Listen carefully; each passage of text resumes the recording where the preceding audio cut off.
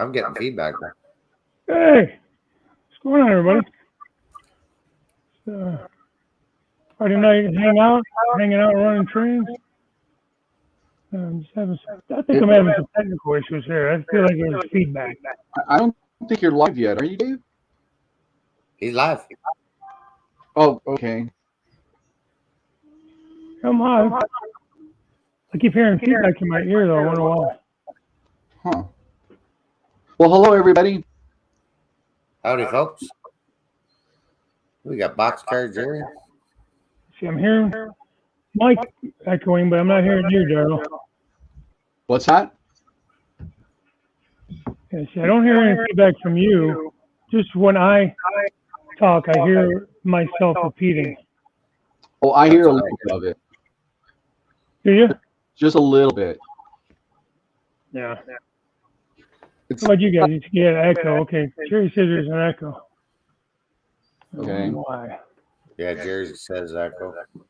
Dave says echo. Any better? Yeah, that's better. What'd you Still do? better?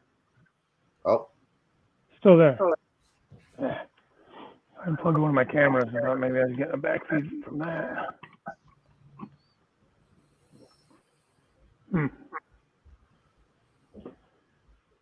I don't know, guys.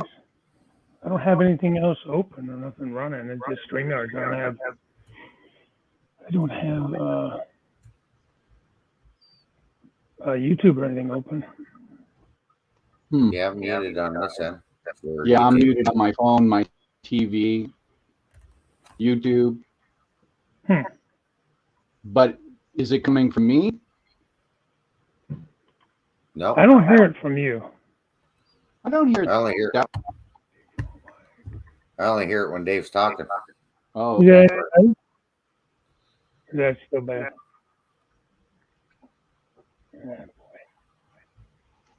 Off the tracks on Friday. Yeah, I know, right?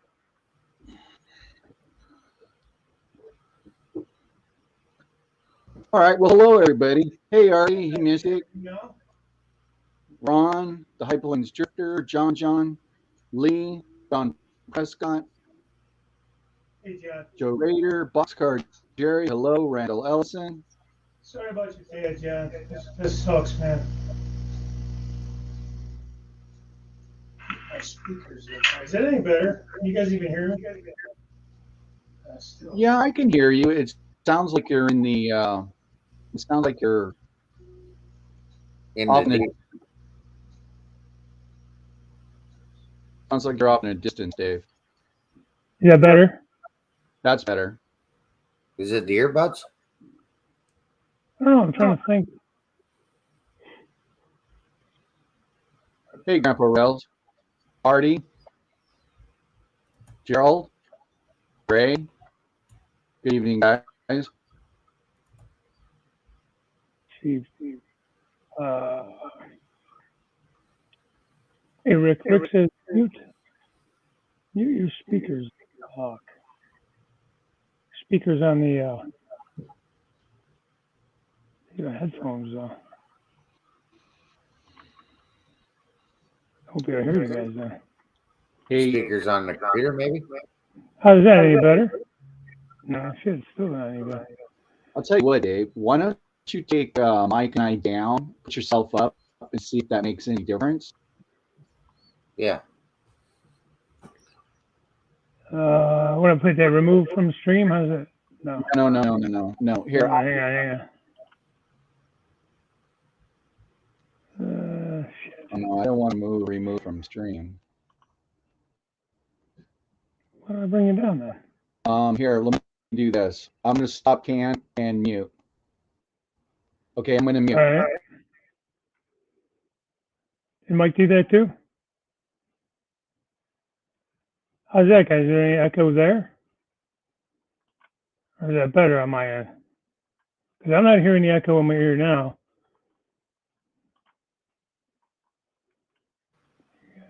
Yeah, there's no echo now. Yeah, I don't hear it now. Can you hear me though?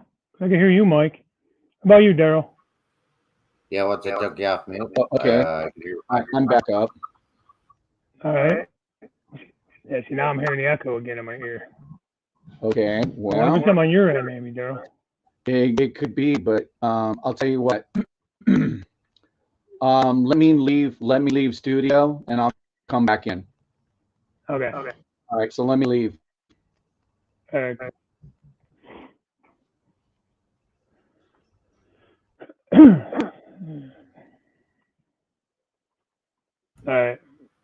Is that any better?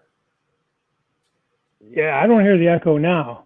I wonder if Yeah, it's there's something no echo Daryl's now. setting. Hey, Daryl, if you could hear us, type into your computer just how does it sound now on your end with you being out? Somebody else says there's no echo. And hi, everybody. Sorry for all the. We have I mean, it's kind of Fultz Bailey impromptu, says anyways. it's We're sorry for all the issues, but damn it, better. Fultz Bailey says it's better. I think it's just Daryl. He's the problem child. Let's see if I can bring him back up. Oh, there she All is. right, you there? Yeah, I'm here, but I don't know if you're hearing the same thing. Yeah, when I talk now, I'm hearing it. Now that you're up. Okay, I I'm wonder why. going to completely go out, and then I'm going to come back in. So I'm just going to completely go out. All right. Blame Daryl instead of blaming Heath, right? Yeah. Yeah, because it was almost like when he was on, it was like intermitting. Yeah. Yeah, it was weird because I was hearing, like I would talk and then I would hear like part of my sentence in my ear after I would talk. Yeah, and I could hear it coming back through there. But when you guys were both down, I didn't hear it, and then when you came up, I still didn't hear it. It wasn't until Daryl came in. So I wonder if it's just something on his end, which is possible. Could be. I got some cool trees in this week. Trees? Yeah. Oh, nice. Hold on, let me see if I can bring that up. Amazon. How do I bring you big, man? I forget how to do this now, man. I haven't done this in forever. Solo. There you go. This Amazon? Let's Yeah, put the link Amazon. in. Oh, those are good. Yeah. I couldn't believe that. It was like 15 for 20 of them. That's a good price. If you have a link, throw it up in the thing, man. Yeah, see what I can In find the here. chat. Anyway, let me kind of go back here. We kind of said hi to everybody. I got way back in the beginning. Gerald Stewart was the first one. He gets the cookie for being first. I got Artie. What's that? Make me smaller if you want. Oh yeah, I can do that. I remember how to do this. Jeez, I haven't actually hosted like with multiple people on for a while. Actually, it's solo. There we go. There you go. Artie, Rick's Railroad. How you doing? Buckstar Jerry. What's up, buddy? John. There you go. Go home in the chat. Ron Montague. Oh yeah, Carolina Dave, Foothills Dave, Ethan Armitage. Hello. James. Randall, Dave Bianis, Fultz Bailey, Rick, High Plains Drifter, Joe Raider. I'm just going right down naming names, man. How's it going, guys? Let's see, Mystic Railroad. How you doing? Hey, John, how you doing? USA Colorado Railroad. John Prescott. Again, sorry about your dad, buddy. Freddie, Grandpa Rails, Ray Bertelson, The plumber. James, the plumber, Raymond Anthony 127. What's going on, Raymond? That's okay, you just got here. We're having all kinds of technical difficulty. I'm going to bring Daryl back up here in a second. I finished going through this list. Missile Hunter 51, 5.1. Hey, Missile Hunter. Gerald Rette. R-A-T-T-E. Sorry if I botched that up. Daryl, I hear no difference. I'll bring in. All right, now I'm hearing it again. I've got everything shut, Dave. All right, well, I don't know why. Go home, Chris. Yeah. System short line. Let me do this. Let me shut down. Plumber. Otter Creek and Rio Otter Grande. Creek. Yeah, how you doing, Dennis?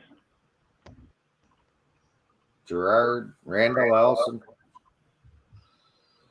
Yeah, I think I got everybody. If I didn't say hello, I apologize. Thanks for coming in. Sorry, we're trying to figure out these technical difficulties here. Curly Express, what's going on? See, I just keep hearing this echoes. So you weren't hearing it when I was in. When I was When you were out. No. Well, when you were out, we didn't hear any of it. Really? You filming from your phone or your computer? No, I'm from my computer. My phone is completely shut off. I'm Your muted on computer YouTube. muted? Yeah, I'm muted. I'm muted on YouTube. Okay, so let me go back out. Let me try something. I don't hear the echo from you. I hear it from me. When I don't hear it. And I do. I'm sorry. Thought I didn't hear it, but I hear it now. Maybe I'm losing my mind. I don't know.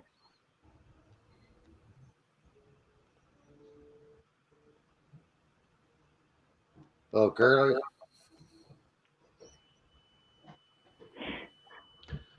All right. Hey, Boilermaker Rick, how you doing, buddy? Welcome Hey, in. Boilermaker Rick, what's up? Yeah, I don't hear it on my end, but okay. So How hot is your internal mic? Oh, I don't know. I'm using my earbuds. For I go. Daryl, reboot. Fultz Bailey says reboot. okay, I'll do that. So let me. It could be me. I need to reboot. I don't know. If I reboot, the show goes away. There's 32 people in here. Jesus. You guys know what else to do on a Friday night? Yeah. What's the train? Let's see, now we got no echo. Yeah. So it's got to be on his end somewhere, or maybe I'm just not picking it up somewhere. Maybe it's. I mean, I just use the free version of StreamYards, but you should be able to get 6 people. Yeah. I can try to invite somebody else and see, like if I don't know if Artie or somebody else wants to come up. Yeah, Rick or James Rick, or just to see if it's on Daryl's end or if it's somebody else. those are pretty cool trees. Yeah, man. Oh, those are different ones. Hang on. Stand by. I gotta find that link. See if I can share it. You said those are just on Amazon? Yeah, I got those on Amazon. 3 packs. You back? Yeah, I rebooted. No, I heard it. I heard it, yeah. You still hear White me? Wall Wheels. Race fan, how are you? White Wall's still up. Let's see, this is Randall. What's up, Randall? Hey, Bill. Hey, Dave and Mike. Hey, Randall. Hey, Riddle. Let's copy. Okay, I'll go back. Let me go back out. I'm telling you, everything on my end is shut off. It sounds like Daryl's saying YouTube. Oh, hang on. What the hell is that? What the Killer What the dog. I'm hell? going to put myself back out again, Dave. I don't hear an echo on my end. Okay. I don't know. I mean, like I said, I could reboot my computer, but then I'd Okay. lose the whole stream. Steve, and let me try it again. Yeah, that's why I don't do this stuff. Can you tell the second one on my end, Dave? I don't hear Slade anything. Artie. Don't hear it I now. don't hear any echo now. Talk again, Randall. Yeah, I don't hear anything echoing either, Dave. Yeah, I don't hear it on your end. I didn't hear it on Mike's end. What about you, Artie? I don't hear it now. He must have a webcam that's got the sound coming in through it to Yeah. create the echo. 'Cause I'm not getting it from you. I'm not getting it from you either.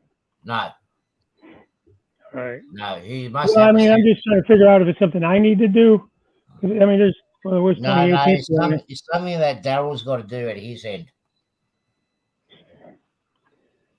Daryl, from here, it's Dave echoing, not you. Well, I'm hearing the echo in my ear for sure. Are you still hearing the echoing in the chat? No. Oh, I can't hear anything. Yeah, because no, I can't hear it now either. No, I don't hear it now. Hold on. Dave, view your stream. You can reboot and the stream stays live. Like, how? You mean like restart my computer reboot, or how would I reboot? As long as you don't hit end broadcast, you can restart and come back into it. Yeah, I can go into my shutdown computer, like restart computer. Yeah, you can do that. Yeah, but just don't hit. Don't hit end broadcast. Yeah, don't hit Yes. that. Don't hit that. Don't hit Right. that. And that's done. Everybody says it's only when Daryl's on, but I don't know if it's something going on with Yeah, my it's end. only when Daryl's on. Something Did is that go up? Maybe he needs to like shut his computer down and reboot his. Unless he's got another camera somewhere and multiple Well, speakers. I do have 3 cameras plugged in, Yeah, but and I don't usually have that, so I wonder if that's causing it. No, it's definitely his end. Yeah, Yeah, I thought I'd because be I a was little going fancy getting with the that, echo man. then. Give a couple different views there. There's things I'm working on. I don't know if the link posted there. I posted the link up. Yeah. Did it work? You hearing the echo, Kevin? I'm not hearing any echo. Not now. There is a No, little no. echo. All you guys when Daryl is up. Yeah. Rick says when Daryl's up, everybody's getting the echo.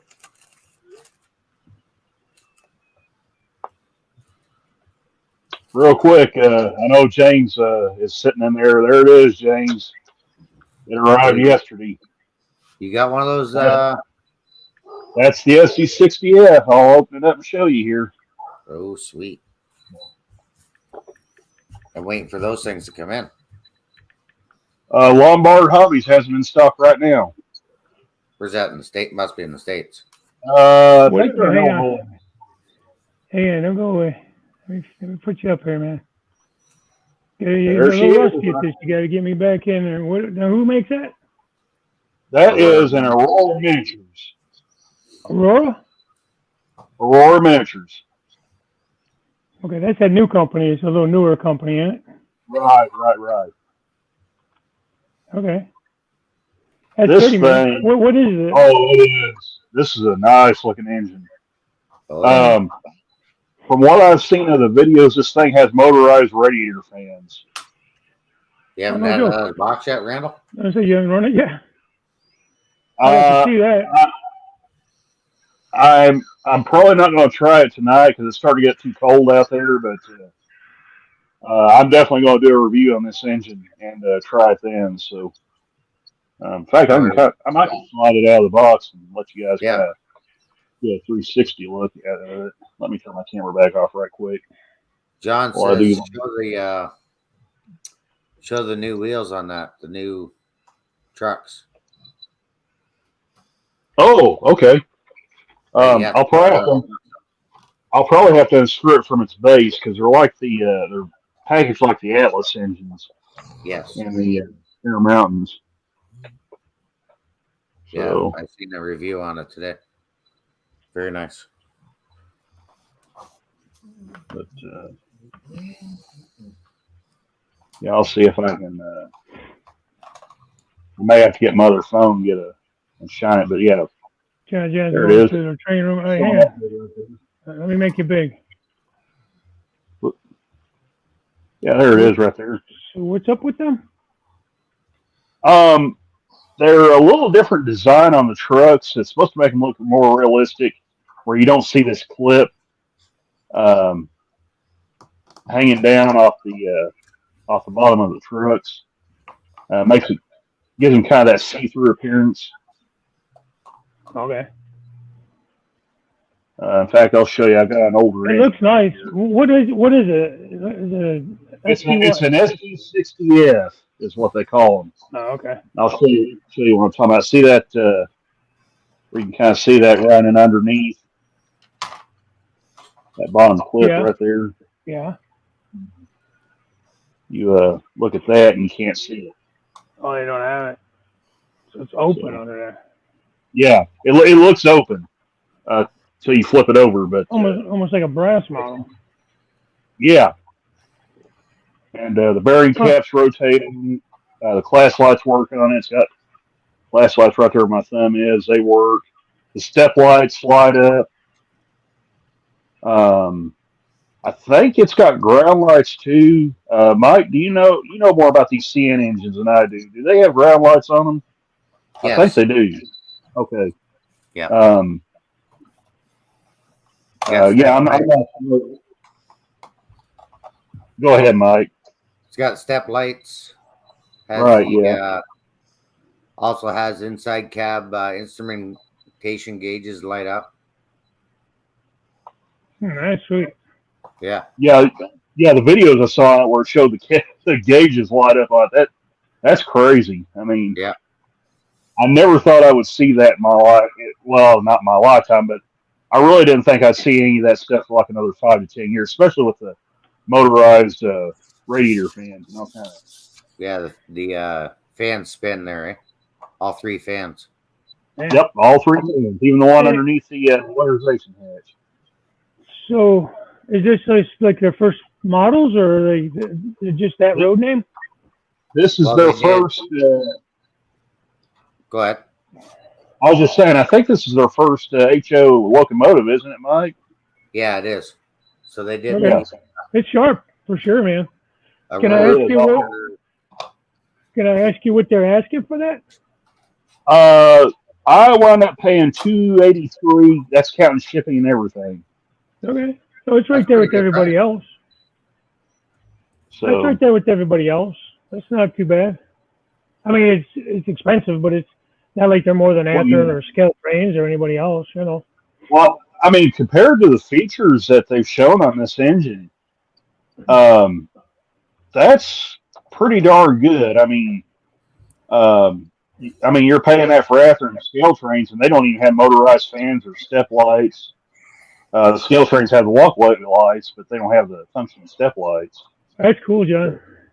You said you could set the speed of the fan and everything? I don't know about that. I didn't know you could do that. That's what John Prescott was just saying. Okay, well that's really cool then. Yeah. Yeah, this is just a really really nice looking model. Yeah. I've heard a couple of guys say the sound system's a little bit quiet on it, but the video I watched on it sounds pretty healthy to me. It's got the Lock 5 in it, right? Lock 5. Yeah, it's got the V5 in it. But somebody was saying something about the speakers were a little bit quiet on it, but like I said, the video I watched on it sounded pretty good to me. So yeah, that's it's really sharp.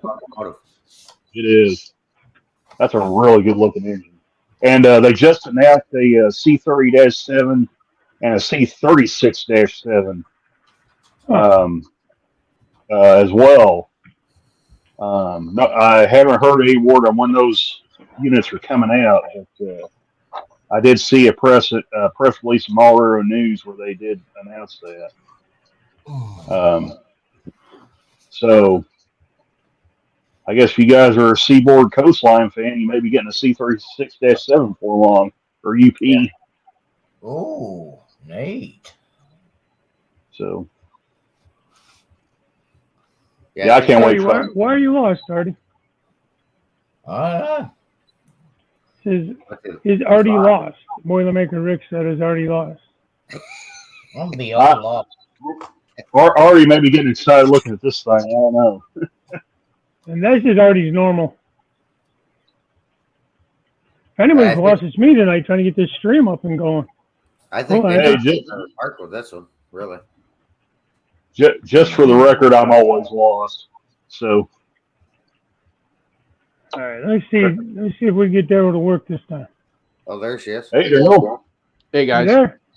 All right, you back? I don't hear an echo.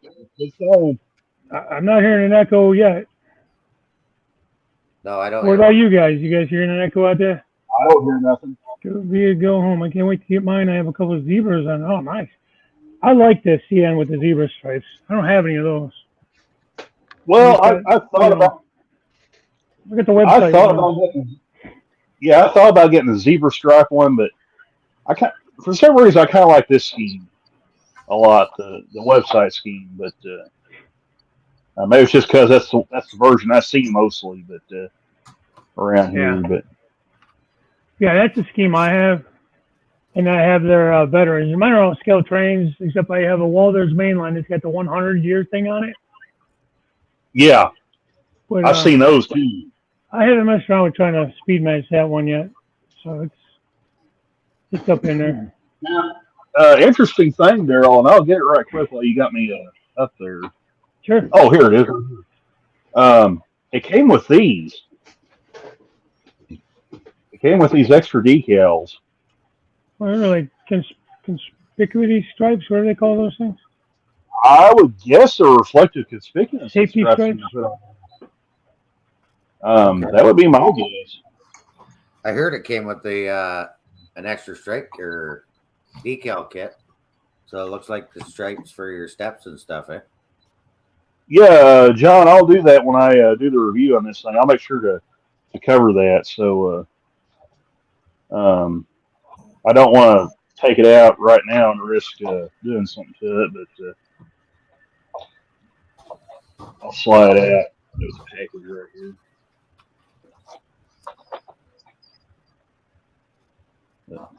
Slide the slip cover out. So Randall, those are the new Aurora miniatures, correct? That is correct, Daryl. So I've Oh, never heard of Aurora miniatures. So what's your take on them? I'm telling you, Daryl, just from what I'm seeing of this engine, without having tried it out, just from the looks of it, this is nice. This is easily right up there. Put it on the tracks and run it, Randall. I will. Unfortunately, it's getting too cold out there to run stuff that attempts to sort of take a nosedive. But what's the temperature? All right, so you guys aren't hearing an echo anymore, correct? I can look right quick. Correct.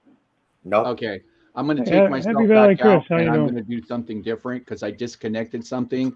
That'll tell me what part of the system is the problem. So I'll be right back. It's dropped down to 43. That's still warm. Yeah, well, down here it's pretty chilly, but about an hour goes in the 50s, or a couple hours goes in the 50s. So,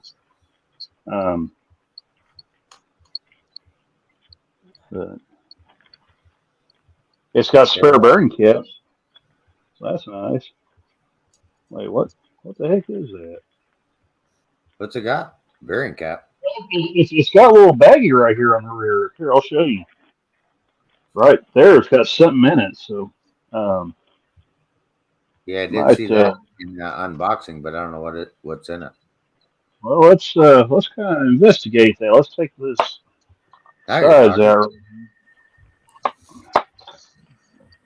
Open her this up.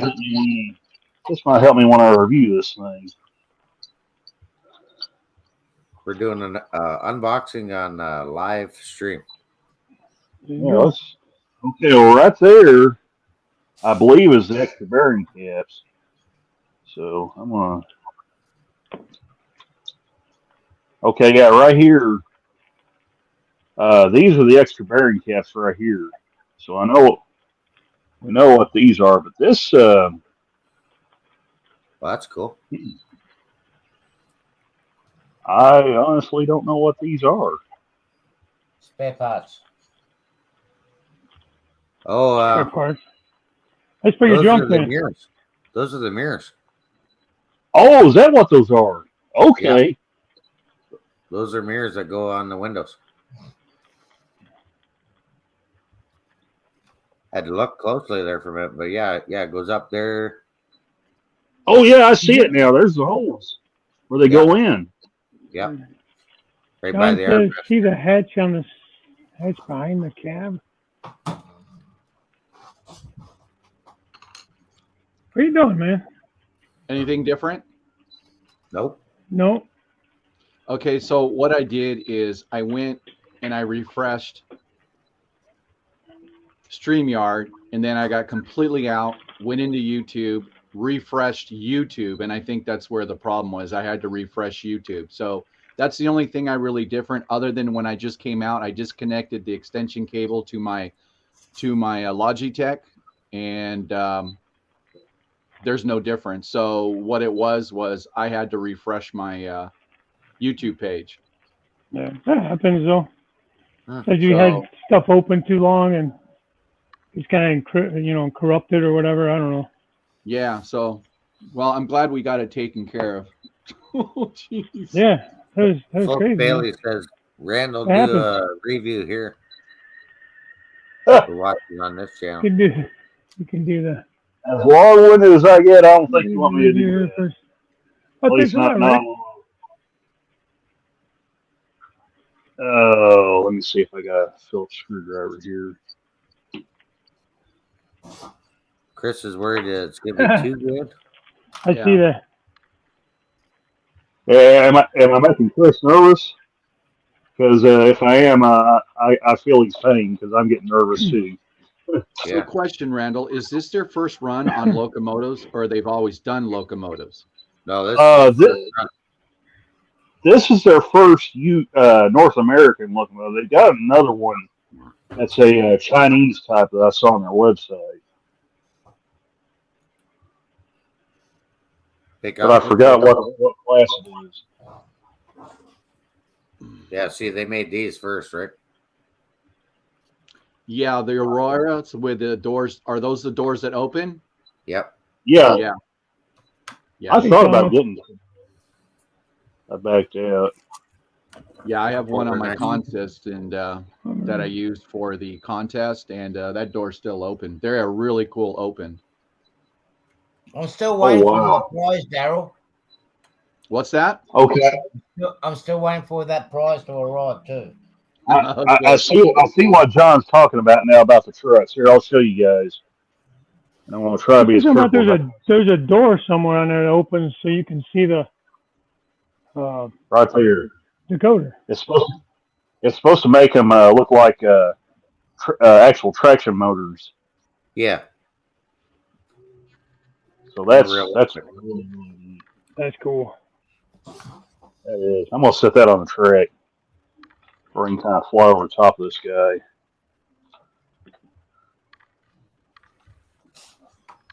And pardon my mess. This is my workbench / eating station.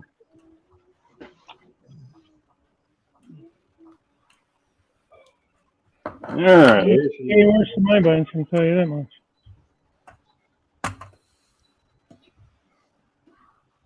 You got power on that track? No, I don't. Bummer. The only power I have is out there on the HO layout. So sounds like a project for the winter. A little test track in the house. Yeah, need a little. You know, Dave, I've thought about that. Just putting together a kind of a little test track that I can just put here on the table and just try stuff out in case it's too cold outside. But I need a bit of flex track. Now, I'm gonna ask Mike a question again on these engines. Do you know if these are their in-house branded couplers, Mike, or are they a different brand? I'll show you here. Did they not go KD on them? I thought they were talking about KD. They might be. I don't know, but they look different than KDs. Well, maybe it is their own brand, yeah. Let me, it might show up better with this rear coupler here. Let me move some of my junk out of the way here. I could see the coupler, but maybe it is their own brand. Yeah, those don't look like KDs. No, they're not KDs. But just from the video, they look really good. So they seem to hook up good. They look realistic. Yeah. Yeah, they do. I think pretty much everything on that locomotive, they did a very good job of detailed and did their homework on the SD60F.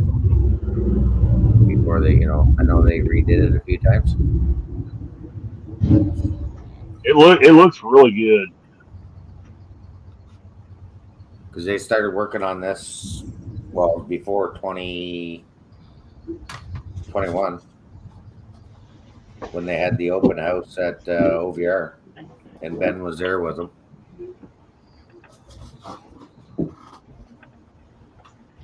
Yeah, I'm really excited to see what they do with the C30-7.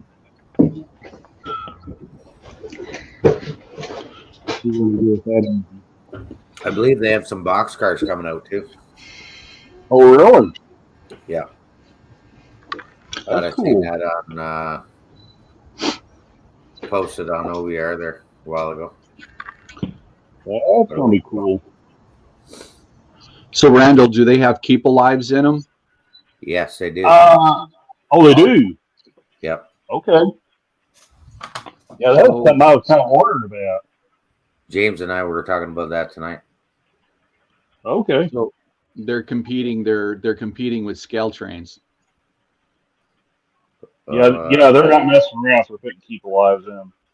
I'm not a scale trains guy or bashing them in any way, but I think these guys knocked it right out of the park. Yeah. Oh, that is a sharp model, man.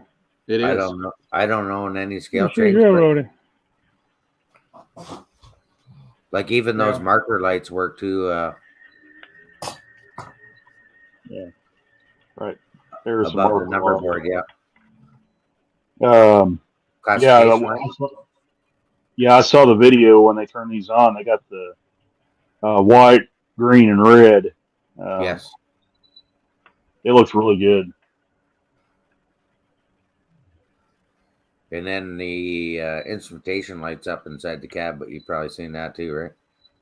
Yeah, I saw that video. That's really neat. I was going through some of the function list right after I opened this thing up earlier. Can you post that comment there, Dave, from Go Via Go Home?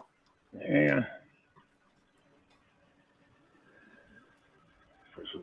Listen to all this stuff it would do. Oh yeah. Yeah. It's a beautiful locomotive. I actually thought about purchasing the black and white striped ones, but I just can't get away from the scale trains. Oh, you might want to try these ones out before they're gone. Well, they're coming out. If they're coming out with the seaboard one, I'm going to wait for that. Well, if this is as good as advertised, they'll be around. There'll be more. Oh yeah, absolutely. They'll do it. I can already see another run of these coming. So, yeah, you're quite possible. Yeah. I was trying to find that documentation on this. Now, obviously, that's DCC. It is DCC and sound equipped. Okay, cool, very good. Yeah, I was thinking about it, but I bought some NS Heritages instead, so they still might be on my list just to check them out. It sounds like it'll be worth it. Well, you're buying some more trains again there, Daryl. I've got too many, and I just can't stop buying. And not to knock anything. I mean, Athearn Genesis is a very, very good product. I mean, they're all really good products. I just, until something else comes along, Scale Trains has been the best. I just got to ask you a question.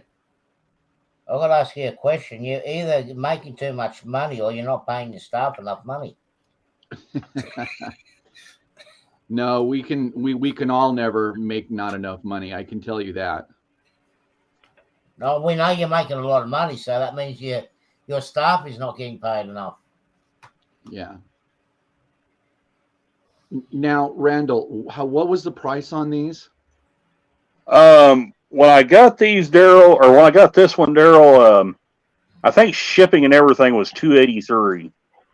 Wow, that's pretty good. That was at Lombard Hobbies, and they're generally about one of the cheapest stores you can go buy this stuff at. Yeah, that's pretty much my store. My go-to store is Lombard. I also use Train Life. Sometimes if Lombard runs out, because I can usually get whatever I want at trainlife.com. I believe they're in Utah.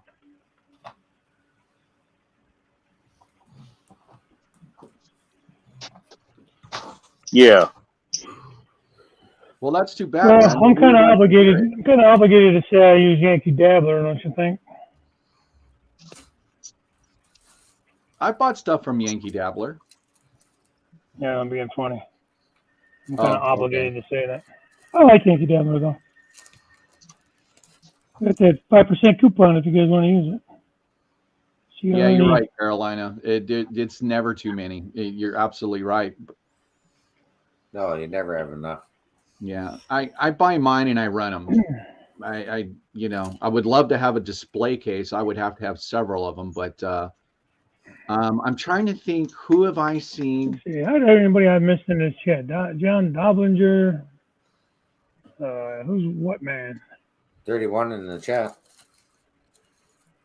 I'm trying to think who. Oh, I know who it is. It's Chris.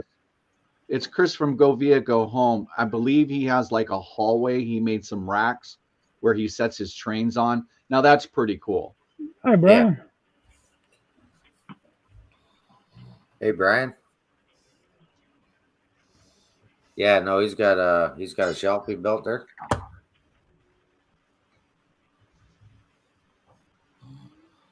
Hey, Kyle. I don't know if I said hi to you earlier. If you just popped in. So we're gonna see my first scale trains model, nicest I've seen outside of brass Athens. We all praising this. I can only imagine what this looks like in person. Yeah, it does look good. Well, they're newer ones. As a matter of fact, I got one. I just picked up today.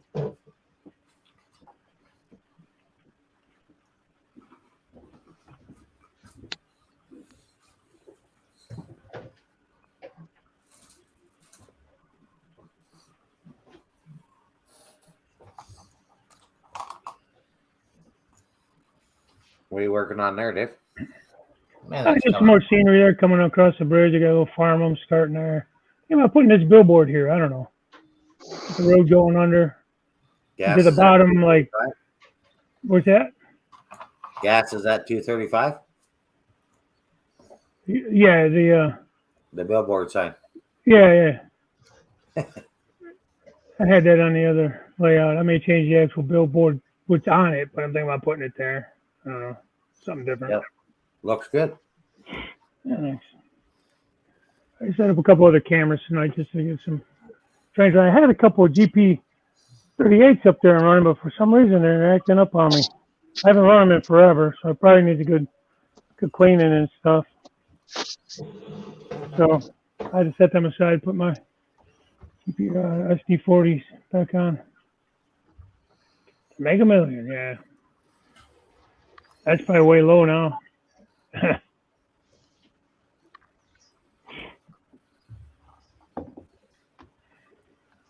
Artie, what are you working on? More solder? No, soldering's finished. I'm doing the panel for the switches now. Oh, okay. I'm hoping the weather's going to hold so I can get it painted. Because we've had some really crappy weather the last 3 days. Oh, okay, John. You did say you're going down to the train room and you're going to be under a different name. Make the billboard work. What do you mean work? Like lights and stuff? What the heck kind of modeler do you think I am? How good do you think I am, Dave? Jeez. Would you... You're lucky I figured out how to put a sign on it. Man, would you stop giving them ideas, Dave? Hey, Artie, make me some lights for that billboard before you send my stuff over. Get on that, will you? Actually, honestly, I've been kind of trying to figure out how to go about it. So, putting lights in? Putting lights on that billboard. GP38 there? This thing here? It's a GP35. The Cricket River and It's Eastern? It's a 35, GP35. Oh, Kato. There is a way of doing it. There is an easy way of doing it. Dave? There's an easy way of doing it. Yeah. They got these chandeliers. Look what I sent to Jason. You can put them up the top or on the bottom. And light it up like that. I'll figure it out. Yeah. I That's changed the that's easy for you to figure out. changed the LED in this thing here. It was so yellow. It was a diffused light. It was warm white, but it was like diffused, so it was very yellow. I changed it out to a clear, warm white, but a clear bulb. It was a little less yellow because the ditch lights are more white. Yeah, Joe, I threw a caboose on there. Well, I was running some GP38s before, so I had them on there, and I had the caboose on there. I have some older stuff. I just don't run it, but I can't bear to get rid of it. One of those deals, you know what I mean?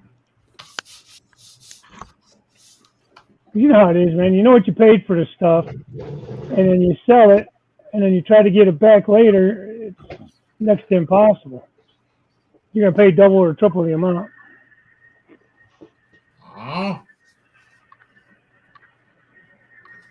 But I may just train up to be running more older era, I guess. You know, stuff that would fit the that would fit the GP38 era more than the. I had the Canadian Nationals running earlier, Mike. I had a big long grain train running. Oh, nice. There's 3 of them. You got the Tier 4s? Yeah. Yeah. Nice Chivos. Then I ran out of time. I was going to put those back up once I figured out these GP38s were acting up. I was running them earlier. They were running fine. Maybe I blew them up. Made them too hot. Who knows? Aether Genesis. But they're the early version. They're the version 1 board, the Tsunami 1 or whatever. Yeah. You probably could use a new updated decoder and stuff, but who knows? I was messing around today just trying to run some other stuff. Trying to figure out what needs what around here, you know. Some stuff I want to throw Keep Alives in and just stuff like that. Some of these updated boards, some stuff I'd like to add sound to that doesn't have sound. In time. What's kind of the get into that best more. Keep Alives to use? What's that? What's the best Keep Alives to use? Well, like if I put a soundtracks in, I try to stick with soundtracks just so it's, you know, their system. But I've put like TCS, the Keep Alive from TCS in there. I think it's TCS that makes Keep Alive. Current Keeper is soundtracks. I don't know of any others. I don't know what other Keep Alives there are. Yeah. BLI has their own Go Pack or something they call it. I got 2 of those in my BLI. Nothing Probably from limited. ESU or anything? They don't make their own? I don't know if they do or not. I think No. like the scale trains just have like capacitors or whatever built in already to the boards. I don't. Nice. I mean, I could be wrong.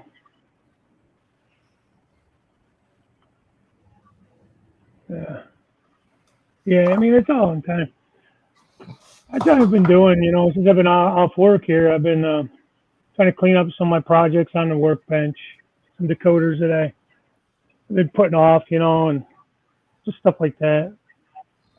Yeah, Kyle was working. Well, he had a video on the other day about taking the shells off. Was he, Kyle? Are you putting a different sound system in that, or putting sound to it? Kyle, did you ever get that shell off? Yeah, he did a second video. He had the shell off, but I didn't know. Oh, did you? So I didn't get to see that video. What was the deal? Hey, Bob. Hey, Bob. I think he was just having a hard time getting the shells off him. Yeah, I don't know what it was hanging up Are you on. happy He had all with the that, screws on. Alex? Dave? Start making. What's that, buddy? Yeah. You happy with that? Yeah, it's a nice piece of paper. You draw well. Plastic. Oh, it's not paper. Oh, Kyle's Yeah, that's adding nice. something. He said. If you're happy with that, that's what I'm going to go with then. Yeah, it looks good. Yeah. Oh, I you just, got No, that's good. Oh, Kyle, so what was the issue then that you couldn't get the shell off? What was it hanging up on? What was the final verdict? I'll have to go watch the video. I apologize I didn't watch it. You did the video showing that you couldn't get it off when I was doing my Thursday show, but I didn't. hey, JD, how you doing? There's Grandpa Rails. Grandpa Rails. Well, he was in there earlier too. Hey, John, I don't know if I said hi to you or not, but I know you've been in here.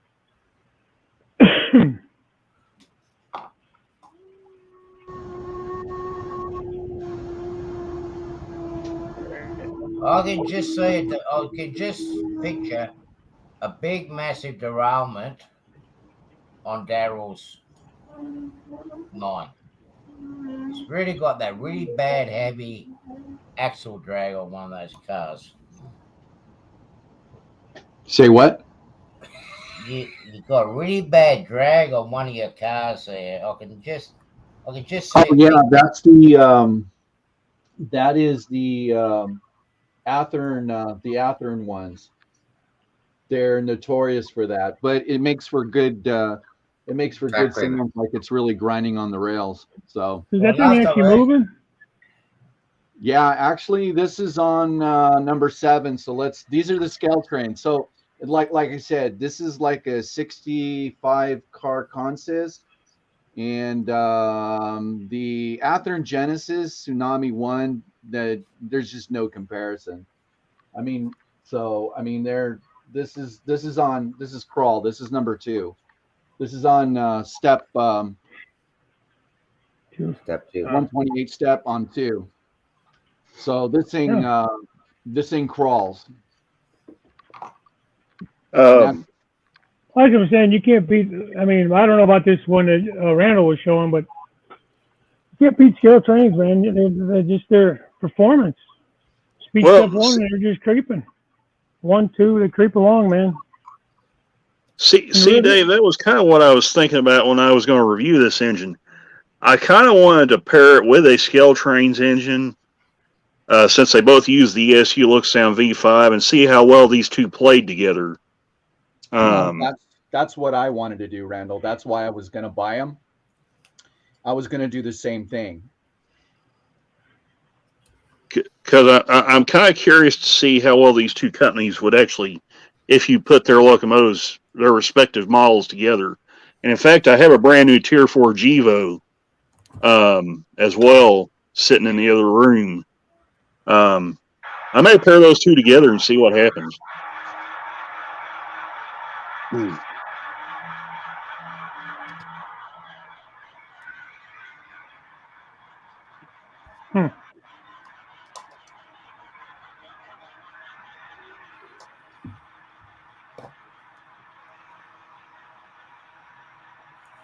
Yeah, last time I heard some of that dragging sound of, we did actually see a train just completely come off the tracks. And another test I kind of want to do, and I can't do it on my own layout because it's nowhere near big enough, is see just how powerful this Aurora Miniatures locomotive is, to see if it can hang with the Scale Trains and Athearn locomotives performance-wise, because the SD70 ACU pulls 64 cars, the Scale Trains Tier 4 Gevo pulled 64 cars. I'm interested to see what this thing does. Is that on the flat or is that on a 1-2% grade? That was on the club layout already. There's no grade on that layout. However, it's got some in some places where you set up, the floor is not exactly level. So actually, the train will sometimes, depending on where you set up, the train will climb a grade because of the way the layout sits. Yeah. If I'm making sense. But, yeah, you're making sense. It's what my train. when we had the layout set up at the Opera House, I believe it was 2 years ago now. The floor was not level. The train would actually be going uphill on one side of the layout and be going downhill on the other side. It wasn't, just extreme, but it was enough that it was enough to affect the locomotive's pulling power. Whatever the max was for that engine to pull, you had to knock about 10 cars off of it. Good night, Gerald. Thanks for stopping in, buddy. Hey, Kyle, see if this link works, this Amazon link. I just picked up some LEDs. Came today in the mail. I got some Amazon. Yeah, I can see the link. I think that's actually the. I don't want to show the train, but they're just coming up to the good part. Oh, that's a pretty contest, man. Yeah, that's some. I like that, man. That looks good. I like that. It's not a bad price. How many in a pack?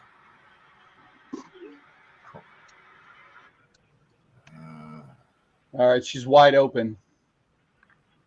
That's wide open. Yeah, she's wide open right now. She's at 128 or 28. Yeah, that's as fast as she's going. Are those Athearn Genesis engines, Daryl? Oh no, buddy, those are all scale trains. Those are all scale trains. Those are all scale trains, every single one of them. That's not real fast for those engines because, of course, you may have yours set differently on the top end, Daryl, but those I have a pair of -9s from scale trains, and if you're not real careful, those son of guns will get away from you. Oh yeah, no, these will get away from me, but I have also got it on the 128. If I put it on just the regular, if I put it on the regular one, they'll run super fast. This is just more prototypical speed, so this would, and when you're running through a mountain like that, you don't want to be running it like 65 miles an hour. So this is just wide open. Yeah, because if you watch the video, why we're live. So let me wind her down. Let me see if it makes any difference. Because you know what? Really, honestly, you are absolutely right. Let me see if it makes a difference. I don't think those Athearn Genesis would pull that train. Okay, let me go out of the speed step. Okay, so now I'm in the regular. So let's see what happens.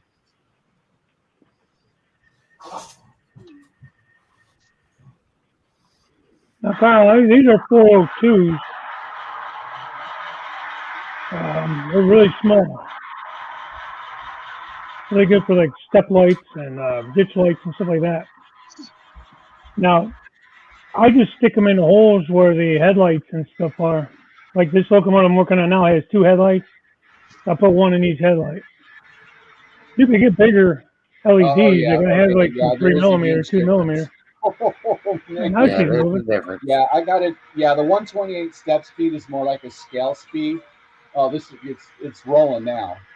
Yeah, no, it's I always if you want to run trains fast, run them like that. Yeah, if you're and they will fly. Fast, that's the 28 step speed. Yeah, now she's moving. Would you run 28 or 128? They're really good heavy pullers. Yeah. So if anybody always says, "Oh yeah, I'm running at jack speed," well, this one right here, I took her out and now she's running. Those.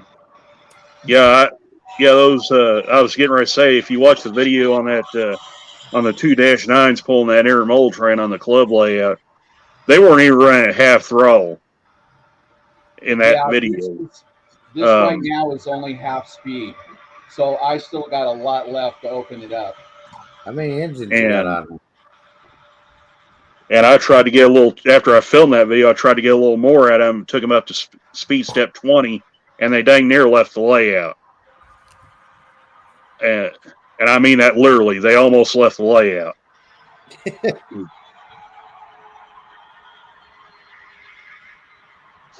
And what's funny was the club president, Bob's O-scale GG1, right after that happened, took out the bar on the O-scale layout. It went around a curve too fast, and it never even made the curve. It just went straight off the tracks and threw the bar on the O-scale layout and just absolutely clean house. Uh-oh. Went off the table into the floor. Ooh. Didn't even scratch that GG1.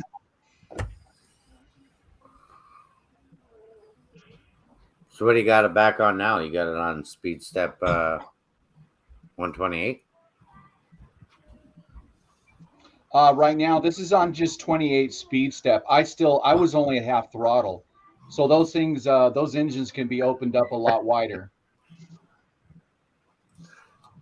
Sparky says he's running trains on Daryl's layout. Need for Speed. Need for Speed. Try not to laugh too hard. My back's still a little bit sore. Yeah. Happy Valley Hobbies. That's what I was thinking when I tried that. I wanted to go warp speed, and that didn't end well.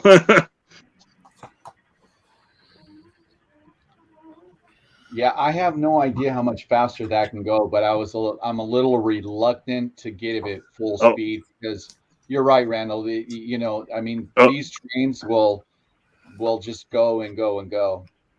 Oh, Daryl, you wouldn't want to try it. I don't think I really do. I think that was fast enough speed. Oh, jeez. That was just about too fast where you had them. Yeah. Of course, now there is 6 locomotives on this. So I mean, I could probably take 4 of them off and would pull it just fine. 2 of them could probably handle a train like that pretty easy, Daryl. Yeah. Well, I'll tell you what. Let's try. All those. I'll be right back. This is heavy. This is very, very heavy. I mean, when I pull it with just my fingers, it's super, super heavy. So stand by. Daryl, those are all powered units, right? Yes. Okay. What do you have? 6 on there? That's what he said. He said 6, yeah. Yeah.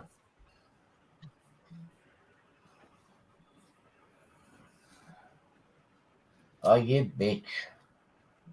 Whoa, easy, man. Oh, man.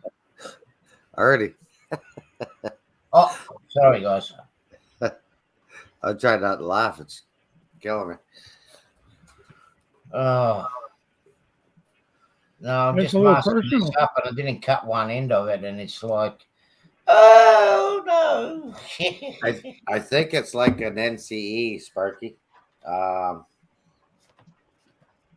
Dave, do you remember what kind of system Daryl's running? MRC. That's an MRC he was showing. MRC. Oh, okay. Okay, here we go. So I've got a front, I've got the lead engine, and I've got a middle DPU on it. So let's see what happens. I'm actually going to take it off of, I'm just going to leave it on what it is right now. Are you off 128 step? Nope, I'm just regular step right now. There she goes. Regular step. Nope. Somebody was asking what the Canadian National, Shay's Railroad was asking about it. That's at Aurora Miniatures, Shay. I put a link up there to their website. So. That's better. So there's just only 2 scale trains pulling this. And like I said, it's very heavy. When I pull it with my fingers, I really have to tug on it. So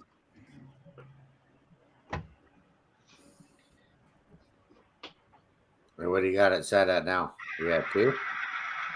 right now I've got it set at 7, just the regular speed. Okay.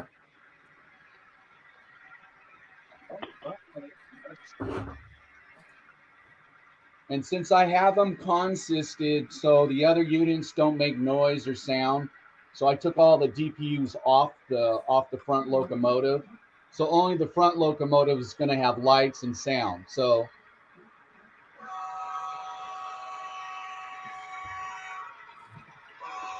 Oh,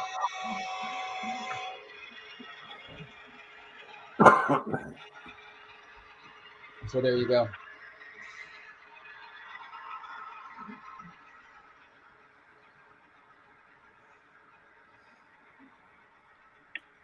Yeah, that's good though.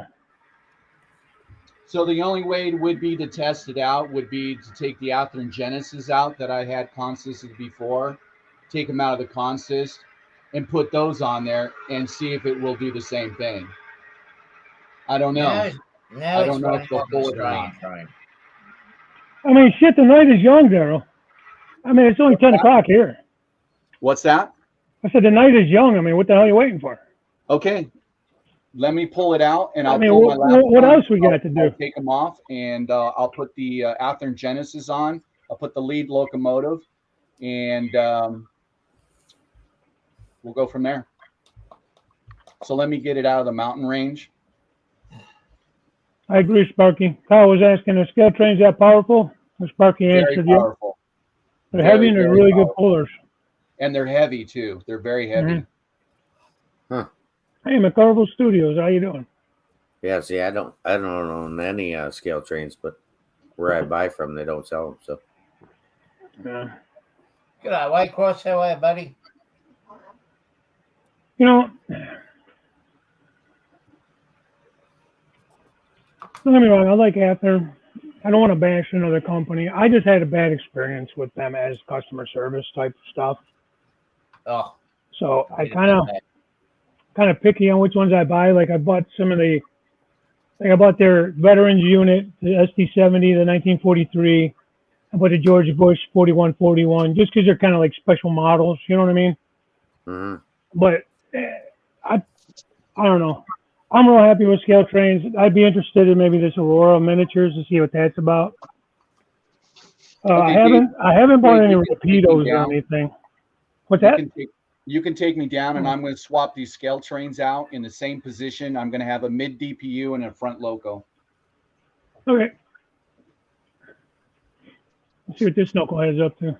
Hey, you. Oh, there she is. Hi. Already got a haircut. Yeah, you. Mark, I'm just saying hi, man. Hey. All right, goodbye. I'm still here, guys. I'm slaving away. That's enough of you. That's enough. Let's go see this locomotive again. It's so pretty. Yeah. I thought you'd have power hooked up by now. Contact. I know, man. Randall. Yeah. I think everybody wants you to go out there. Kansas City Southern Tier 4. But this ES44, we got all the way up to 55 cars with it. I'll show you right there. This one right here. So we got all the way up to 55 with this engine. And started having a couple of issues with some of the freight cars, and we had to shorten the train to keep it hung together. So this one here probably could have went over 60 with it.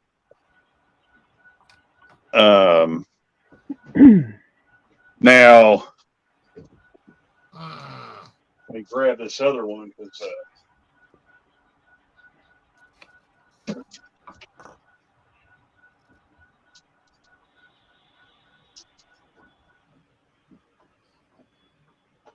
yeah. So other than the scale trains ET44, the Kansas City Southern engine to haul 64 cars on the club layout, this one here, this was the second engine to do it.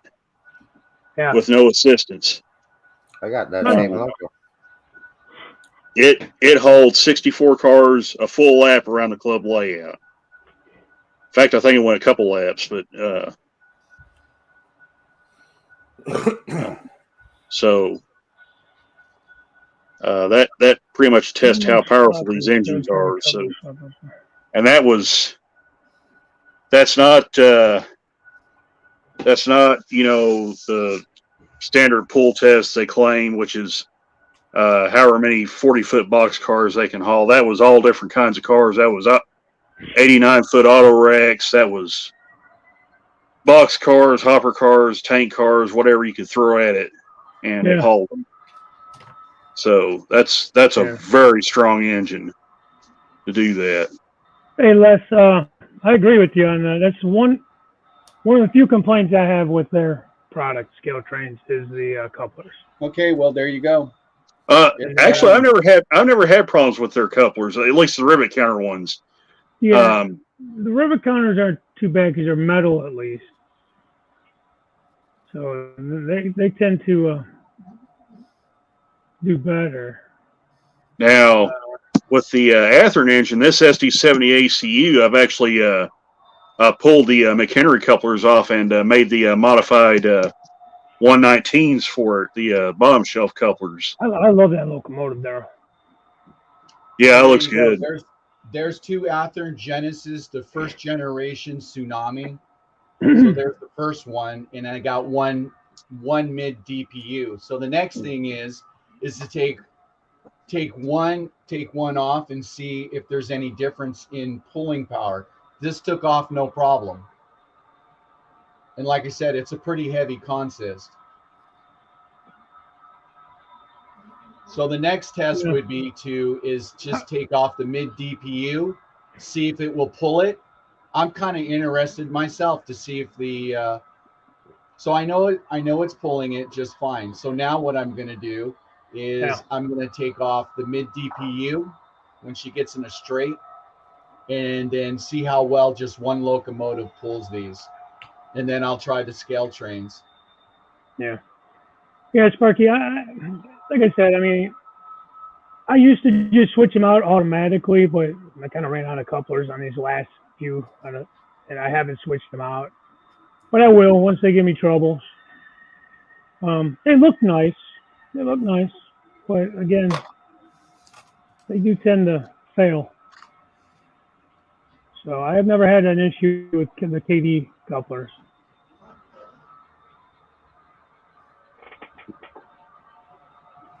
I heard somebody say Sargent. Somebody was taking over Sargent. They were going out of business or selling or something. And I don't know if any of you guys use Sargent couplers, and I got one friend that uses them and swears by them.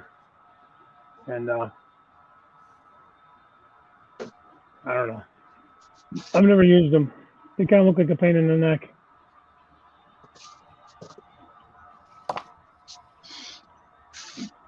Yeah, that's kind of a rule of thumb for me too. But like I said, I've gotten a little lazy on a few of the Scale Trains rivet counter locomotives, and just haven't gotten around to them. All right, so now I'm going to take the mid DPU out.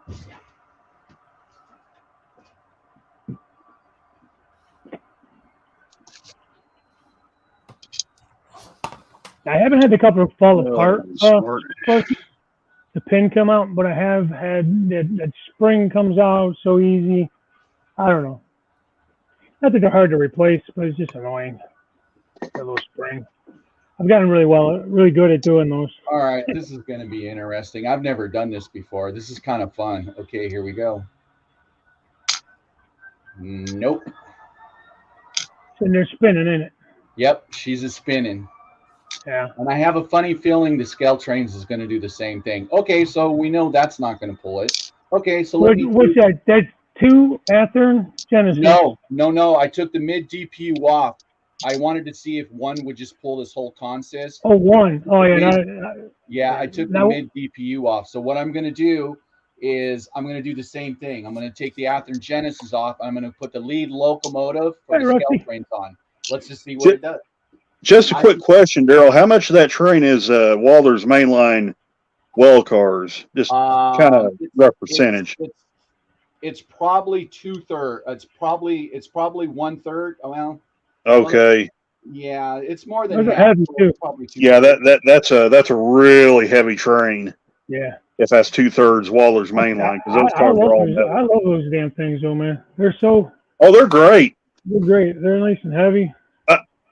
To me, Walther's is the king of intermodal equipment, and there's nobody that's close to him. Who's that? Mainline? I said, in my personal opinion, Walther's mainline is the king of intermodal equipment, and I don't think there's anybody close.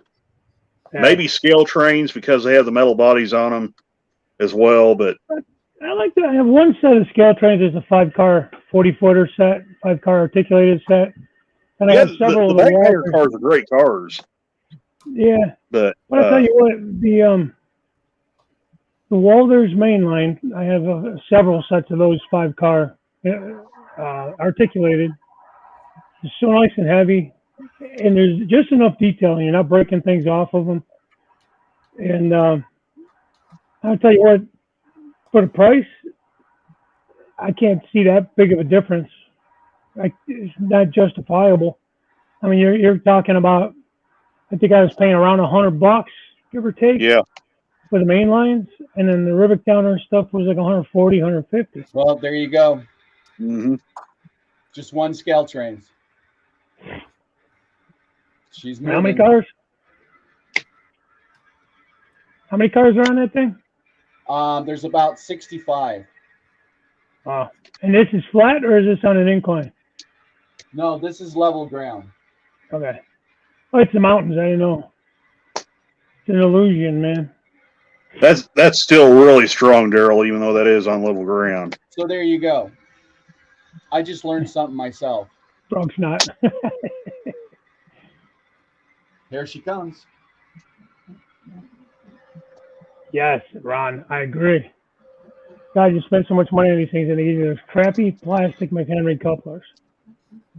Yeah. Holy cow, that thing's flying around there with that train, Daryl.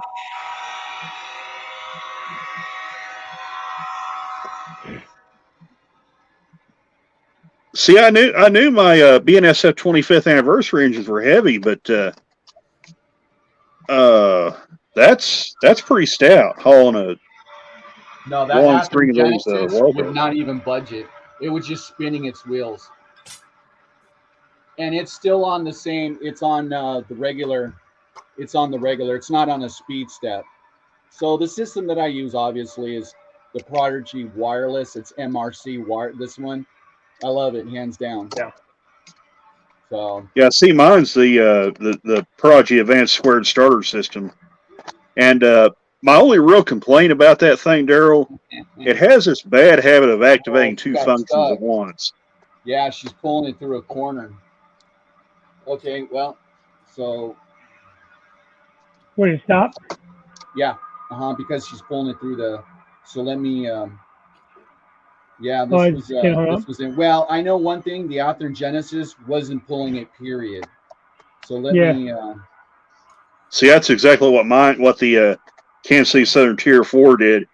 It did just fine, and then it hit it hit the curve, but it also hits. There's also a spot on the club lay where it's got this hump in the track where the two modules connect, where two of the modules connect. And it's got this little bit of a hump, and for some reason, when heavy trains hit that, if something is a little off, it's going to show up there. Yeah, it's going through a lot of turns right now. Yeah, that'll do it. Yeah, Chris, I'll take your word on it. I don't own any Rapido. I don't know why. I just don't. But I've heard good stuff about Rapido. Rapido metal well cars. Now, I'm only speaking with the B36-7s that I have, but those engines are pretty good engines. I don't think they're powerhouses like the Scale Trains engines are, but they're a pretty good, solid engine. I mean, yeah, I've got no complaints with them. I've heard good stuff about them. I just don't have any. I have a lot of the 3-car sets from Cato, the 53 footers. A lot of my well cars are the articulated sets. I like the articulated for some reason. But the Cato are nice too. They're nice and heavy metal, and they handle well. And they got a decent amount of detail. And I was, picking them up on eBay and different groups like that, and shops too. But I was getting pretty good prices on them. Considering, I say good prices. For model trains, everything's expensive.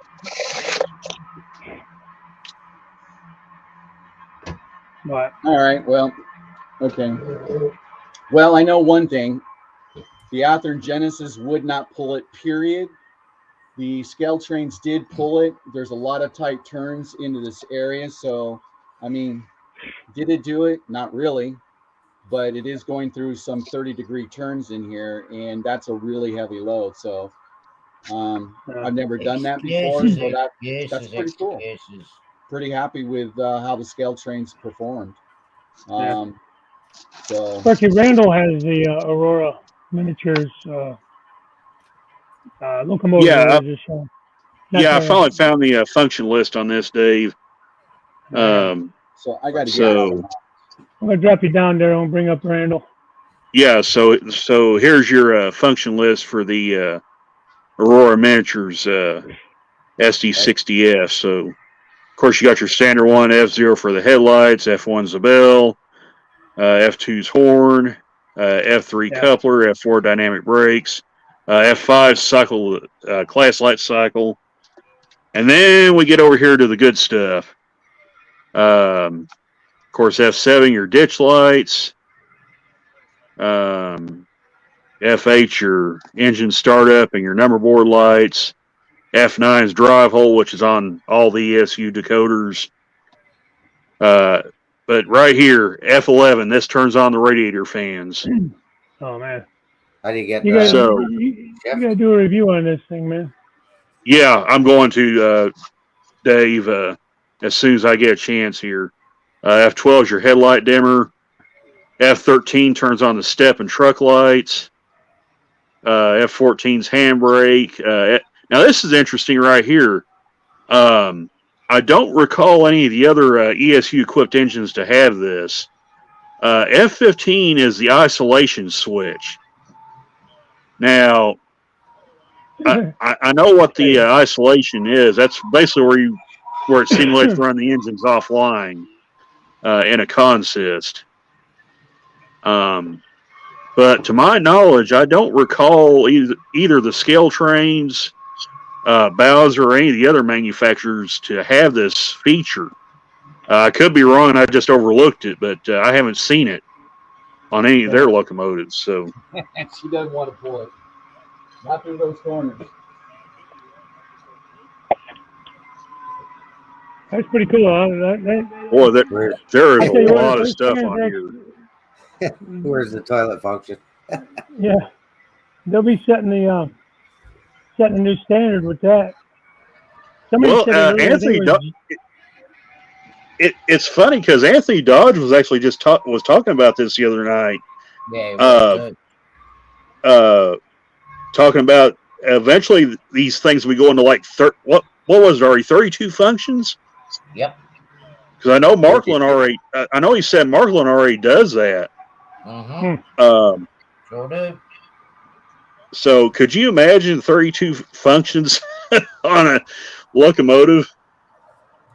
And I'll tell you what, I don't even know how to access half of those functions. By the time I get them access, it's like the function's already over with. What's funny is just 10 years ago, MTH had all these functions, didn't even have a dynamic brake function for their SD70As. So I mean, that just shows you how far we come in a really short time. Yeah. So for sure. What I would like to see from all the manufacturers is to come together. There's a horn list right there.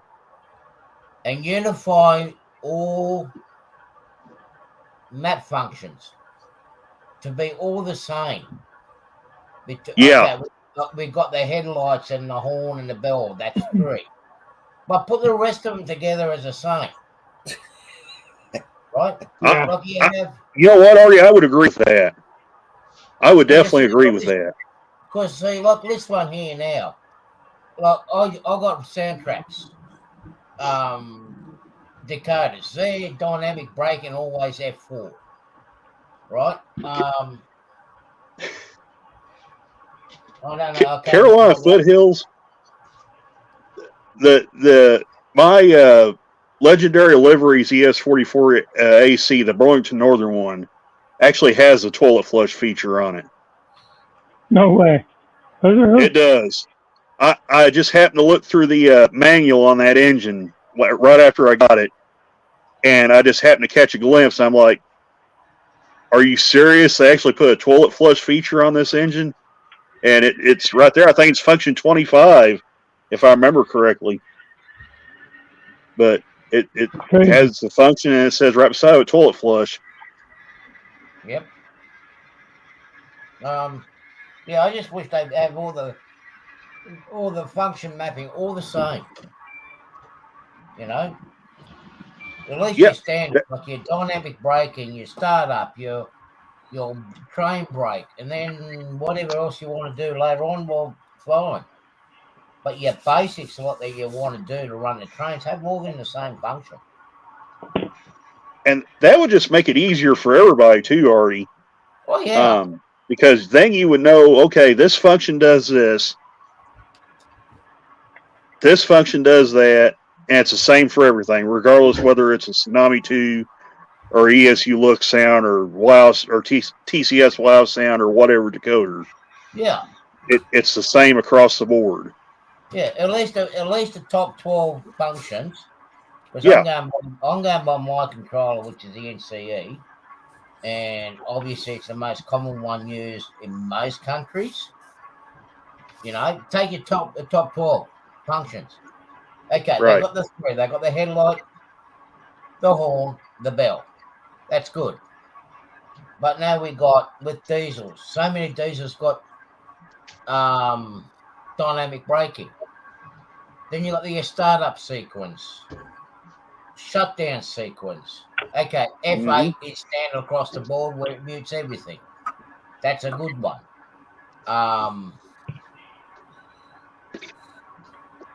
But now we've got train braking, engine braking. Have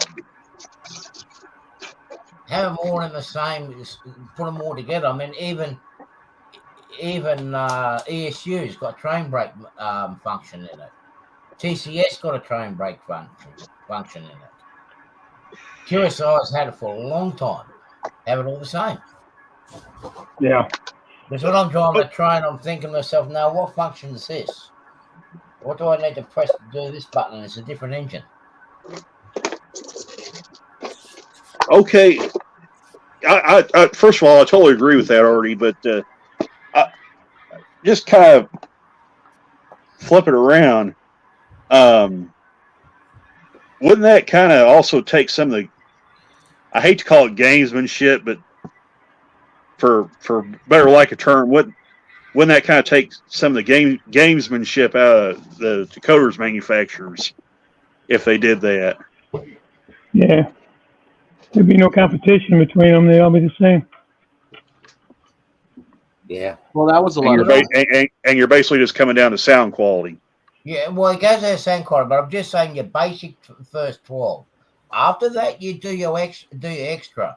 Do extra for your marker lights. Do extra for your step lights.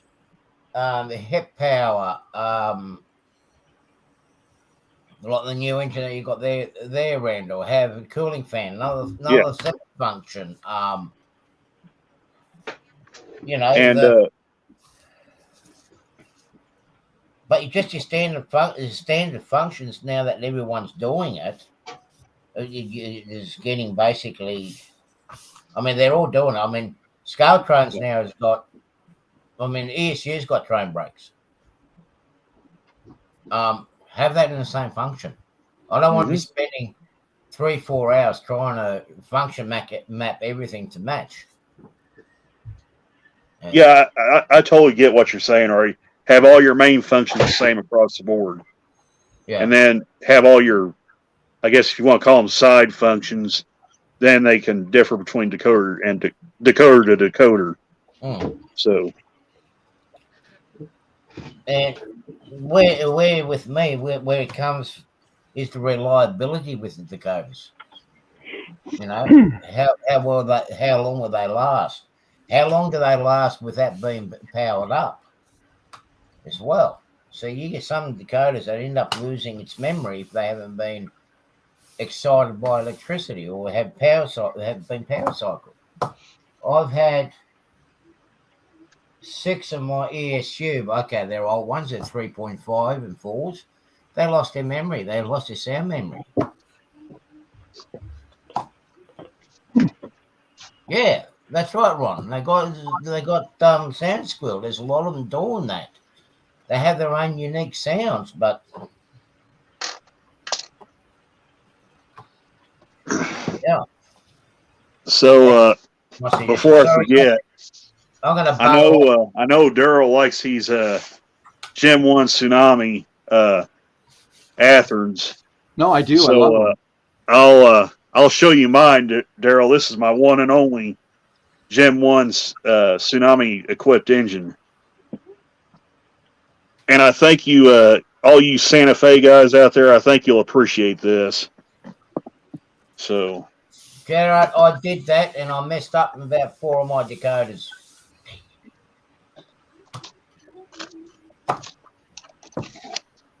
give me just a second, and I'll get her on the track. And like I said, I think you Santa Fe guys will appreciate this. So, if I can remember how to get it out. See, Grandpa Rouse. So that's everything. Catch you later, Grandpa. JD, see you later. No, that's one of my favorite schemes of there. So there it is right there.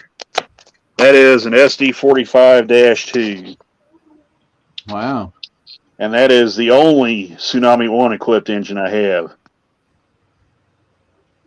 All the rest of the newer Athearn engines are Tsunami 2, and the 2 ones that are older than this engine are equipped with the MRC rectifier sound decoder. So that's going. Yeah, hands down. I really love Athearn Genesis. I own. Oh, they're great. They are. They're beautiful engines. They're great. They're great all around. The only thing is I found with scale trains is what you're paying for Athearn Genesis versus what you're paying for scale trains. You're getting a much better deal with everything that's involved with the scale trains. You're getting the keep alive in it. You're getting lighting functions like the new one that I just picked up. It lights up all the way around. It lights the wheels up. It's got lights everywhere. Athearn Genesis, they're still trying to keep. They're still up. They still need to up their game in this. Yeah, they're a little slow on the ball. Yeah. It's not that they're not making bad locomotives. It's just they're kind of let's wait and see how everybody else does with their shiny new functions, and then if everything works good, we'll do it ourselves. But now my fleet is probably mostly all ESU. I mean, I think I probably have, almost 2/3 to 1/3, and there's a small selection of inner mountain. And don't get me wrong, I like the inner mountains. Those have ESUs.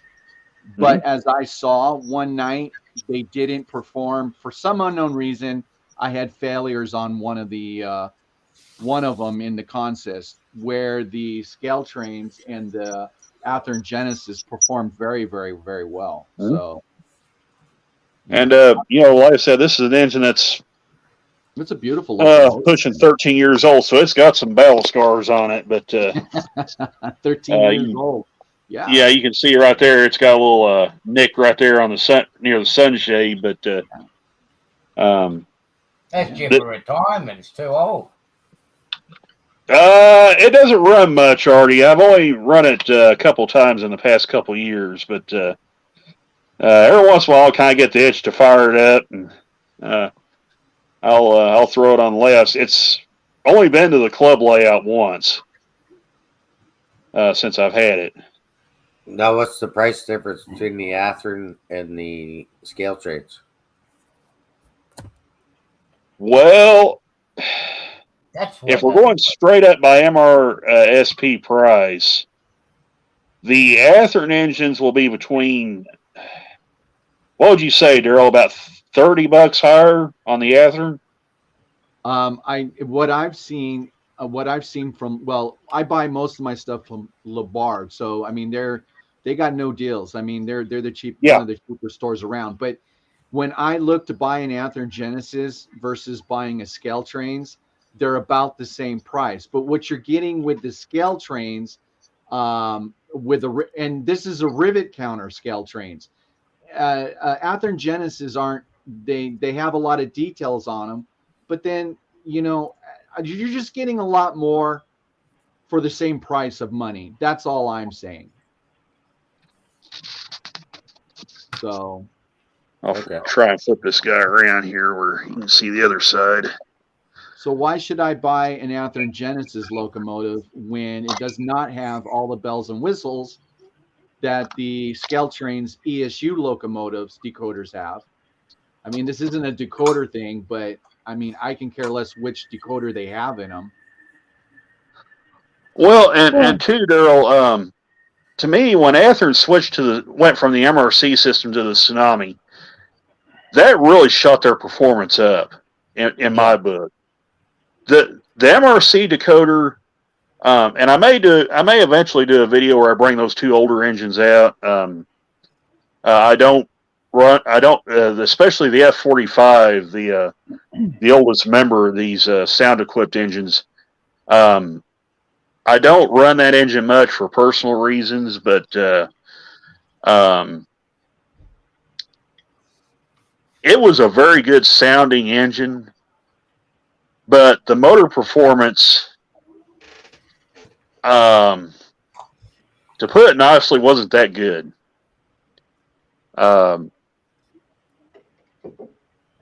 When you would turn the throttle up and the engine would just take off like a rocket. Like I said, they sounded pretty good for their day, and even today, by today's standards, they still sound pretty decent. But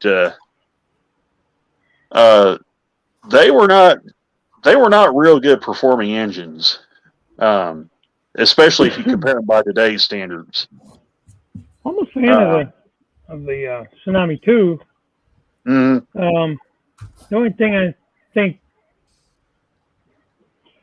I think where Scale Trains in a lot of ways has Athearn, in my opinion, is number one, the weight of their locomotives.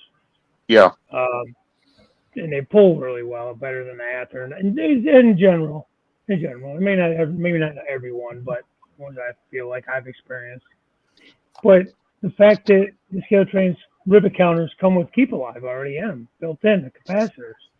They do. So you're paying basically the same price. By the time like Athearn gets discounted to like your usual, like I never buy, like Scale Train is the only company like I buy stuff from directly.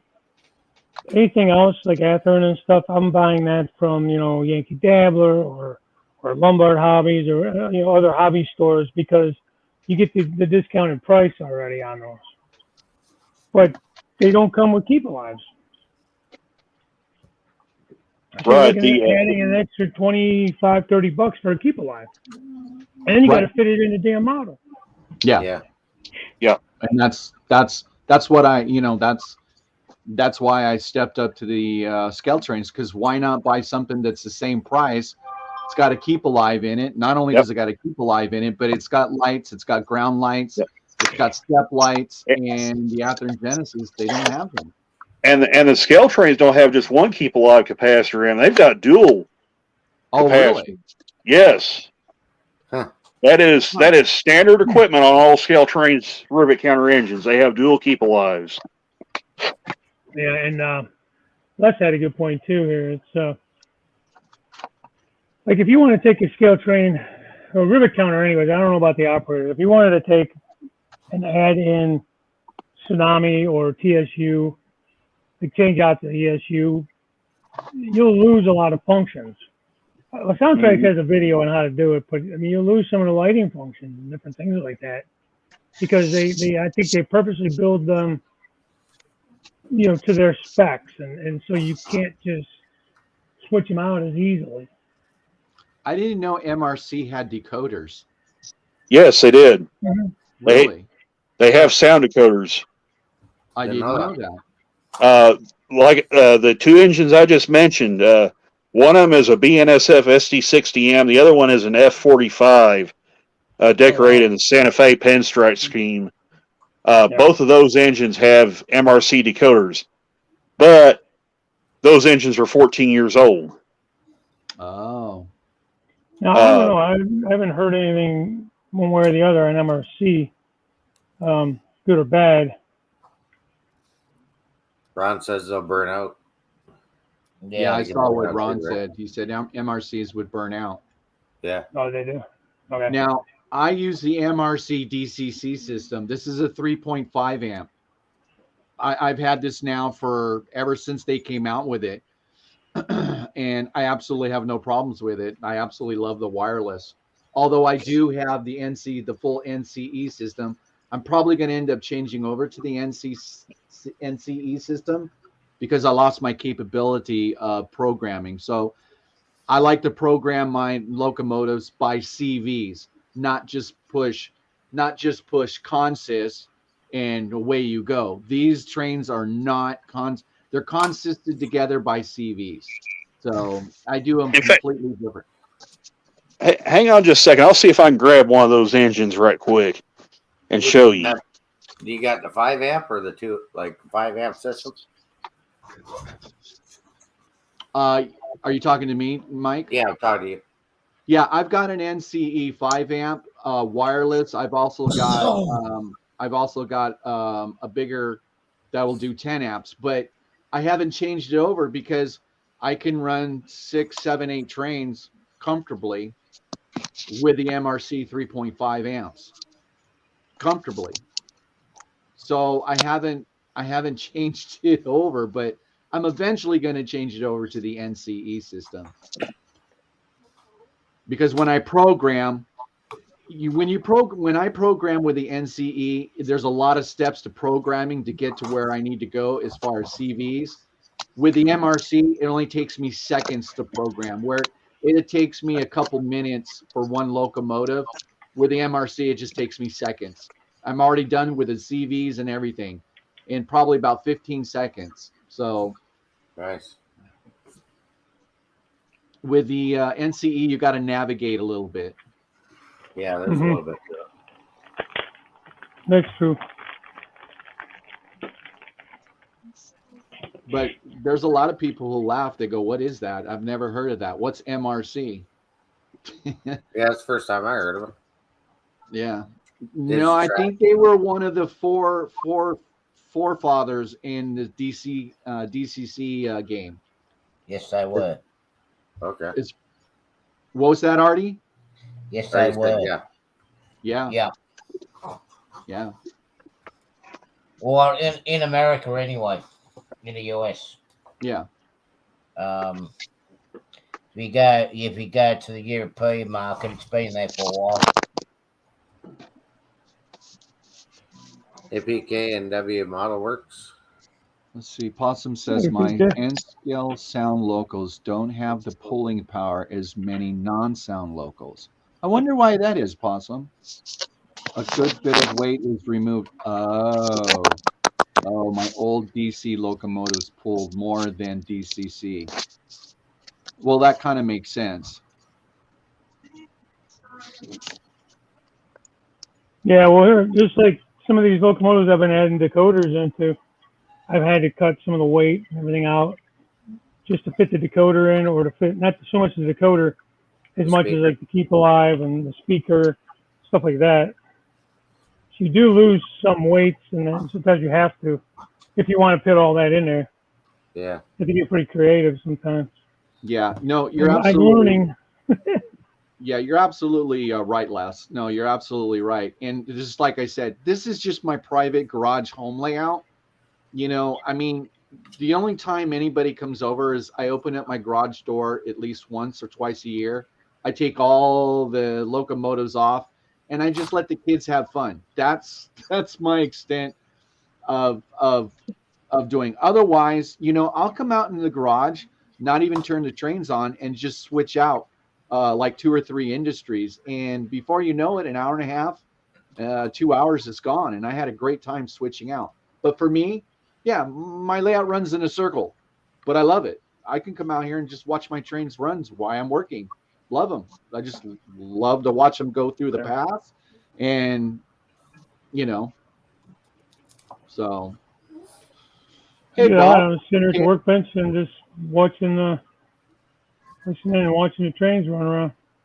Yeah, I watched your video today, Bob. I enjoyed the cutting edge video. That was I looked them up today, so that was a good video, my friend. And Adrian, I'm how not are you? too sure if you still believing in Sasquatch or not, but it was a good video, my friend. I liked it. The Sam Squinch. A little weight back in the end scale. I don't know where you're going to put the weights in the end scale. Not if you want all them bells and whistles.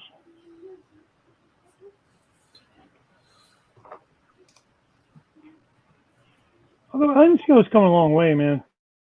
Oh, hell yeah. Oh yeah. Big End scale is light years ahead of where they were just 5 years ago. Yeah, I was going to say not even that long ago. I actually own quite a few N scales that are DCC and sound. I got track and everything. I was going to just set up a little switching layout with it, and I just haven't done it.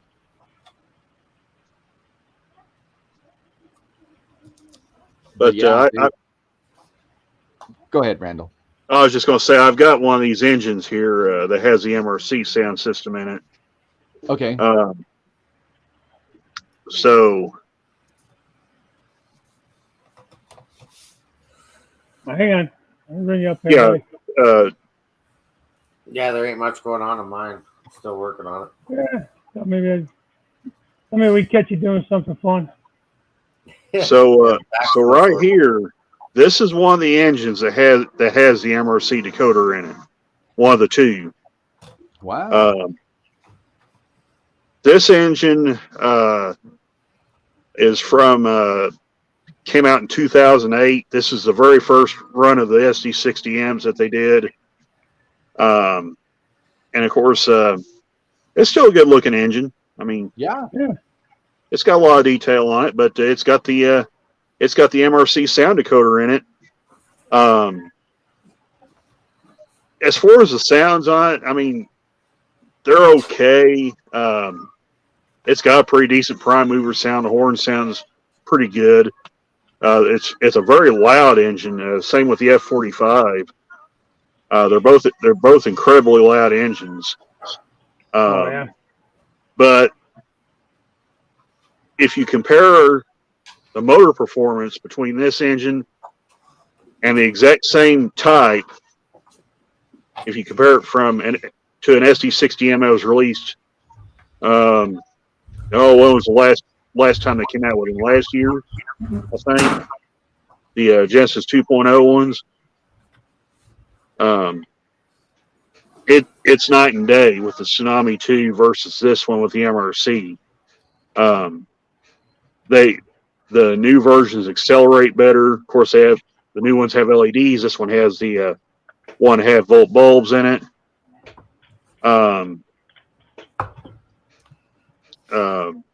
They stop a lot smoother. This engine, when you crank the throttle up on it, it'll just take off. I mean, there's no real smooth acceleration or nothing. It'll just go. And then when you turn the throttle down to stop it, there's no momentum coasting. It'll just stop in its tracks. Like I said, the acceleration is not good with the MRC decoder. The stopping's not good with it. The motor control is not very good with it. I mean, performance-wise, it's just not that good. They're not that good. That's why I don't hardly ever run these engines anymore. And plus, this one here has a wire on the front truck that's broke, so it's only picking up power from the rear truck. So, but good looking engine. They just, I hate to say it, they just don't perform. How old is that engine? How old is that engine, Randall? Say that again. How old is that engine? Okay, this one is from 2008. So, gosh, we're talking 15 years ago now. Wow. So, this is a 15-year-old engine. Now, I will say this about the MRC. One thing they did that was really cool. They give you, when you bought these engines, they came with a handheld remote where you could ring the bell, blow the horn, activate the dynamic brake function if you run the engine on DC. That I think was one thing MRC did that was really cool, and that I kind of wish the current sound manufacturers did, but I kind of understand why they don't do it now, since they're pretty much a lot of people that buys these are run DCC anyway.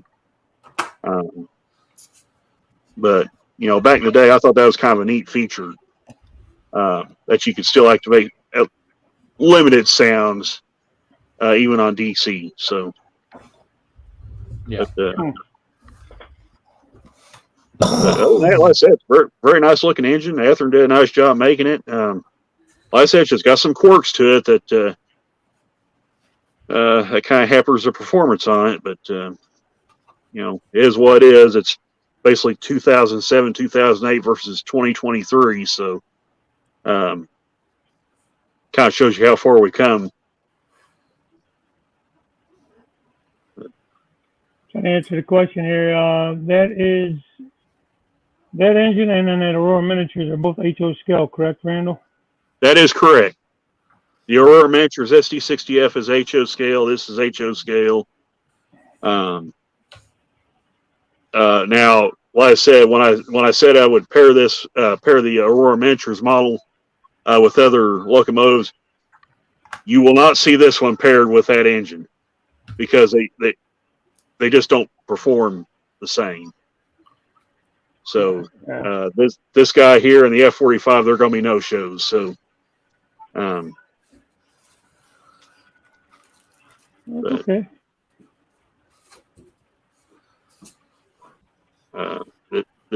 They just perform too radically different to run together. So I may eventually take this one apart and restart the wire on the front truck and run it again. But Ohio Steam, good evening. It's not going to run with any other engines. So anyway, I just wanted to show you that.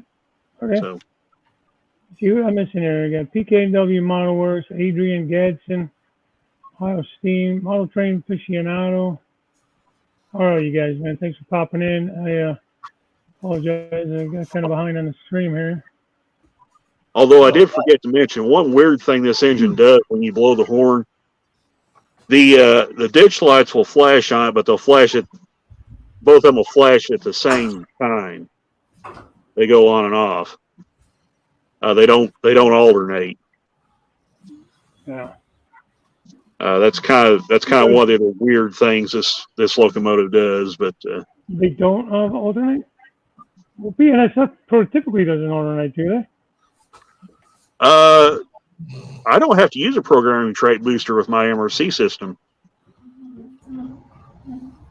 Now the Digitrax, the Zephyr, you do.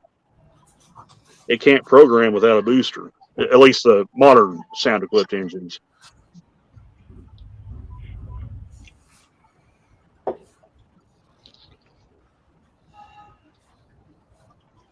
Yeah, I don't know. I do all my programming just through the controllers, through the CV values. I should get better at like JMRI, it'd probably be easier. I don't know. Maybe. Be easier.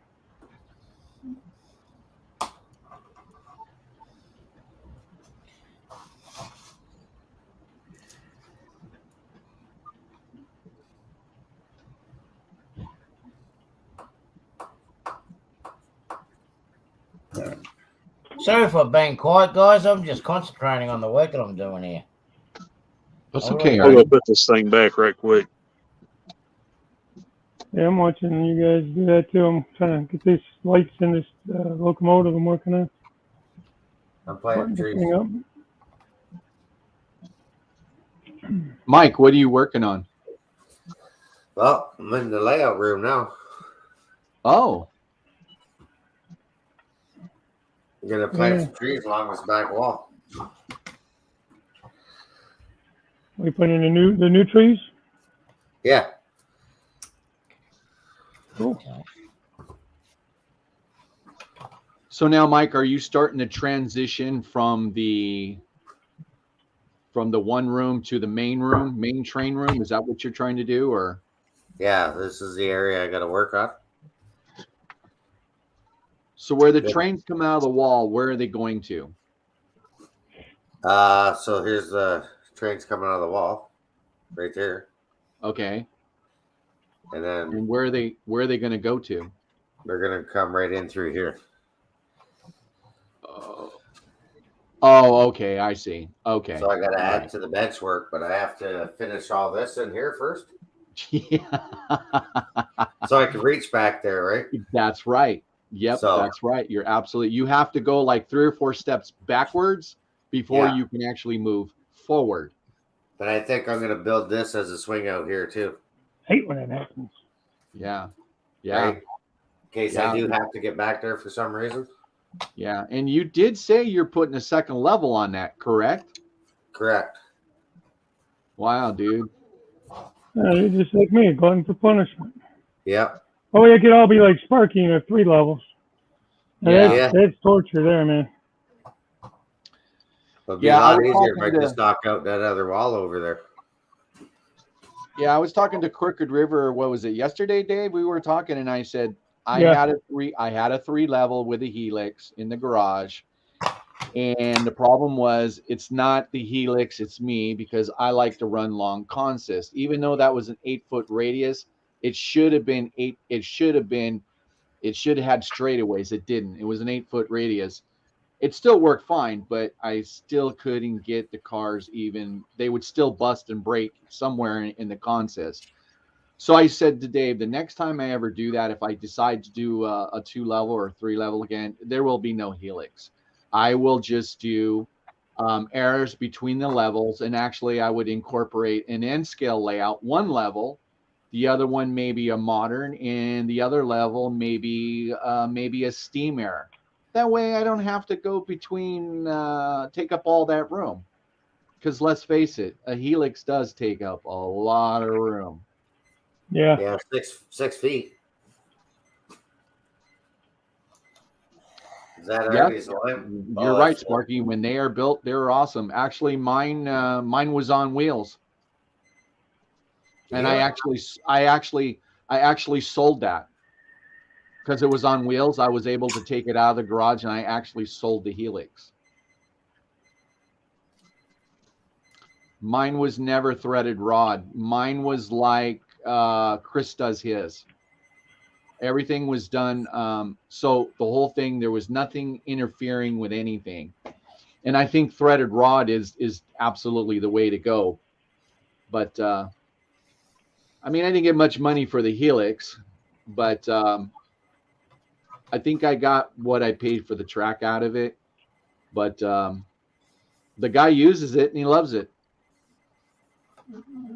Good. Yeah. Got use out of it, you know. Don't go to waste. Yeah. It's a lot of wood. That's a lot of work. Oh, it's a lot of work. And Sparky was spending a fortune on the wood on his because he went with like a higher grade lumber. So that lumber cost a fortune. Yeah. Did he what he use sanded wood? Sanded finish? Nah, I can't remember what it was. Something like, I'm gonna say fancy, like a maple or something, like really yeah, me too, Sparky. I'm excited for that too. What'd you use on your helix? What kind of wood? I know you used something fancier, man. Thanks, PK. Yeah, it does. Those are pretty cool trees. And like I say, they were like $16 on Amazon. I ain't bad. These pine trees. Yeah. I bought a lot of my palm trees. I just, took a little plastic off them, roughed them up, painted them a little different color and a little different shade, and they look great. Yeah. I'll tell you something cool I saw. It's on a DVD I got. It's one TM Books and Video did where they built an HO layout. They made trees using electrical wire. They would take off all the insulation off the wire, and they would twist the wire together, the little couple strands of wire, and then make the branches and all that, and then dip it in foliage. So it's pretty cool. That's how I do mine. I do my trees out of electrical wire. Take off the insulation and twist it together, and I actually dip the bottom end into plaster of Paris just to hide the what do you call it? The wire look on your trunks.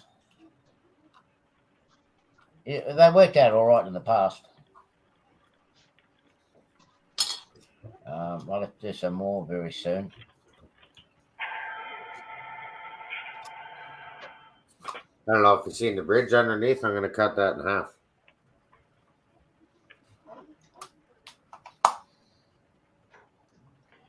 Because apparently, I was talking to some chaps yesterday. We actually a lot of the trees from Scenic Express coming into Australia.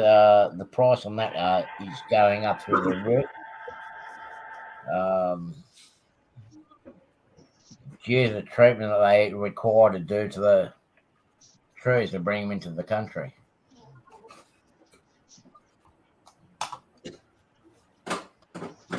Plus, it's hard to get a handle.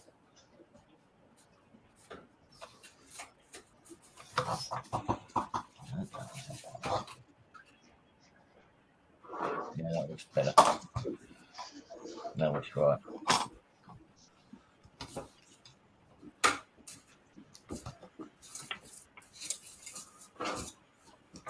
Looks good, Mike. A nice little area there. You see the bridge underneath? I'm going to cut that in half for a swing gate. I don't see the bridge. Point it out. Oh, down there. Yeah, okay. Yeah. Is that a swing out, Mike? No, it's a lift out, but I'm going to cut it in half. Like, I'm going to cut it here. I can get rid of that other half so I can swing it. Make it a swing out gate or a swing gate. Interesting. Just lifting that whole section out every time I want to come in the room. It's kind of a pain. And then I'll tell you what, man. I mean, not to toot my own horn, but I'm very pleased with my swing gate. Now, I will say, with it being different temperature changes and stuff, I mean, it is a basement. I do have to do a little shimming. Like right now, with it being cooler, I had to do a little shimming just on the one end, and it's fine. I mean, it's not hard. It's just a little piece of cardboard, but summertime, and it swells a little bit, so it's fine. I don't have to do that. But what are you gonna do? yeah. So I got a curved switch here. That's where I'm going to tie in the lower level of the tunnel. And I'm going to do an overpass scene here in the corner. Well, that was nice. I like that. It's a nice way to break up like a scene divide and break up a few scenes.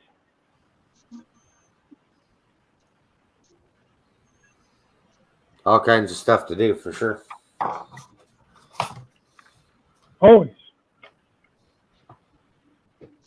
And when you think you're done, you find something else. You think, oh, that'll look cool there.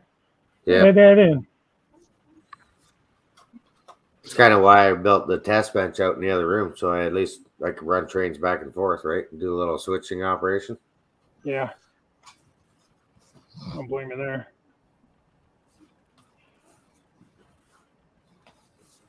A hell of a nice test track, though.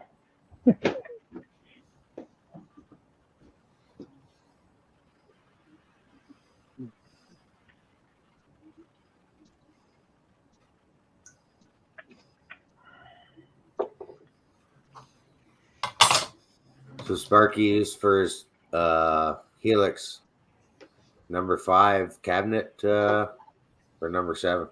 Number 7. Cabinet grade, eh? Sanded on the one side.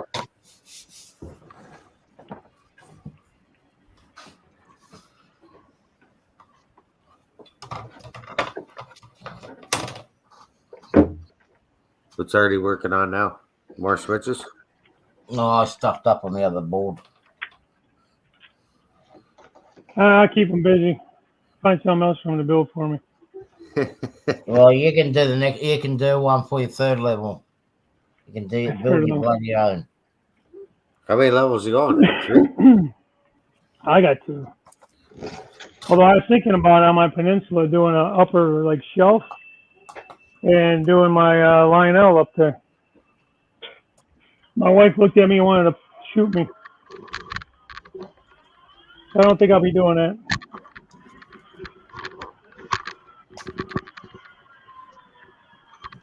To look at her, I said no. Yeah, she wasn't a big fan of that idea. Well, you asked. You were mentioning it at the wrong time of the month. Or was it a wrong? Or she had a bad day at work. One of the 2. Something like that. Hey, Dave, put me big. Maybe I can do a layout tour. You gonna do a layout tour? 24. I gotta find you, man. Hang on. Bottom left.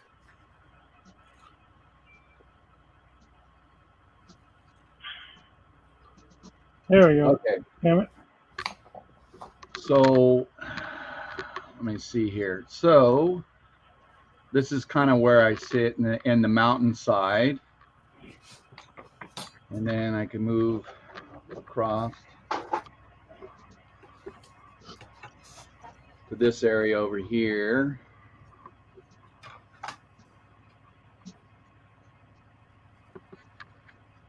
So this is coming out of one of the tunnels.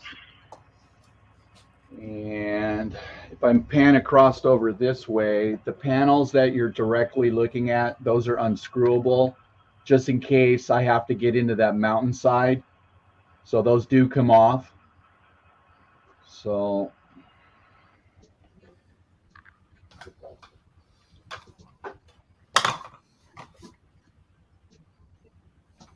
there is my COVID depot. It's all boarded up.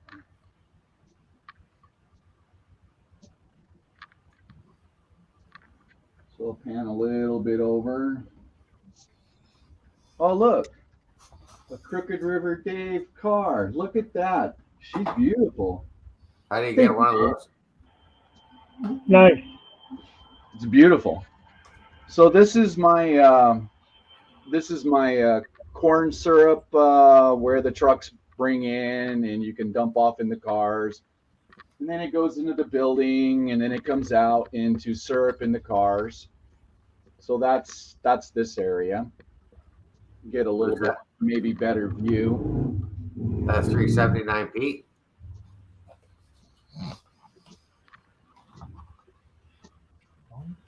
So, okay, so this is the part of my layout that is not finished, but not sure what I'm going to do with this area. I think I was going to make this for sand or grain to unload in the trucks. So this area right here. And there's a building that's going to receive at least 3 box cars.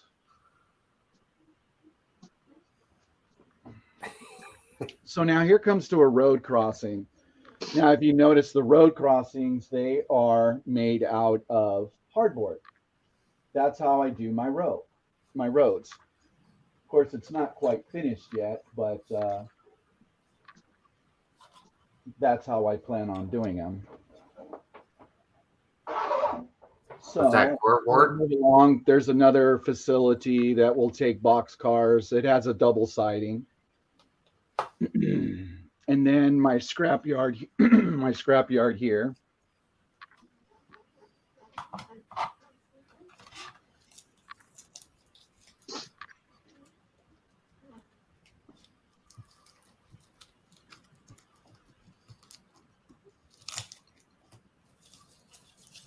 So let me take you down to underneath the layout. So this would be my staging. This is my staging yard underneath the layout.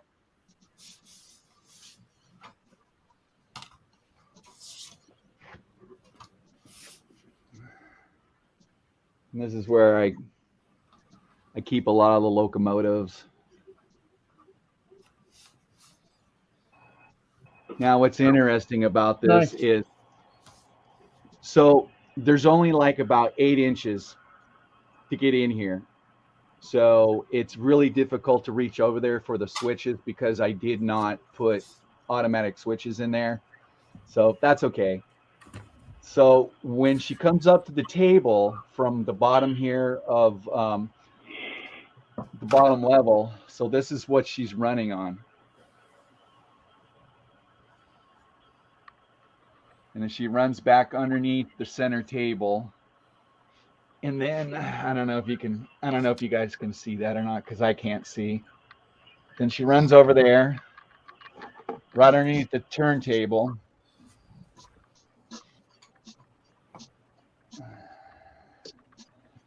Yeah, okay. Well, anyways. And then she comes out of the tunnel here.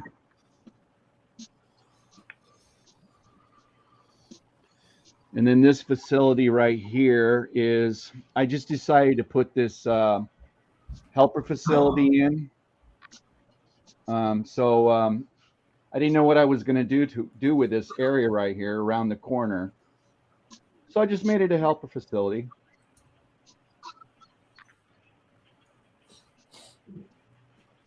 Okay, so let me turn. Okay. So let's go along the scrapyard. Oh, hold on. I had a problem with it. Really? There we go. Okay, so let's take a look at the scrapyard again. Yeah, it's a garage. It's pretty dusty, but you kind of get the picture. So then we move along over here.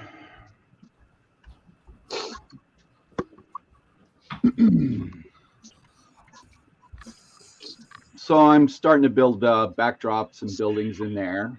And then we come over to this facility in here, which the cars do go into the building. And they also got a loading dock outside.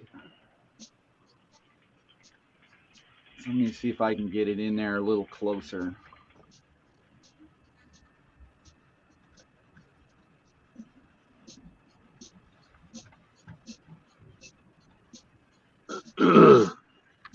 I guess we're kind of seeing that.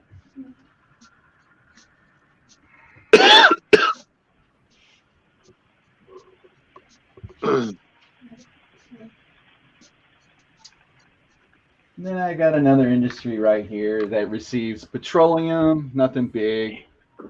And then this is an area between the buildings. It's like a little road, but it's kind of blocked off, but it's big enough to get the trucks in through to service the railway, which comes out and can service along the road along my waterfront. And then again, my bottom level, it goes all the way back that way. So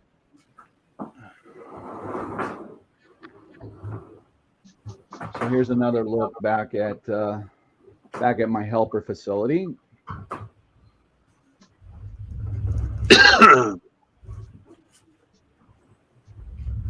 go.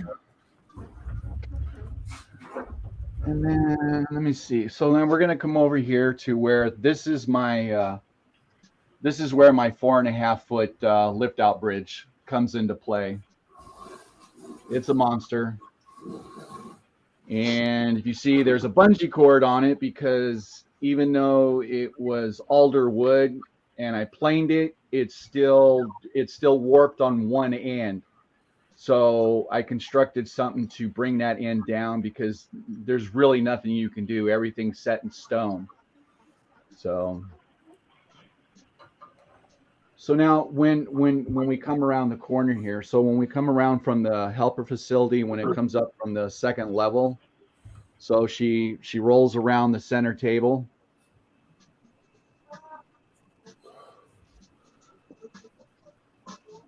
Which is not constructed yet, and then it goes up to the table there. What's your grade? Well, I would be lying if I said it was 2%. It sometimes a lot of it goes 2.5. There's one section that's probably 3.5, and but for the most part, it's anywhere from 2 to 3. Okay, no, And that's a decent grade. Yeah, no, it is a pretty decent grade. And so just to kind of give you an overall, just there. Let's see here. I got to pull my So, Bear honking the horn there? Yeah. Okay, so let's see if I can go underneath the train table. So this is the other side of the layout. So if you can kind of see it, that mountain range in there is not very wide. I would say maybe 8 inches to create all that. And again, the rock work, was all hand carved in there. Nice. Pretty deceiving, eh?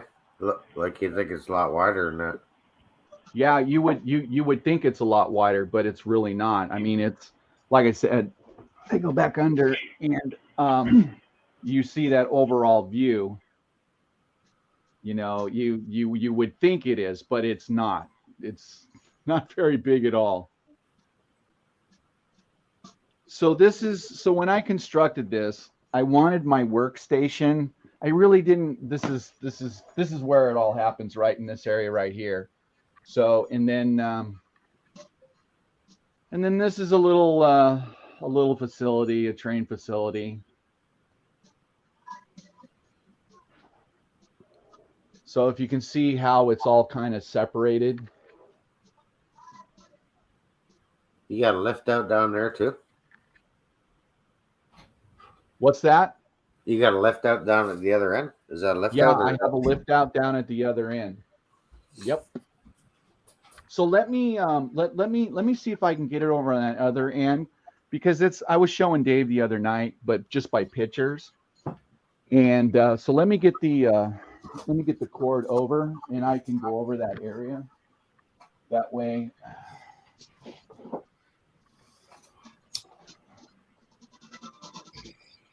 Yeah, I'm kind of going all over the place.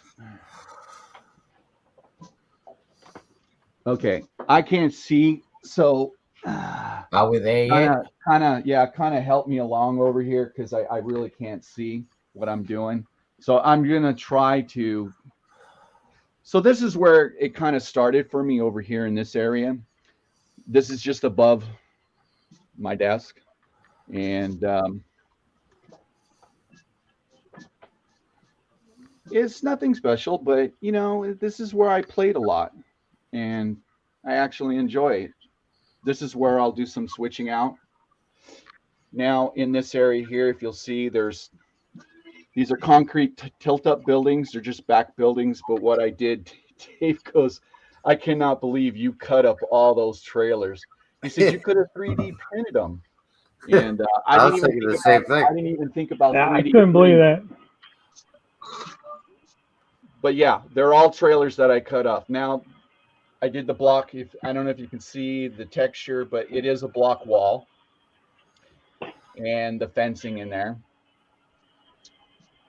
So what I did, since there's a I guess that's pretty ingenious, though, isn't it? cabinet, I just kind of simulated like an engine facility, so I can park my steamers in there. So actually, this bay right here is what goes out to the main layout. So, and then it goes. Ready? Voila! Oh man!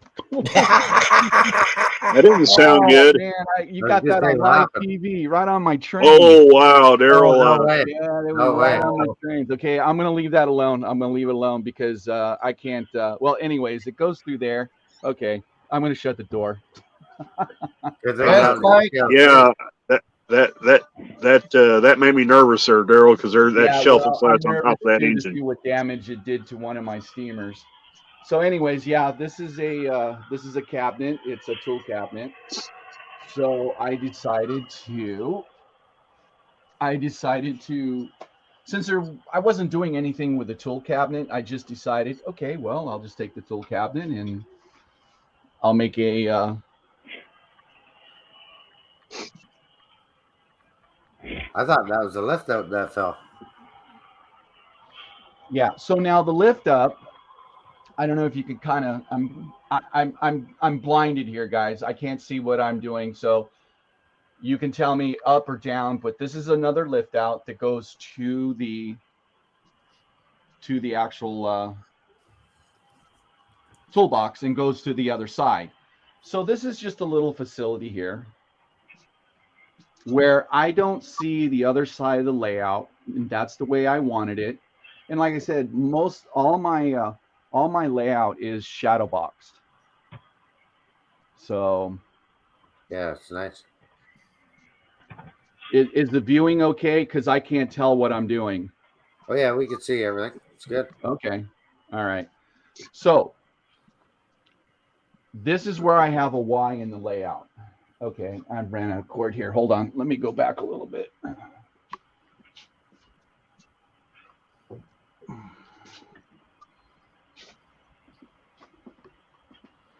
So how this is all constructed, because I needed a way out of the garage.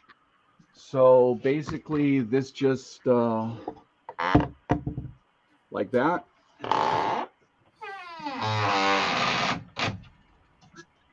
And there you go. So now she's connected. Now I haven't worked much in this area, but this comes into a Y. So I have a Y in here. Y. And this side of the track right here is actually got the reversing unit on it. This side does not, neither does that side. So when you're doing a reversing Y, you really only need the one side. So this is the reversing loop. And it's an AR10 that I use for the reversing section. So again, so let me see if I got enough cord to go to the other side.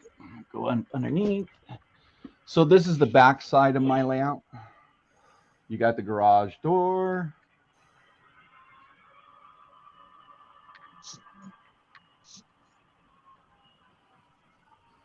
And there you go. Now, I was telling Dave that these little mountains right here, this is all done out of grout. Those mountains over there, those are done out of grout. So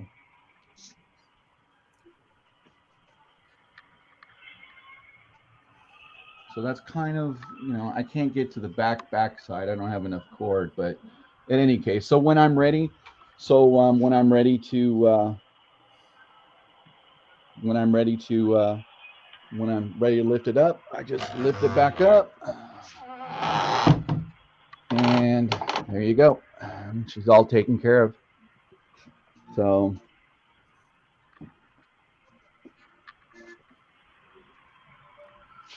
what was the other spot there? Like, was that a closet? Hi there. Hi, buddy. How you doing, buddy? Yeah, you good boy. Yeah, you love your daddy. So, all right. So, and then this area over here,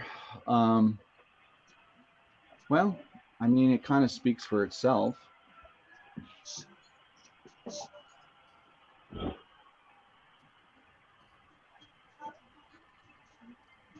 I'm letting the camera focus right now. So again, this is just this is a refrigeration center where the refrigerator trucks come in, dump off their stuff, and then the refrigerators they get loaded into the refrigerator cars and they get taken out. This is a double track. So and then over here, that's another facility on the other side that'll take box cars. And then there's a hole in the wall. Okay, so that hole in the wall gets the service. It's another way for me not to work the main line. So that's, I don't think I've ever shown this, but so what I've got on this backside is it comes over here and there's a board right there that I connect here to over here. And then that gives me an opportunity of, 10, 11 cars. I could switch out if I really wanted to. I don't even have to be on the main layout. So.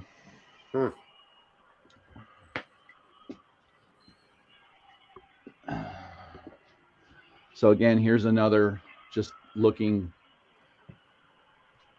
So this area I didn't know what to do with. So I just decided to make this kind of a maintenance of way area in here. So, you've got your different gravels and you got some track over there and you got some sleepers. And then I just decided to cut a small road in here to let the tractor come through on this side with big equipment. So, and it also can be connected as I pan across. It also comes, this road also comes across the tracks over here, which goes along that and which can go out that way. So, and then my water scene here.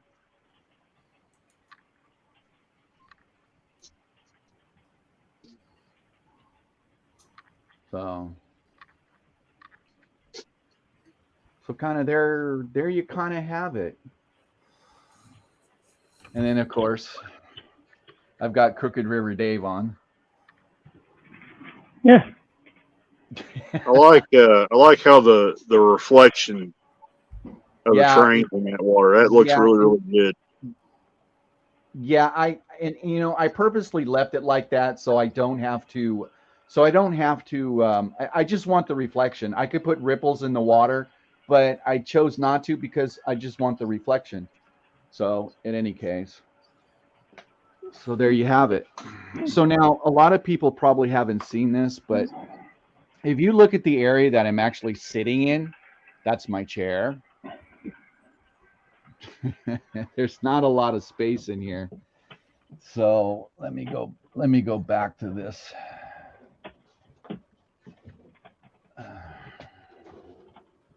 Okay, so all right, so let me get this. So before I added the center table, I did this area like this because this was going to be my big scene. In but I didn't realize I was going to put the center section in. So like I said, this is all this artwork and rock work is all done by Harbor Freight cheap chisels, and I went through a lot of them.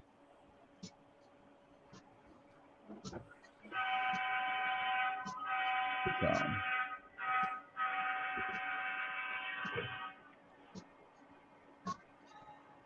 There you go. And of course, there is a water scene down here, in which you don't see because I got the center table in there.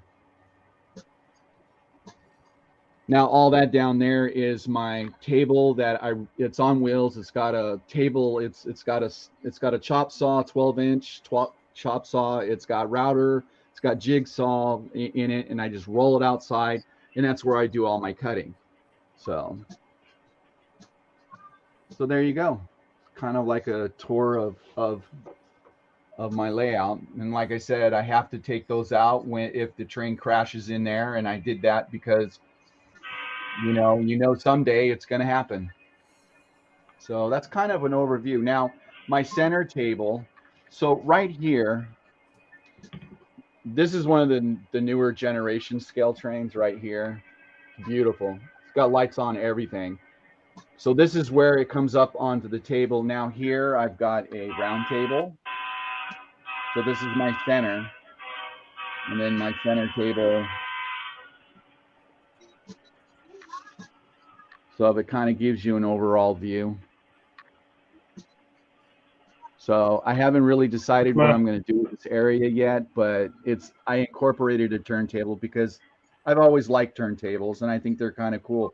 You can work a turntable for an hour or so and just have fun turning trains around. Yeah. So, is that the 130 or the 110? Yeah, that's the 130, and it is fully operational. Mm-hmm. It's got no tracks to it. So there you go. You got a lot of open space there. A lot of options you can do. Yeah, no, there is a lot of space on this table. You know, so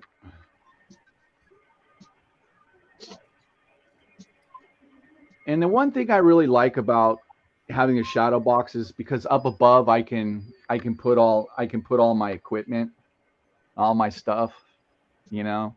Now there's no valence on this side only because the light situation. If I had the valences on, I'd be dark. So yeah. So there you go. Thanks for the tour, man. Yeah. Well, I wanted to kind of do a tour, and you know, it's. Let me get this where this belongs.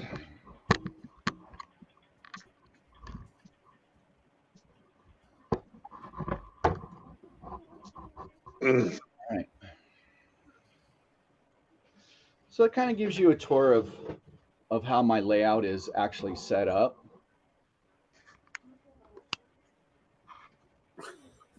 And there you go.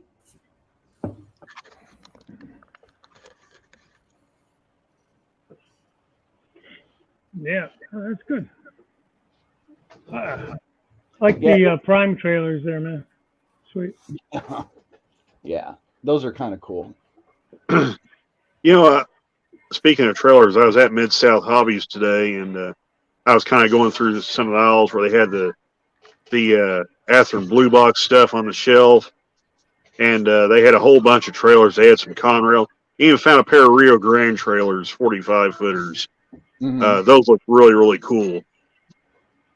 Oh, really? You guys are welcome. Yeah.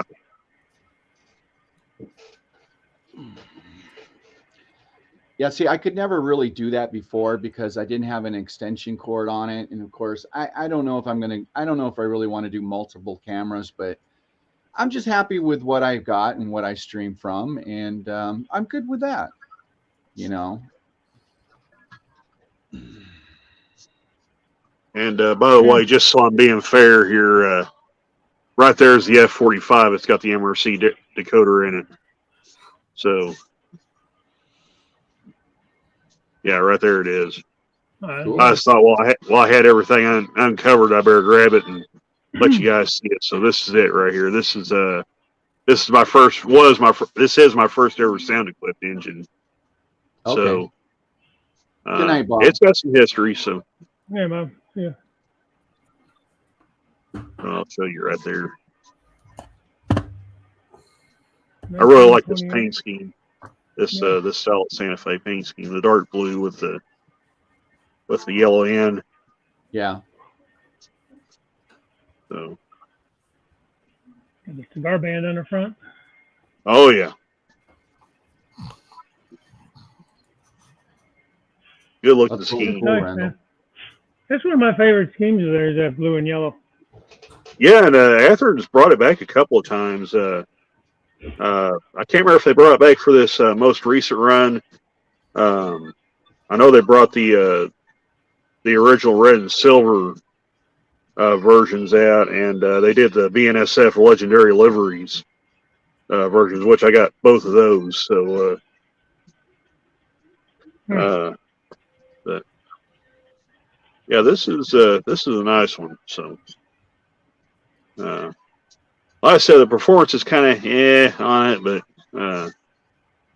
it looks good. I can't complain about it. So. No, they're nice looking engines. Oh yeah. So. No, I just kind of want to show you guys that, so I can be fair and show you the other MRC equipped engines. So, yeah, no, that's cool. I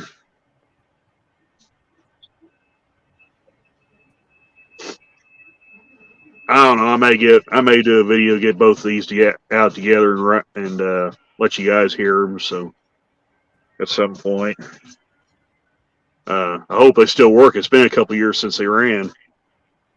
So.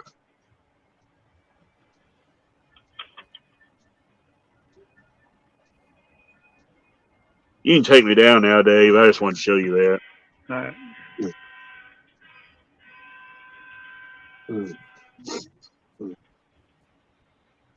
What's Mike doing? Anything fun over there? Mike's still in the other room. Yeah, I hear some trains running.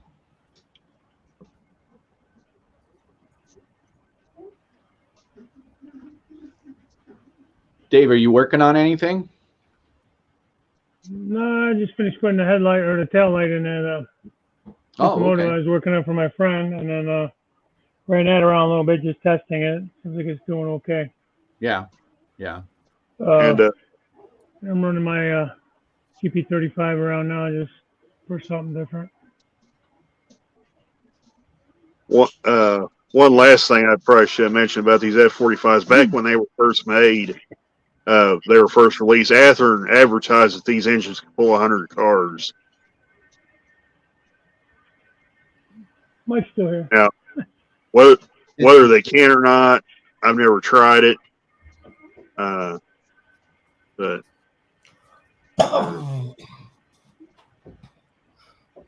that's what Athearn advertised. They could haul 100 cars.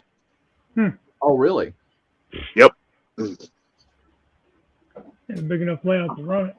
There's no straightaway. Well, that's the thing. Of course, with the McHenry couplers, if you tried that, it would just rip the couplers off of them. Yeah. If it could do that. So, you know, the thing about what I did tonight, remember, I don't know if anybody realizes, but my track is slippery because I use that CR-26 and that's for both Athearn and so more so than not, there was a lot of slippage just because my track is kind of greased up. And here it goes again. You all seen all the switches in my layout, and the trains run just flawlessly. Not because they have a keep alive in them, it's just because the way I've done my layout. And so I do believe, Randall, when you do say that Athearn claims that they can pull 100 trains, and that's with one car, right? yeah, 100 cars with the original F-45. Now I don't know what the current versions can do, but Okay. When this engine that I showed you, and I'll turn the camera on for anybody who missed it, but when they brought this engine out back in 2007, they proclaimed, or at least I say Athearn, Mall Railroader, when they did the original review on this engine, said it was good to pull 100 cars on the draw. Now, like I said, this engine has McHenry couplers on it. If you tried to hook a 100-car train to this engine with these couplers, it's just going to rip the couplers right off of it. Yeah. Because they can't. The McHenry couplers just can't take the stress. Yeah. Because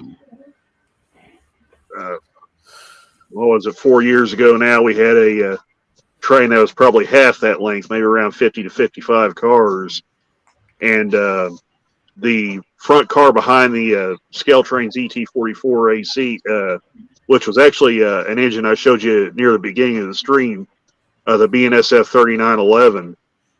Or no, I didn't show it on the stream. Sorry, but the BNSF 3911 that I have behind me here, that was pulling that train. directly behind it was an Athearn hopper car that had these couplers on it. And when we basically put the load on it, it ripped the knuckle off the front, off that hopper car, just destroyed the coupler. Yeah. So that's why I say there. If this thing could pull 100 cars, there's no way they did it with these stock couplers. Well, you know, none of the couplers on any of these, the locomotives or any of these, have been changed out. None of them. They came right out of the package, and I put them together. I have the couplers to change them out. I only change them out when they bust. So there you go. Of course, when that happened, there was quite possibly other factors that played in that story I told you from where it happened in 2018. That was with the club's first HO layout, not the current one that I've been doing the recent live streams from. That layout had some track work issues. We were just kind of we were just kind of learning as we went along, and like I said, the track wasn't quite right. It had some humps and bumps in it that probably put extra strain on the couplers, and whatnot. But yeah, and like I said, there were some other factors that happened. As I remember, those are pretty heavy locomotives. Yeah, this thing's pretty beefy. So yeah, they're pretty heavy. And the current the current F45 and FP45, they feel just as heavy as this one. So I would say probably whatever this engine can pull, the current versions can. Yeah. So with what I saw tonight, even with the Caltrains, with the one just pulling that car, it's amazing the stress that curves will put on a consist. So that just says right there. I mean, you know, in a straight line, I think any locomotive can pretty much pull a consist in a straight line. Yep. But what I saw tonight is I have like 3 or 4 curves, and it's just amazing the stress it puts on that train. Yep. Amazing the stress. So when it's going around the corner, it's really stressing out.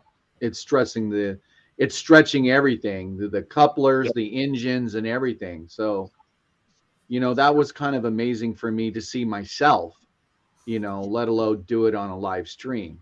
But it was really, really interesting. And like I said, my track is greased up. It's actually slippery. So because I wiped that CR-26 on it, but I haven't done it for the last month and a half, maybe 2 months. This consist that you're seeing run, I never clean the track. I never touch it. Don't even touch it. Actually, it's probably been longer than that. Yeah, I don't even clean it. Don't have to.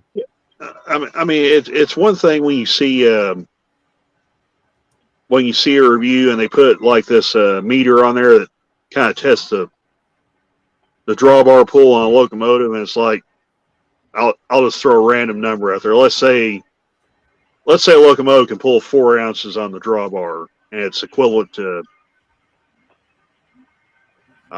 let's see. I'm trying to think what 4 ounces on the drawbar would be equivalent to, but it's kind of tough for me to do it off the top of my head. But let's just say it's equivalent to the 70 or 80 cars. It's different. To me, it's different when you do it like with the meter on in a review, and then take the engine out in a real world situation. Right. And throw 70 cars behind it, or 60 cars, or whatever. Because then you get a real gauge of what the locomotive is capable of. Right, exactly. Yeah, there you go, Artie. Just fly to Mexico and walk across. I'll pick you up. Well, they'll let you in. They'll give you benefits. They'll give you Everything, man. Yeah. Give you anything you can imagine. Yep. Phone. Yeah. I don't know. A house. But they don't give you a car. They'll give you free transportation, though. Yeah, I'll send you to New York. Hey, I'm gonna go grab a cup of coffee, and I gotta take a leak. So Oh, well, I'm not going to go to New York. Bugger that. they're I'm not gonna gonna send you lick over my to teeth. they'll send you to AOC's house. All right, I'll be right back. Yeah. I think Ron Montague said his are FP45s. Yeah, I've got. That's what the BNSF Legendary Liveries engines are. They're FP45s. Now they're not based on a prototype locomotive. They're kind of what if engines. But they're really cool engines. I like them a lot. Yeah, Les. Yeah, no. So you use the same stuff. Yeah, I swear by this stuff. I never clean my track. Never. I just don't do it. I don't have to. I mean, unless like the bottom section, I have to vacuum it because a lot of dust gets underneath of that. But even then, I mean, because that stuff's on there, it just once I vacuum it up, I run it over one time with that stuff, and that's it. I don't ever have a problem at all. So my Athearn Genesis do not have. Look, the Athearn Genesis that I ran last night, or I've been running on my consist, have no keep alives in them, none, zero, and they didn't skip a beat. So it's not that it's not that I'm just saying it's not that I buy scale trains because of the keep alives. My layout doesn't need keep alives. It doesn't. I don't need keep alives. I don't need any of that. It's just ever since I've been using this CR-26 stuff, I mean, it's like a miracle. I don't ever clean my track. Although you cannot run steamers that got rubber bands on the wheels. You cannot. It will eat that rubber right up. That's the only problem with this stuff. It eventually will eat right through that rubber band. So, but it's not like I run my Shay, my one and only Shay that I absolutely love to watch it run. It has no rubber bands on it. So, and it pulls just fine. So I really don't worry about it. Hey, Artie, the last weekend when you went live and I woke up and then you had just went off, what time here did you, like our time, did you actually go live? Oh, was that the morning one he did? Yeah. I don't know. I got up at 6. No, I got up at 5 and he was on. Yeah. Yeah. What, 5 in the morning? No, well, I was on. Well, I went for 8.5 hours. I'll be right back. I got to put this thing back up. I went on for 8.5 hours on New Year's Day. 8.5 hours. Yeah. Yeah, he beat me by 40 minutes. Yeah, and it looks like people want me to go 12 hours. No, we're gonna go for 24. 24. That was the night I fell asleep on the couch watching you. Yeah, Kyle Stevens. Yeah, I know. I run the interim, but I actually have a lot of cars that I can run differently. I only run this consist because to me it just looks cool going through the mountains. Of course, I have a very big consist of just they're not even out of boxes of car trailers or whatever you call them, box cars. I mean, I have all kinds of stuff. It's just I haven't taken them out of the boxes yet to set them down on there. So, and this area right here, I only have one train running. When I stream from the area where the water is, I can have actually 2 trains running. So, but in all actuality, I do a lot of switching on my layout. That's what I built it for. I built it to do switching ops, Daryl style. It's all in my head. I don't use card systems or anything. I don't want to go into there. Oh. Yeah, I don't use any of that stuff. Then none of that stuff even I don't even care about. I bring a consist in, and I enjoy doing the runarounds and figuring out the puzzle, and it's all in my head. And then I just switch them out, and I look at the clock, and I'm like, wow, I had a lot of fun. I mean, you can have a lot of fun on a 2x8, 2x10 HO, even N scale, even more fun with an N scale on that size, just doing switching. Me, I like both. I like to see a long consist run. That's what I like. That's what I'm used to seeing. And,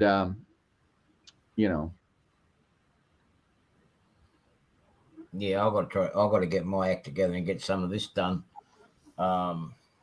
Especially after I get this switchboard done for David. Yeah, I've got to try to get as much done I can on my layout. But I'm just waiting on bits to come in from the US. That was sent via post. It's just taking forever to get here. Yeah. Some people I don't know. Some people just do not or cannot or won't follow instructions. You say to ask them nicely, look, I'm willing to pay the extra.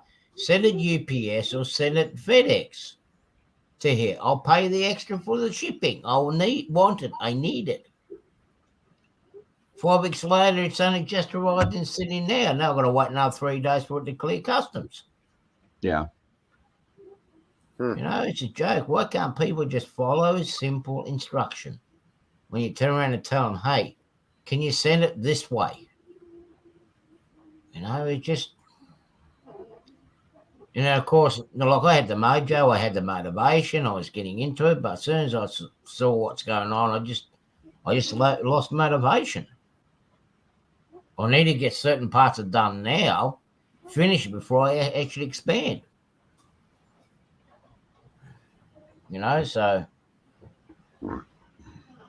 So Les says there was an N scale layout this week. I seen that streamed a train running round on an 8x4 plywood Pacific for 12 hours. Not even a hello. Yeah, I don't get. Maybe I mean, I get what you're saying. I totally get what you're saying, Les. I mean, for me, I was thinking I was going to do that, and but I'm at least going to say hello. I mean, because that's the whole reason why you're live streaming, unless you just put in the title, hey, just watch trains, and that's it. But for 12 hours, that's crazy. And not even a hello. I wouldn't stay. I wouldn't stay at all. I mean, Curly, you're still up at this time? What are you doing up this time of the night, Curly? He's only 10:54 where he's at, I would think. Oh, okay. Oh. Ready Central Time?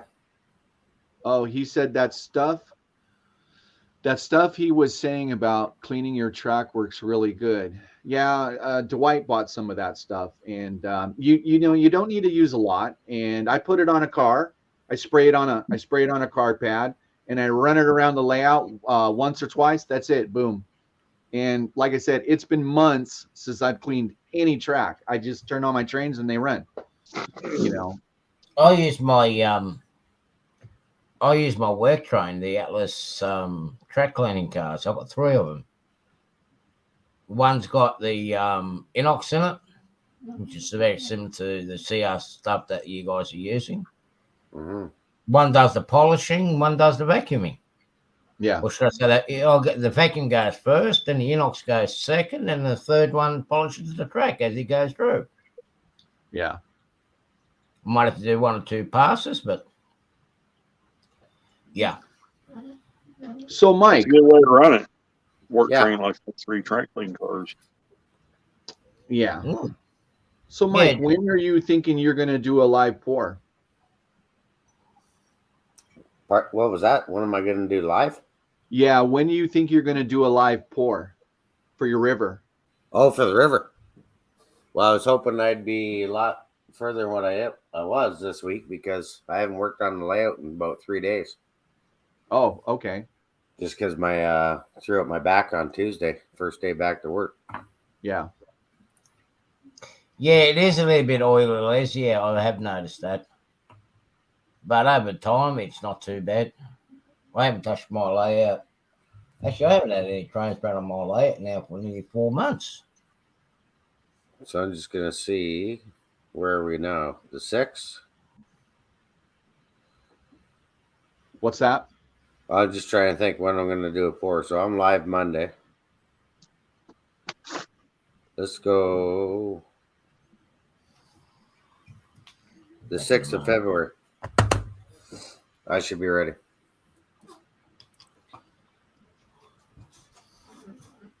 That looks neat, Dave. Nice little yard there, farm property. That's a nice shot, that. So Les says the inox is a little bit oilier. Yeah.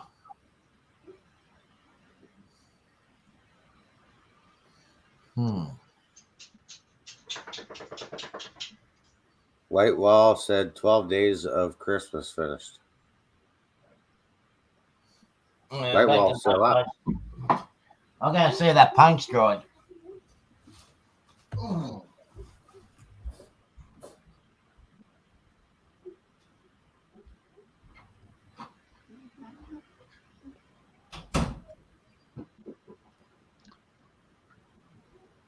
Wow, that's some bracing. That's definitely some bracing there for that second level. Oh yeah. It's 5M where White Walls is.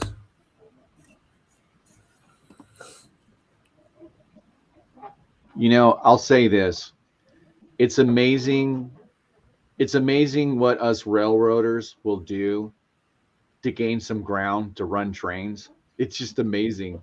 It's amazing to see what people come up with in order to run trains. It's just, just flipping through YouTube. I mean, I look at stuff and it's just amazing what people can come up with. And that's the really neat thing about this, is it's just, And two, it's kind of the one thing I say sometimes. One of the, I guess, unwritten rules is on mall raring is there is no rules. I mean, right. No, there is no rules. I mean, it's probably one of the few hobbies where you can literally just come up with anything and it'll work. Yeah.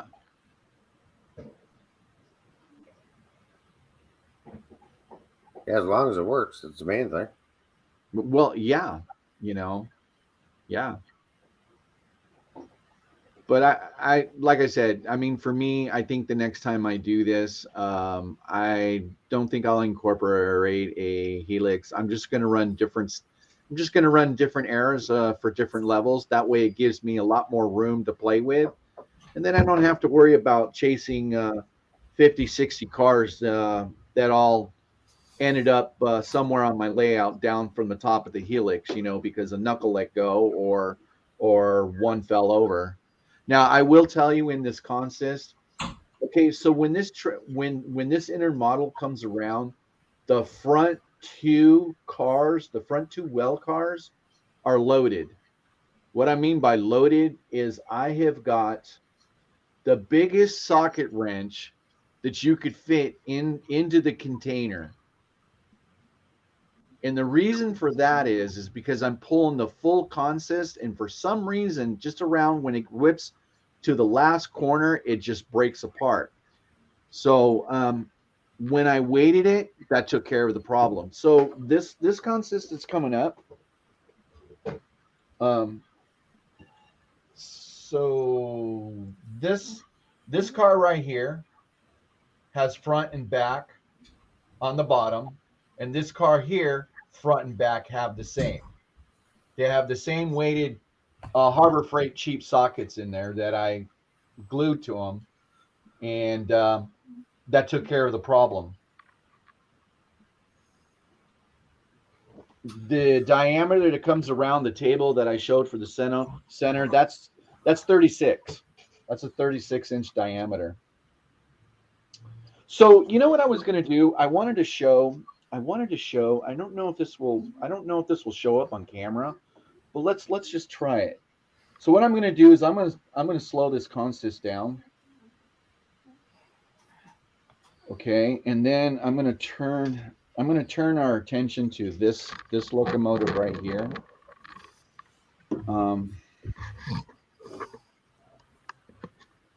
Okay, so what I'm going to do is I'm going to shut off the lights. Okay, so this one's going to be local. I haven't programmed this one yet. So let me turn off the lights. And I don't know. Just reading Gerard's comment there. Oh crap! I can't even see. Jesus.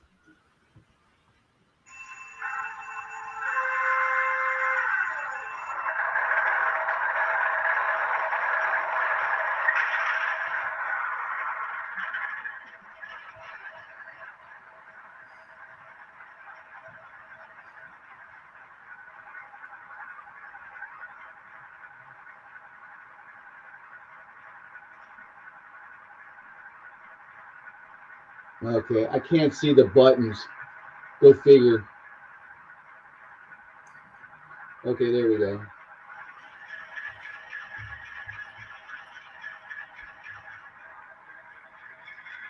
We're going the wrong way. Yeah, I'm just backing it up.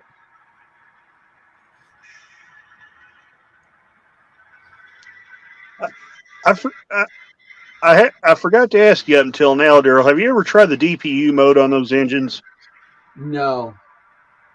It's a really neat feature. For those that don't know what it is, if you hit oh shoot, I forgot what function it is. Hang on, let me pull the manual out of one of my engines. But it's got a function on it called DPU mode. Basically what it does, it'll turn the headlight on the opposite direction of the travel of the locomotive. So if your DPU is facing with the front end towards the rear of the train, the front headlight will come on. If you turn the engine around and face the DPU towards the front of the train, the rear headlight comes on, if I'm making any sense. Yeah. And basically, it just allows it to function like a real distributed power engine. And There's lots of board on that. I'm trying to. It's F5, Daryl, is what turns DPU mode on it. Turns what mode on? F5 will turn your DPU mode on. I don't get. So if I hit D5, what does that do? Okay, so since your engine's moving forward, the rear headlight's on. So I just hit the 5. Now what happens? The lights turn off. Okay, since you got the engine in forward, the front headlights will actually go out and the rear headlight will turn on. If you can actually get to the rear of your engine, you'll actually see the rear headlights on. Okay, let me see. Oh, yeah, it is on. And then if you reverse the engine, the front headlight will be on dimmed already for you. Okay, so let me put it in reverse. There you go, and you see the front headlight come on. Oh, how cool is that? And basically, if you want, all you gotta do is take it out of DPU mode, just hit F5 again, and you're back to normal. Oh, how cool is that? It's a really cool feature. Yeah. So if you see, my cord. It's basically a cheat sheet. If you want to run a DPU on your train, you don't have to set your headlights up or your light functions up to do it.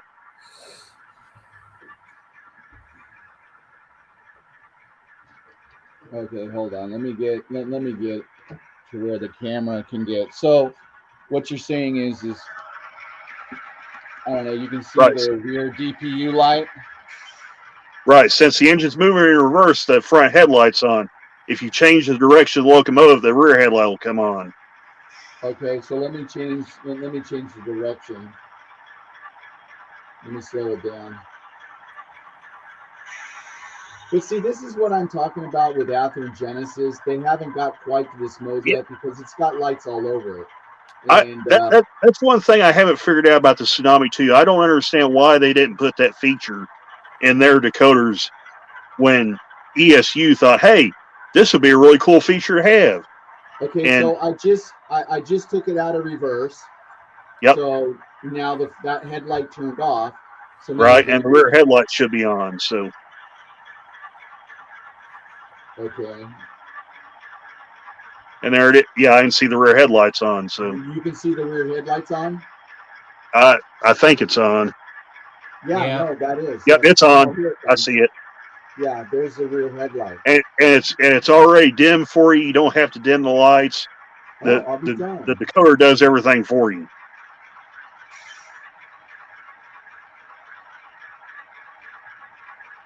Okay, so how do I get it out of? You basically just hit F5 again. It'll return you back to normal. Okay, there we go. Okay, so now the rear headlight's off. Huh? I'll be darned. And then the ESU decoder has another cool feature called drive hold. So basically, if you have the engine running like you are now, you'll hit F9, and you can control the engine RPMs independent of the train speed. Oh, really? So let me hit F9. And then if you want to, you can just crank the throttle all the way up, and it'll rev the engine all the way to notch 8. And the speed will not change at all. Oh, yeah, look at that. It is revving up. Not. Oh, yeah, it is. Oh, check that out. And then, like I said, I didn't even know that. Boy, I learned. Yeah, all you got to do is take it out, is hit F9 again. Just make sure you don't have the thing running full throttle when you do it, or it'll take off like a rocket. I didn't know you can do that. So I'm going to hit it in reverse. And then I'm going to hit, what was that function again, 5? 5 for the DPU. Well, I'm using it on the front locomotive, but. Huh, that's really interesting.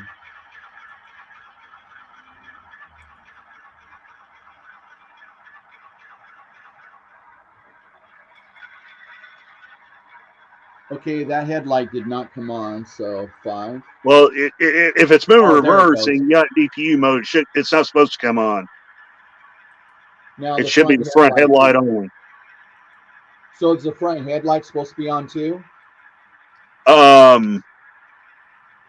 If you got in DPU mode, it should be the front headlight on. Okay, that'd be F5. Yeah, there you go. Oh, okay, there it goes. And then the rear headlight should be off. So. Oh, that's pretty cool. Oh, wow, look at that. Huh. Well, I said it's a really neat trick ESU put in there. Wow. It's one of my favorite features. I know a lot of the guys in the club love that feature, as well as the drive hold. So it's a nifty little feature. Okay. All right. Well, wow, I learned something new tonight. So let me turn on the lights again. And like I said, why Soundtracks didn't put that feature in their decoders, I have no idea. Because I think that's one of the coolest features I've ever seen. Mm. Well, that's how they outdo each other. Yeah. With the competition of the functions that they have in their decoders. Well, I mean, every decoder has their strengths and has their weaknesses. Yeah. So. Wow, that was now. One thing that Jason the Train Freak told me about the Soundtracks decoders, they have a feature called digital dynamic exhaust. Yeah. And basically, what it'll do when you take an engine that's equipped with a Tsunami 2, if you put it on a heavy train, the decoder will sense the weight of the train and automatically start notching up the throttle. Yep. Right. But I believe now ESU's got a similar feature. TSU's got another feature too, but to calibrate it, in the TSU, there's more involved. You actually need a layout to calibrate it. With the Soundtrax one, you don't. You can calibrate it on a basically a length of track. So Les is asking what function turns the ditch lights on if 5 does the DPU. So function 6 will turn the ditch lights on the ESU equipped engines. However, if you do it while the engine is in DPU mode, the ditch lights will not come on regardless whether you press F6 or not, because the lights will only function on dim depending on direction of travel of the locomotive, whether it be the rear headlights or the front headlights. So you would actually have to take the engine out of DPU mode to turn the ditch lights to be able to activate the ditch light function. But function 6 would be what turns the ditch lights on and off.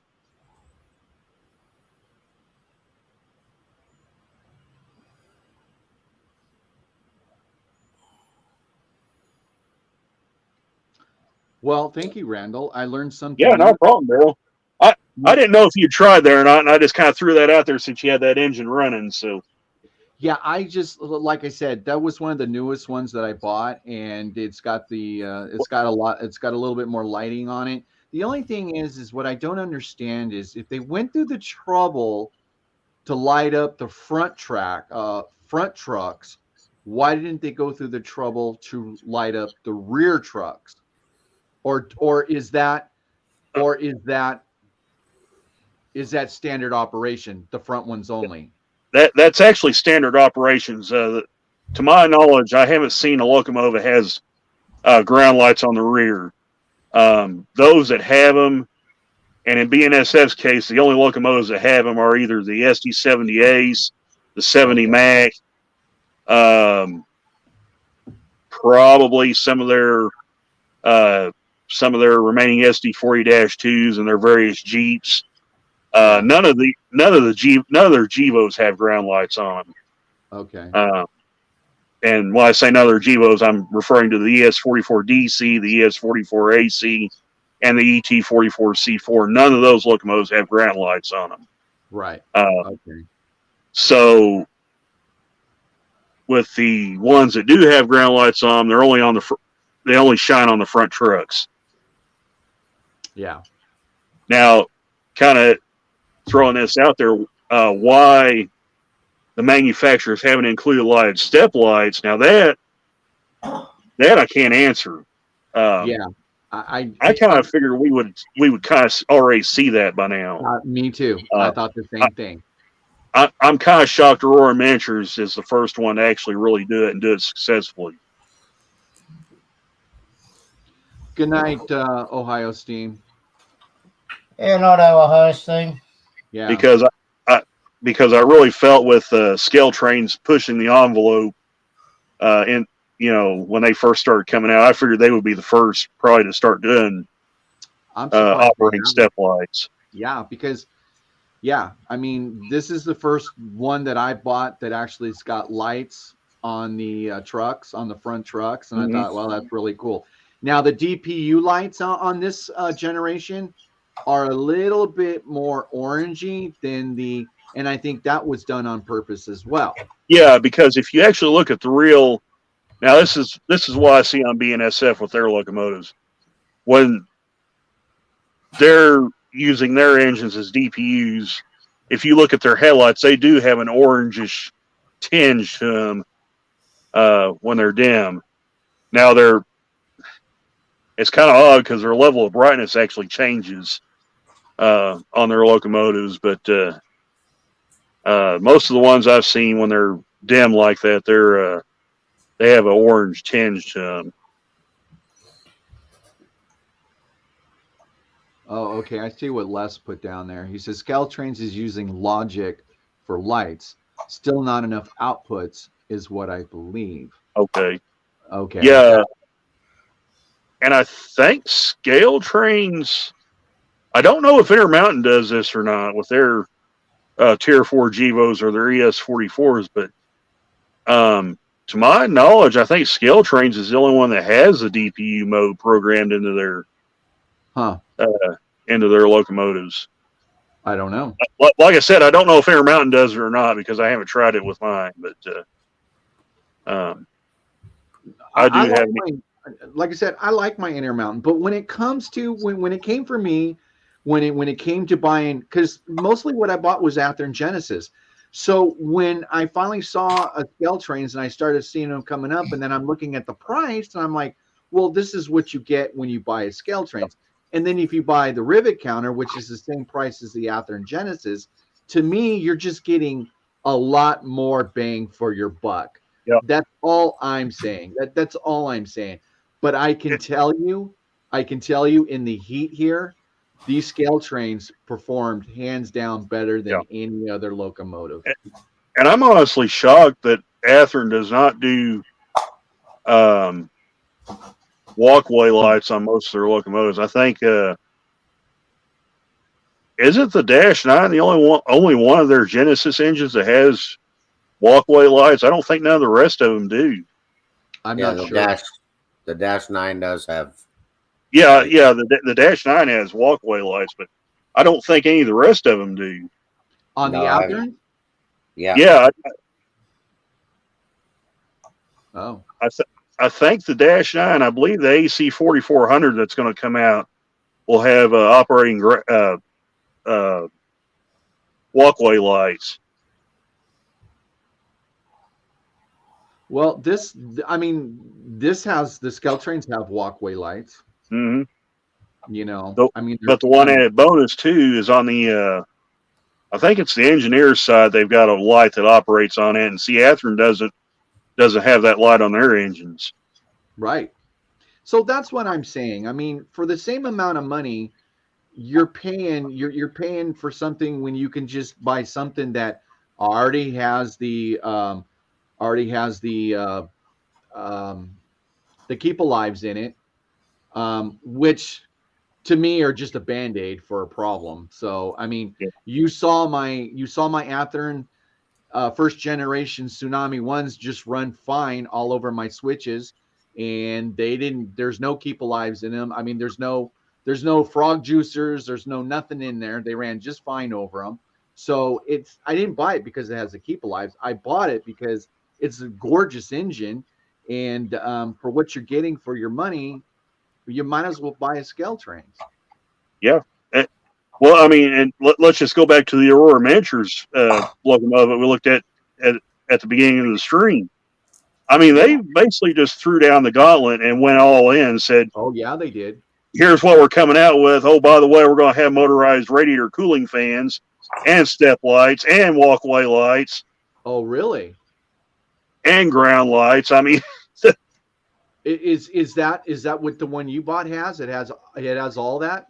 It has I don't know about walkway lights because I don't think the SD60. Well, yeah, actually does have walkway lights. Yeah, it does.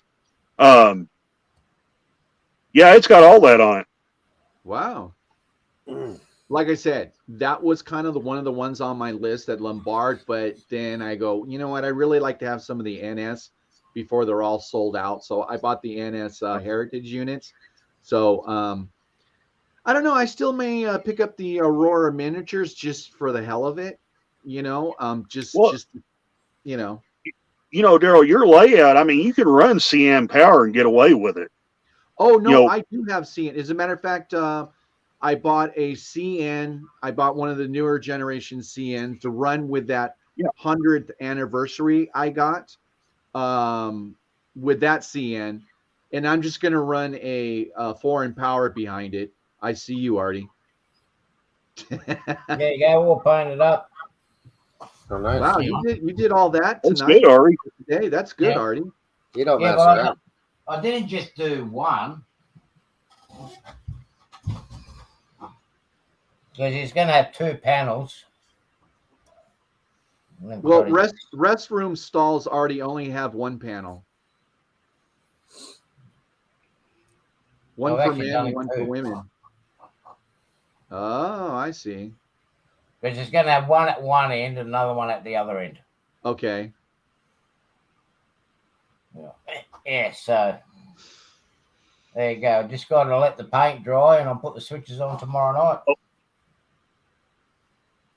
Okay, Les said something pretty interesting there with the Athearn SD80 Mag. Something that Athearn is going to do, and I don't know if the SD80 Mag is going to be included in this, but it's going to be with the next round of the SD70 ACUs. They're going to feature rotating bearing caps on them. But see, the Skeltrains and Intermountain already has those. Yeah, but so far it's only been with the GE locomotives, You know, and the SD40-2, and the telemotor SD40s. well, This will be the first, I guess if you want to call it current generation EMDs, that we're going to see rotating bearing caps on a locomotive. And that truck is such a different design than what the SD40-2, the SD45, and so on, previous generation locomotives have had. I'm kind of interested to see how Athearn pulls that off. Because the radial truck is such a different design. Well, the Skeltrains has definitely set the benchmark on that, didn't they? yeah. When Yeah. they started with that. Somebody made a comment earlier in the stream when I was showing off the Aurora Miniatures SD60F with the and we got talking about the rotating fan radiator fans. Someone said now all the manufacturers are going to try to have rotating fan blades on their locomotive Skeltrains and Athearn. That's 100% true. I mean, like I said, Aurora Miniatures just threw down the gauntlet and said, "Here we are. Here's what we got. Let's see what you guys got." You know what would be nice? You know what would be nice to see with those cooling fans working at the back, that they actually do blow cold air into the engine, particularly to keep the I wish there was a way we can measure that and see if that is the case. See if they do actually function like the real ones. It would be good. It'd be very handy, especially locked down here with our heat that we get here during our summer months. It'd be good just to get that little bit of whiff of air to go into it. I mean, because with working, you might as well make them useful. With the see-through grills on the Skeltrains engines, and even with some of the Athearns, to me, they're not there just for looks. I have noticed that those locomotives with the see-through grills actually run cooler than the older generation locomotives that don't have the see-through grills and fan blades and whatnot. Yeah. So they actually do their job and dissipate heat out of the motor. Well, that's an idea there, Cole. As funny as it sounds, I mean that's not as stupid as it sounds. Kyle, there's one problem there. I don't smoke, so there'll be someone around there that will, or there is always a way to find. Oh, I could probably find about 10 or 12 people that smokes pretty heavily, but there you go. So Dave, what is your next? What is your? Where are you taking your layout next? Once you make yourself big, and let's see what.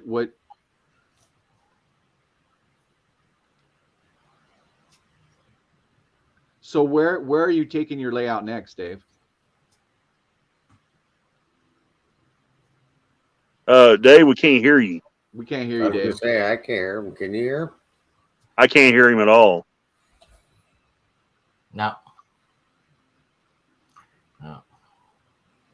Here, let me text him. We gotta learn the lip read. Earbuds. I think Dave can hear us, but we can't hear him. Yeah, we can hear. He can hear us. Yeah, no, still not. Yeah.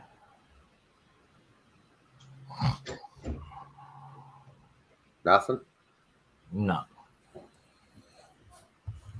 Oh. I just texted him. I said, Dave, no sound. Oh, okay. Everybody's got it in the chat. Well, I could have done that too. Duh. You guys can hear me, right? Yeah, I can hear Oh, okay. All right. What did you say? I couldn't hear from my left eye.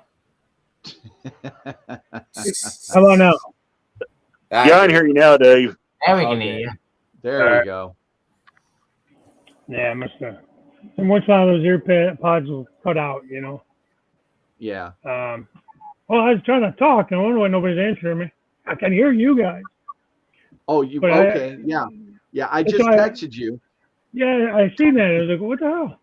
I can hear you guys telling me that, but no, but that area there where the farm is, and then let me walk over there.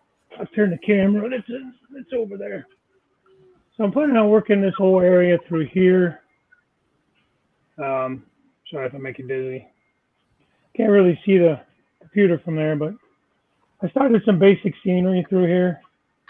Just coming around. There'll be a road right here, kind of heading that way, and then around the corner. That's where the co-op is over there. So I'm just trying to tie some of that in.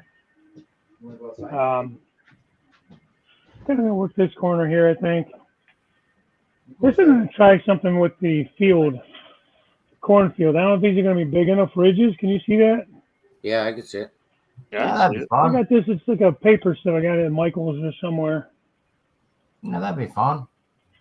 So I thought about trying to plant the corn into that, and then cutting it because I'm gonna put the cornfield back there in the corner, somewhere back in here. Maybe at an angle so you can kind of see the rows.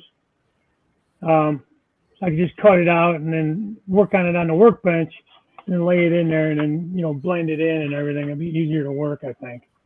That's going to be a lot of experimenting with that. I did buy some of the, what do you call it, JTT corn, dead corn, to try to plant in that field. I got to get a combine. And also I got to figure out how I'm going to do dead, not dead, but cut down stalks of corn. I did watch a video on there's like a whole thing where people do like farm builds. A lot of it's like 1/64th scale on that. The one kid took an old corn broom, like the old brooms made out of corn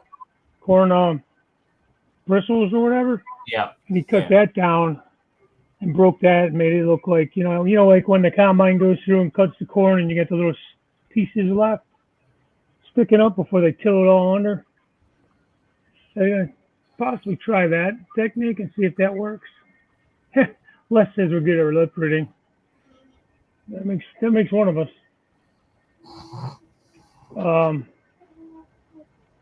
So I will see. But I'm going to continue on that area. I still haven't built my lift out section or lift out. I got to get that built really, because if I get that built, then that's going to finish off the bench work on the top level. Like I start running track up there. But I keep going back and forth. So you guys hearing me still? Yeah, I can hear you fine. Okay. I got somebody, Rusty was saying, I can hear him but can't see him. Oh, yeah, see that one over there. So yeah, I'm kind of like, I don't know how you guys are, but I do a lot of bouncing around, different things, I get bored, and I'll run out of ideas, and then I'll kind of give it a break, and then I'll get another little brainstorm, and then I'll go back to it, Yeah, I think we all go through that, Dave. Yeah. Oh, yeah. Question For for sure. you, Dave.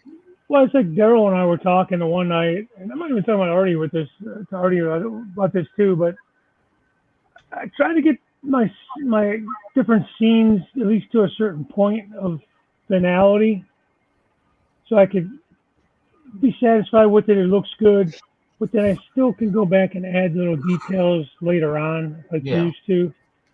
But it's enough to move forward and feel like you got something accomplished. And if you never get back to it, it still looks fine. But most of us go by the 3 foot rule, anyways. I mean, you're not going to see all those little details. Even like with this river scene, behind them trees, there's so many like cool looking rocks that I painted and stuff. At least in my opinion, and you can't see them. You just can't see them.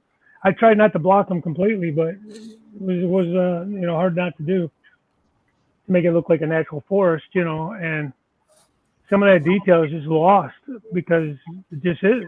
Nothing you can do about it. So I'm kind of going to move forward, maybe not getting as detailed. Maybe. I don't know. It looks pretty good, though. I like it. I have fun with it, but Dave, like quick question for you. Yeah. You got plenty of wire there or not? Wire? Yeah. Yeah, wire. Okay, good. Yeah. What gauge do you think? It doesn't need to be too thick. I got a lot of 22 sitting around here. Yeah, that's fine. No, just to take from the bottom layer to the top layer there. I'm just looking at how much wire. Yeah, I use 22 for my feeders. Yeah, that's all you need. 22. Well, for my feeders, I use solid. But for my bus line, I use stranded. Yeah. Yeah, same here. No, because I'm just looking at how much wire you're going to need to join the two boards up. That's all. Yeah. Yeah, I got wire. Because you're going to have one up the top there, another one down the bottom. Yeah. Hey, Dave. Yeah, You're talking about feeder wires. Bring me up big for just a minute or two. Yeah, hang on.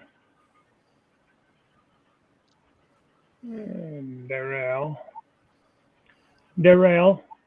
So what I hold before me, this is what I use to power my whole layout. This is outdoor wiring for your 12 volt lights outside. Mm-hmm. And it's 12 gauge. That's what I use. And I use their system to plug into the wires. Now you got to make sure that you don't cross because they're not coated, but one side is rough and the other one is smooth. But I use the outdoor lighting system to do my whole layout. So when I'm ready to take them apart, if I want to take them apart, I just unclip them. Take care, Kyle. Hey, Kyle. So that's what I do. I just clip them together. That's how my whole layout is done. So when I'm ready to go into the bus line, which is the 12 gauge, I just put them in there and then I just snap them together, and then it works just fine. So at the other ends, when I just twist the wires, from the feeders to the end of the clips. I've been doing it that way for years. So that's something that I just find hard to find. Those screw-on connectors that you got on that there, Daryl. What's that? Those screw-in electrical joints that you got on that one there, the yellow one, yellow bits on the tip. That's the thing that I can't find over here. I struggle to find. That's what I use when they're clipped, when they're clipped onto the bus wire from their system. I will use the nuts to twist them all together.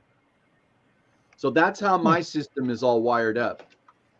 I'll have to remember to get a few packs of them next time I'm in the US. So and like I said, it's all done by 12 gauge, and I think that's the success of the large. This is a larger scale layout, so with a 12 gauge wire, it's always worked for me. I see how everybody does it intricately, and I just thought I would just show that real quick. So that's how I do mine. Well, it's basically the same as using a suitcase connector, just a different type, different kind of form of it. Exactly. It is the same thing. It's just this is ready, available. I can go 24 hours to one of the Home Depots. If I'm working late at night, like at 2:30 in the morning, I can get in my truck and go pick up whatever I need. Yeah. So you can Yeah, take I me didn't down use now. suitcase connectors on this layout. I used all like terminal joiners, terminal strips. So like I'll get an area where I have a lot of them in like in a yard. I'll use a terminal strip and bring all my drop wires into that. Yeah. And then I have, I probably use more wire that way on my feeders because I have, I'll put one kind of central to an area where I want to have feeders. You Yeah. know, I use. but I don't know. I decided like the last I had so many of those damn things that it seemed like every time I was turning around, I was moving feeders around. Let me just say, my last layout wasn't done very well. It was my first time around in a long time as an actual adult. Really, last time I had a layout. Prior to that, I was a kid. It was all DC. But anyways, I learned a lot from that, and I decided to go this route. And it's easy to unhook them without having to cut wires. So if I had to move one for some reason or decided to take a switch out or move a line, I didn't have to really. I just unscrew it from the terminal block. Yeah. I just thought since you said feeder wires, I actually had I had a section of it when I was kind of moving things around the other day. And I thought that would have been a good thing to show, just to show how I wire my layout, because I try things different, no different than anybody else, but that's how this is wired up. So guys use all kinds of different stuff. I mean, a lot of guys will use speaker wire. yeah, I actually that's what bought Jason, a 7-strand, I think it was sprinkler wire for outside. I can't remember what the gauge was on the old layout. I want to say it was like 16. No, it had to be smaller than that. I don't remember what the gauge was, but it was bigger than this. It wasn't 22. It was bigger than that. But I use that for my droppers. What the hell do you want to call them? Feeder yeah, wire. I mean, I've seen guys take solid 12 gauge wire and run it all around their layout, and then they cut certain sections of the insulation out, and then they wrap the wire around it, and then they solder it. Yeah. That's a pretty solid way to do it. But for me, that's just too much. It just you don't, and it leaves that wire exposed. If you don't coat it with something, eventually it'll. I don't know. I've just found this way for me works. So I just thought I would share that. Yeah. No. Cool, man. Well, like I said, I mean, it's interesting the different ways everybody does stuff, and it's not just running trains and stuff like that. There's so much more to this. Carpentry, wiring, I don't know what the hell I want to call it, arts and crafts, Yeah. But if you don't have at least some carpentry skills, you're not going to have a solid base. Yeah. And you got to have at least some wiring knowledge. You maybe not have to be like, some kind of engineer, but I mean, electrical engineer, but shit, you got to know at least some basics. Yeah. Well, it's like what Mystic says. I got the screw type connectors, but when these run out, I will try suitcase connectors. Yeah. And you got to remember the suitcase connectors is what they use on trailers and automotive. And what's that trailer doing? Bouncing all over the place. So, Yeah. and I mean, your layout isn't going down the road. So, it's well suited for your layout. And it's the same thing here with me. I mean, it's not bouncing around. It's the same concept. As a matter of fact, Jason told me you brought up, Jason uses speaker wire. That's what Jason the Train Freak uses on his layout, speaker wire. And then he uses that real small wire too. That it's got the 5 different colors: the white and orange and green and white and brown and white. Right. How is that stuff? That Cat 5 or whatever it's called. Yeah. He breaks that all apart. And I've used that too. That's how I got my BD20s all wired in with. Yeah. I just use now I have 22 gauge for feeder wires that go to my track, red and white. And I buy that at Lowe's or Home Depot for, the 100 foot roll. Yeah. Same here. And again, it's something I can go. Well, Home Depot, Lowe's isn't out here open 24 hours, but there's a few Home Depots close by to me that are open 24 hours.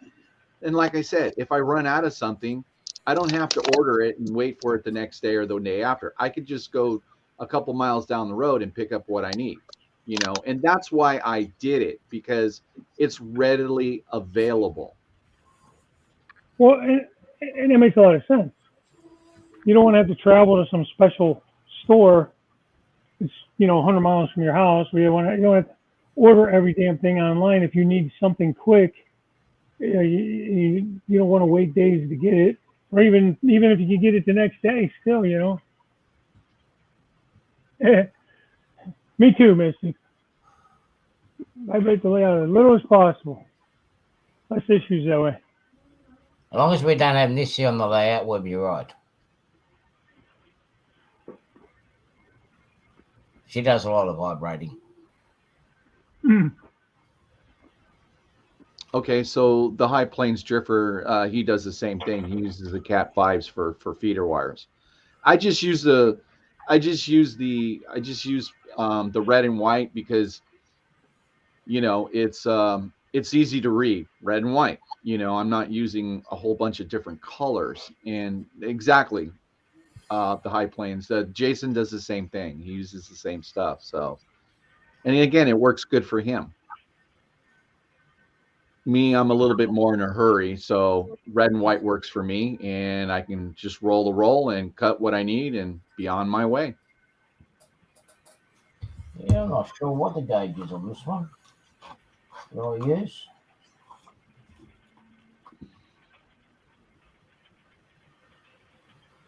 But I use these as my feeder wire and my general wire because I can get it look pretty.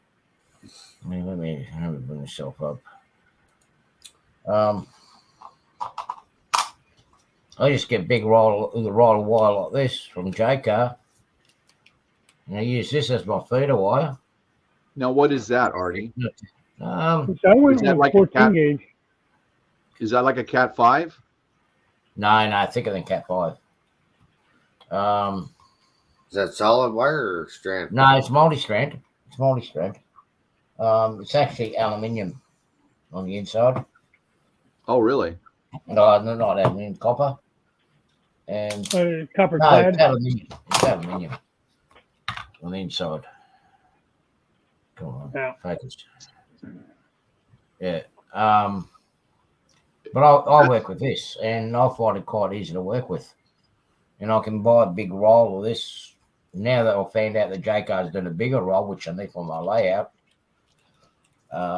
I use this as my drop feed, and then I use the neck size up for my.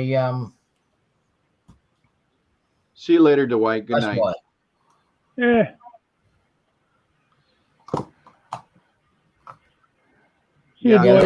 This is. I've never. I think it's 22 or 24. Yeah, I've never wired stranded wire to my track, and that's got to be a pain. But maybe not. I use. Not really. I mean, you'll tin it, really. But you just gotta learn how to twist that's it. true. That's true. All you gotta do is learn how to twist it. Like when you twist these, right. You just pull on them. Yeah. As you twisted them. All right, and then it's just the way he braids his beard too. He pulls on them and twists them. You see, you still get a nice. Yeah. No, I mean, that works.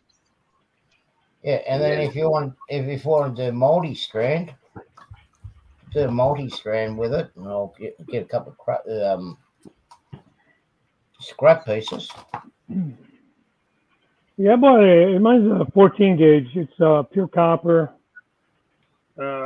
Actually, I bought it together. It's black and red together. I split them, but it came in one roll, 100-foot roll together. I use that for my bus. I stay with black and red, and I did my droppers in black and red, 22 gauge on the droppers. Yeah, that's exactly what I do with mine. It's solid keep gauge, the same 22. color, so you don't get confused that way. That's right. See, what I do with the multi-strand, this is the way I got taught when I was doing it in trade school. You spread your spread your multi strands apart like so, as in a fan. All right, and then you crisscross them over like that, and then twist them together like so. Yeah. And that gives you a strong twist, like so. And it's hard to pull apart. Takes a lot of effort. No, that's how I do mine. Yeah, I that's the way I was taught. I braid them all together. I pull out the intertwines of the braided wire and I break them apart, and then I wrap like one or two around another wire and the other one around that wire, and then you twist them, and it's not coming apart. Yeah, no, that won't come apart. And then sometimes I'll solder. I try not to solder. I'm trying not to solder too many wires. Because what happens is, and this is from an aircraft. I think you were kind of struggling to say solder. Yeah, I am. Solder. When Solder. bloody cleaning this. But what he was suggesting is try to avoid soldering the wire as much as you can, because what happens is locked down inside the sheet there, and where you solder it, you create a weak point, and that will break over time. And especially when it's like what Mystic said. Stranded wire is probably more viable for bending. Where the solid wire, I have broken my 22 gauge solid wire by bending it sometimes by too much. So, I don't know which is probably better. I think stranded's probably better for places that it has to bend, but I don't know. Well, see, that's kind of what I remember guys telling me when I went with the solid wire, and it does make sense. That you can have an issue with it. Breaking like that and stuff, but I don't know that I really had an issue with it, but I can see where people would feel that way. The stranded wire is a lot less brittle than your solid wire. Yeah. Especially I would agree with that. Especially when you start soldering the wires, the solid wire, which most of the time it's copper, becomes more brittle. Yeah. And they tend to break more. Well, hey guys, you can bring my ugly face down again there. Oh, I can, huh? Yeah. All right. I'm gonna bail, guys. All right, Mike. Okay, Mike. Thanks for coming up, bud. I got a long day tomorrow. Got to take Artie's hat to Sparky's, and All right, Mike. If you want to be a big baby and go ahead and go. well, I'm going to OVR tomorrow to pick up some nice new locomotives. Oh, really? How far is OVR away from you? An hour and a half. Oh, that's not that far. Well, on your way through there, Mike, could you pick something up for me and throw it in the hat box too, please? Drop it off at Sparky's, drop it off at Sparky's for it. Yeah. You're a good pal. You're a good pal. Good on you. He's awful needy, that guy, ain't he? Great stream, though. Thanks for having me on. Oh, yeah, anytime, man. It's always fun. Anytime, Mike. It's always a good time. Stay longer, but she's almost 1 a.m. here. And I plan to be on the road by 7 or 8.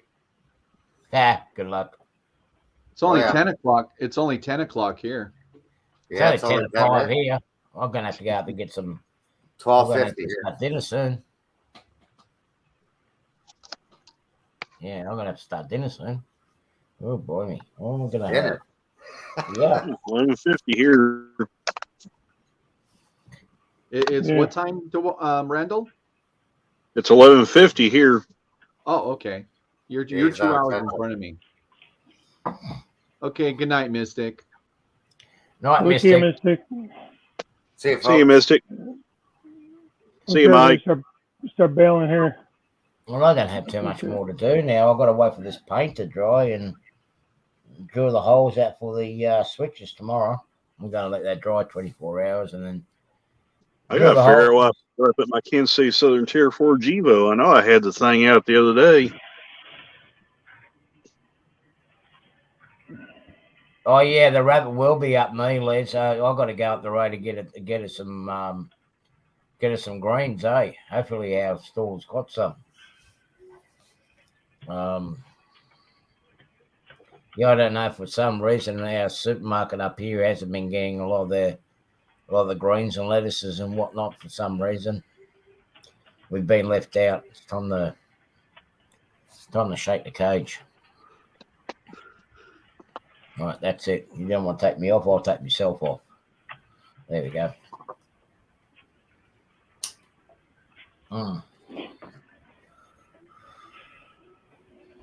Well, you guys got the same problems there, Les. You're not getting enough greens.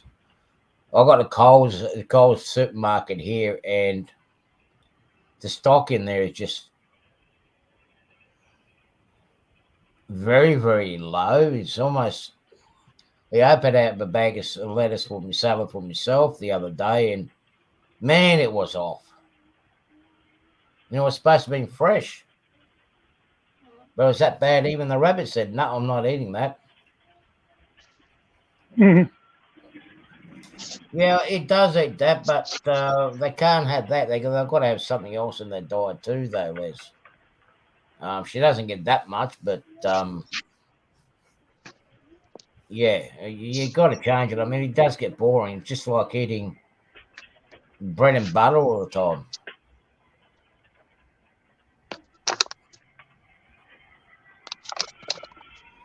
That's when these idiots come out from out of town. They come out and buy up all our goods here.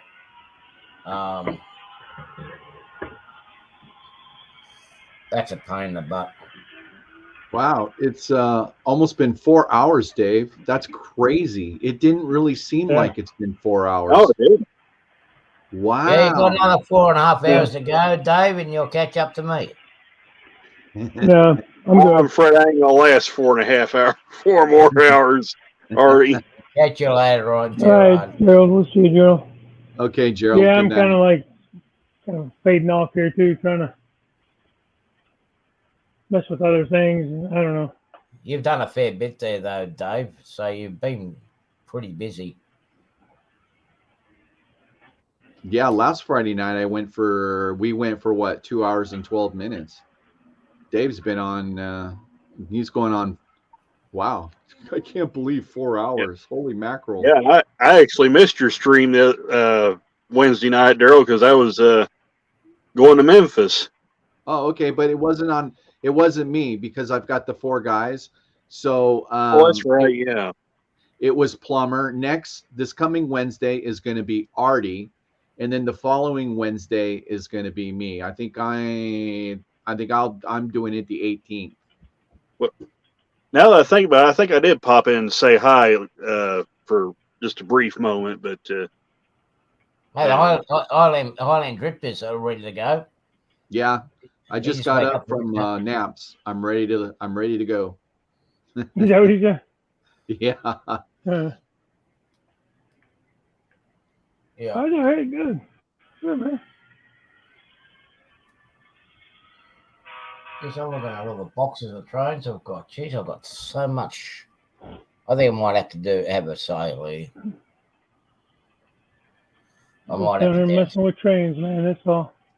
I think that Memphis trip they sent me on today was the 5th consecutive trip from there to Memphis.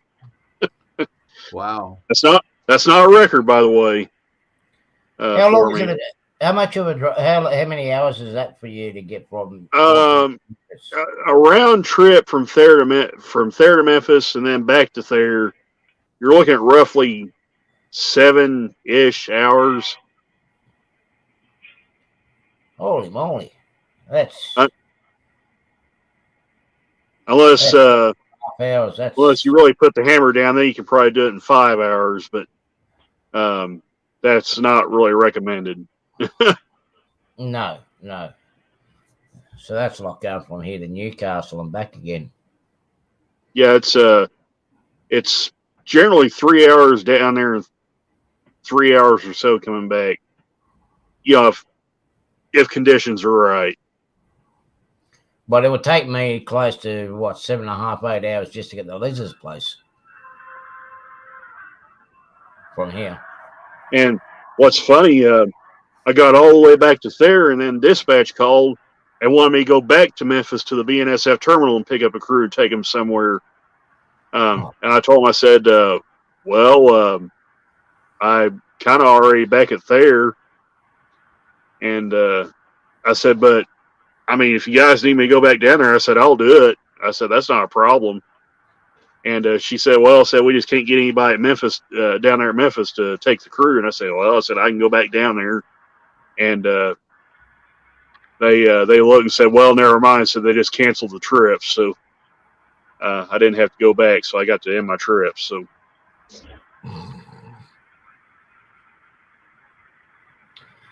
Yeah. Well, that's good though. You have to go back. Yeah. Well, it will look good on the paycheck, but. Well, that's true. Well, yeah. Yeah, I'm just hoping to get back to work this year. I really am. Yeah, I can imagine, Artie. I'm just losing way too much money. Way too much money. Yeah. It's all money, yeah, but when you're not earning it, you're not getting it, yeah, you can't. Yeah, and itchy feet. I'm getting itchy feet too. Being stuck just within this area, it just getting so frustrated.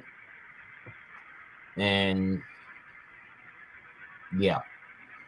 Once you're a driver, you can't sit still for too long. You got it. 2 to 3, 4 weeks, yeah, fair enough. But after that, no, I've got to get going. I've got to get going again. Yeah. Imagine we get kind of old, you know. Well, I was just thinking, look, Brett, whose was it? It was on his stream this evening. Anthony's, as I was saying there, it's like I can't see myself retiring. I'll just get too bored. Within a month or two, I'll get too bored. I've got to keep on working. I'll probably keep working until probably about. Well, I'd like to see how bored I get. I mean, I'm willing to give it a try. I thought I'd be off for these couple of weeks, man, and I'm okay with it. Yeah, I haven't really missed work at all.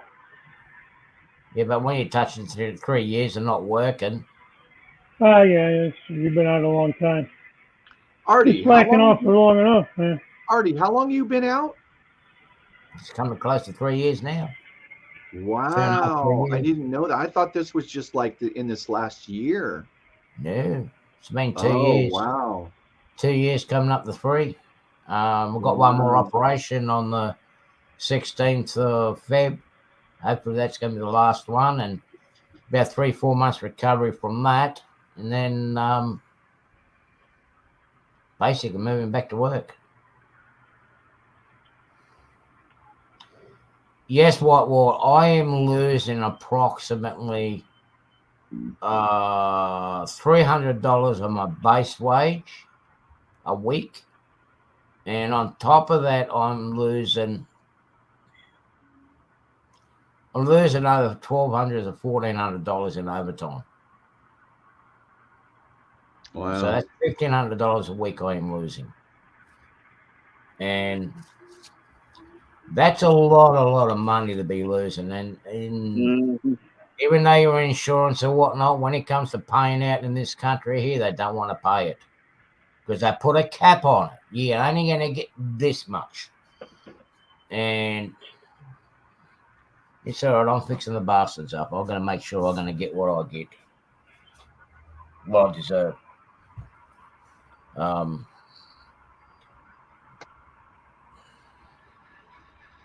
That's right. You can never make it up. When I had my burns accident,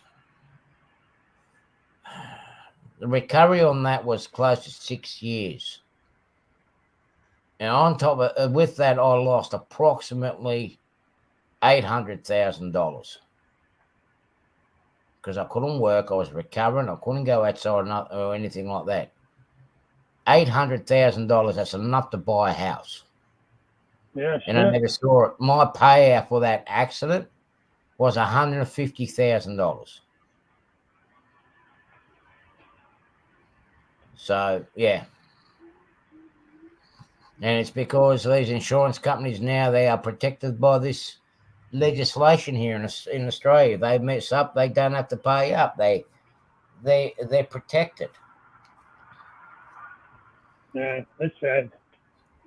Even the lady that caused the accident, she's protected behind the legislation. I mean, insurance company only has to pay so much, and that's the end of it. Over in the US, you can sue the pants off them.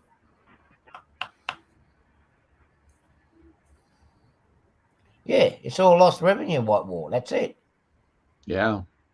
I had no idea you've been out that long.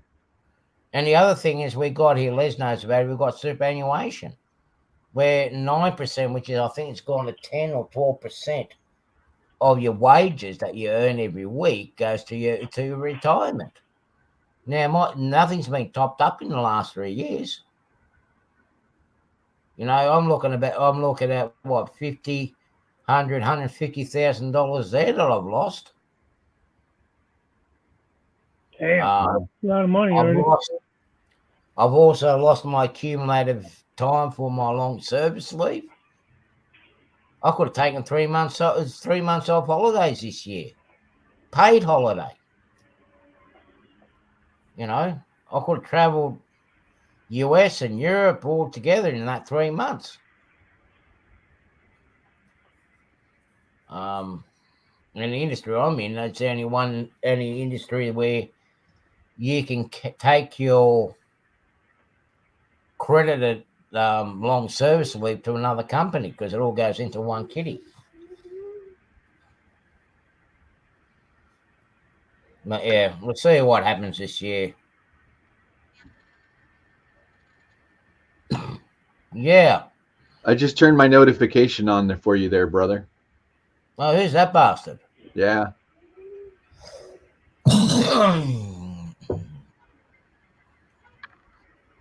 Trying to bring this big, friggin' long ass intermodal train down off the climb. I'm creeping, man. A lot of weight pushing down. Passed a northbound empty coal train at Bono. I think it was quite a bit shorter than a lot of the other ones they're running, or at least it looked like it.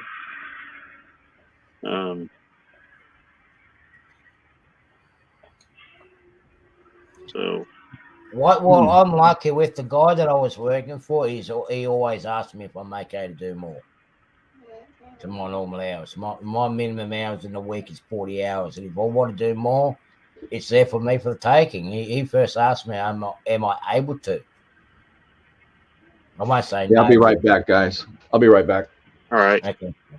I won't say no to him because he's helped me out so much, and I've got to take the work while it's there. Of course. Because a lot of my work depends on the weather. Gee, that's a good scene, that.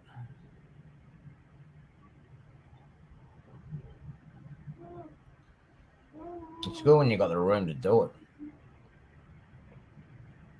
Yeah, I'm like, it's crazy. I'm trying to come down off that climb.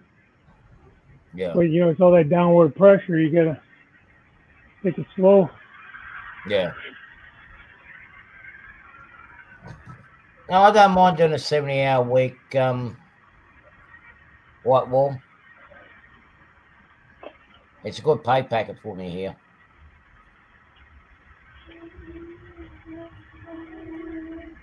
I mean, I used to average 65 to 80 hour a week. You're exhausted by the weekend, but I got to take the work while I can. If it rains, I don't work, so I've got to make the most of it. Whoops. It almost looks like you got two separate. It looks like you got the two lines are separate. What line? There's two separate lines there. The inside line's a passing siding. This ended up being a really long passing siding. Oh, okay. I was going to go with one, just a single main, and then I decided I needed more than just that. But I didn't feel like rebuilding the swing gate. Not really building it, but laying track over the swing gate to make a double main. And I don't know. I thought for operation it would be more what do you call it? Mainline running.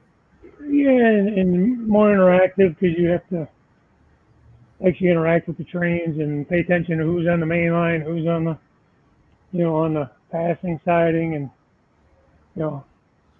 who's got the right of way, who you know what I mean? Working with it more. So First in, first served. yeah. There's a lot of train coming off of that climb. It looks pretty good. Hey, Yeah. I'm sitting up there collecting dust, I'll tell you what. Is that the one that was up on the other level? Yeah, that's the one that was on the climb. Oh, cool. That's one I was sitting Where was that coming from, Dave? Where was that originating from? See where the Tropicana cars are? Yeah. Okay. Up on the climb. So that whole thing. Oh, really? Oh, wow. Yeah. So the end of that train was here. Actually past here. Kind of up in this area here. You see my hand? Yeah. And so we had to come all the way around. Oh. Underneath there. Sorry if I'm making you dizzy. And all the way down and around. Through the backdrop. Or the center backdrop. And down, you see far end over there? Yeah. And then over there, right there before the swing gate, right over there is one of the switches that sends you up to the second level. And that train ended right there where the wall post is. Like kind of right there where see the fake wall that I built? Right at that corner is where the first car of that train was. And the last car was all the way around the room over to here, almost directly across from it. It's still coming down. So it's coming down. And here we go there. Now there where this camera is, because you get the end of the train there, and now you're coming around directly across where the front of it is. So that's a long one. Very healthy train, Dave. Yeah. So we're still not even like equal here. Almost. Well, it's obviously I can't bring my trains Tails meeting the head end, Sorry if I made you guys dizzy, but just to kind of show you, a lot of guys don't realize the size of the layout. But it is a lot of curves because it's in a room, Exactly. So you don't get a lot of that straight running. You do, but you don't. A train like this, you just don't get it. The only reason I brought it down, to be honest with you, is I wanted to get the trailer train out of there. What I want to do is I want to get this Tropicana train out because I haven't run that in a while. And I got to figure out how to bring that out and then back this intermodal back up in the hole. These are all those streetcar packs, those three intermodal, what do you call it then? Articulated. It's kind of hard to take them apart. Yeah. And, take them apart and put them in the drawer. Huh? Oh, sorry, Dave. Go ahead. No, go ahead. I was just saying, they started running grain trains again here. Oh, really? Oh yeah. They set them up like they run their coal trains with 2 motors on the point and 3 pushing on the rear, loaded ones. Huh.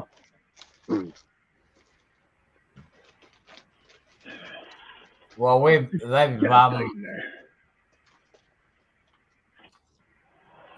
they brought in wheat over here from, I don't know whether it's from West Australia or whether they brought wheat in from Canada.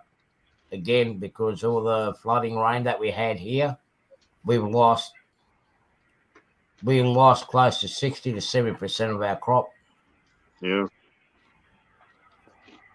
Because I see the truck trucks loaded up with wheat going down to our ethanol plant just south of here. And they're still putting together the double empty coal trains at Thayer. They'll run the first section up to 3351. They'll sit there and wait for that second section to show up, and they'll put them together and run them on to Springfield.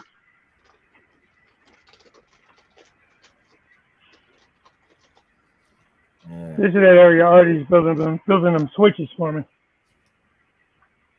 So I could get the passing siding and everything on there. So. Yeah, you gotta have three switches per panel. You're gonna be able to switch them individually, or you can connect them, change them together on both panels.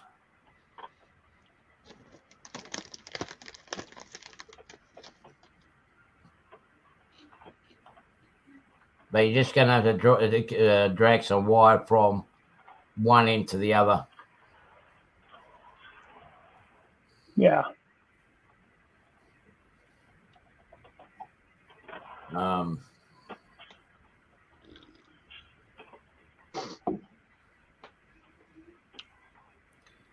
Just trying to. This is almost like having like a like underneath stores where you have just a little bit of 6-inch or 8-inch clearance. You know what I mean? Yeah. Kind of what I feel like right now, trying to get these through there. Because I must have knocked them at some point and knocked half of them off the track. So I'm trying to get them back on the track to roll them down the hill.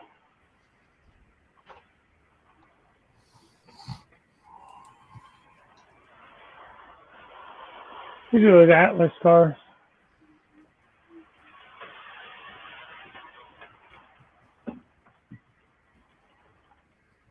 The Atlas refrigerator cars. Here's the dilemma I have, though. I'm on this side of the swing gate, or on the side of the peninsula. And my train's on the other side, so now I got to run around there and try to catch it before it does some damage. It's kind of like watching the Discovery Channel. I'm discovering a lot of things on your layout. Mine? Yeah. All that bracing. Oh, the bracing? Yeah. Yeah. Hey, are those the scale trains? What's that? Are those scale trains? Locomotives are, yeah. Yeah. I was just looking at your sign there, Dave. I wouldn't put honestly, I wouldn't put a light on that. You don't need it. You want to put what on it? That sign that you got by the bridge there.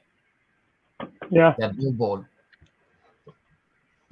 I wouldn't bother about putting a light there. It looks pretty good as it is. Because you don't see all those signs and billboards at night, especially in the country area. Yeah, I was just gonna, thought about lighting it, but yeah, that's true. I don't really have to. Carolina foothills. You're losing it when you put in a sound decoder in and you have no speaker in it, getting pissed that there's no sound working. There's no sound. Speaking of speakers, I've been wanting to try those. I've been wanting to try those Scale Sound Solution speakers in one of my engines. Yeah, I've heard good things about those, man. Oh, I've seen videos on them, and they would actually have a locomotive with the stock speakers, and then they would have the same type of locomotive with the same type of decoder, but with the Scale Sound Solution speakers in them. It is night and day how they sound. Oh yeah. I mean, it's like the Scale Sound Solution speakers to me sounds like they bring out the low end bass sound of the locomotive. It's. You mean the speakers that are in the scale trains? No. These are aftermarket speakers, Daryl, because the video I watched had a Scale Trains engine with the ESU 5 with the stock Scale Train speakers, and then they had another one with the Scale Sound Solution speakers in it, and it's amazing how different they sound. Even though it's the same decoder, same type of locomotive, same everything. And I thought maybe when the speakers finally go on 3911 here behind me, because it is 4 years old, the speakers are starting to crackle a little bit every once in a while. I figure when they go, I might try to set those speakers in it, pair it with the ESU 4 and see what it does.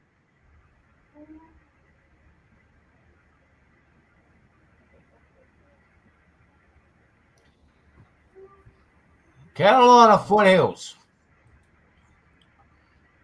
You're just lucky you're so far away and I can't kick you. I've got to get work done on my layout, okay? I've got to get some work done on there too, after I get rid of his stuff that's sitting up here on my dining room table and up on my new expansion there.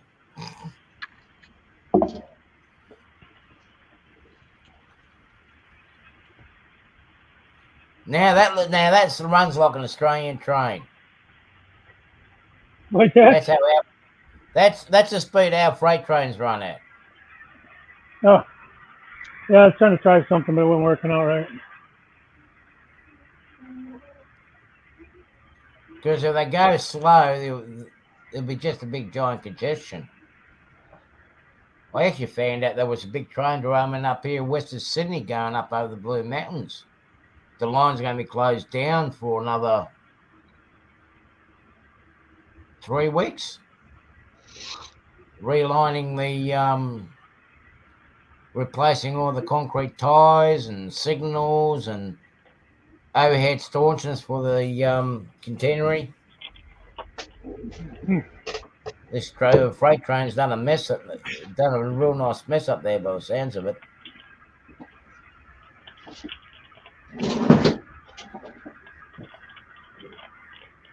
But most of our freight trains average about between 50 to 65 mile an hour on the main.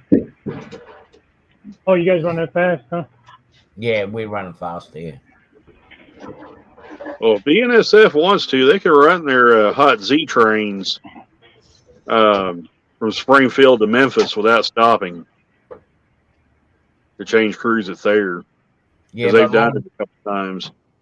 Yeah, but mind you, these trains that we do run here at high speed, they're actually shorter than your trains. I mean, your trains are 100 plus cars long. The ones that we have here an average 50 cars long, 50 to 55 cars long. And of course, our passing sidings won't cater for it, and they won't build a new infrastructure for it. But when they go that speed, there's a lot less of a bottleneck, particularly when you get to the cities. Our intermodal trains are averaging over 8,000 feet in length. I mean, in fact, some of the guys I've talked to said it's probably closer to 8,500 to 9,000 feet on average. So they're really, really long trains. The only trains that hit the 100 car lengths are the ones that go across what we call the paddock, the ones that go across to Perth. Yeah, they're the only ones that start hitting the 100 mark because it's just such a long distance. When you look in sidings there, the average passing loop is roughly about 200 miles, 150 to 200 miles to a passing loop. But they got some big passing loops up there. But here,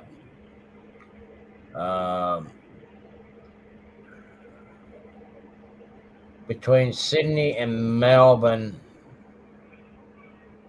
only 2/3 of that's double track, rest of it's single.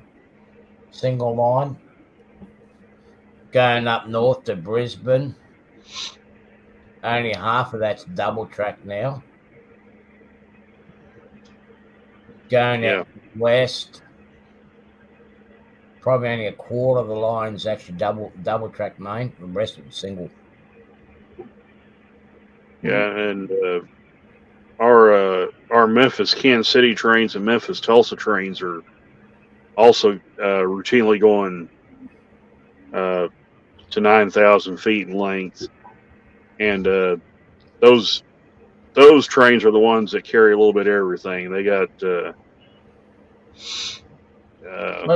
but the biggest problem having a train that long with that much weight goes back to what Darryl was saying, and it just happens with the model trains as well. The stress and wear and everything else on the train, particularly when it gets near the middle of the train, the wheels and everything else like that, it's going to be incredible because you're going to have your train that wants to pull straight all the time, but you have all that big massive weight behind it. Well, and that's why you guys have so many drums over there. Yeah, and two, once they leave there, heading north, they're pulling a pretty good grade going out there towards Koshkonong. And a lot of the guys have told me, said if there's ever a place where they'll get a knuckle, they said it's that stretch between Thayer and Koshkonong. Wow. They said that place will routinely get knuckles. Yeah.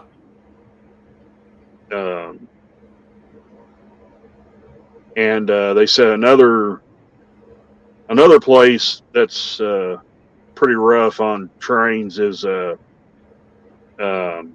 trying to think. Olden's the area around Olden's pretty bad, but I think Willow Springs is one where they climb a pretty stiff grade between Willow Springs and Kabul.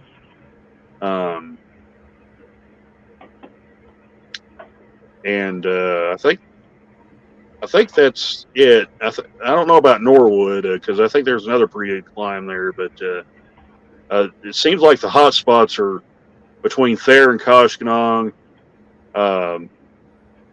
West Plains between West Plains and Olden, and then Willow Springs and Kabul. Those seem to, just from what I've heard, those seem to be the three hot spots where they'll have broken knuckles, or the trains will just stall because they're just too underpowered.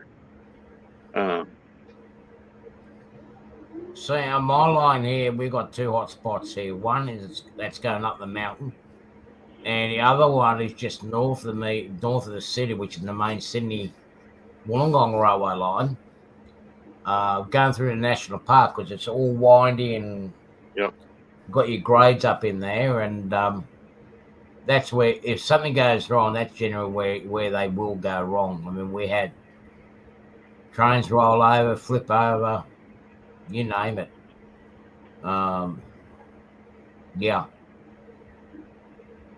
Train stalling. We had a load of coal train one time stall.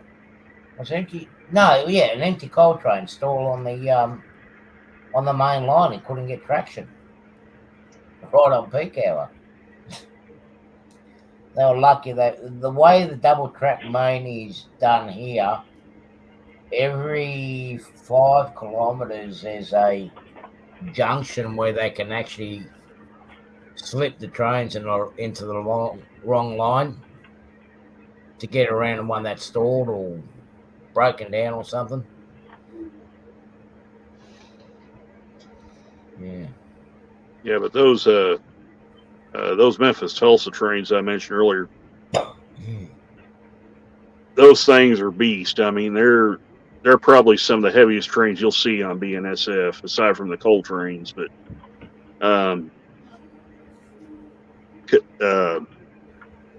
I've seen and heard of these trains going over 10,000 feet long, probably 11, 12,000 tons, maybe more. And if you look at the two trains, the Kansas City, Memphis, and the Tulsa Memphis trains from a distance.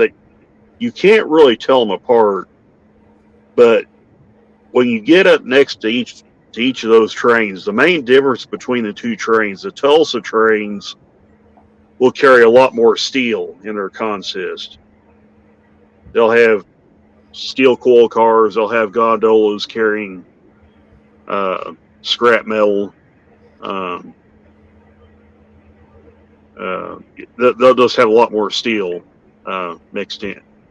The Kansas City trains, it's a lot more of a mixed bag. Not so much in steel, but just general merchandise trains. You see, in Spartanburg, the longest train out of Spartanburg is run by Norfolk Southern. And it's a 100-car car train. The auto rack train, 100-car auto racks. That goes from Spartanburg. Sometimes it will go to New Orleans, or it will go down to Charleston, because they're all export cars. And it leaves on most weekends, Saturday and Sundays, it'll actually leave out of there to go to the ports in one hit. And I'll tell you what, that's a massive train. The longest train I've ever seen operate on the Thayer subdivision was a couple of years ago. They put two double-stack Q trains together and ran them as one. I don't know the exact length of that train, but I heard it was somewhere around 16,000 to 17,000 feet long. Holy crap. Jesus Christ. I crossed over that train at Bay, Arkansas. I do remember that. It looked like that son of a gun would never end. Because I watched the head end. I just happened to look out the window and I saw the head end going through Bay.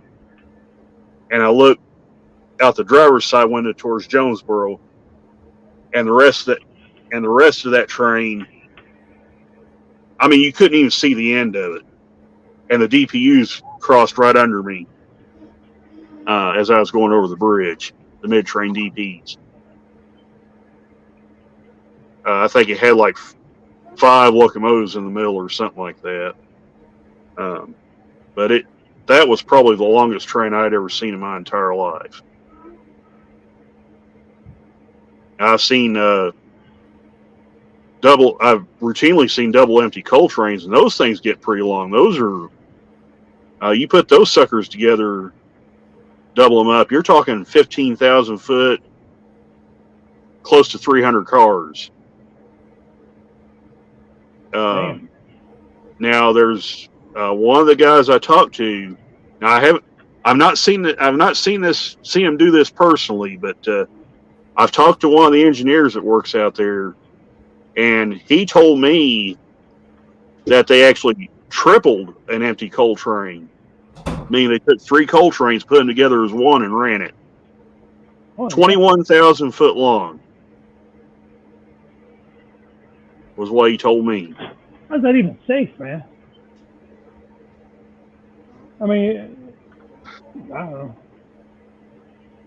I'd hate to be the guy that has to walk back checking the train. Well, yeah, I mean, to kind of give you guys a kind of a visual, if you took a train that long, you park the head in at 2 Mile Crossing, the rear of that train would be sitting in Mammoth Spring at the depot. That's how long that thing would be. That's crazy, man. When you really think about it, that's just nuts.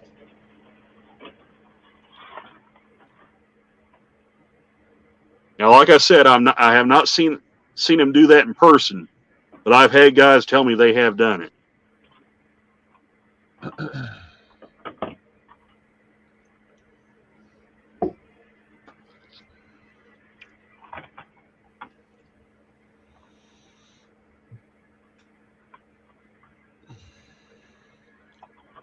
Well, I'll tell you one thing, guys. I'm going to need to do some work on these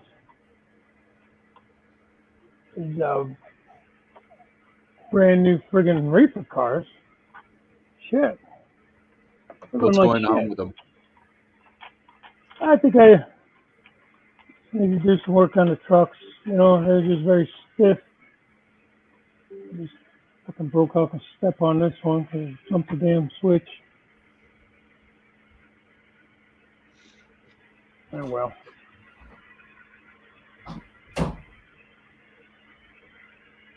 Just annoying, that's all. Yeah, that's the problem when you get highly detailed units. Shit breaks. Yeah.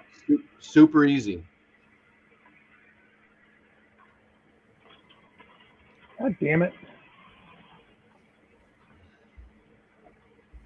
It's like I can't even get 2 feet down the track without them wanting to jump the track. No, that's how my cars are. I gotta, and you can't break them apart. It's all one mold. So I've got to get them weighted down. That's why I really don't run a lot of them, because I have like about 25, 30 of them. And look cool as a consist, but problem is they jump the tracks because they're not heavy enough. Yeah, fat fingers. The Atherton cars are pretty light. I mean, they look good, but they're not very heavy cars. These are those Atlas cars? Oh, Atlas mechanical reefers, the 64 footers or whatever the hell they were. They just came out like, we waited forever to get them. Shit, I don't know what they were doing. speaking of Atlas, did you guys see their kind of retooling the standard cab Dash 8 a little bit? Are they? The C40-8. It's going to come with operating ditch lights, and the Tier 0 Plus radiator section with the raised radiator grills.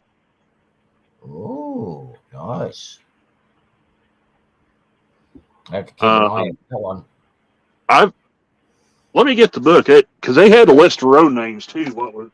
What they were coming out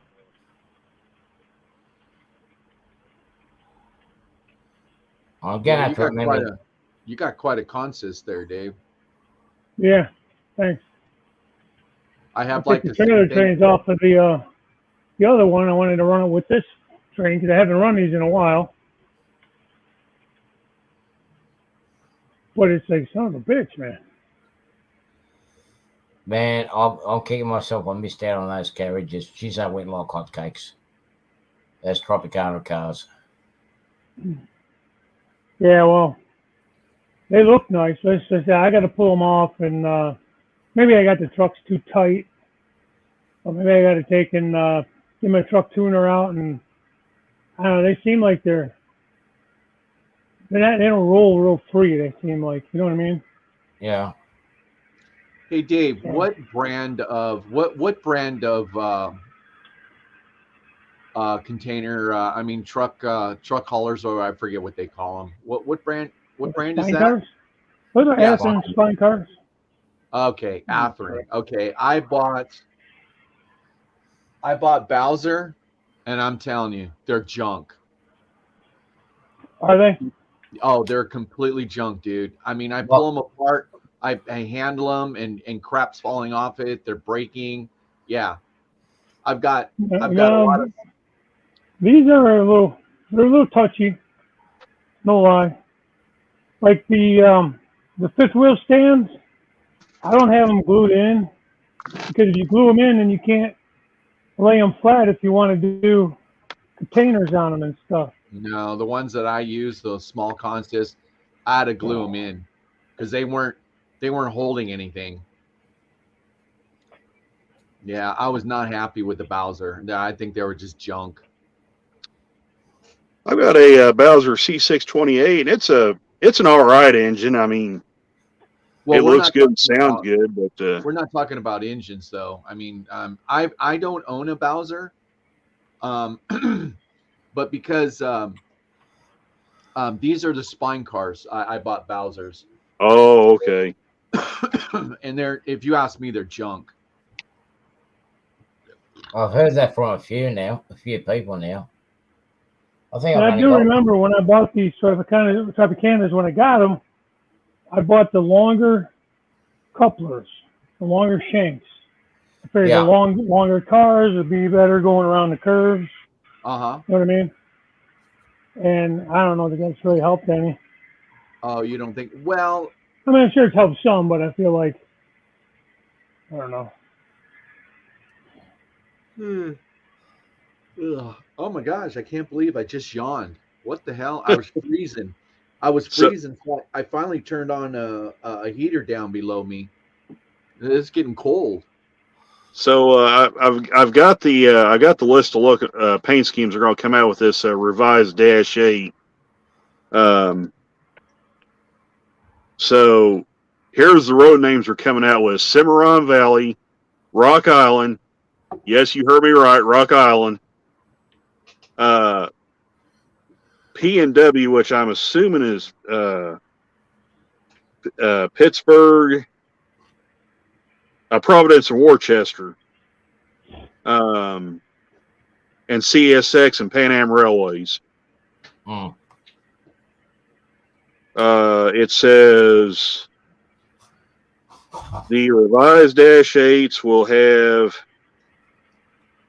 the, let's see, where am I reading this at? Because it says what they'll have. Yeah, it says it will offer the Tier 0 Plus radiator modification for road names that would have this attribute. The locomotive will also now feature operating ditch lights.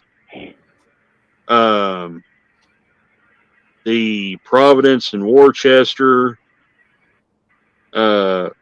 Norfolk Southern, Canadian National will have operating front and rear ditch lights. Let's see. You Okay, know, Canadian National, Norfolk Southern, Providence, Worcester, and Rock Island Rail will have the front and rear operating ditch lights. So, and then CSX, Pan Am Railways, and Union Pacific will have just the front ditch lights. So, okay, I'm just going to run up to the store. I'll be back in a little bit. You going to be on much longer, Dave? I don't know. We'll see how long guys want to stay on. I'm probably not too much longer. I'm not doing an 8-hour marathon, man. All right, I'm just going to run to the store to get some greens and get my dinner ready, okay? Okay. I'll just mute myself for now. Just in case you guys want to take a look at the paint schemes, there's the photos that they're going to have. Yeah, let me make it big. Hang on. Artwork. I decided I better put a helper on the back end of this. I'm trying to back this thing back up the climb, get it out of my way again. But there's the artwork right there of the locomotives that's going to be offered. Oh, yeah. I'll hold that up there where you guys can get a look at it. Oh, yeah. Now, what era are those? Like, would those still be running today, or when would they? That's a YN2 scheme. Since CSX got Pan Am Railways, from what I understand, they've actually rebuilt some of these engines. Oh, yeah, because I've seen photos of them where they've got new paint and the Tier 0 Plus modifications done to them. So, now I don't know how many of these are still in Pan Am paint, but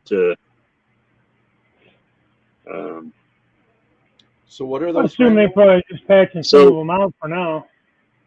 So what these are, Daryl, these are the standard cab C40-8s,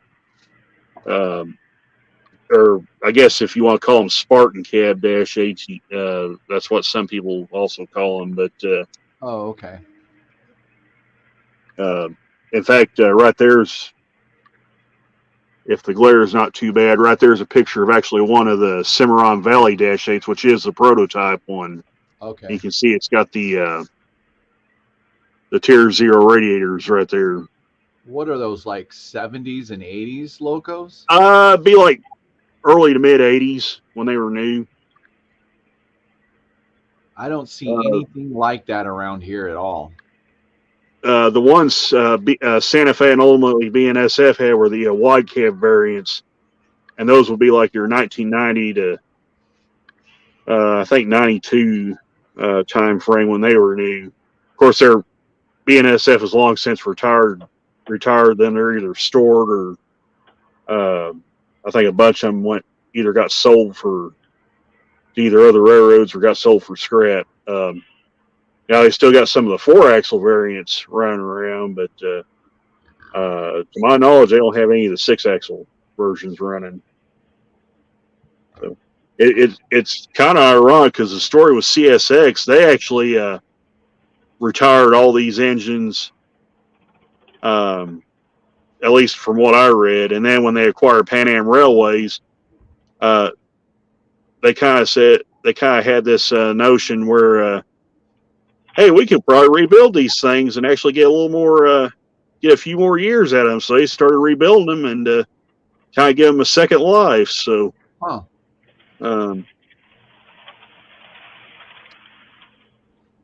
so yeah, actually acquiring Pan Am Railways actually got CSX into rebuilding them. So that's kind of an odd thing, but. Well, that's okay. I feel in a way it got to be cheaper to rebuild than to build something brand new, don't you think? If I get one, this would be the one I want. This would be the one I'm going to get, this Rock Island one. I love this paint scheme. Yeah. The yellow. I'm just opposite. That's one of my least favorite.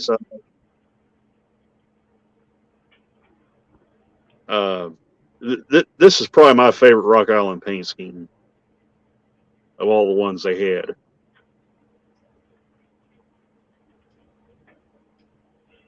So, yeah, I just kind of want to show you guys that. Show you what. No, that's cool. So when are they coming out with those, Randall? Let's see. It's showing the 4th. Well,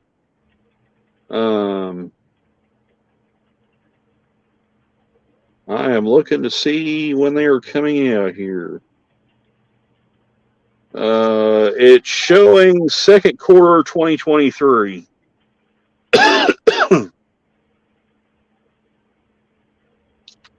So what would that be, like April? Or that'd be sometime spring. Yeah, it'd be a spring this year. I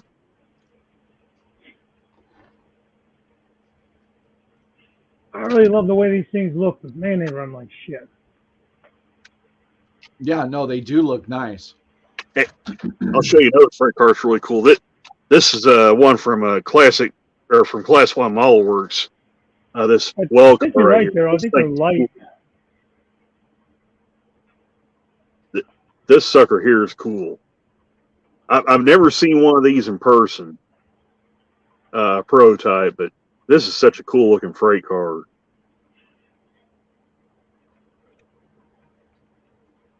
So now, what are you pulling that advertisement off of? What magazine? All Railroad News. Oh, okay. Mm. So what Carolina Foothills. I don't know your first name. Dave. What is it? It's Dave. Dave. Okay. Dave says my railroad is nothing but rebuilds. Laugh out loud. Yeah. That's all right. That's kind of what I was going with, like that GP35 I made into a Crooked River and Eastern. Yeah, which kind of what I was going with. I wanted something new enough, but still like something that like a short line would buy.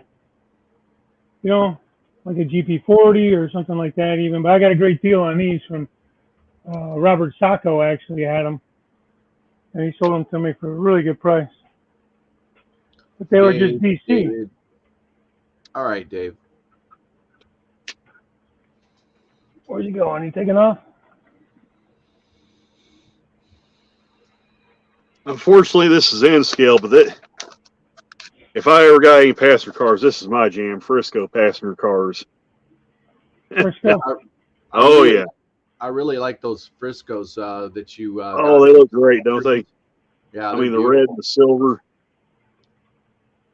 Let's see. This car that they're showing is named Cimarron River. So That's a pretty neat car.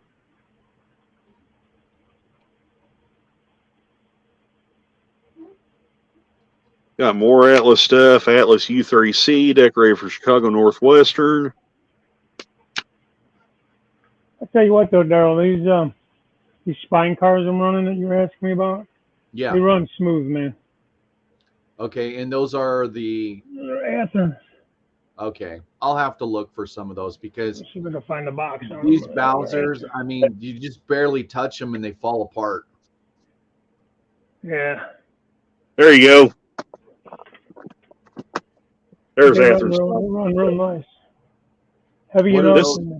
What are those, Randall? These are the Athearn spine cars. Dave probably has what, the 3 and the 5 unit versions? I got the 3 unit. They're for the Okay. longer 53 footers. They Okay. made like a 10 car pack or something like that, didn't they? Yeah, that's what this is. This Yeah, is those a are for 10 shorter unit spine trailers. car. I think those only go up to what, 48 footers or something? They can carry up to a 45, I think, Dave. 45. Oh, okay. Yeah. I think if you tried to run 48s on this car, they would hit each other. Yeah. See, these will run 53s or they'll run 2 like 28s, 27, 28s. Yeah, you could do that. No, on these that I have, you can. Oh, okay, yeah. They're built for 53 footers. These here, these are the impact spine cars, but they're pretty cool little cars. So Oh yeah, they look good with timbers on for sure. What's the difference between impact and just regular spine? The impact cars, I think, are the first generation of those spine cars. I don't know. I don't really know the reason why they call them impact cars.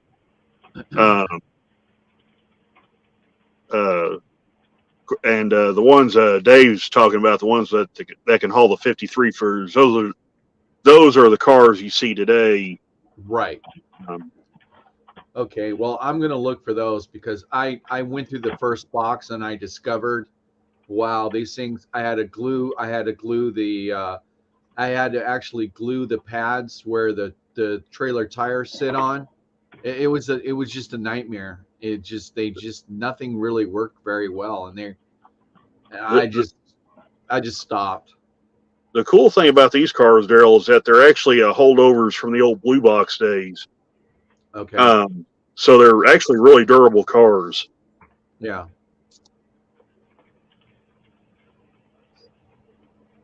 They're not the most detailed ones out there, but they make up for it in durability. Yeah, no, I will say this: the Bowser ones that I have are pretty detailed. You know, they're underbodies, and I mean they've got all the lines in them and everything. They're detailed. They're pretty detailed. They're underbody lines. They got metal grates, metal walkways, metal stirrups, all that shit. I mean, they're not going to manhandle them by any means. You know, you got to be careful. Yeah. But at the same time, I mean, they're not too bad. Yeah. Well, you know, these Athearn cars, they will take some handling. I mean, you know, I still won't want to get too rough on them, but you know, they can resist some handling.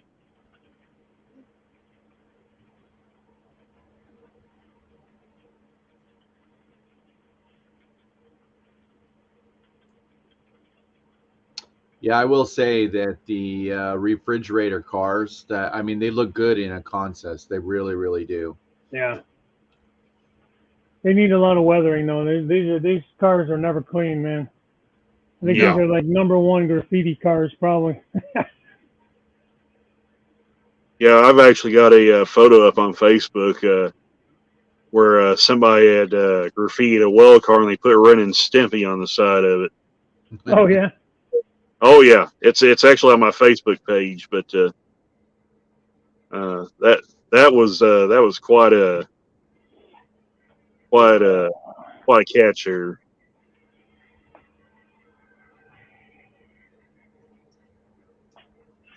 Yeah, I'm gonna have to play with these a little bit, but that's okay though. So what are you doing, Dave? I'm just running trains. Yeah, but you keep stopping the consist. Yeah, because they're annoying me. Why? What's going on with them? Well, they keep popping off the track. What does? The Tropicana cars. Yeah, no. What brand are those? Oh, they're Atlas ones. Okay, and it took forever to get the damn things, man. I pre-ordered them felt like it was almost 2 years. Yeah, the ones that I have are the company that would actually make your Crooked River hoppers. What's that company's name? Accurail. Yeah, the ones I have are Accurail. They're beautiful. They're gorgeous. But the problem is, they hop the tracks, and they're like a one mold. You cannot pull the top off. You cannot pull it off. So in order to weight them, somebody mentioned that you just glue epoxy some weights to the bottom of the panel, and I thought, okay, well, I can do that, but there's not a lot of room. There's not a lot of room to get enough weight in there. Yeah. See, I want to put one of those sound cars in here, and because you could do like a refrigeration unit on those sound cars. Yeah. I thought that'd be really cool. And I haven't even looked at trying to get these apart. I don't want to do that. I want to go here. Scale Trains actually had sound equipped containers at one time. Yeah, I didn't get any. Yeah, like no, nice Dave, that's exactly, yeah. But I mean, there's definitely a lot of details on that car. Oh, yeah. Yeah, I've got a couple of those cars, Tropicana cars. Yeah. You know, they're really sharp. Yeah. But I don't know how to open them. I think you open them on the bottom, but then you got all this shit at the. Yeah. Oh, do the sides, Dave? Dave, do the sides pull apart? They kind of. Oh yeah. See, no, mine. Nope. Can't do that. Problem is though, there's so much shit. Yeah. Here, for instance, right here. I don't know if you can see it. Not the best camera, but right here where this tank is. Yeah. There's a line that's actually attached right here on the side. Where to go? On this side. Yeah. There's a little piece right here is attached to the side wall, this is a rail, and then over to that tank. So when I pull the side apart, I'm pulling that line with it. So it's gonna be a real pain in the ass to take this apart. To me, that's always one of the downsides of having all that detail. I mean, it's all great and well. Hey, who the hell's seeing that shit? It's all underneath. Yeah, I mean, but it's all great and well to be able to have all that kind of for the wow factor, but boy, it makes a nice. Push the damn door open. That'd be kind of nice. That would be nice too. I mean, the cars are like $50, over $50 a piece. You know. Yep. Yep. And I got a good deal on them. I think they were closer to 65, and I got a good deal through Robert because he gets a discount at the hobby store near him down there, and you can just hear. I think it almost seems like the wheels rub the bottom of the freaking deck. That's why they roll so shitty. They're actually hitting the bottom. Yeah.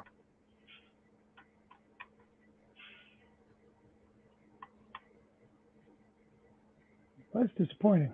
Or at least they're hitting it enough that, unless you get in a turn and they start to wobble or something, and you're scraping the side.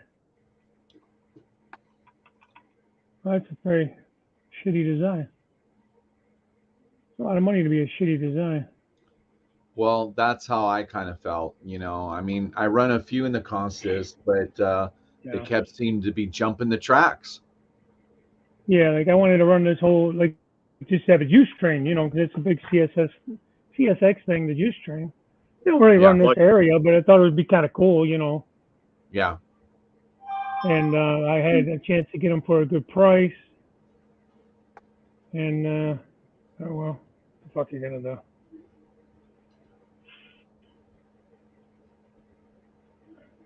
Who's still there? Dave's there. Oh, he's the last man standing. Dave, you got white wheels. I just noticed Artie's slave Artie. Yeah, you do that. Yeah, I just noticed that. I'll be right back. I'm just gonna run up to the store.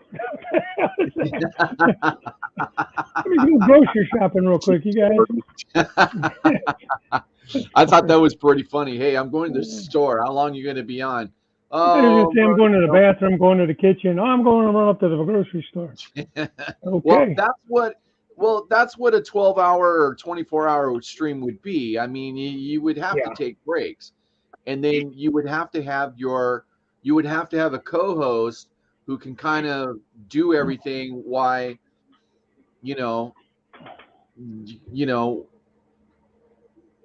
while you're off doing your things, Here, for instance, when I was trying to back it up the thing, it's kind of blurry. It's a stirrup. Broke a damn stirrup off. That's why I was sitting on the bench and broke a stirrup off when it was backing up the line.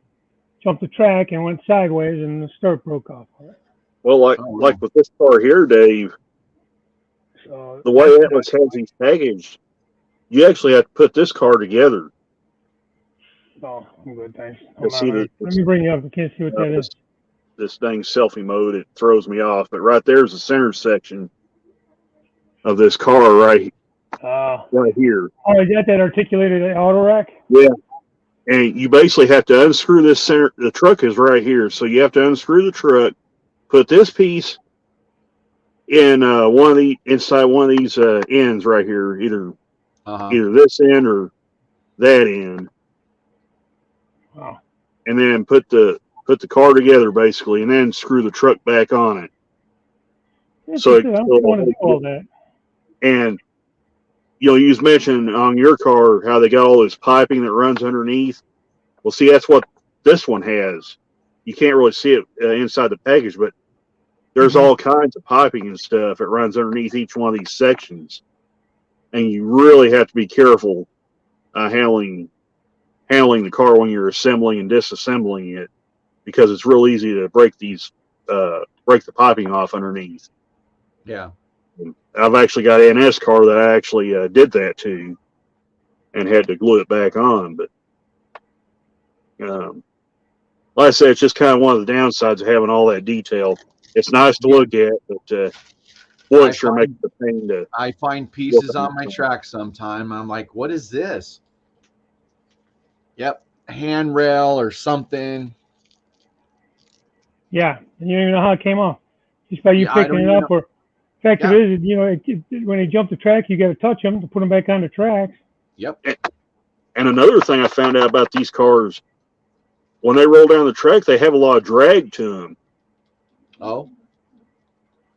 I ran this car on the club layout last week, and I was surprised by how draggy the car was. That's what I'm saying about this. Who makes that car? Is that Atlas too? Say that again, Daryl. Oh no, I was gonna shut the train down just for a minute. Oh. I'm gonna switch something out. Okay, I thought I heard your Dave say something just now. No, I was saying, is that an Atlas as well?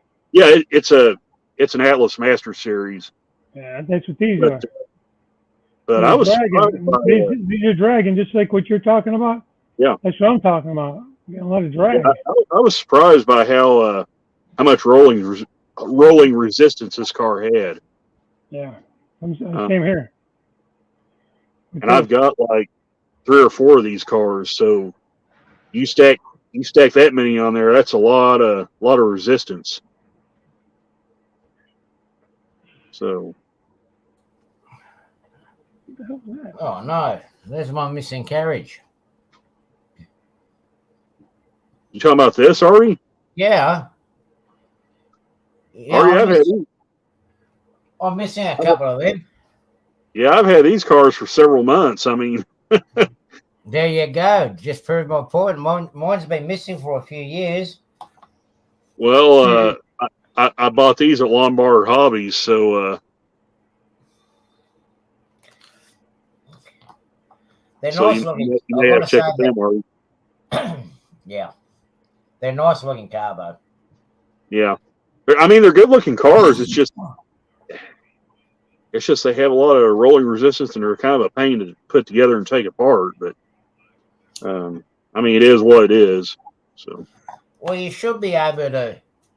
You should be able to put them together permanently and put them back in the box. Well, yeah, that's kind of my thinking, Artie. I eventually want to devise some way of hauling these cars without having to take them apart, put them back in their box, take them out of the box, put them back together. I could just put the thing together and just leave it, and then just set the whole car down like a tub. Doesn't the middle insert pull out? Yeah, right. Yeah. Right there is the insert. So basically, what you have to do, you have to unscrew this truck right here. Yeah, stick the insert in. I've got the same thing. I've got the same thing. Yeah.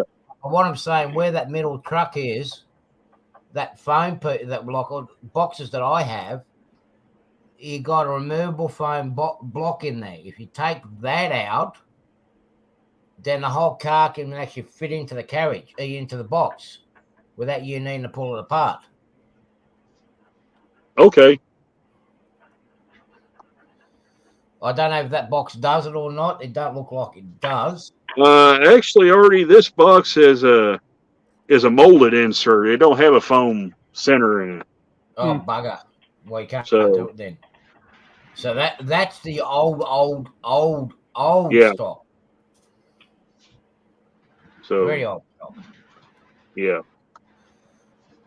Like I said, it's kind of a pain because it's got all this detail underneath, and you really have to be careful assembling and disassembling the car. Oh, there are a number of things to put together. So, what I eventually was going to plan on doing was getting like one of these cheap tubs at Walmart or somewhere, and kind of line it with foam, and then I could just assemble the cars, and maybe just lay them on their side and just carry them in a tub. Yeah.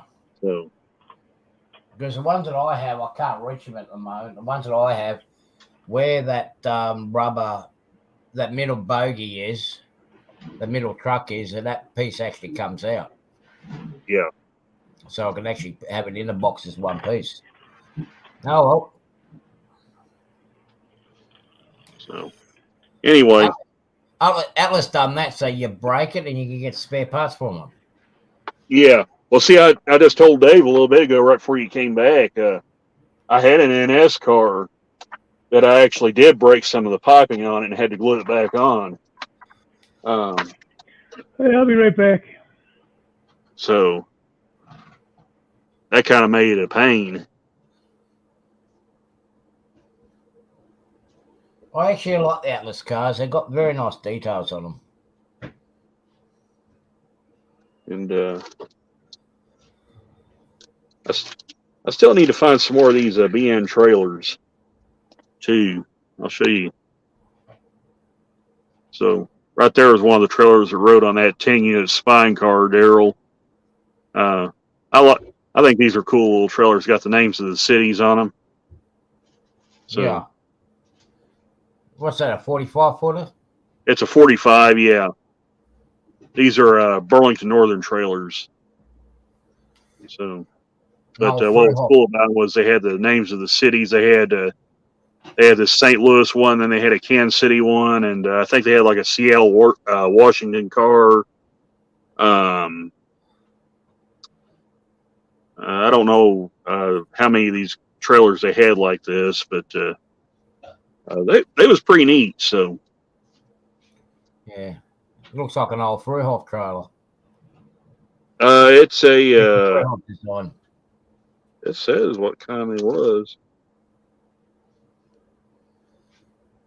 Because Fruhoff went out of business, or sold out in the early 90s. I think that's cool. So you even got the phone number on the back. Give it a ring and see if someone answers. Better not. So, actually, that's a wicked idea. Might do that for April Fool's Day. Well, look on the back of this trailer and call numbers on the back of them. Yeah, whatever the phone numbers are up on the trailers, I'll give them a ring and see who answers. Ask them if their refrigerator is running. Yeah, yeah. If it is, I better catch it. Yeah. I tell you what, the scariest thing I ever did when I was the scariest sight you could ever see with a refrigerator trailer when you're hauling them is when they go from cold cycle into hot cycle. Mm. There was one time I was transporting eggs from Queensland down into here, and usually we have them in chill mode. And from the mirror, you can actually see the lights, whether it's in chill mode or. Trailer. Oh, yeah. No, you don't want to just get sparking, you'll see that one. That's cool. Yeah. Well, the unit went into heat mode and I panicked. So I got on, pulled over the side of the road, had a look what was going on. The refrigerator, the outside air temperature that was going into the trailer was at minus 10 degrees. I had to keep the eggs at 8 degrees. Of course, the computer says, oh, the air's too cold. I've got to pump in hot air to keep the inside the trailer warmer than what it is on the outside. If you understand what I mean. The outside was actually colder than what it was inside the trailer. It had to keep it warm, not cold. Yeah. The sand trains that run out of run out of Black Rock, Arkansas. Some of those guys have told me that when they force the sand into the hoppers, it's a special kind of sand is basically what they haul. It's not your normal sand that you think of it. It's a very special kind. I think they said there's only like 4 places in the world that have this sand, and Black Rock is one of them. Yeah. So when they force the sand in there, it superheats. It gets hot. Yeah. And they said the outside of the hopper cars that the sand's loaded in will get so hot that if you touch it, it'll burn your hand. Yeah. Yeah. So, I mean, like, burn it bad. I mean, it'll like cook your hand if you touch it. So, yeah. Yeah. Um, I remember going across to Perth once, and I had one of the fridge vans loaded with ice cream, and it failed on me, and I still had like 2/3 of the trip to go through with stinging hot weather outside and the fridge unit not working. And I'm like, oh boy, yeah. Good trick is that's what I learned. If you have a power shortage or whatnot, do not open up your freezer door or your refrigerator door. It keeps the temperature cold. Yeah. Yeah, I made it. I got it in there. The ice cream wasn't that bad. Yeah. And only lost 2 pallets, so that wasn't too bad. Let me just go and check up on my dinner. I've got it on the stove cooking. I had my dinner a little while ago. I got a couple sandwiches from down there at Memphis, and had one of them tonight. So,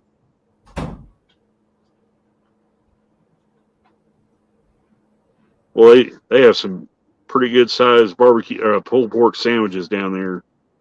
So,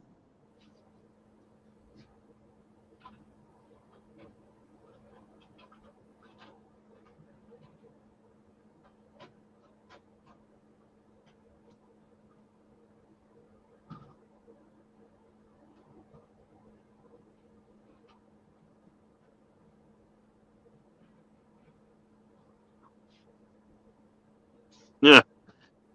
Carolina Foothill said he'll try to call that number.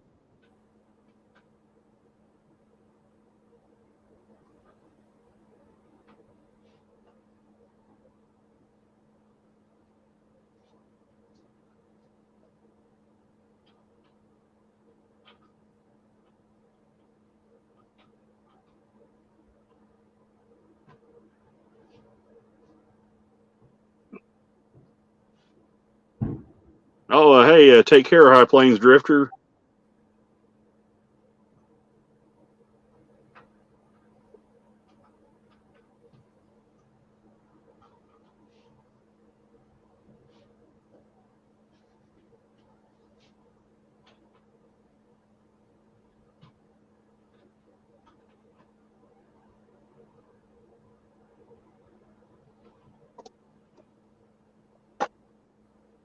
I did finally get to run my Christmas car during the Christmas display, so that was fun. So there it is. Got Santa Claus and all of them on the side, so it's kind of glare kind of getting in the way, but that was kind of a fun car to run. So.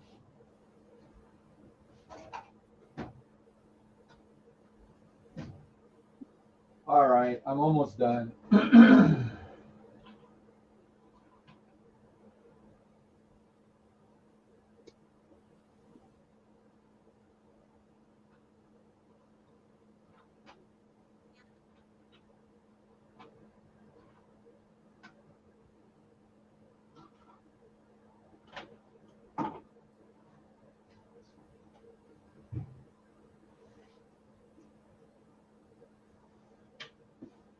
All right. So I got all my juice, well, not juice cars, but I got all my cars. Let's see how long, we'll see how long this lasts. Yeah, the only juice cars I have are the two Tropicana cars. I don't really have any other cars like that. So I've got some 57-foot mechanical reefers, but they're all like Santa Fe and BNSF cars. Yeah, I forget there are. Well, of course, you can't see them because I don't have any control. I don't have any control of his stream. I saw the naked juice cars there also. No, these aren't naked. These aren't naked juice cars. These are. God, I'm trying to. They're beautiful cars, and yeah, these aren't the Tropicanas. They are ARMN. okay, so they're EP cars, but Oh, is that what they are? They're UP. yeah, cars? they're Union Pacific cars, but I don't know what the initials on the bottom part of the car. Okay, stand you're right. for. These are UP cars. So now I think I have 24 of them. You can just about make a juice train there, Daryl. Yeah, and you know what? I should have bought some. I actually do have some Tropicana juice trains. So yeah, you can't see them, but they're coming up. But I guess if I roll them a little bit at a, I don't really like to run my train super fast. Yeah, I understand that. It's not that I can't. It's because you saw it earlier in the stream. I was running pretty damn quick. Yeah. It's just that I would much rather see the trains run at a more typical speed. Yeah. And especially when it's going through this canyon, they don't run them like super fast through the canyons. They're probably what, 30 miles an hour maybe. Yeah, probably 20 to 30, I'd say. So let's see how this consist does. But it is hooked up. So what I did is I took from the middle DPU off, and I put the rest of the containers on a siding, and which is my other main line. And that's what's nice. Randall, is yours a yeah, Dave. Oh, okay, there you go. American Refrigerator Transit Company. Thank you, okay. Dave. Yeah. ARMN, and they do have a UP logo on them. Right. So they're super highly detailed, and it seems like when I touch them, something falls off. Mm-hmm. So there's my, well, you didn't see the whole consist, but which one are those? Those are the ARMNs, American Refrigerator Transit Company. They are UPs. I bought 24 of them because I bought all that they had. Yeah. And So what brand are those? What brand are those? there are instances where they'll stick those cars on the either on the front or on the end of high priority intermodal trains too. Well, So, that's what it's on. It's Yeah. on an intermodal, but like I said, if you ask me, they're too light and they jump the track too often. Yeah. So now the two Tropicana cars I have, we were able to run those two up near the front of the train that we ran on the club layout. Not this past December, but the year before, when the cars were new. Then exact and they rails. did just fine. So Yeah, these are exact rails. Oh, exact rail. Okay. Yeah. You So thought, you said AccuRail. They're not AccuRail. They're exact rail. That's different. exact. yeah, mine are the Atlas Master versions. So Exact rail are very high end. Hey, Kyle Stevens. Hey, Kyle. hey, Kyle. Let's just wake up ready for night shift.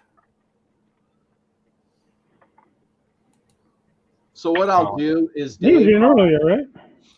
Dave, I'll Yeah, have you went to make bed me, earlier.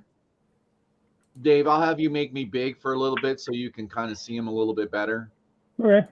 and I'll get out of the way.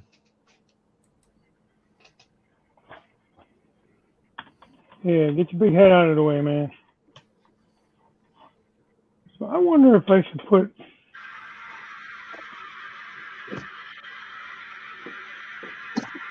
That's annoying now.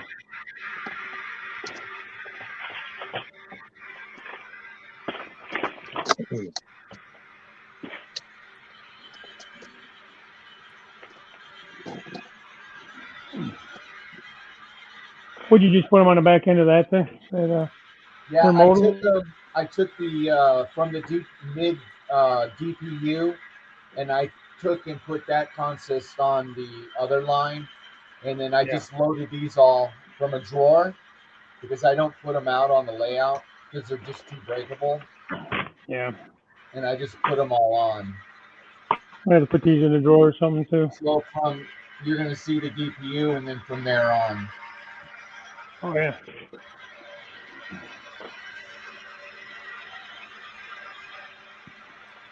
Now some of them like this one, like Dave was saying, it was patched out and the numbers were raised because of the graffiti.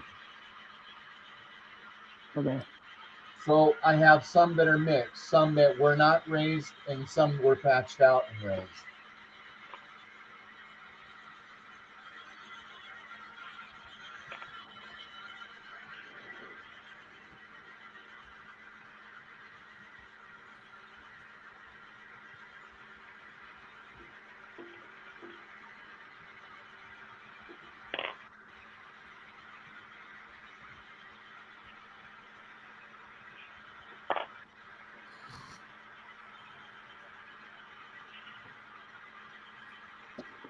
I had to do work on every one of these damn cars.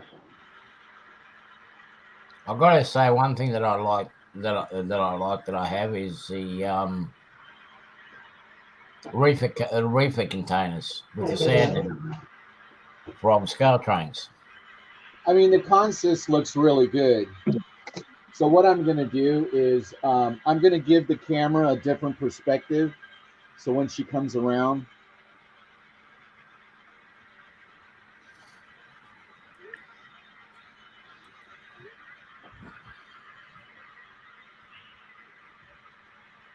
Hey, Dave just texted me, said to remove the coupler box carefully.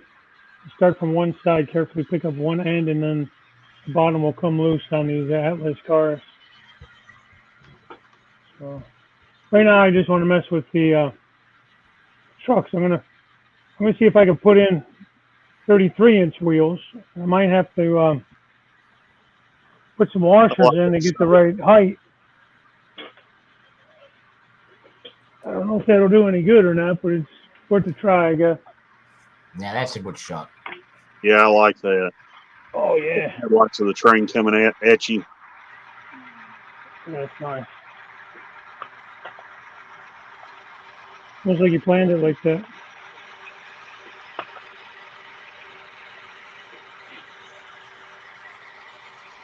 It's nice to see that Norfolk Southern actually washed down the engines before they sent it out west. Yeah.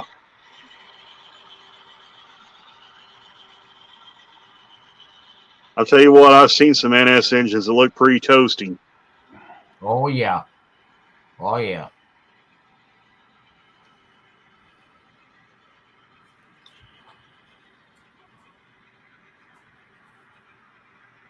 Those are those But- mainline container cars, right?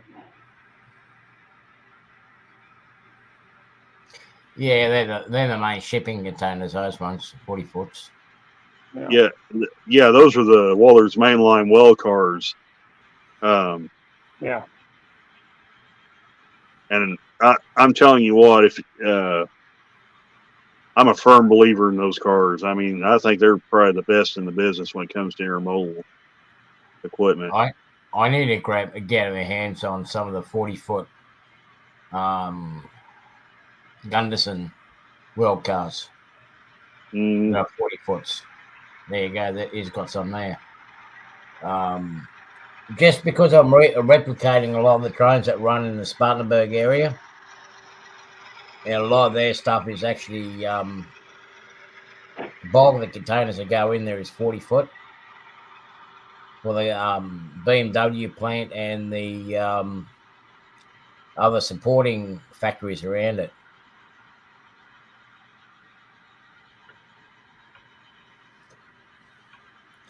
That's what I'd like to get is sort of those air hoses, magnetic air hoses.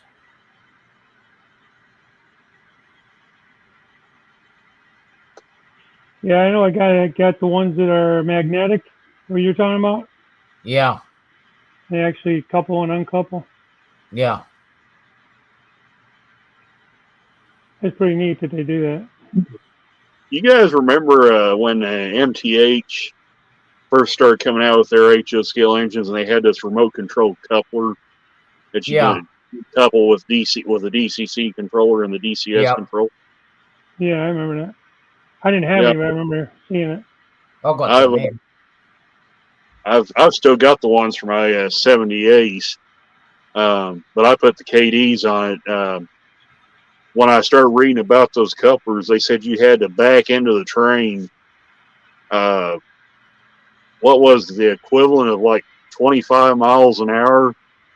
You had to hit the train to make the knuckles close. Yeah. I mean, you basically literally had to ram into the train. I was like, yeah, that ain't for me, Chief. Yeah, that's quite a bit. That was about the time I started getting these Athearn cars, the well cars, and the some of the early Genesis cars. And yeah, I was like, yeah, I don't think I want to be tearing up my stuff. No, God no. I mean, it was a great idea at the time. It was a great idea on paper. It just didn't. The execution just didn't work out as good in real life. So. Boy, you can really hear the difference in the Dash 9. Oh yeah.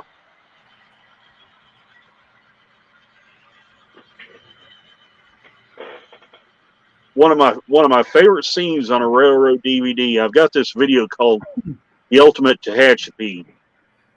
This video total is 8 hours long, but Was Artie in there's it? one. Huh? Was Artie in it? No, Artie's not in it. Oh. Uh, 8 hours long. I thought maybe he was in it. but there's a scene, and I can't remember which disc it is. It's a 2-disc set, but they have this train with a string of Dash 9s, a Dash 8, and a Gevo, and you could literally hear the difference in the Gevo versus the Dash 9, even the Dash 8. Yeah. So it was pretty cool.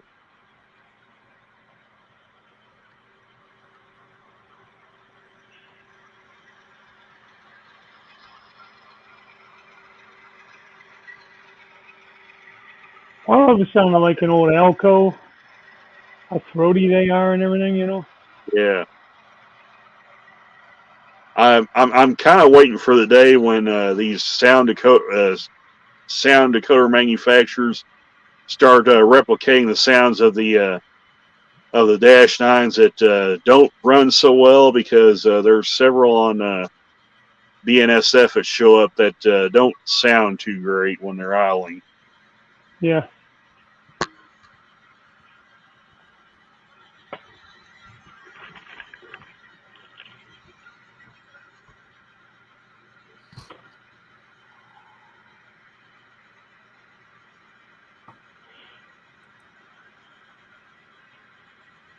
Oh, you're back in the set. How's that view? Does that view look pretty cool? Looks really cool. Yeah, that looks awesome.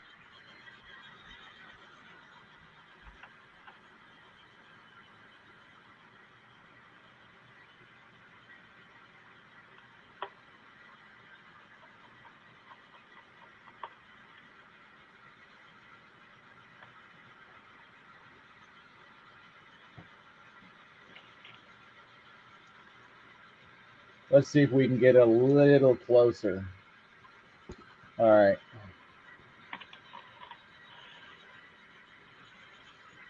Yeah, now that shows up pretty good on camera. The water spotting, the whiteness in the rock work.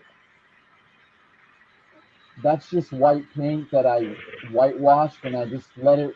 I started from the top and let it run wherever it ran. I didn't Yeah. force it Yep. or anything.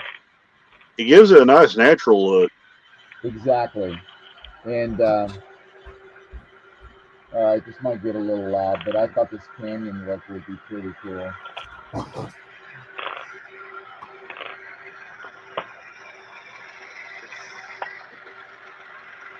That's pretty cool. Yeah, it is. You decided against doing any kind of like portals and stuff there?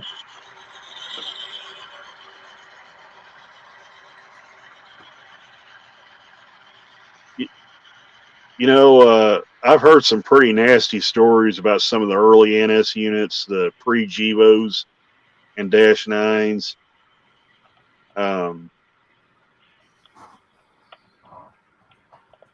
Since there may be some people that may be getting ready to eat, I probably better not share those stories. But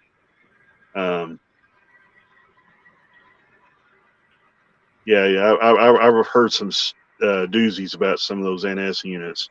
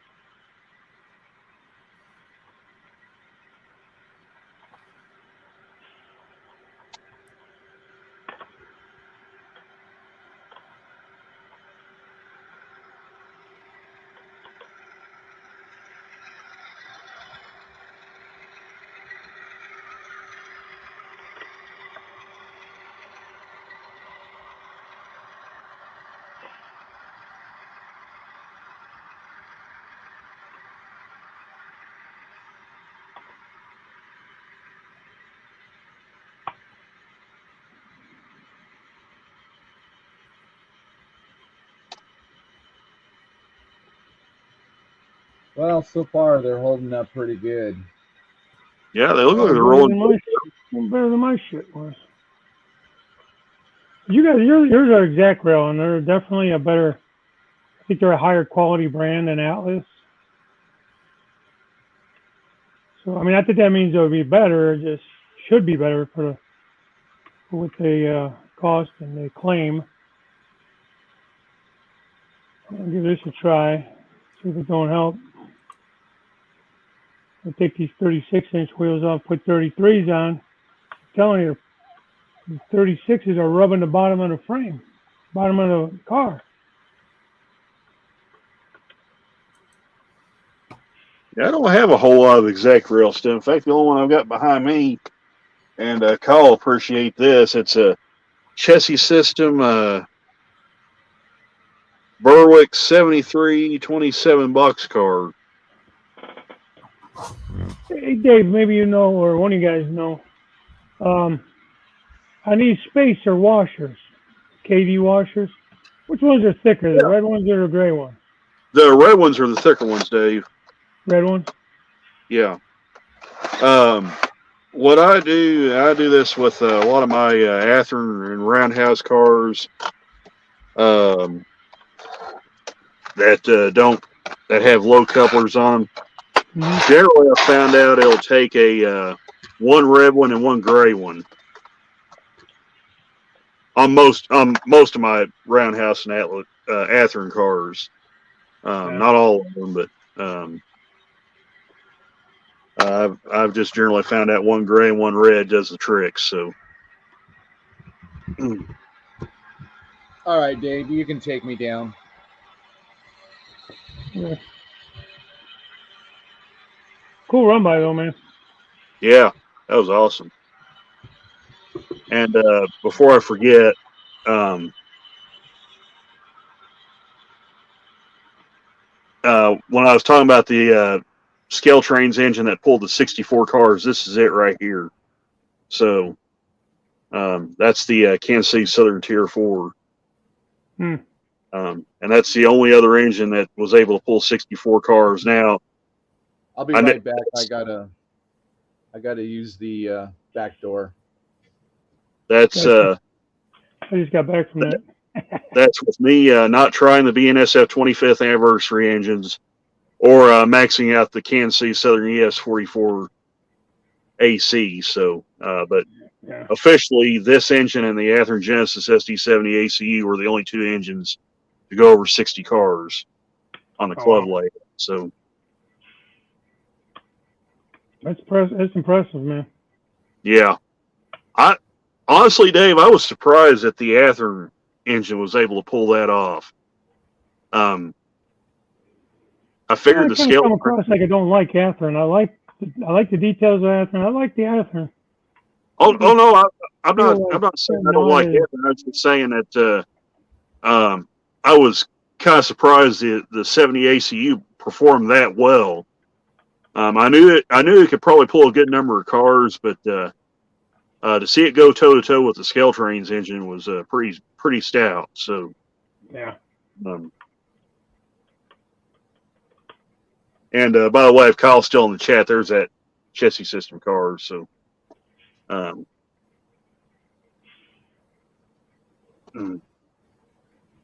and it is C&O, Kyle. So in case you're keeping score.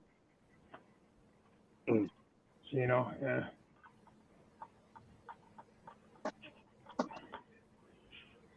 You still got it handy? You got it in you still got that chassis car? Oh yeah, I got it. Right here. There she is. All right. The box car. Let me take it out of the package where it's not glittery. Was it a 50 footer? 60. Or is that one of those auto box cars? It's a 7327 Berwick box car, but there it is right there. Oh yeah, that's sharp. Yeah, they're good looking cars. Yeah. The only real problem I found with it, actually it's not this car actually. Okay, well it was a different one then. But I don't know if you guys remember that one video I shot when I was in Berea earlier in the summer. Yeah. There was there was a chassis car. It was an auto rack or auto box car. Hey, Mr. All faded out. The cat was all faded off and everything, but you could still tell that it was. And believe it or not, I've only ran this car one time. Yeah. I think I ran on the club layout once, so it's never hit the track since. So I'll have to get that thing out and run it some more.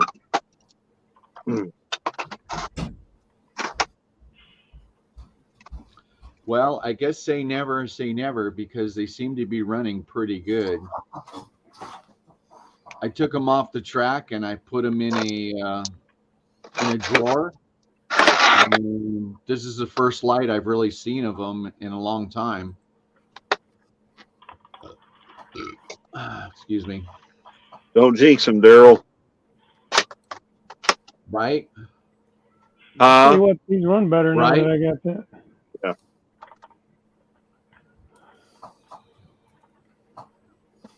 This car rolls a lot better now with those smaller wheels. Whether it's supposed to be smaller wheels or not, I don't know, but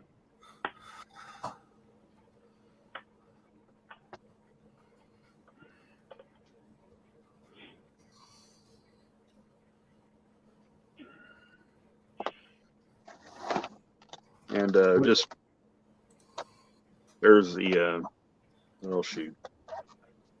Where did Artie go? I'm here. I think he's checking his dinner or something. maybe he went to the other grocery store. I've been in the grocery store already. Oh, nice.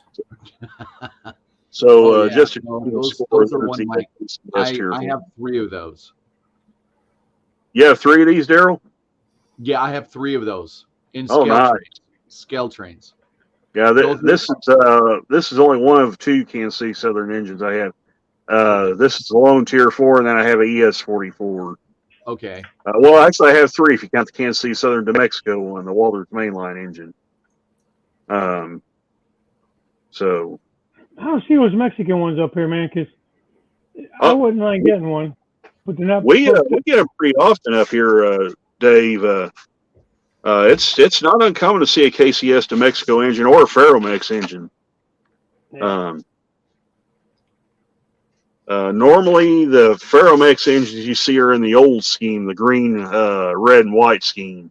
But we have had a couple show up in the zebra scheme. So I'll probably see more of them now because who bought up KCS? Was it CN or CP? CP Rail is the one merging with them. CP's merging with them? Yep. So we do get some here and there at the CP. So who knows? I'll probably see more of that Mexican stuff up here. But oh,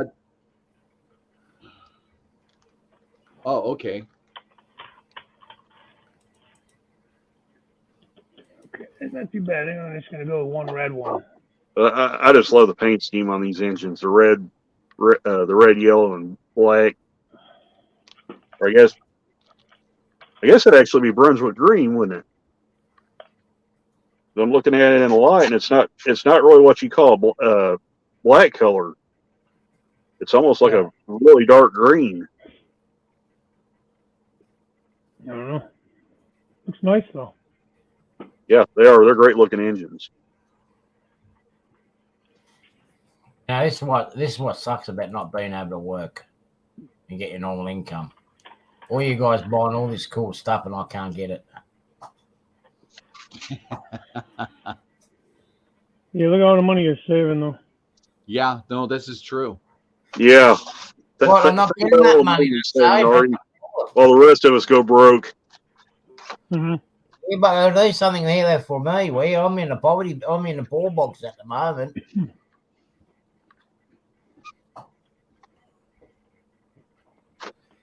I wish I could be saving a bit of the money that money that I have, or what money that I get. Not much of that gets left over by the end of the week. So this is a Paragon. This is a Broadway Limited. This is their N scale with full DCC. I was going to take the. Does that have sound too? Yeah, no, it's DCC and sound. And it sounds really, really good. I was going to set up a little N scale, and I just never got around to it. But wow, it's just the difference between. I'm just taking everything off of it. So you're going to be building a basement, are you there, Daryl? Oh no. This is something I've always wanted to do, was just try a little N scale, but I'm so used to Okay. So there we go. All right. So I don't know if Mystic has ever run BLI, but I bought it. It sounded really good. It looked really good. And it's an SD70 ACE. It's a beautiful locomotive. Yeah, it is. Wow, the difference in size is just amazing. It's so small, so tiny. Yeah. Well, that's what you get. That's what you get for throwing it in. But that's what you get. I forgot. I mean, I forgot how small these things really are. Oh yeah, I've got a Frisco E8 that's in scale. I think what I should do before my next live stream, I think I should set up my little N scale board. I mean, the couplers on them and everything. It's just amazing how far they've come with these. The detailing, if you ask me for N scale, is out of this world. It really, really is. It's beautiful. Yeah, and Athern's doing Genesis N scale freight cars now, complete with brake hoses, scale couplers, and everything. Yeah, it's got brake hoses on it. And they're independent, just like the other ones, and it has the ditch lights. I think I'm going to do that. I'm going to maybe work on something like that just to check it out. But yeah, so it's a Paragon 3. So here comes my NS, my big NS. This is funny. It's oh my gosh, the size difference is just amazing. It's so cute. So I'm gonna put it right here compared to the HO scale. That's what you get for putting it on drive. But when you put it to it, holy mackerel! You know what you're going to need to do, Daryl? You're going to need to turn your track into dual gauge, so you can run your in gauge on it too. Was it HON3 or something? Oh my God! You can actually get those. Yeah, that's half the size of HO. Yeah, unbelievable. Isn't that crazy? There's a German. You know, I know it's about half the size, but just by putting the size difference in it, amazing. But hands down, someone said it earlier. Oh, I think it was you, Randall. I mean, they just N scale has just come so far. Oh, yeah. I don't know if any of you guys have seen Ron, the channel Ron's Trains and Things. Yeah. He does N scale, and you know, the locomotives have just come so far. Well, even just like the trucks and the couplers, even because their couplers used to be such crap. Yeah. So it's hard to imagine that just a few years ago we still had the Rapido couplers, not that Rapido, but the little hook type couplers. Yeah. Kind of like the double O gauge guys. Yeah, and they were basically just like toy-like trains. Yeah. And now they're every bit as detailed as the HO scale stuff. Right, Mystic. It sounds just as good. You're you know, John, you're absolutely 100% correct. And my uncles all did N scale, and they built some really cool layouts. I mean, it's just amazing what you can do with N. So, John, do you know anything about the BLIs? I mean, the guys I bought it from swear by it. They sell a ton of them. John N scale? Yeah, what? Is John N scale? Yeah, John Mystic, he's N scale. Okay.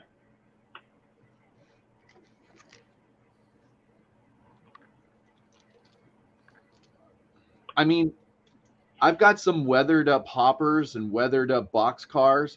I mean, I don't know why they don't do it for HO, but N scale, like the micro trains. Yeah, I noticed that. They're so cool. They come with graffiti and everything and stuff. John. You You don't tell her what you get for that stuff, do you, Mystic? John, that's a good one, man. It's just amazing. No, now that I pulled it out, I'm kind of excited maybe to get it rolling or something, but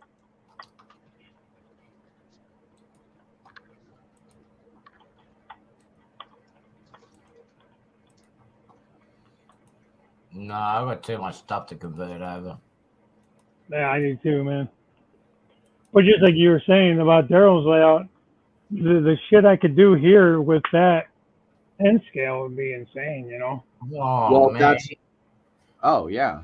Oh, Mystic says he's got 3 BLI, F7A and SW7. Oh, okay. Okay, You can so do it. here, this is what you're gonna see. This is what I paid for it.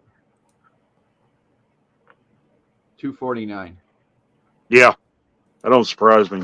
Can you believe that? $249. I can believe it. I mean, it's really not any cheaper than the HO. I mean, when you Not by much. consider, yeah, no, I mean, when you consider what you pay for, HO, that's crazy. Yeah. Mm-hmm. Yeah, but then So again, you Mystic, got, Daryl went to the dark side. so Mystic, are you happy with your BLIs? I mean, but at the end of the day, you look at how much what the cost goes into doing the tooling for that little engage. You get all that fine detail in it. right? That wouldn't be No, cheap at all. No, it's really nicely detailed. Yeah. Kyle just said you went to the dark side, Daryl. Yeah, I saw Kyle. I saw Kyle posted that one. You've officially joined Heath in the world of N scale. Like I said, if I decided that I wanted to tear this layout and do it again, I would do maybe, I would do one modern, one steam era, and then one N scale layout. And I know the N scale layout would just it would just be wild. It would just be nothing but mountains and watching. I mean, with this N scale in this size room, I mean, I can run 100 consist cars easy. Oh yeah. Easy 100 consist cars. Yeah. Well, that train you're running right now, you could almost double the length of that train. I mean, exactly. Yeah. No, exactly. I mean, if I switched N scale out here on my 4x8 layout, I could probably run 50 car trains. Kyle called you a bastard. I mean, poor bastard. Yeah, it's just amazing. No, I have like 3. I think I have 3 locomotives that are all DC. Well, no. 2 are sound. One is DCC and no sound.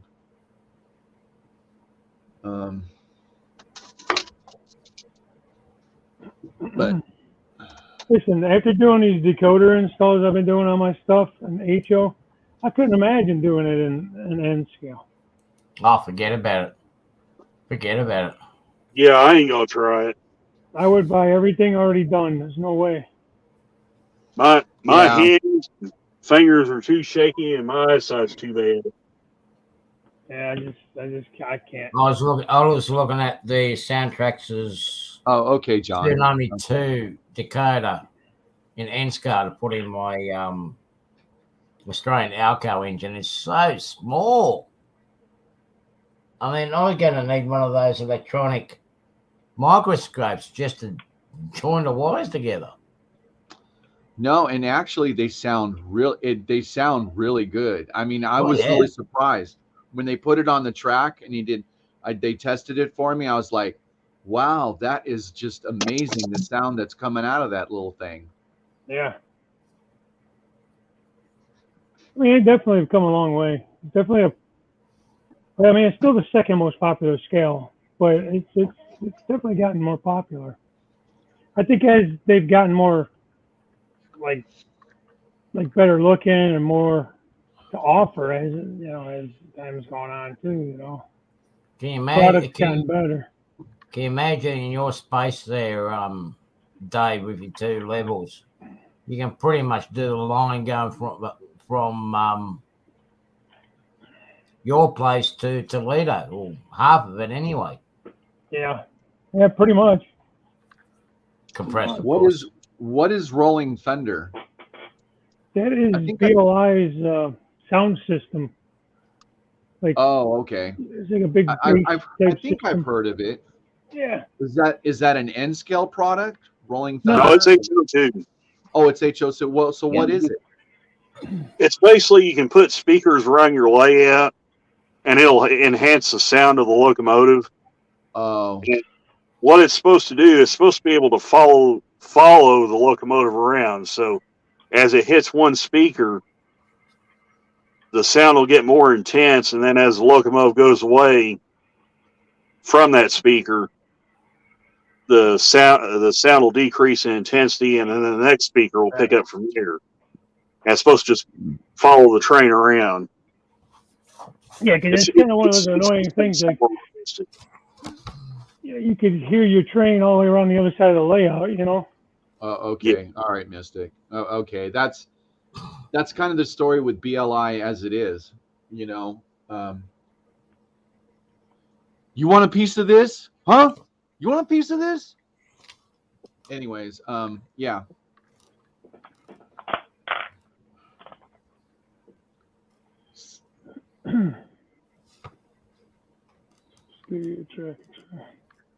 Well, knock on wood. Yeah, I know, man. Right, I'm jealous. Man. I'm freaking jealous. I mean, they're running good, and alls I said was I don't even lay them. I don't even put them on the layout. You guys never saw these because they're in a drawer. Because Yeah. I got tired of them. Jumping the tracks. And so far they're so good. Now I don't know how well they would be formed if I changed it around. If I put any more weight on the rear end of them, I don't know. Because they're on the rear of the consist, I think they're doing better. I don't know. But yeah, Kyle, it's the same thing. You know, it's the BLIs with their diesels in HO that I know of. It's a hit and miss, just like what Mystic said. It's a hit and miss. But their steamer. Yeah, I watched James Wright do a review on the GP20s, and those things sounded awful.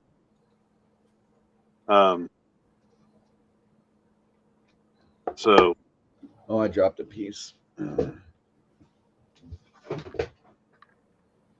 Okay, guys, I'm going to call it quits. So I'm going to go and have some dinner and get off this. All right, Artie, have a good night. Been fun hanging out, guys. Thanks for letting me join in, Dave. Dave's missing in action again. I'll catch you guys tomorrow night. Most likely see you tomorrow night. Okay. Yep, see you, Artie. Take care, guys. Yep, have a good one.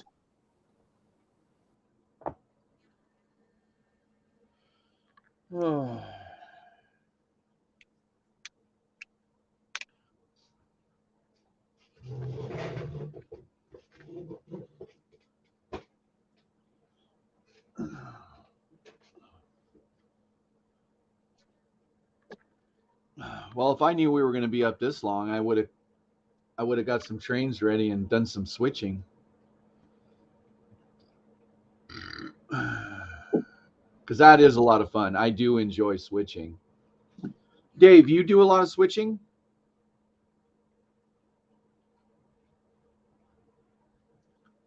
Hey, Crooked River.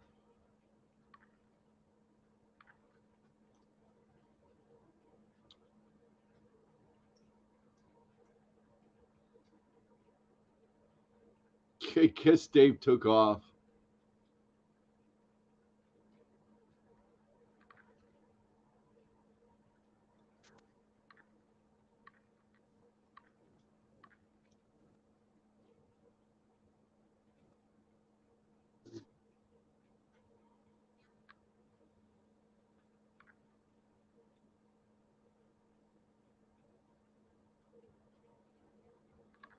So Dave says, let's see, Dave got the outhouse. Okay, Mystic. Probably. I mean,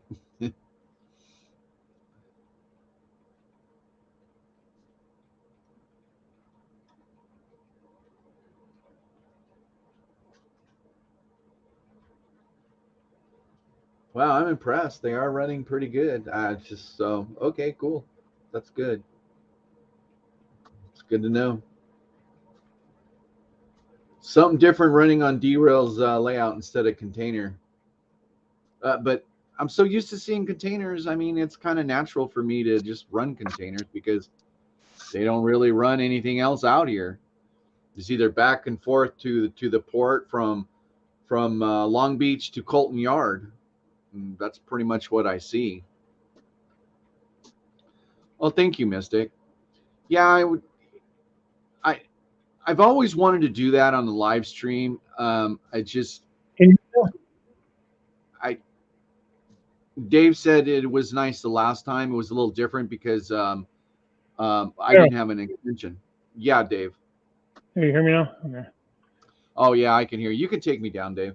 We've been on so damn long that I had to resort to just using one earbud at a time because they keep dying on me. Oh. So when I pull the one out, the one died, so I had to pull it out and put the other one in, and then when it did that, it kicked me off. It disconnected from. Yeah, Dave said it was kind of nice for people to see your layout, Daryl. When we talked after the stream, the last one, he says Dave says I don't think a lot of people realize that you have a layout. They only see a little bit part of your layout. They don't see anything else. And so tonight went a little bit better for me, even though I was filming blindly, but because I have it on my TV. But the problem is the delay is just crazy. Yeah. So I'm trying to look at the TV, and I'm like, okay, that was seconds ago. I'm way ahead of that, and yeah, I was So just saying. but you're probably seeing on the TV what people are seeing.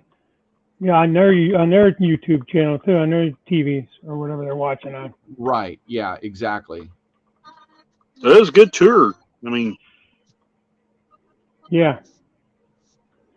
I mean, people know you have a layout, I think, but I don't think they realize the extent of your layout. Just the detail that you put into your layout. Because you haven't really had the opportunity. Like the summertime, you said it was too hot to be out there. Oh my gosh. Oh. Now you're just a big old crybaby with it being too cold and shit. I got a damn heater because I'll tell you what, Daryl. When you said how hot it got in your garage, I don't know how your engines are not melted into puddles of liquid. Right? Yeah, no. And those scale trains troopered. Yeah. They troopered. And where the Athearn Genesis, one of them let go, and one of the Iron Mountains did the same thing. Now, I like the Iron Mountains. Don't get me wrong. I like them. I think they're a good locomotive, but yeah, the Iron Mountains have some quirks to them. Yes, like they do. I only have one Air Mountain engine. That's that ET44. I never had one. For whatever reason, when you blow the horn on that engine, the ditch lights kind of go into disco mode, and I don't know why it does that. Is there something in the settings?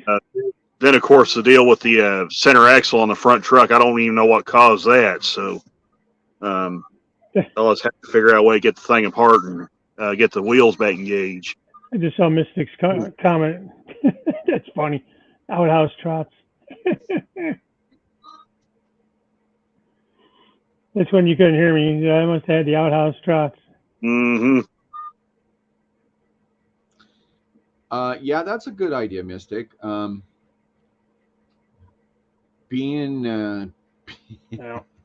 I think you need to get yourself the air conditioning out there working. I do. I actually do have an air conditioning unit. It's out in the barn, and it's all set up. It got so hot so fast here that I just didn't want to dig it out. Yeah. But then again, the air conditioning, it's one of those big wall unit. It's one of those wall units. I just roll it up and then it goes through a cabinet. It's kind of funny how I set it up, but it works just perfect. And See, Mystic, that's what I do. I actually keep all my good engines in the house. What you see it sits out on the layout is basically the beater stuff that it's basically 20 some odd years old, and it can take that kind of stuff. So, and plus I don't run it very much anyway. So, that's interesting what Carolina just said. I like Intermountain too, but they need to start making them again. And you know what? I haven't seen new sales of Intermountains come out in a while, and I wonder why that is. Did they go out of business, or didn't somebody buy them up or something a while back? Who did? I don't know. I'm asking. Didn't somebody buy them out? That's all right, Mystic. I found it funny, man. No offense taken. We're going to see. Well, I don't know if these actually work any better. I'm slowly changing these wheels out. They're rolling a lot better. They're not dragging. The ones on your, okay. I'm pulling them off one at a time and cutting them long as, I don't like the little hooks that come down, for the KV. I don't like those either. So what do? You cut those off? I use this thing here, man. It's a little nipper. Oh. It gets them real nice and close. Not perfect, but it gets it pretty close. You gotta watch your eyes, of course, Yeah, because you know what? I think that's what was hanging them up before. They would catch on some of the points in the rails. Well, that was definitely happening here, but sometimes I just cut them off instead of trying to bend them. I don't have that bending tool. No, I have that bending tool. As a matter of fact, I was going to go get it, and I tried using it. No, I ended up breaking the knuckles. Yeah. I'd rather just cut them off. They don't look realistic anyways. No, they don't really serve a purpose other than if you're going to, and I don't use magnets or anything like that. I don't either. I use the old, the skewer stick. Yeah. I debated about getting that other one that Rick's makes. It's that little, like, fork that goes in between them. It's a magnet of some kind or another, I guess. Uncoupling tool. I just use skewers. You know what, Mystic? That sounds like my ex-girlfriend's. Yeah, I've sold several locomotives, and I think to myself, why the hell did I do that now?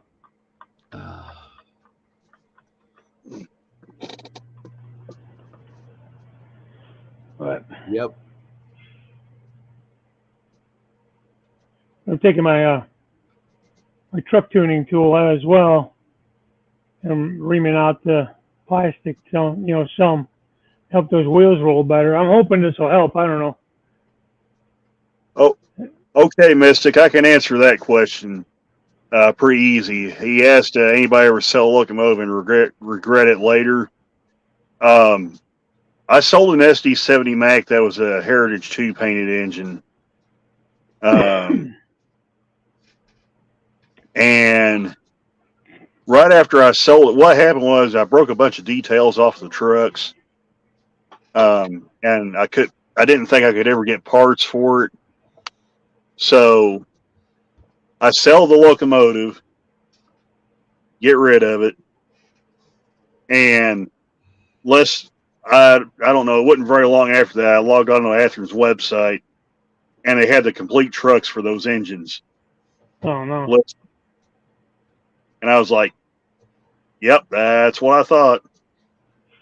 Could have rebuilt that thing, and instant regret. Yep, instant regret. Boy, that was a good looking engine too. I still think it's going to sound. I had 2 F units of 7s. I bought them new when I was a kid, young teenager. They were blue boxes, Nothing fancy. Yeah. It was a blue box. But I was the original owner, the only owner. I bought them brand new. Hmm. I sold those things for friggin' song and a dance, man. Oh It man. almost instantly regretted it. This is when I first got back in, you know. I think the only thing I had that was from the old days when I was young, you know. Those are the only two locomotives I had left, and Yeah. As bad as I hate to, as bad as I regret selling that Mac, I did wind up with two others that were really cool engines. One of them's a Heritage 3 engine. The other one's the Vomit Bonnet Mac, yeah. the 9647. So for those that don't know what that engine is, it was a SD70 Mac that was painted in a one-of-a-kind war bonnet paint scheme. Instead of it wearing red and silver, the engine wore the Burlington Northern colors of green and cream. I like the So, green and cream. yeah, I thought it was a pretty good looking engine. But a This lot of one people, has like green and cream and some red or something in it too, don't it? it was green and cream, and then it had a red outline around the curve of the war bonnet, where the green and cream kind of met. It was a very neat looking engine. Of course, had Burlington Northern Santa Fe spelled out on the long hood. Had the BNSF cigar band logo on the nose. Mm-hmm. That locomotive stopped. And that was probably one of the most interesting paint schemes I think in railroading. Of course, the locomotive no longer wears that scheme. It's been since rebuilt into an SD70 Mackie and repaint into the Heritage 3 scheme, or the wedge scheme, however you want to put it. But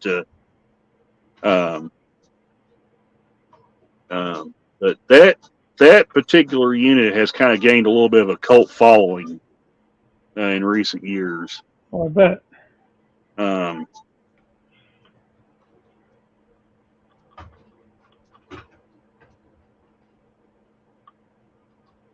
and of course, my version's from the yellow and blue box era of Genesis engines, so it's not a new engine by any stretch of the imagination. Yeah. Yeah, sometimes you can't beat those old blue boxes and stuff. Yeah. Man. They're durable, you know. Yeah. They're easy to convert to DCC. Oh yeah. Fairly easy to work on too. Right. Just pretty simple. That's a You fancy. just kind of got to watch for some of the details on them, Yeah. but you can work on them pretty easy. I know they made like detail kits and stuff. Like, Oh yeah. actually, you used to get the detail parts with the damn thing. When you bought it, it was in a little envelope. Yeah, and and brake details funny. and stuff. Yeah, it's funny. You fast forward 15 years, and now they got the brake hoses and everything on them. So Yeah. That's a lot of the old timers are like, well, guys today don't know how to model anymore, you know, because we don't really put the details on ourselves. It's already there, ready to roll. Is what all the new generation wants, to ready to roll. And I get that because I like it too. I don't want to mess with all that stuff. yeah. Especially now, my eyes. Like I got big fat fingers, and my eyes aren't getting any better as I get older. Well, like I said earlier, my hands are too shaky to hang on these parts. I mean, I have a hard time working on that stuff, putting those small details on. My eyes get cross-eyed looking at them, and Yeah. even just HO scale stuff. I'm sure not going to try it in N scale, but Oh hell no, me either. Mystic says he's after locos in the southern green white paint scheme. Okay. Not real familiar with like the Southern Railroad, and like I know Jason the train freak, he's in the Southern, he's in the Cotton Belt, you know. It's kind of where you grow up in a way. It's what you see. I mean, I'm not ancient, but I remember seeing Chessie around here, you know, and some C&O and stuff. Probably was Chessie. It just wasn't repainted yet, you know. Of course, Conrail.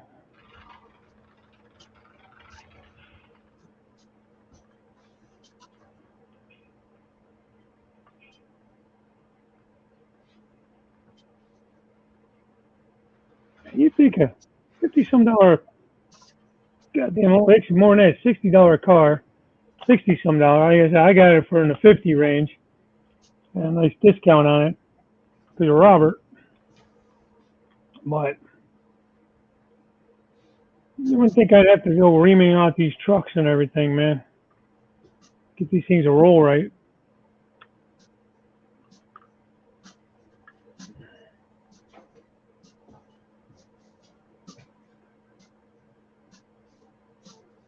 I don't mind doing it. I just got a lot of cars to do it on now. Yeah. I mean, hopefully it's going to help. Again, I don't think it can hurt.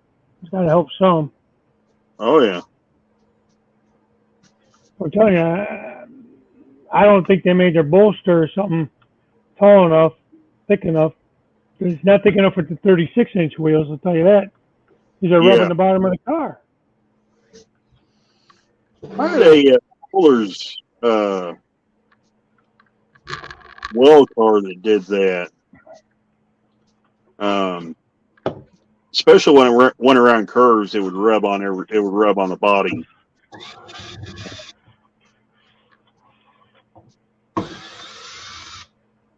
And I put 33-inch metal wheels on it with a lower flange profile on it, and that I think that helped it. I ain't really had that problem since. This is the first time, Dave. You can put me a big. This is the first time this has happened. This has never happened before.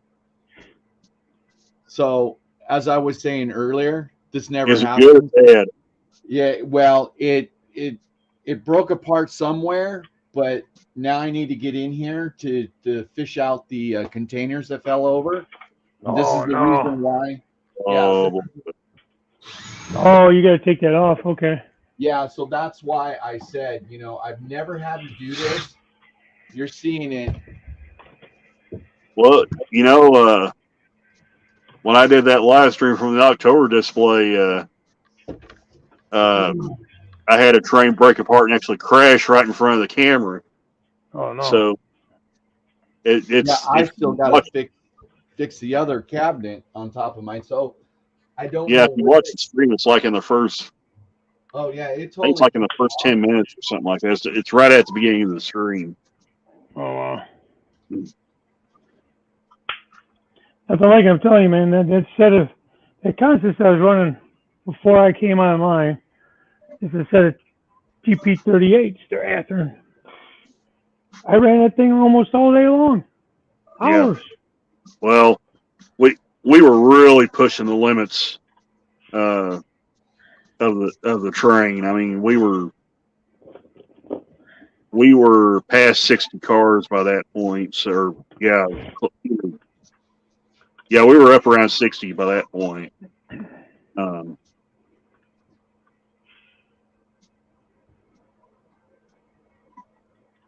That's cool, Dave. 2 E8s and the crescent paint. Very nice.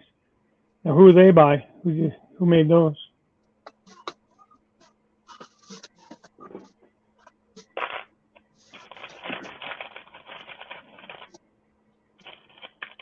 Okay, well, there you go.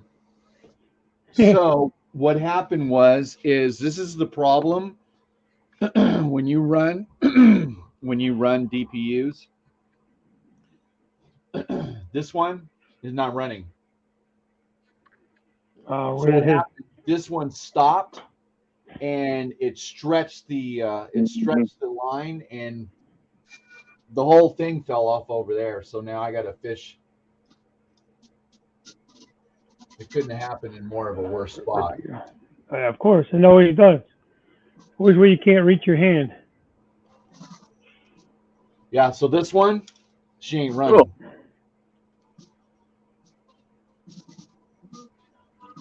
What happened? She just stopped. So what I'm going to do, and this is the problem, like I said, this happened before on a live stream where it pulled it apart because the DPU stopped, and I don't know what it is. So, I mean, it's cool to see the DPU in the middle or on the rear end, But this is what happens when you do this. Yeah. If a train stops, I don't know why it stopped.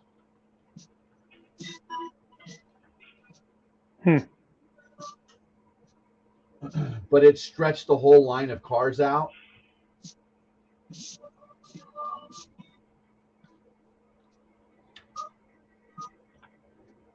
So you I don't build know. that layout first, Kyle, so you can run your trains.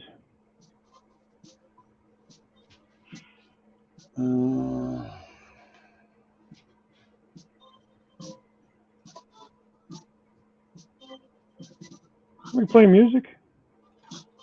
Oh yeah, I got my radio going. Sorry, Dave. Oh no, that's fine. I just want to make sure I wasn't going crazy. Let me close the door. It's not bothering me. I just didn't know if I was losing my mind or not. You know, it's always a possibility. Well, I didn't want to risk getting copyright, so. Oh, well, that is true. Okay, yeah. See, that train's she's still running, but this one wasn't running. I had that happen the other day too. It was with the scale trains unit too. It was like the one was dragging the other around, and they were both like on the front of a train. But like, why does it sound like they're dragging and the one wasn't running? Like, I don't know if it. She's running now.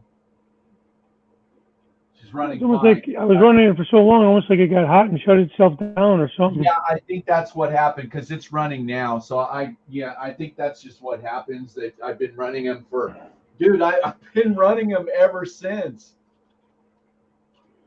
Yeah, I finally shut mine down because I'm messing around with these. I guess I could run something else, but that's okay. I was trying to be cute and run these damn Tropicana cars because I haven't run them, and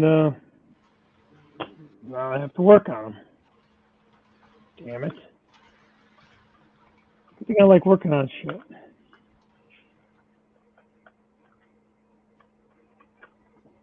Those washers are a bitch sometimes to get those on there. Because of the shorter wheels, I have to add a washer in there just to give it a little bit of height back. You know what? I think that was the one. No, that wasn't. That was the lead locomotive. Okay, well, I'm gonna either switch some locomotives out or just stop. But there you go. So that worked out really good by thinking forward to get access into the mountain range just in case you need to. You know, speaking of break aparts, I watched one happen right in front of me at the depot at Thayer one time. There was a vehicle train that pulled in, and they swapped crews out. And I guess this crew got on a train, and the crew I was getting ready to haul, I was waiting on them, and I guess the conductor was ready to go, and the engineer told him, said, hang on a second. He said, I want to watch these guys take off.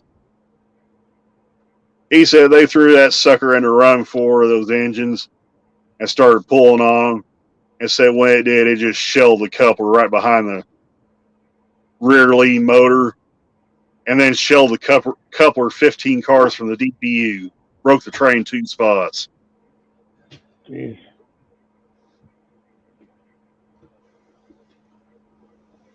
Well, I wasn't too smart. Yeah, I imagine that went over real well. So if I so basically this is how this was all constructed. It's just all foam. There's nothing really structural about it, I guess you can say. It's just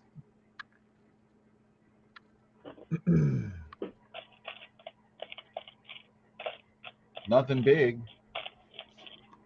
No. Gotta find some more washers. All right, let's see if I can put this puppy back together. But I saw the train start pulling on it, and all of a sudden I heard this loud boom, and the thing just ground to a halt, and I didn't know what happened. Yeah, no, I heard it go over.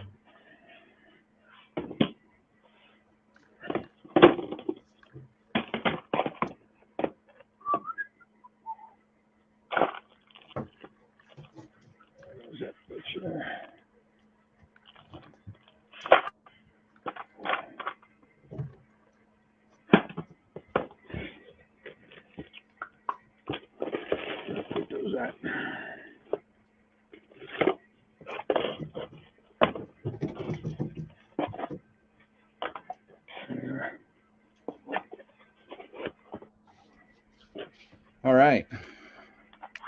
What is that? Ooh, a Milwaukee.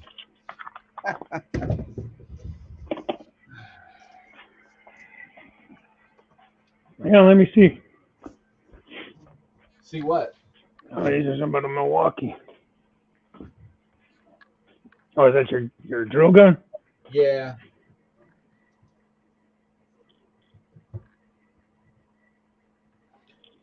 Yay. You could do it.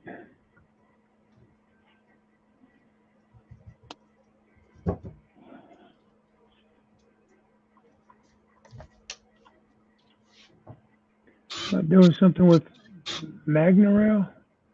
Highway with cars with semis. That'd be cool.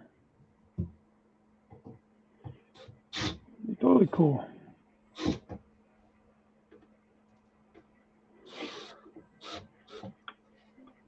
There's one YouTube channel. I can't think of the name of it now. He has like a whole like auto plant where the auto racks and the cars go around on those tracks and they go up into the car in the auto rack.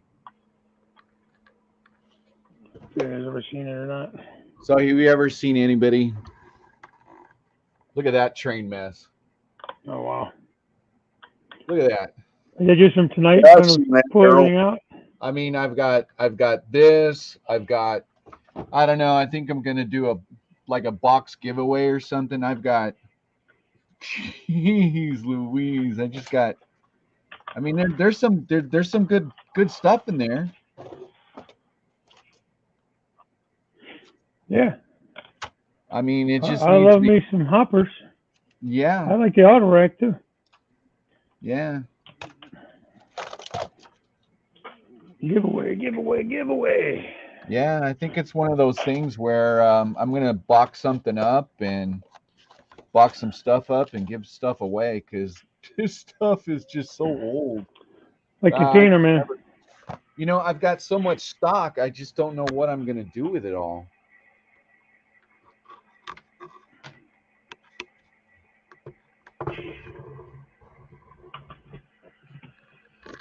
Oh. It's a good problem to have, I guess, huh? Yeah, I guess so. I mean, I keep saying I'm going to build another layout in my office or at my building, but I barely have time for anything else. I don't Besides even my have time to office. build that one. Yeah, you know.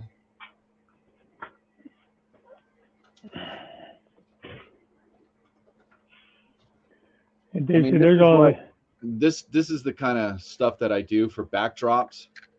I take a perfectly good trailer and I take it on the chop saw and I chop the end of it off and then I put it up against the block wall like I did on the other side. Perfect. Beautiful. Well, it's finally. I can't believe you did that though.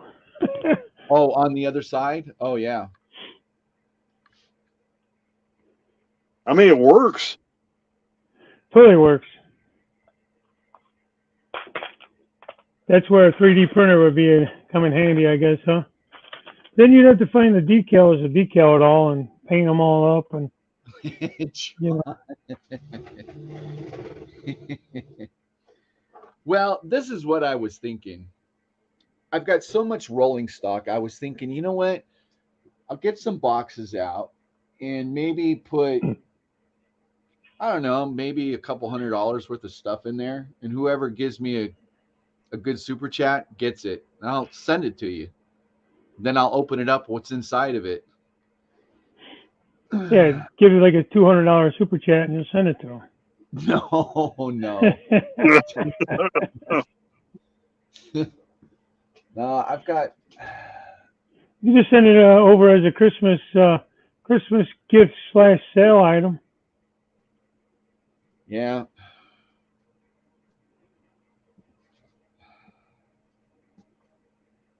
Yeah, I've just got so much stuff. But anyways. You know, you just do contests and shit like that. I mean, if you're really Yeah. hell bent on getting rid of it.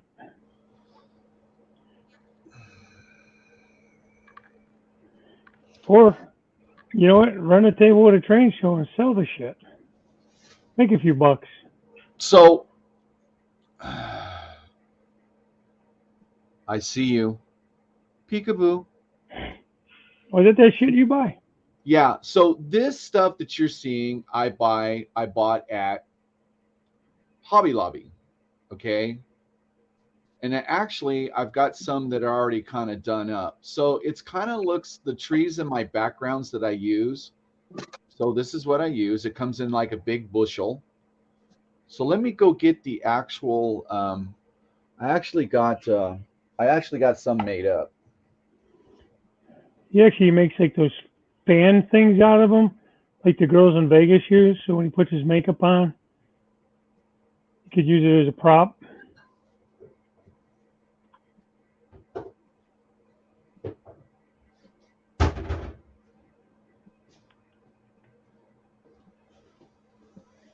So just for like cheap bushes and trees, and so what I just showed you. Well, I take these. This was $1.29. Okay, at Hobby Lobby. Okay, and you probably get maybe a couple bushes or tree looking things, and then I'll just take them outside, and then I paint them all black, and then I paint them a green, and then I paint them like a fluorescent like topping, or and then you just put them together, and then you kind of got, just kind of like a tree line almost. Yeah. It's just something to fill the gap, because we all know that stuff can get really expensive. Even for me, it gets expensive. So I try to look at something that's kind of realistic. So when you start I'd rather putting save my money on stuff like that and spend it on the good stuff, you know? exactly, so when you kind of place them together, it kind of looks like a tree line maybe, or I don't know, but it worked pretty good on my layout. I like it. Looks pretty good. Yeah, I like the way it looks.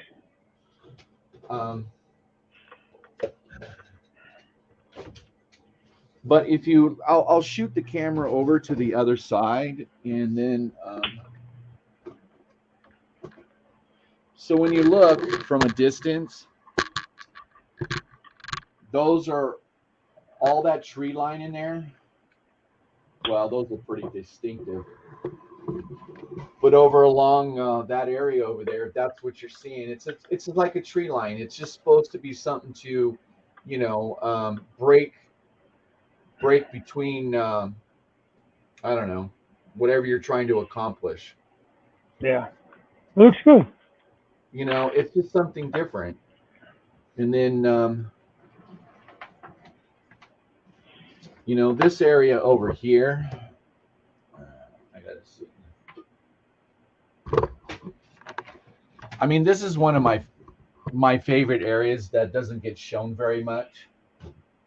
I like the little cabin. Yeah, it's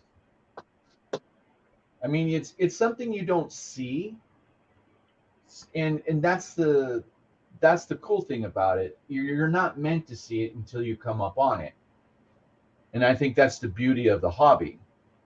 Yeah. don't,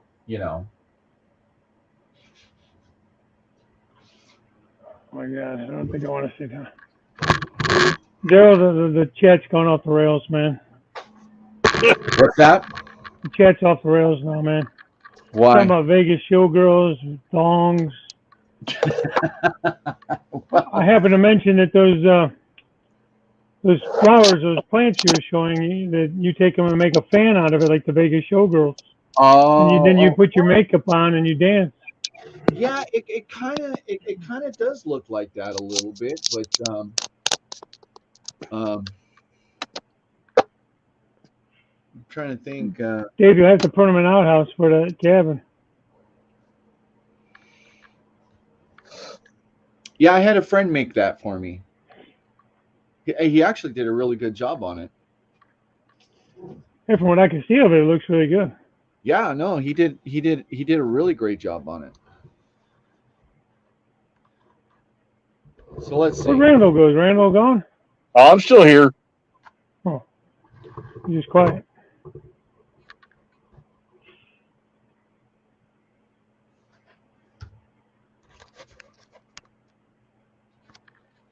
All right.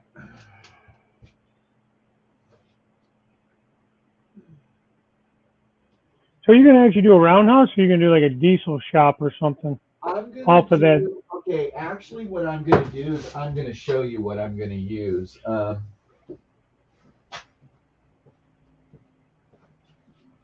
I was thinking about doing a roundhouse, but what I decided to do is I'm gonna do these. Because everybody else has the same thing, and I'm kind of like not wanting to do the same thing. So I bought. I don't know. You guys tell me if you can see that. Was it like the modern engine shop? Yeah. Yeah. Yeah. And I'm going to use those or something else like that. And It's a little nicer than the Rick's one. The Rick's is pretty cool. I like the Rick's ones. okay, But those are a little bit nicer. Pike stuff or Rick's, whatever they call them. I actually have the Rick's one. Yeah, I got the 2-bay and I got the 3-bay. I had the 1-bay and I don't know what happened. I think I gave it to my buddy's son. I wasn't using it, and he didn't have an engine house, so. Well, I actually have the Rick's one, so the blue, and I was going to use that for the sidings. So, but oh man. That's true, Kyle. We always somehow end up off the rails.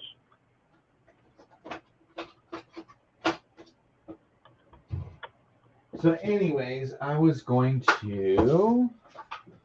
Let's see, where is this puppy? It's right there.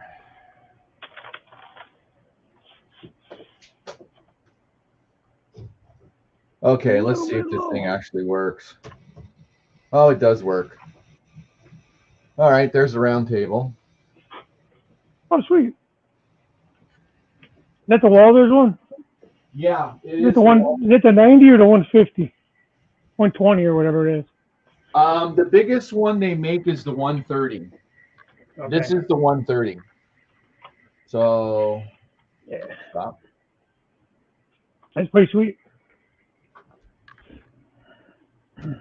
Now there's no tracks going to it, but well, not yet. But that's kind of like one of my next things. I would like to get this. You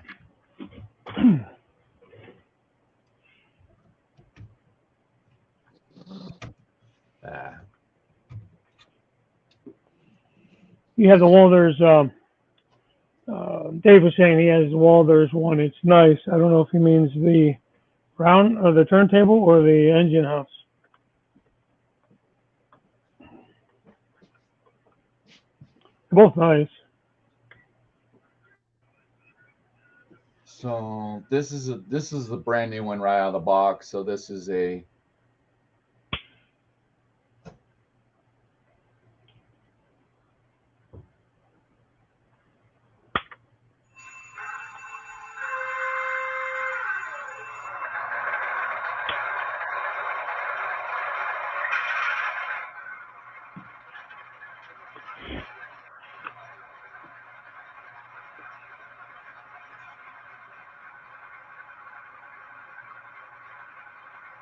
Engine house. Okay. Yeah, cool.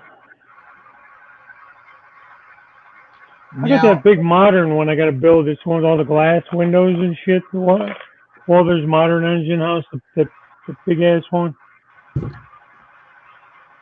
I got so much shit I got to build, man. I got kids coming on my ass.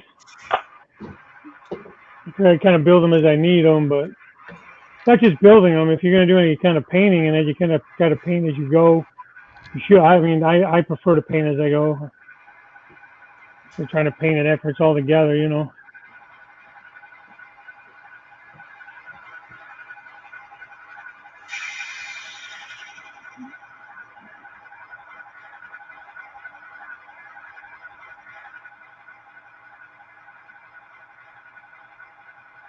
Now, that's nice, man. is, and then what do? You program it to stop at certain intervals? Yeah, it's already programmed. Right here, it's supposed to stop. Right where my, I don't know if you can see where my finger is. No, you can't see it. See, it stopped. Well, no, it kind of didn't stop. Now I'm gonna probably have to reprogram it. So head up, tail. Now I'm not sure if this one shuts it off. So far, it hasn't done that yet. Because my older one would shut off halfway point and it would restart again. What, the turntable or the engine? Yeah, the engine. It would shut off. So this is the newer version. So the turntable is powered then, like the rails are powered on the turntable. Yeah, but because of the DCC, it had to do something to do with it turning. But so far, this one's not. It's not shutting off the locomotive, and I didn't like it because it would shut off when you were turning it. So far, this hasn't done it. So yeah, I was thinking about putting a couple buildings and just putting a bunch of stuff over here, and I'm probably going to get away from the roundhouse. So no, it did stop. So where my finger is pointing, yeah, that's where it's programmed to, and then I can program into it. So what's the nice thing about this is you can move it a little bit or no, so it didn't shut off. So that's kind of cool. And then the round tables take up a lot of room, and I get this. But like I said, with switching, I really enjoy the switching. I'll just come out here and just switch, and before you know it, an hour and a half has gone by, and I feel good. Yeah. Same thing with the round table. I'll have fun. My one son said, "Dad, that's cool. I can't wait till you finish that," because I remember before he would just take the engines on and off and turn around, and he had a lot of fun. And you can bring different locomotives out and everything. That's the cool thing too, though, Meg. If you don't have a Y, I know you do have a Y, but I don't. I actually have a Y in my layout. Yeah, but like for somebody that doesn't, I mean, your turntable will be an area you can go to turn an engine around. Right. Obviously.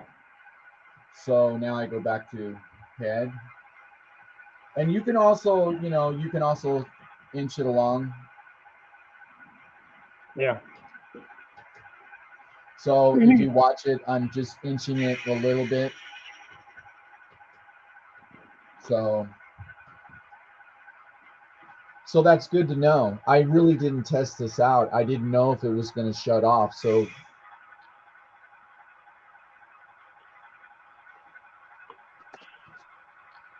but like I said, it's just something else to monkey with, to mess with, and it's kind of cool. Yeah. Totally cool. And like I said, not everybody has a room for a big turntable.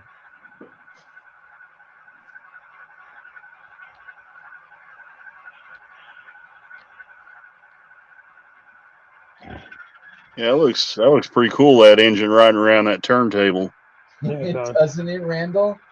I mean, I.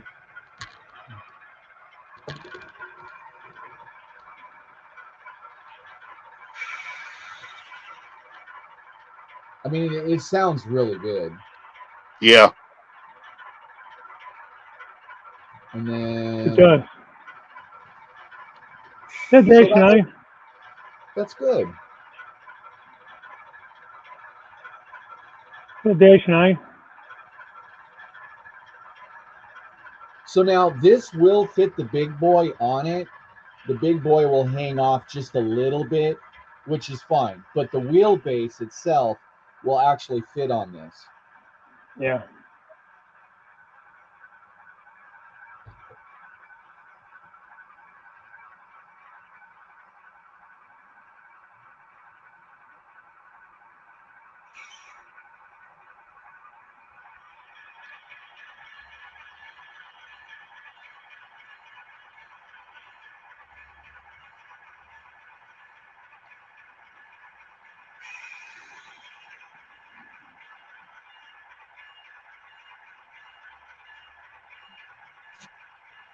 Speaking of which, I gotta check and see where I'm at on the board. Are you at work now, Randall, or are you on call? No, I'm actually off right now, but the last time I checked, I was number 4 on the board. So let's see where I'm at right now. Well, I'm still holding at number 4, so apparently they're not running anything at the moment. Well, now I'm going to have to get some track ready because this is kind of fun for me because I remember the older one that I had. It wasn't as big as the 130, but I did really enjoy it. So, Yeah. well, there you go. That's neat. You could do some video on how to do it too. You know, guys might want to put one in, and it could be helpful. Or do it live even. You know, live's kind of a pain in the ass, but you could do it live.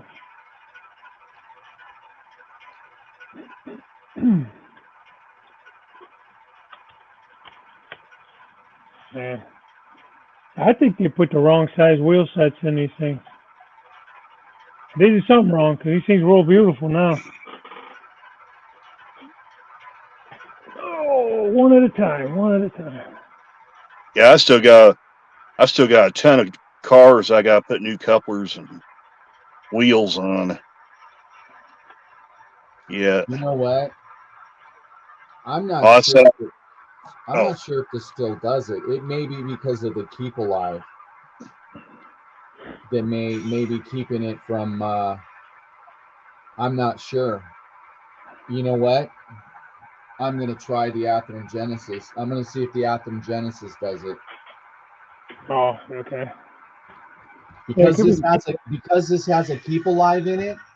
Here, let me grab the Athearn Genesis. Well, the keep alive only keeps it for so long. It's going to keep it for as long as you had that on there. The keep alive would have ran out of juice. Oh, you think so? Yeah. I mean, you could try it. You've had that thing sitting there for quite a while running.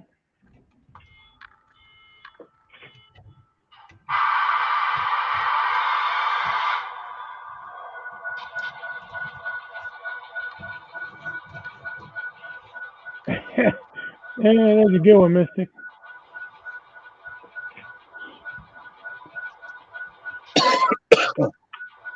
I don't have anywhere comfortable enough to fall asleep actually in the train room. Like, I have my desk here, but I don't have like a couch or like a reclining chair or anything real comfortable. Not like Mike Pfeiffer, who's got his nice big recliner and his. It just did. Did you see it? Yep. What, it died? Yeah, it gets to the turntable gets to a certain point and then it switches. So now the lights are off of it and see it just there it went again. Yeah, okay. All right, I wouldn't have thought that keep alive would have kept it going that long. Unless that turntable picks up power periodically. I want to check just one thing though.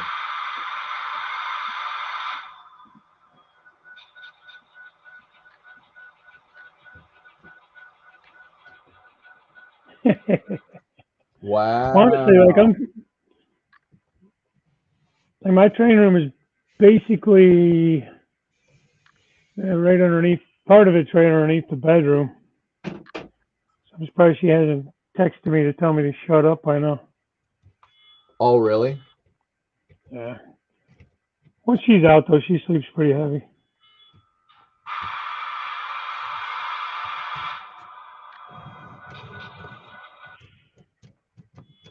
Okay, she's actually on there, so I'm gonna hit the lights.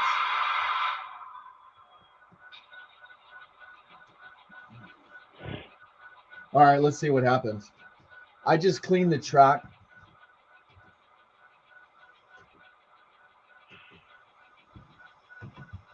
Because maybe the tracks were dirty. I don't know.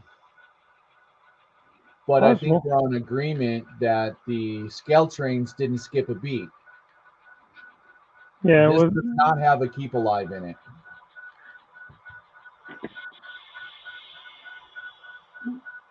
Staying alive now.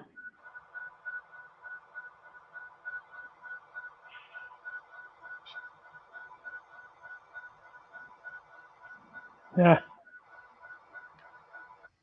I didn't think about it.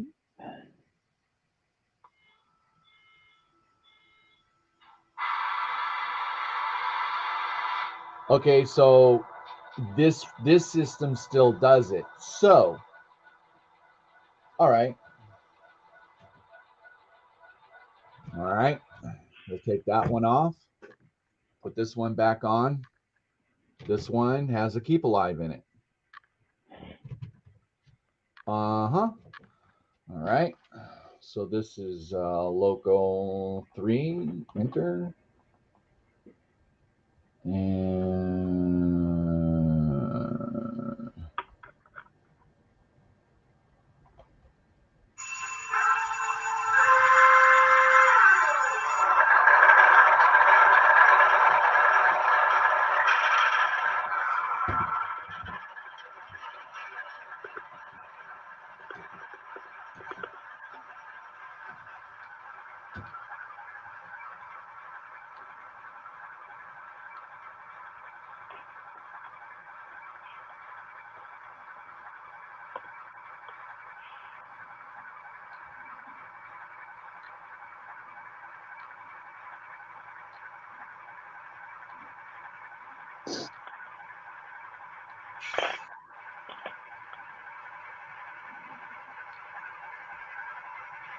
still going. Yeah, it's hanging on pretty good. There it went, I think.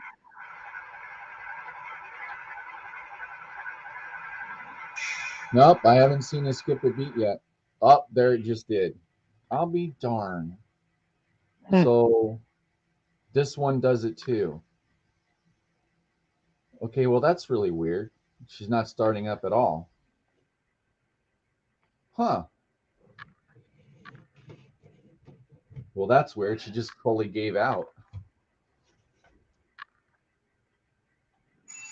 They start automatically. You got to hit the 8 to start up.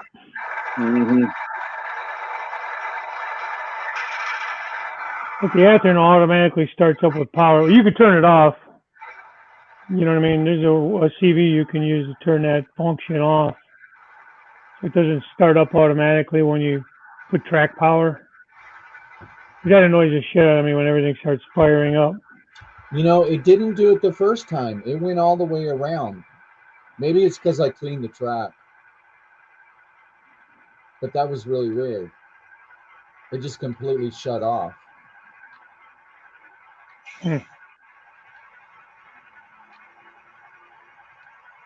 course, I haven't monkeyed with this thing in a long time, but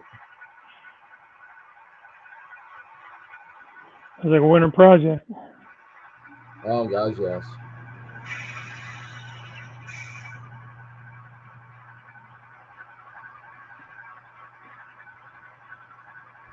Yeah. Less. Pounding on the wall.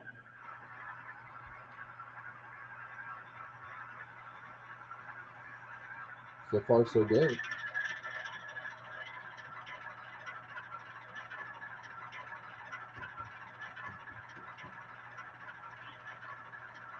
Okay, so now she's going to make a full circle. Well, it's going to make a full circle now.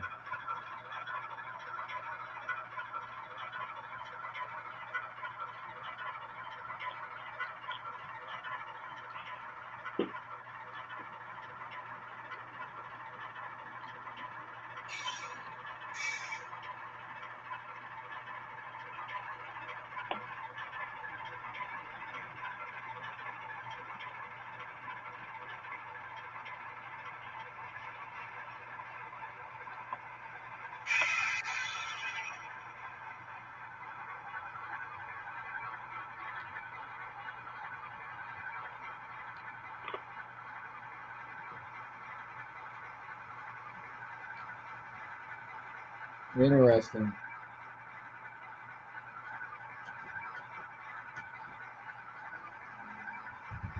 Okay, so what different happened here? I don't know. So Kind of weird though, right? we definitely know that Katie did it. It did so.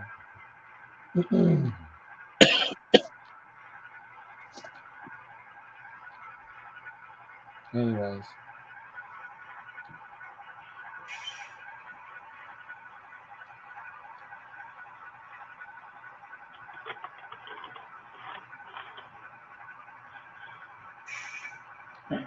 That's Okay. awesome.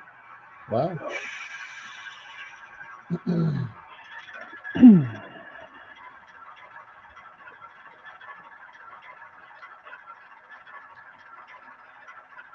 All right. There we go.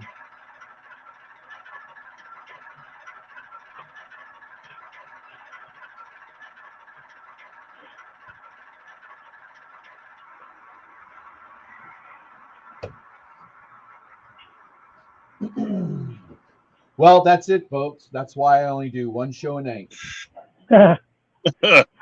That's all. That was pretty cool. That was a fun Yeah. ride.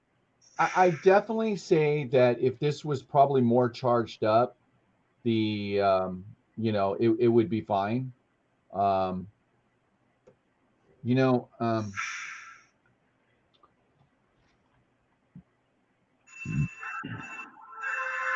okay, because I turned it off, I unplugged it, but it's still getting power to the track.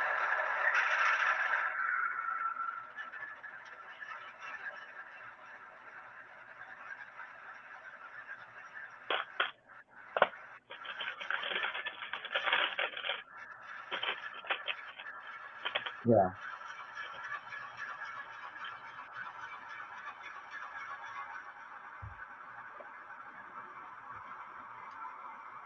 Well, there we go.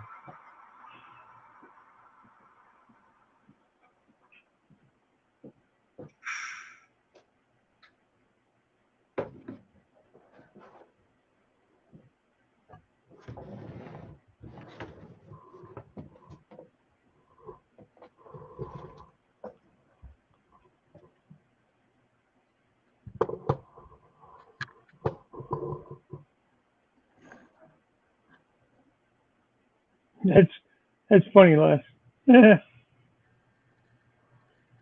I'll let you move in the shed, then you build a room on the house. The train room is in there, and it's right next to the bedroom. That's good. That better than having to run out to the shed. At least you're in the house.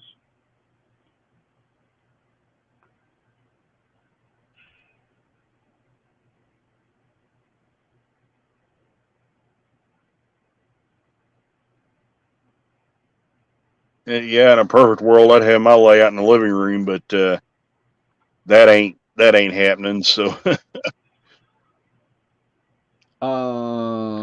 Kyle said, "Is that the only?" I think he said, "Is that the only heritage?" Yeah, Daryl, is that the only heritage? No, I have them all on the UPs. I have the other ones as well, but so I think we can all agree that the Athearn Genesis cut out a few times, and I didn't think that was gonna, because I thought this one, they said, hey, no, this one doesn't do that anymore, but obviously it does, but I don't know. So definitely the keep alive makes a difference, especially on these, because it doesn't cut out. And like I said, you're running it and all of a sudden it cuts out and you're like, well, that's not cool.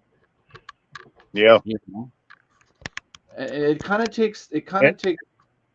Go ahead. no, I was just gonna say until they put the capacitors in the Tsunami 2 equipped engines, you're always going to have that problem. Yeah. I think that's the only way it's ever going to get cured is they're going to have to start putting capacitors in these locomotives. Yeah. Let me see here. Because we know Scale Trains does it, and I'm assuming I'll find out when I test this locomotive probably tomorrow or the next day, depending on how things go between work and train time, but I would assume the Aurora Miniatures SD60F is the same way, that it has the capacitors in it as well. Like I say, I'll probably find that out tomorrow or whenever I'm able to do the review on that engine. But Oh yeah. Sorry, I had to put the heater back on. I'm in my basement. I mean, the heat's on in the house, but I still have a space heater down here. right now, it's not bad here in the house. So Yeah.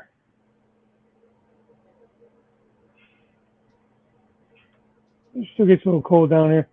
You know, you got the basement floor, so it's cold. It's a cement floor, you know. yeah. Let me see here.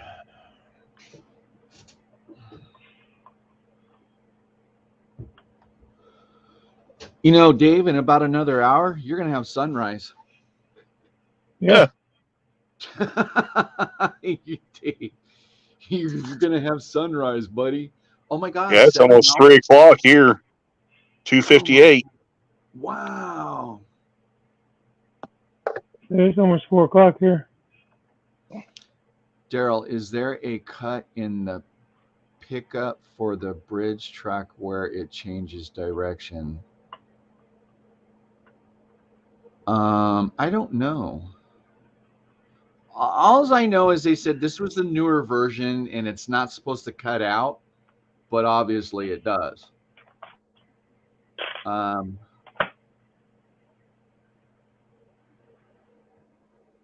Did you So that's did you get it? Did you fully wire it up, or did you still have more to do to it? No, it's fully wired. It's functional. There's not much more wiring you can do.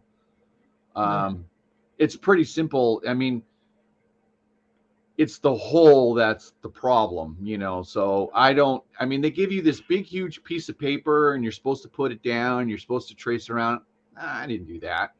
I just turned the bowl upside down, marked around it, and then I just kind of traced on the outside and I cut a little at a time because the last one I did made a huge mistake. So, yeah. Better off cutting it too small than too big. That's right. Yep.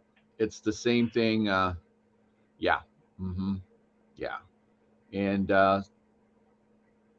it's a little different learning curve than the last one just to get used to, but I finally got it. It's just now I just got to make sure when I do it, I got to program it and make sure, you know, that's because where you lay your track down, you know, that's where it stays, or you don't have to. I mean, it's nice to be able to dial in a number and it goes right to it. But sometimes a lot of people don't do that. They just skip that step and they just run them around until they get close to, then you can, you know, go back and forth and then you got it. Steve. Must be early. Steve Childers, good morning. Yeah, it's what is it? 1 o'clock here. It's 1 o'clock in the morning here on the West Coast. It's 3 o'clock here, so yeah. 4 o'clock here. So well, I'm committed now, man. I'm working on these cars. What are you working on, Dave? Okay, Dave, you can take me down. I don't want to be big anymore. Just want to be little Daryl? Yeah, I'd rather be little Daryl. So what is it you're working on? I'm changing these wheel sets. Oh. What on the Tropicana cars. What do they call that tool again?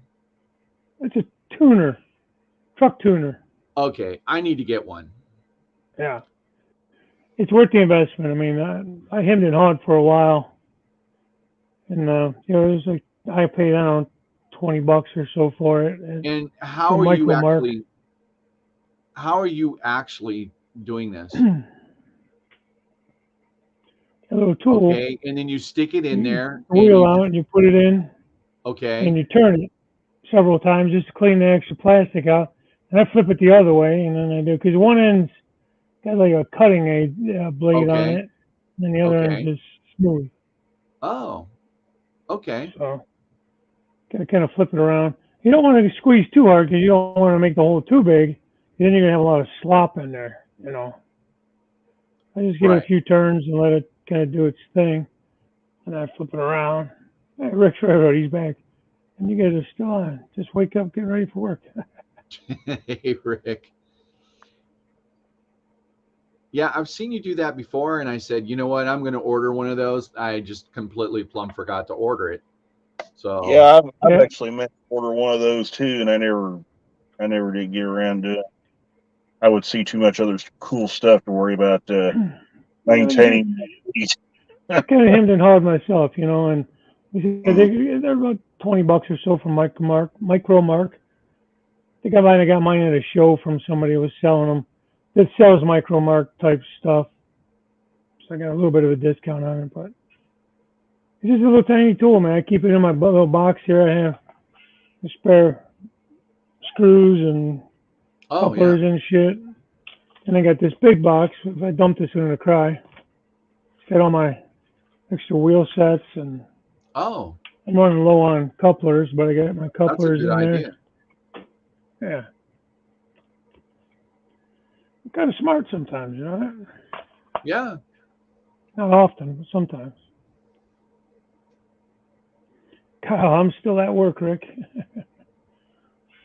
Steve, jealous buddy. Working on I am retirement. working too at retirement.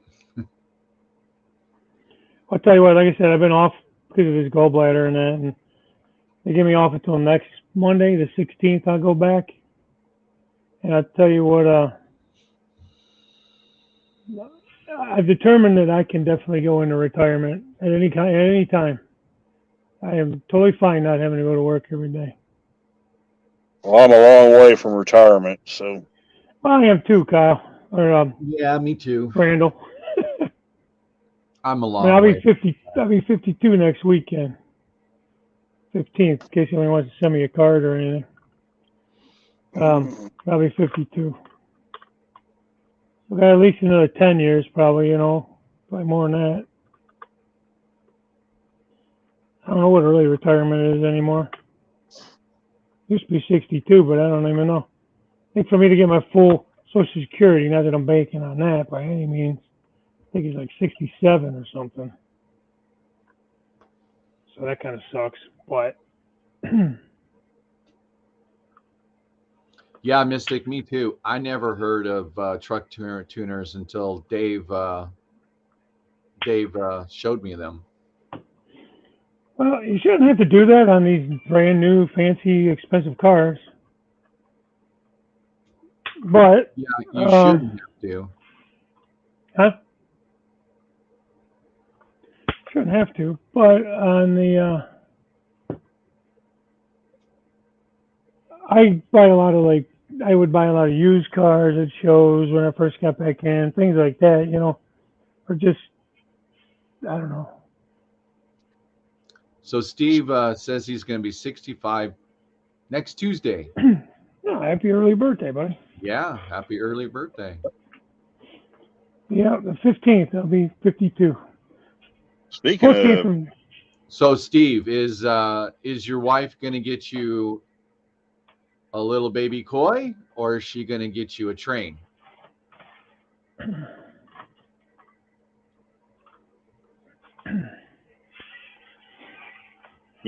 speaking of used freight cars and stuff, I went to Mid South Hobbies today while I was down there in Memphis, and well, I guess now it'd be yesterday since this is morning, but now it's yesterday. yeah. Today is now yesterday.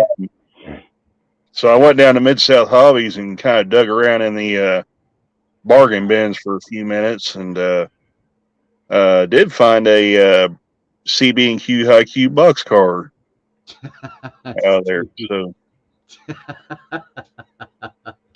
Laugh out loud, new underwear or socks. and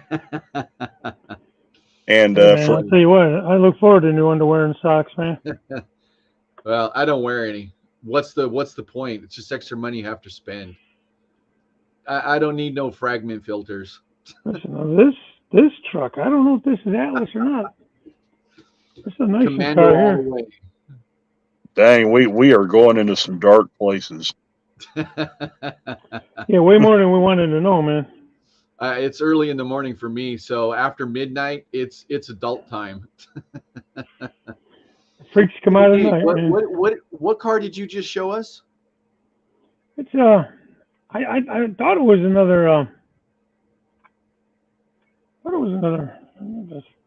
this light's killing me. I thought it was a Tropicana car there for a minute. Yeah. This is Oh, air. that's like the ones that I have. This one got, if you look at the blue roller bearing caps on it, those other ones That's don't right. have them. Yeah, some of mine have blue. Yeah, some of mine have blue roller caps, and some of them don't. None of the other ones I've worked on so far have had it. All those other ones I was working on. I had a. I think I bought this one like separate. Like I don't know. It wasn't from this run. Mystic. Yeah, I bought a bunch of those Walther's Trinity 2-bay hoppers, and when they came out with them, they actually had the wrong size wheels on them. Yeah. They were supposed to have 36-inch wheels, and they came out with 33-inch wheels. Right. So, kind of what I did just for kicks and giggles, and to kind of add some animation to them, I started sticking Athearn Genesis trucks underneath of them. And really? oh yeah, they fit right on, and boy, they look good. All right, Dave. Take care. Dave just informed me his birthday's the same day as mine. Yeah, see you, Carolina Foothills. Yeah, Carolina Foothills. That is his name, Dave. Take it easy, buddy. Get a nap in. Yeah, I'm gonna have to pull out here too here pretty quick because rail crew is gonna call and they'll all be with no sleep. So yeah, you better get some sleep if you get called into work.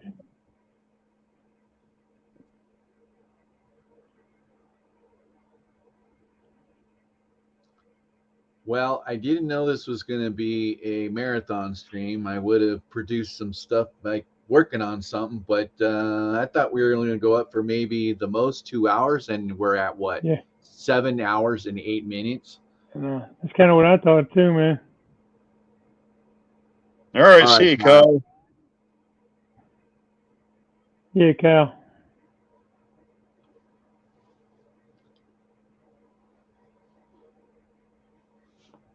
Well, it just kind of works out like that sometimes. Sometimes the stream drags on and you can't seem to get any kind of topics going, and then sometimes it just, it's a Friday night, nothing better to do.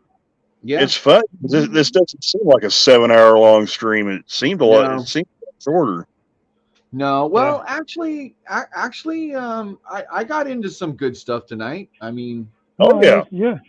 I mean, I had a train derailment, which I've never had in my tunnel in my mountain. So I showed everybody how I took that apart, and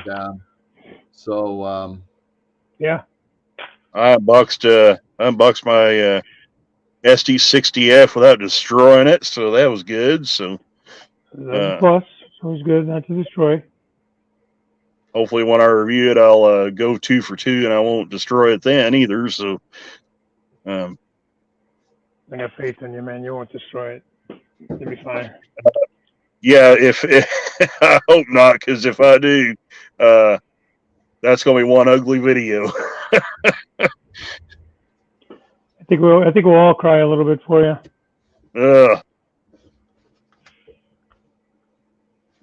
That'll be one of those moments where I go into cardiac arrest, probably. Well,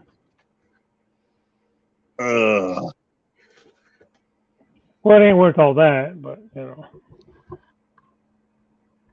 cardiac arrest and all. Oh yeah. Well, let's just say it might raise my blood pressure a little bit.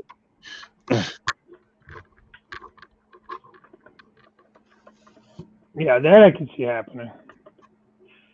If you have a weak heart, then maybe it will. Yeah. But no, I'm excited to try this thing out. Just all the videos I've seen, just all the videos I've seen of this of these engines in operation. Yeah, I'm really excited, especially with those functioning radiator fans. Okay, Dave, you can make me big. Hang on. Hang on, man. Let me get my big face out of there.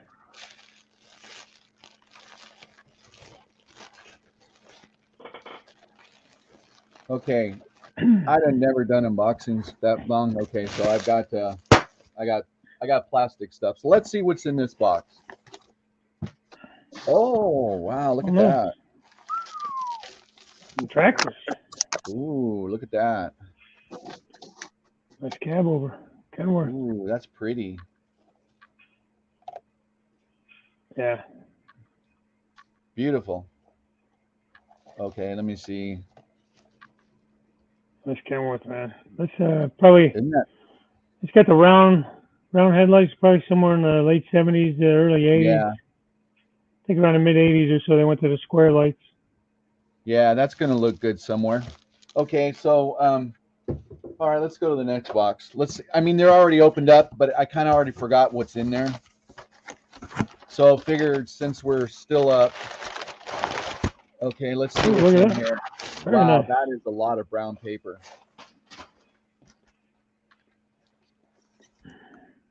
Oh. Oh, nice gondolas.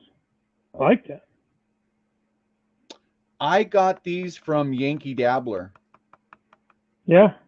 Yeah, these are the Yankee Dabblers that I got. They were sold out everywhere else, and just so happens, I saw that guy that does for Yankee Dabbler the Engineer Hall. Yeah. Yeah. So yeah, so I got all the different road numbers or the run. They're actually really nice. Here, let me pull one out. They're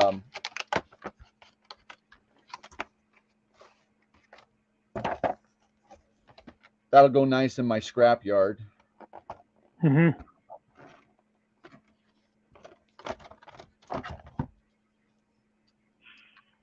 That's sharp. TTX on there. Yeah. What are 65 footers? What's on the box? 68 footers. 68. You know, they are kind of long. Yeah. But I kind of like the perforation at the top. So yeah, they are kind of long. I didn't realize they were that long until you said that. Thanks, Dave. Probably right, Steve. I don't know. Ooh, that's a cool car. I've got one of those, Daryl. Only mine's in the Wisconsin Southern scheme. They're nice. Yeah, those are nice. I like that railgun scheme. Yeah, that's what I saw, and then I went up. My first place I always go to is Lombard, and they were gone. They didn't have any. Well, they didn't have the TTXs that I liked. So so I just decided, okay, well, I just happened to see Engineer. You want to see him long? Rick's Railroad. He's got him in O scale.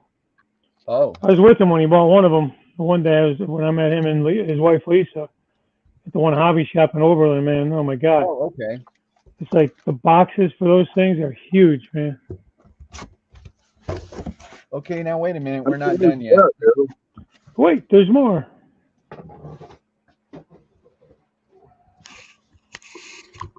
Oh, sorry. Nice shoes, Daryl. Thank you.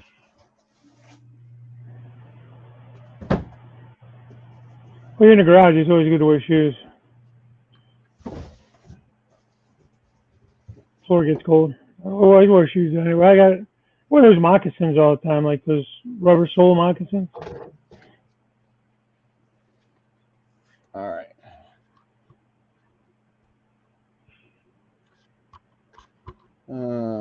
me see if I can do this a little bit better. There we go. Okay. Some more paper. Oh, I forgot I had these. See, this is your traditional Welch's that From Lombard Hobbies. Yep. Mhm. Yeah, we send the goodies I with them. got Errol, I have those exact same cars. beautiful, aren't they? They What the are hell? great.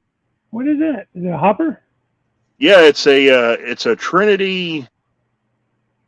What size are they? I can't remember what size they are, Daryl. This is 67 foot, 4-bay covered. Yeah, 67-foot 4-bay hopper. Those are big cars. Yeah, For- it is. I didn't realize how big they were. So I didn't. When I got mine, I didn't realize how big they were until I opened them up either and did the review on them. But Sharp. they are big, big so cars. I got I got that one, CHS. Oh yeah, these things are huge. I didn't realize they were that big. Yeah, they are large cars. Wow. They're heavy too.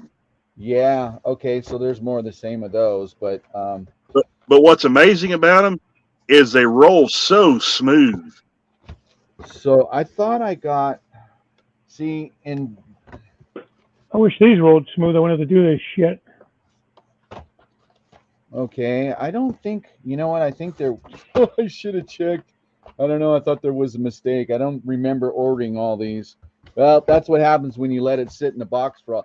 But those TLX's ones, those are beautiful. Yeah, those are great. I've got all three row numbers. Oh, okay. So there was only 3. Oh, okay. I think there was only 3 that they did in that scheme. Yeah. Wow, I did not realize how big those things were. Yeah, they're huge. All right, wait. There's more. Let's open up another box.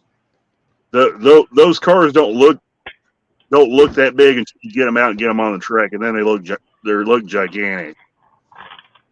Especially when you put another hopper car next to them.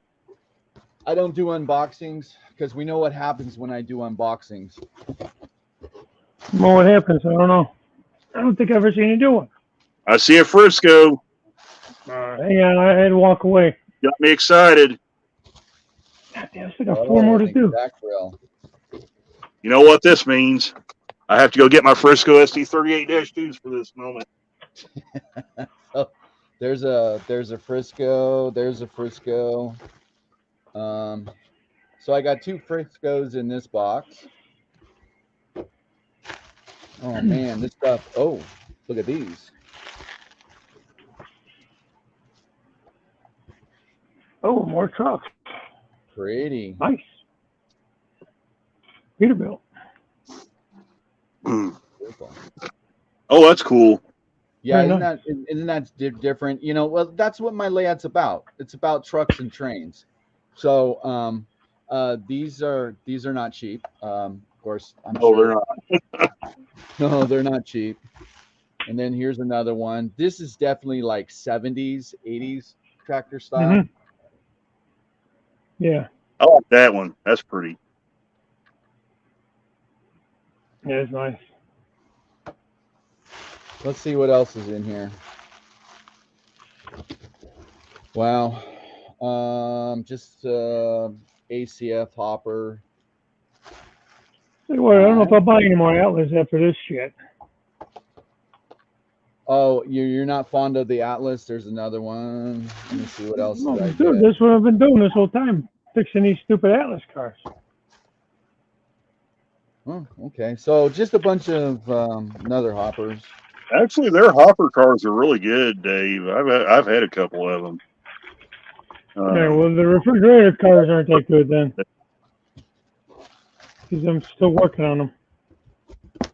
I don't know They why look their great. trends aren't that good, but I mean, their trendy. The refrigerator cars is what I was talking about. Yeah, I'm sure I have some Atlas around here somewhere. I just Wait, there's more.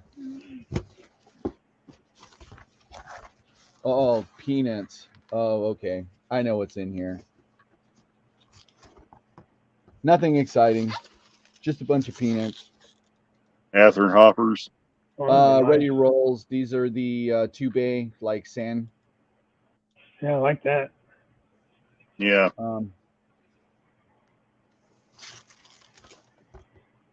Man, God, peanuts, man, they suck. Yeah, Ether makes some good stuff, man. Yeah, I love I'm pretty fond of the mainline stuff too, though, from all theirs. Yeah, I really like the ready to roll stuff. It is pretty cool stuff. So that's pretty much what's in this box. I figured, why not keep the show going? I'll just unbox a few things. Well, they were already unboxed, but since I really never do anything like that, I thought, well, let's just take some time and do that. I'm not against it. I'm not the most exciting right now. I'm just working on these cars. I get them done. If we're still on when I get them done, I'm going to run them and see if it does any good. If my camera will ever come back on. There it went. Yeah. Go ahead, Randall. Let's see what you got. So this is the Scale Trains BNSF Tier 4 that I got right here. That's in this box. So I'll just go ahead and cut this thing open. Right quick. I feel left out. I don't have no unbox. I don't have anything to unbox, I don't think. I'll be left out. Oh, well.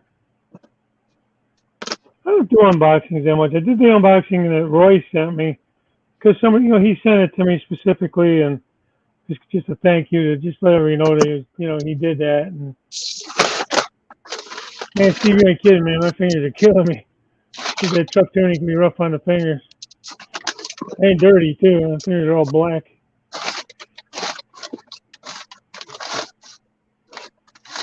Yeah, Steve, that's good, man. Yeah, I don't ever do unboxings. I just never do. And I'd already opened up the boxes, but I just decided, okay, well, let's waste some time here, and I'll just open up boxes that I already had.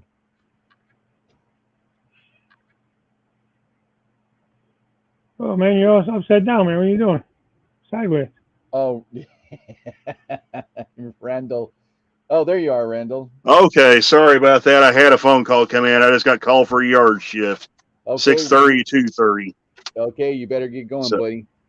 Well, I got time. I can show you this, but I still got 3 hours yet. So there's the engine. There's the road number right there. So it'd be BNSF 3685. So let's see what we got. Is that one of those 25th anniversary ones or no? I've got 3 of the 25th anniversary ones already, but really? this is a Tier 4 Gevo. It's Tier 4, okay. Yeah. So of course, with the scale trains, you get your customary spare roller bearing kits. Pappy's in the chat. Hey, Troy Goglin. Where's he? There he is. Oh, sure. Now you come in. So after a good night's sleep. I'll just undo one side. That way I can get it back in its box pretty quick. So let you guys get a look at the. Well, have a good shift, Pappy. Thanks for stopping in, man.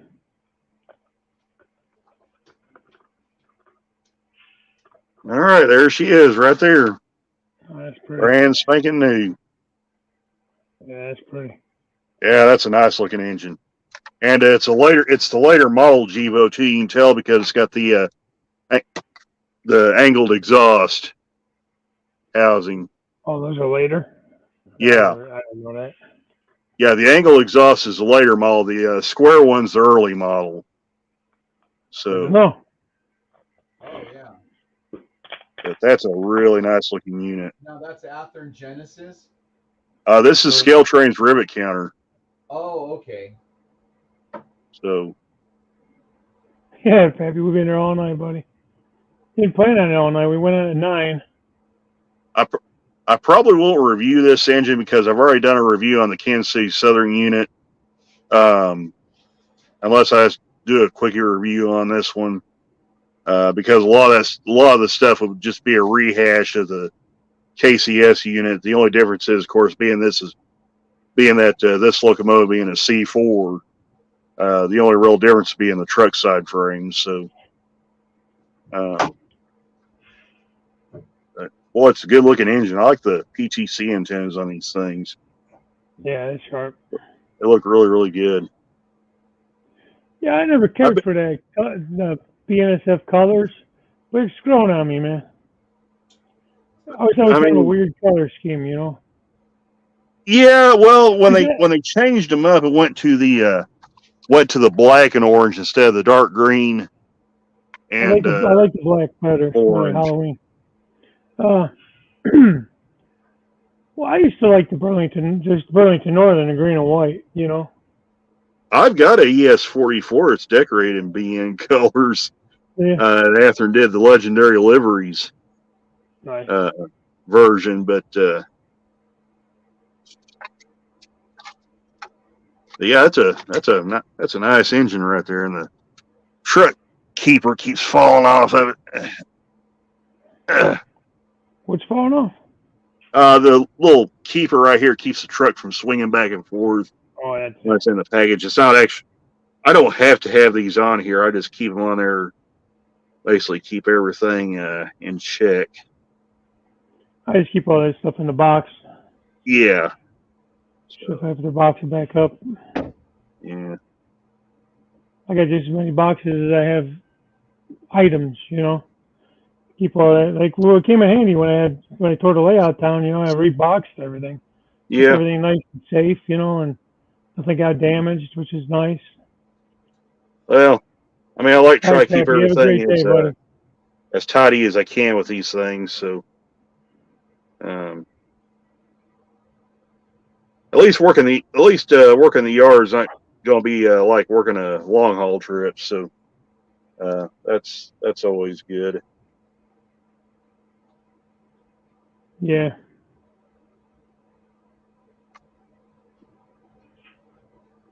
Plus, you never know what might show up when you get down there. Like right before I left to go to Memphis yesterday, we had a locomotive from the UP show up. You mostly work at BNSF yards, right? Yeah, but we get a little bit of everything at theirs. So, UP is kind of one of the rarer ones. The one that showed up though was one of their rebuild AC 4400s. Looked pretty fresh too, so don't see too many clean UP engines. No, CSX too. You don't see a clean. Very rarely you see a clean CSX engine. Oh yeah, yeah. By the way, I was looking at scale trains on their AC 4400s. I saw they're doing the CSX,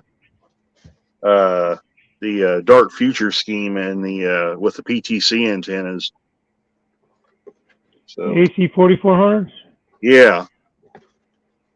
Yeah. So I pre-ordered some of those YN2 schemes.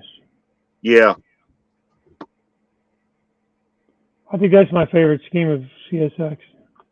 Yeah, a lot of people like that scheme. I actually, there's actually one that I caught at Thayer here a while back, and got a couple of good photos of it. So I feel like they're phasing that out, you know, more and more. Yeah. Well, that one that was at Thayer, it had some mileage on it, but yeah, it was still in good shape. And for those that haven't seen the Frisco engines, right quick, there's number 297 right there. Oh, sure. You just have for an instance. I mean, you probably can't see it on the camera here, but yeah, let me take that thing out. No, yeah, I'm going to show you what I'm talking about. Oh, okay. Yeah, go ahead. You probably can't see it very well. I don't know if I can get the light to shine on it right, but Can't really see it.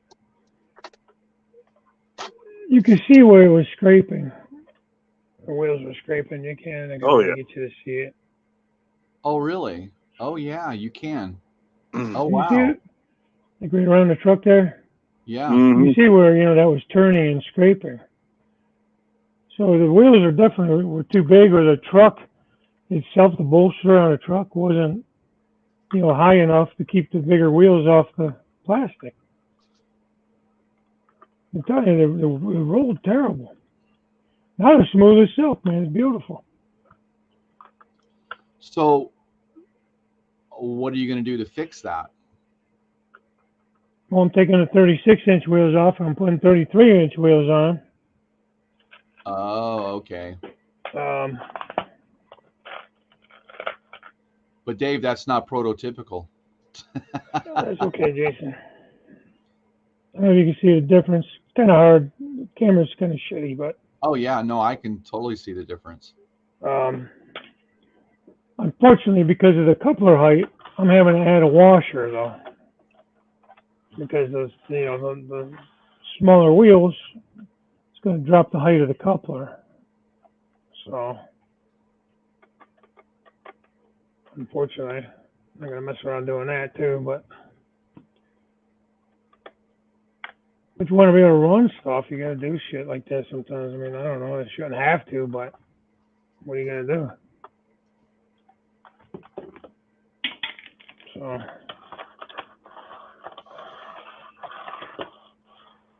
Running pretty smooth now. Yeah, it's funny. Mystic mentions Vinny because I did catch 6951 here a while back. I have not seen that engine since though.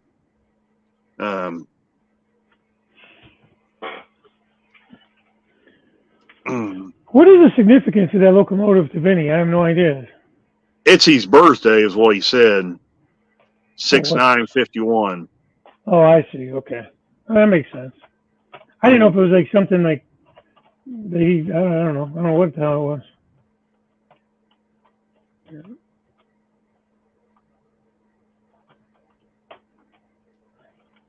Oh, damn it.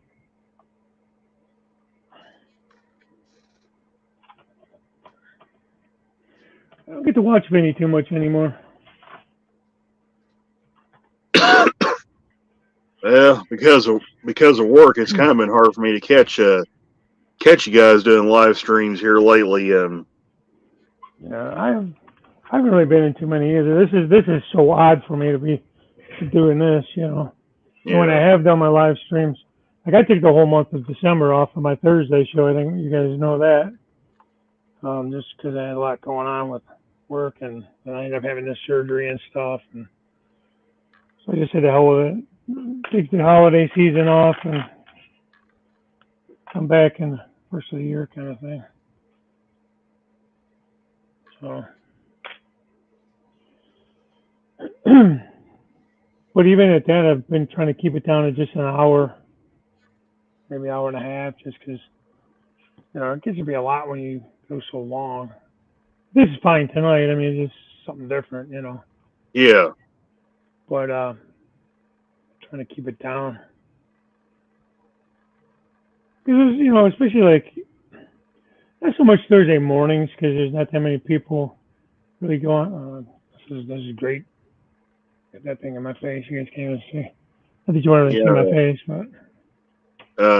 I was just going to tell Mystic, one of my favorite BN schemes happens to be what they call the Tiger Stripe scheme.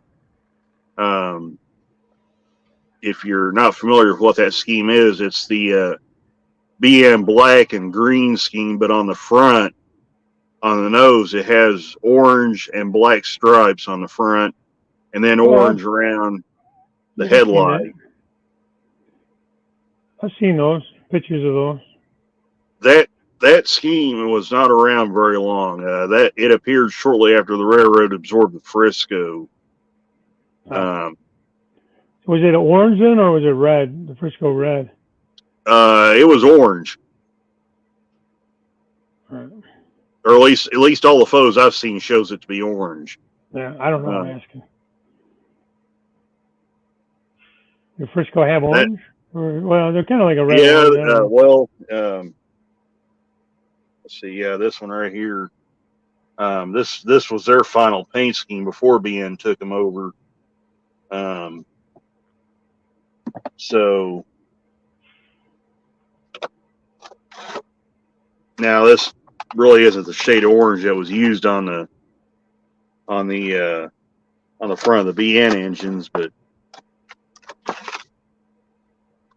I'll kind of just hold it up there like that. But that's Frisco's final paint scheme right there. Is this orange and white scheme? Hang on a minute. Yeah. So I'll hold it up there like that. But and then of course had the lettering on the long hood there. So yeah, that's nice. And where did Frisco run? What is that primarily? They were primarily a Midwestern road. Their actual full name was the St. Louis and San Francisco Railroad. They obviously never fulfilled the San Francisco part of their name, but they had a pretty good footprint in the Midwest. So, and in fact, there's still reminders of the Frisco still standing. Of course, the depot at Mammoth Spring is a Frisco depot. Been there since the late 1800s. There's a caboose sitting next to it. I think there's a couple other examples kind of scattered around. Frisco 1501, one of the 482 mountain type steam engines, I think is located. Trying to think the name of the town where it's at.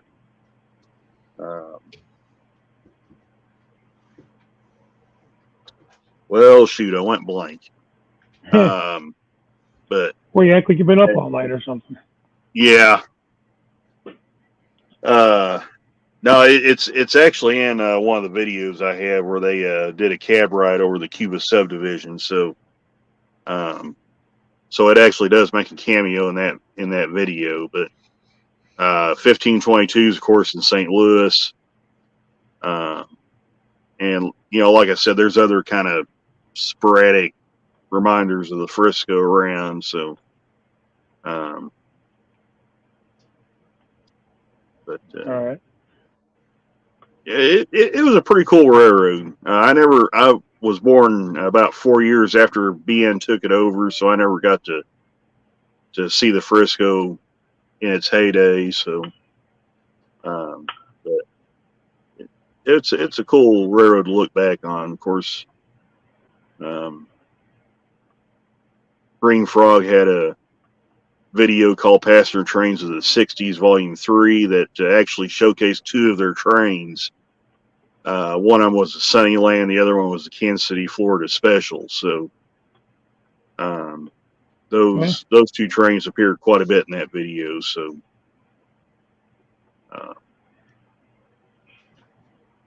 interesting. It's pretty cool. So. And the interesting story about these SC38-2s that Frisco had, they actually own both versions with and without dynamic brakes. They had these two with dynamic brakes, 270 or 296 and 297, and then 298 and 299 didn't have dynamic brakes on them. So they actually own both versions. Why the other two didn't have the dynamic brakes, I don't know. But... Hey, Ari.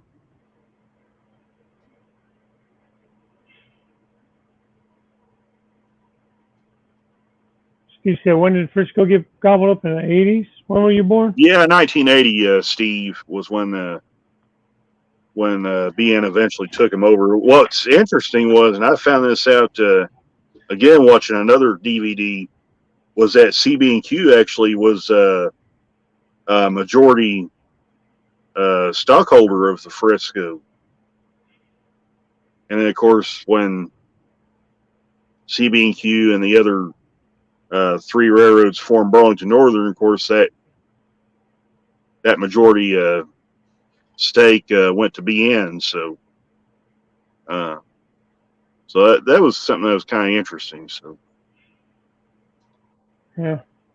I like the Wheeling Lake area too. It's yeah, basically that black and orange color. I also like the Ohio Central colors. it's kind of a callback to the Rio Grande in a way. So Yeah, a little bit. It's cool railroad. So, The Ohio Central reminds me of the Wisconsin Central. mm-hmm. So there's that maroon and yellow, almost like the Minnesota Golden Gopher colors, man. That's all I know about it. It's just I like their colors. I mean, I don't really know much about them. The short line or whatever. And I think I was reading somewhere in the actual final Frisco locomotive, meaning the final locomotive where all Frisco paint was an engine number 3100, which was a GP50. So, Really? yeah. And it's the only Frisco engine to wear a 4-digit number. Why? What do they normally run? Threes? Let's see. I'm trying to remember what the original number series would have been for those engines. I actually saw it on Google. I don't know if I can do this without kicking myself out of the stream or not, but I'll give it a try here. You gonna drop you out or not output down? No. Okay. I still got Google loaded up here. So let me pull that out. So Frisco.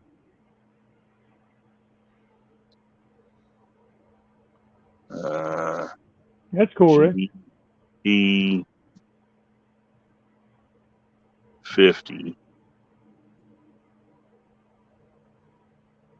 Okay, so right here is photos of Frisco 3100 that I'm looking at right now. Okay, I found it here. So the original number for Frisco 3100 was to have been 791. 791.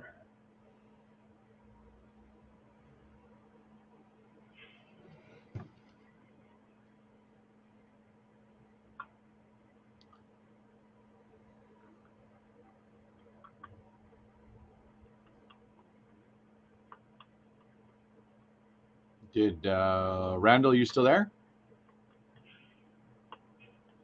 It seemed like he froze up or something. Yeah, he might have. He needs to go get a nap or something, man. Yeah. Yeah, I don't know. I don't know much of railroad history and colors and engines. I'm like okay, so according to Google, Frisco ordered 10 GP50s, starting with the number 791. So they would have been numbered to 799, according to what the Google reference shows. But ironically, 3100 was the only GP50 to come in Frisco paint. The rest were all BN Cascade green and black, but still had their Frisco isms. They still had the nose gyro light. They still had the Leslie 5-chime horn. So it's just they didn't wear Frisco colors. So and it's raining outside. So fun. Yeah, from sounds of it, quite hard too. Yeah, I had no idea this this was going to be going on this long. If I would have known, I would have been working on something, but it's okay. I'm surprised my wife hasn't come out yet and snapped her fingers to bed. Yeah.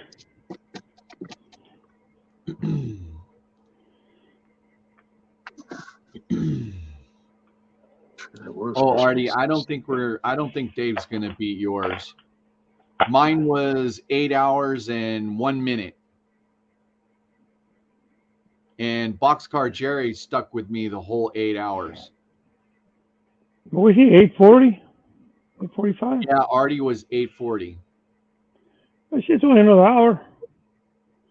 Don't be such a pussy, man. Hang out with me. Who, Artie? You. Well, if that's gonna happen, I'm gonna have to make myself some coffee. Make me some too. Kyle Steven, that's why you stay single, Daryl.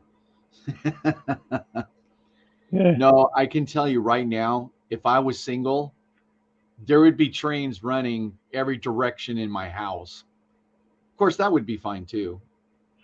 Well, one guy I'm friends with down there in Florida, man, Chris, he has HO stuff. I think he has some N stuff too, but his layout's primarily HO, but his dad has a big Lionel set, big Lionel layout.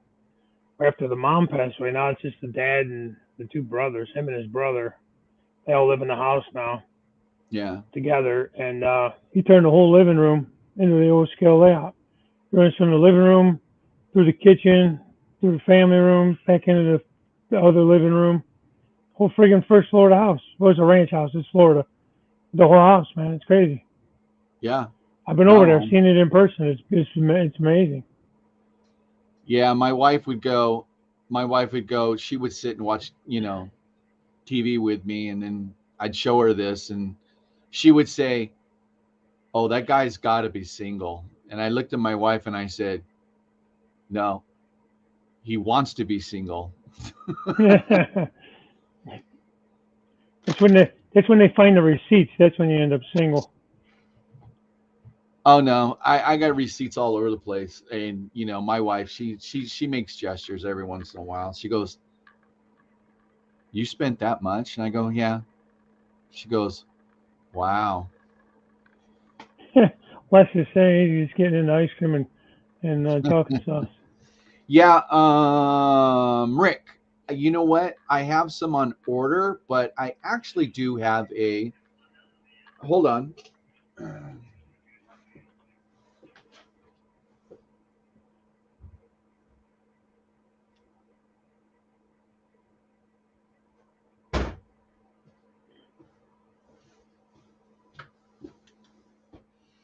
Oh, yeah. I did a. Let me see if I can back this up a little bit. We don't want to see your nose hairs, man. Okay, so beautiful. There Who's we that go. there? Pennsylvania. Pennsylvania Right? Heritage Unit. So Very nice. it looks better out of the box than it does in the box. There's a Canadian National engine, Heritage engine I'm thinking about again. That's the Elgin, Joliet, and Eastern Heritage Unit. That's the one that's like an orange color? Yeah, it's all orange. That's the one that they messed up on?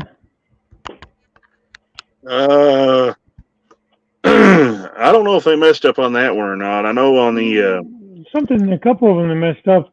Yeah, on the SC38-2s, they only the Frisco and the standard Elgin, Joliet, and Eastern scheme passed quality control, but the others didn't. That included the L&N, SP, EG, Elgin, Joliet, and Eastern Bicentennial scheme, and BC Hydro. What was wrong with them? I'm not totally sure on that one, Dave. They just said that they didn't meet their expectations. Yeah. Well, I'll give it to them, though, because that's a huge cost for them to, Yeah. Send it all back and stuff. From what I saw, the new ETA on those particular engines will be August 31st of this year. Wow. Yeah, that's a huge hit. Yeah. So they must have really not met their satisfaction. Yeah. Well, I mean, when you advertise road name, number, specific details, and everything, you kind of gotta stand by that, you know. Oh yeah.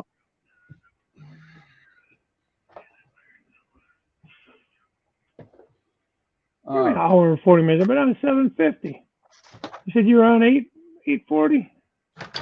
I believe we're going to catch Artie. Okay, yeah, you're right. Right, and I got another hour. I got another hour. Talking about.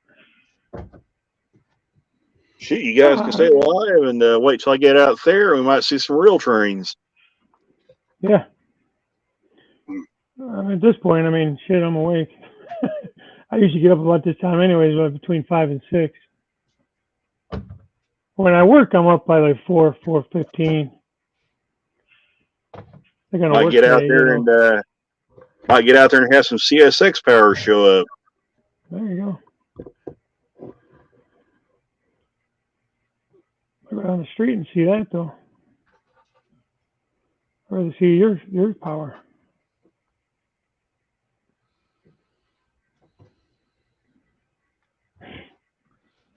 So this is the 8102.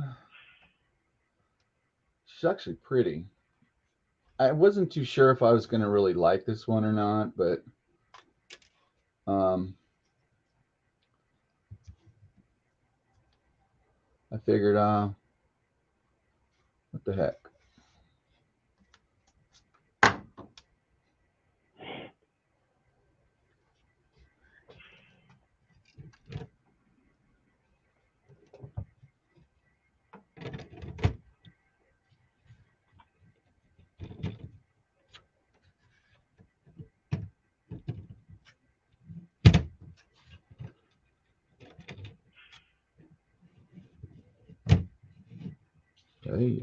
Army training there.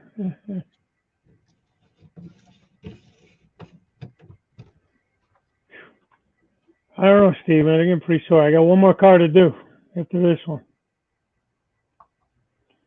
And then it'll be the test to see if they do any better. They're horrible. You weren't in there earlier, man. They wouldn't stay on the track for nothing, man. You could just hear them scraping against the bottom of the car.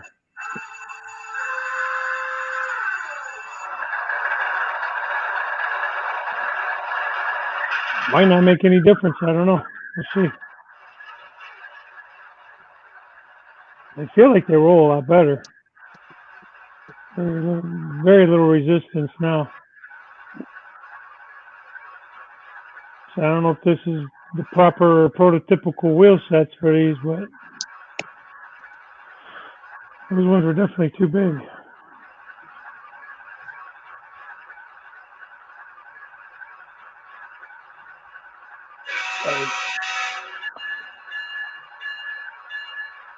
Oh, so this is the, is that typical for the NS for the lights to go back and forth?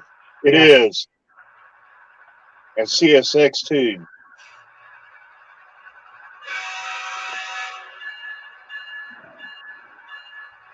Yeah, BNSF, UP, they don't. I don't think the Canadians do either.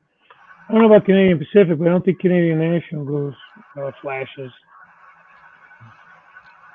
on and off.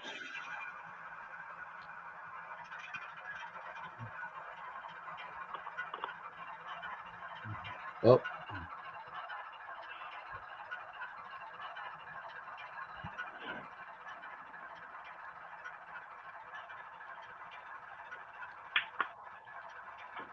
So I'm giving you the roundhouse tour. Instead of the Lazy Susan, he's doing the lazy roundhouse. A roundhouse that goes nowhere yet. Just in circles. All right, works out good. Our last one. I'm glad I had these wheels in stock.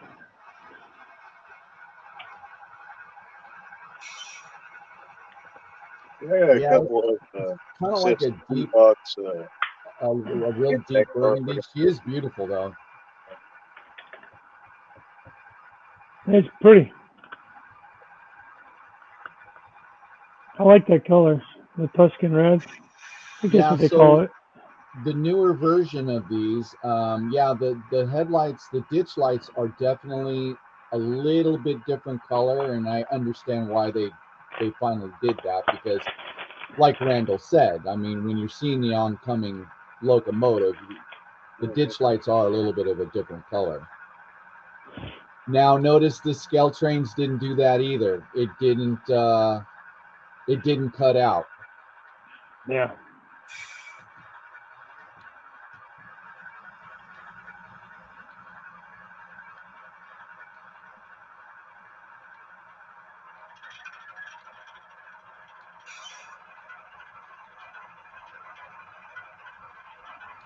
Yeah, I already said you could have those tracks laid while you were live all night long.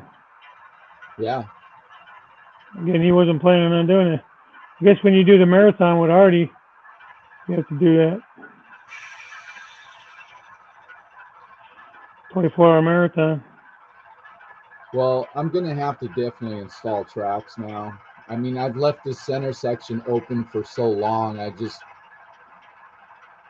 with everything else. That's where I said number 1030 was on the turntable when they showed off all those heritage units. Okay, so definitely for sure. So that's the one heritage. I got some more coming. I can't remember which ones I got, but wow. Okay, so let me try this one more time. So this is a Tsunami 1 generation.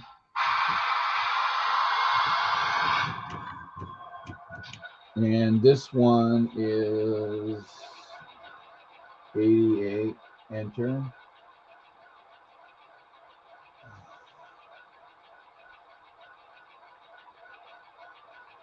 All right, let's see what happens again with this one. I think what I did is I took this one off before I cleaned the tracks, but I wasn't 100% sure. So let's see if it shuts off.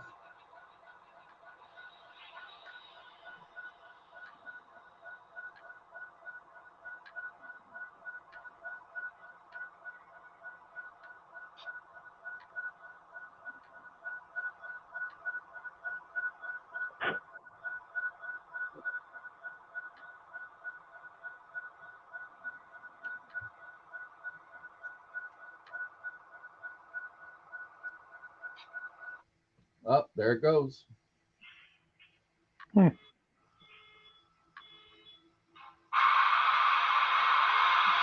So the keep alives do make a difference with the turntables.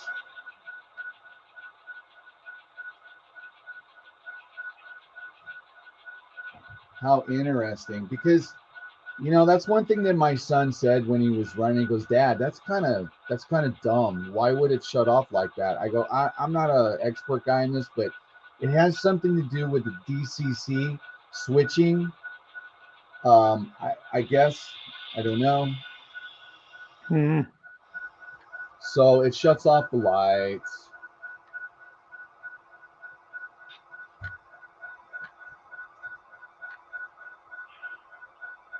Bye, Rick.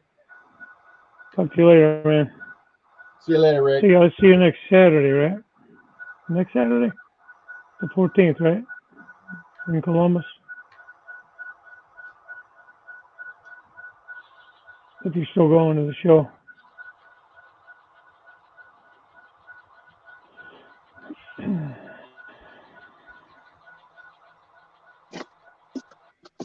Yeah, she just did it again. So there's a certain point in the turntable where I guess the DCC flips. I guess is what it is. Yeah. Already says like a dead spot or something in the turntable. Yeah.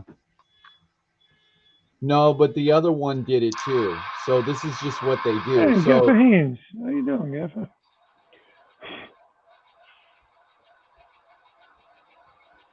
just by so here it is again.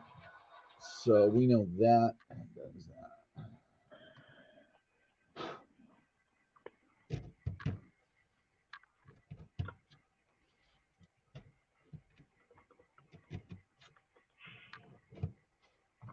So that is a local 3. Enter.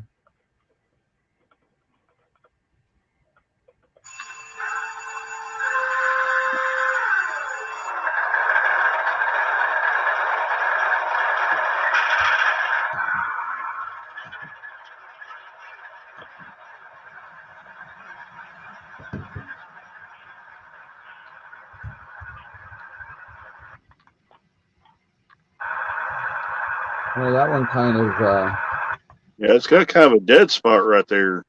yeah. Oh, huh. Are you just talking about the polarity reversing itself on the turntable or something? Now, on the Keep Alives, when the engine is going, is that recharging that battery? Is that how that works? Yeah, it should be. Okay, because these are new right out of the box. Now that one didn't do it, but this one did. Well, that one's new out of the box. You might have to build some juice in the Yeah. capacitors.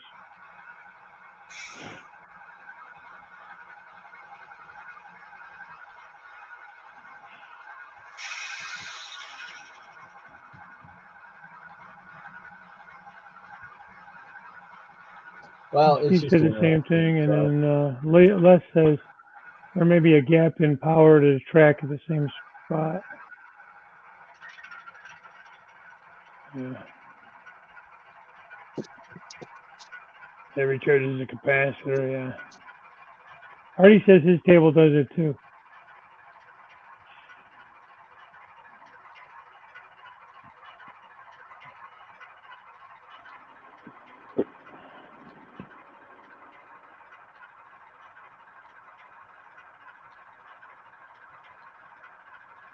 Well, all right.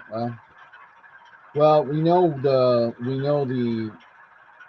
ones without Keep Alives definitely shut off. This I mean, one they're had junk. You just send them my way, and I'll see if I can make use of them.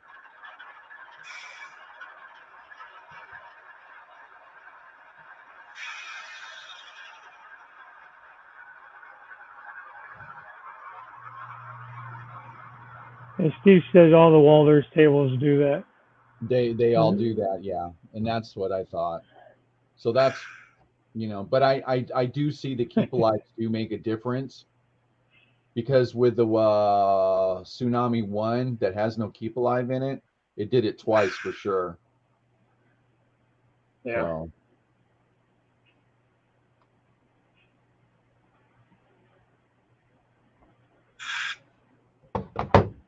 Well, alrighty then. Pretty cool though. Yeah.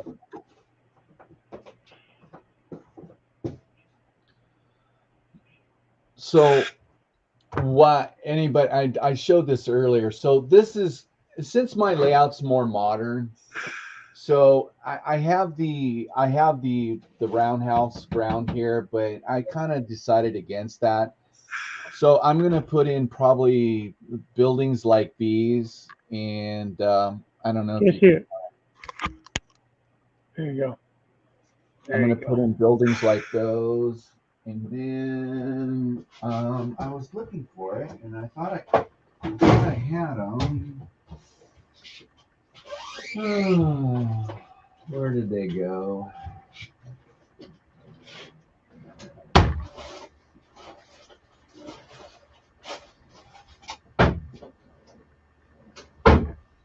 They gotta be down in here somewhere. Okay. So then also I was going to also use that, and then Dave, you were saying about the Rick's products. Yeah, Pike stuff, Rick's. Yeah, so I'm gonna use that, and then I'm gonna do more like outdoor more thing, but it's just basically. So that's what I'm gonna be using for. Yeah, I haven't decided yet on the older roundhouse. But the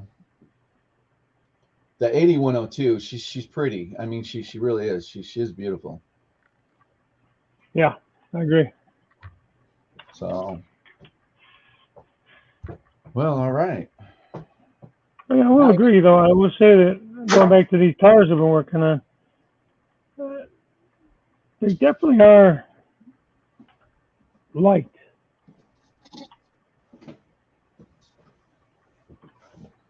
I haven't weighed them or anything, but for the length of the car, I feel like they should weigh more than they do.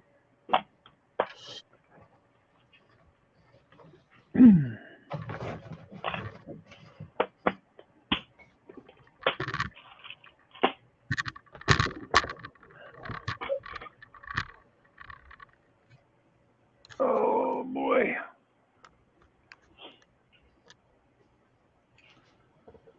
Did we lose Randall? I'm still here. Oh, okay. Randall, I thought you were going to work. How you went to work, man? I'll probably get ready here in about 20 minutes. My shift doesn't start till 6:30. Oh, so you ain't gonna bother sleeping. You're just gonna go. That's okay. Local.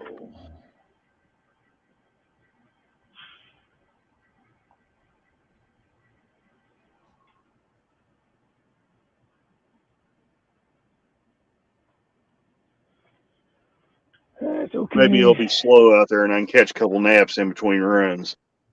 You could only hope. Yeah. It's probably because you didn't get any sleep. You won't. That's how it usually works.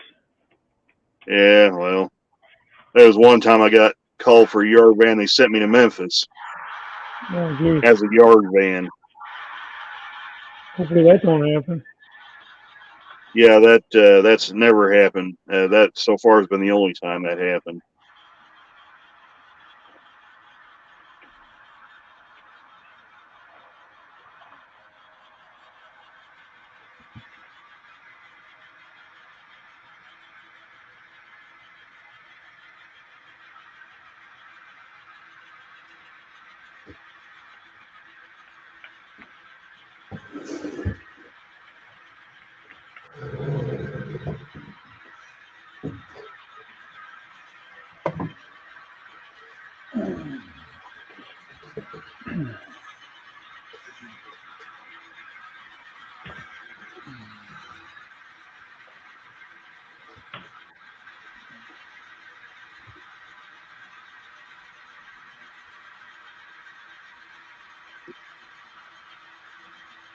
Do we lose Dave? Where did he No, go? I'm here. Oh, I'm okay. just putting these back on the track. I'm gonna attempt to run them around again, see if that helped any. Should have. Hopefully it did.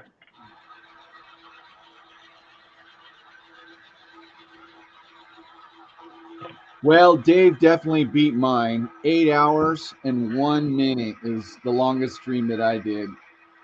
Congratulations, Right Dave. Oh, thanks. Believe me, it was not my intention.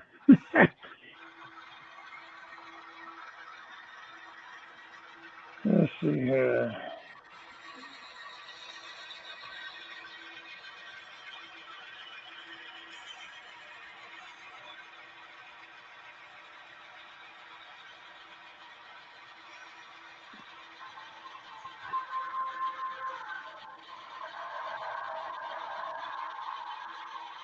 I definitely love how that Dash 9 sounds. Completely different It sound. does sound good, doesn't it?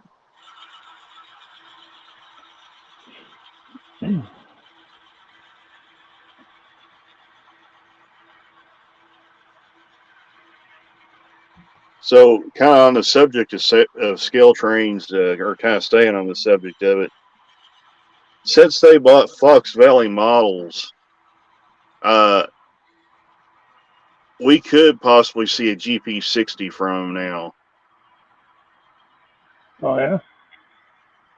Yeah, because they now have the tooling for that locomotive and HO scale. Because Fox Valley did the GP60, the GP60M, and the GP60B. So I'll take your word on it. I do not know. Hardy. I thank you, Kyle. I appreciate that. No, you're probably right. It probably would look good since the backgrounds that I got. It probably would. I bought the 3-bay one, and I'll probably still put it together and just leave that as like an older building for a roundhouse. But like I said, since my whole layout is modern, I wanted to put in some newer buildings up. So I think I'm gonna maybe get working on that.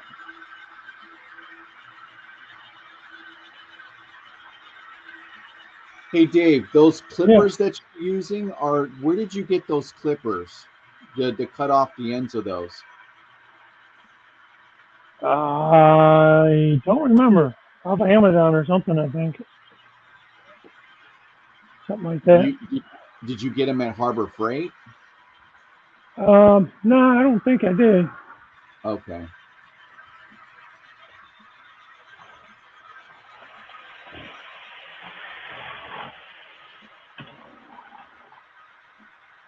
Wow, I made a mess in here. Holy mackerel, I got boxes everywhere. I got stuff everywhere. I got stuff everywhere too. Yeah. Ay, ay, ay, what happened now? Okay, so something got stuck.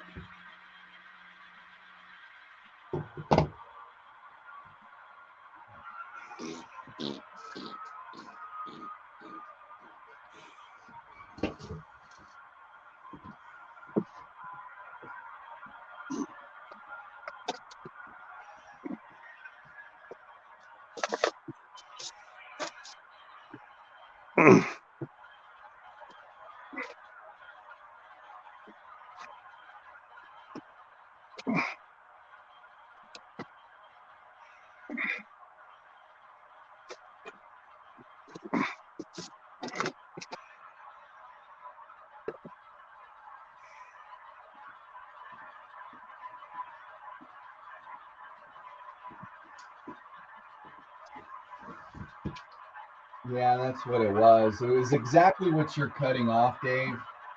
It's those things, they're getting caught just once in a while. They're getting caught on the K rails or for the bridge. I don't know what you actually call them.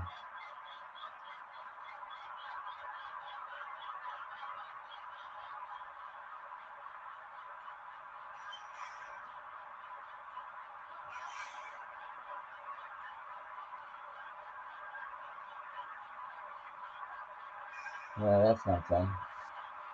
Can you hear me? Huh? Can you hear me okay? Where's my stick?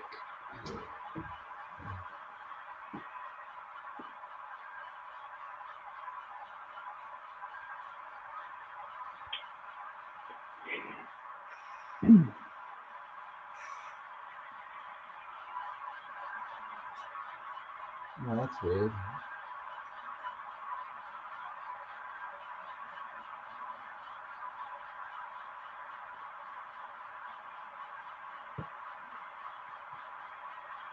Yeah, she don't want to connect. And of course, if it's in a curve, that's just not good. Yeah, this one right here, this one's hanging down really low.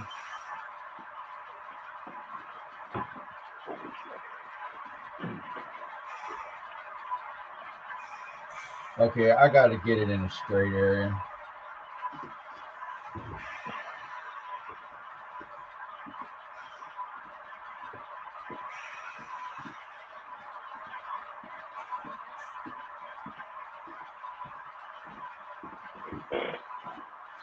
The Adventures of Model Railroading. Okay, let's back this puppy up.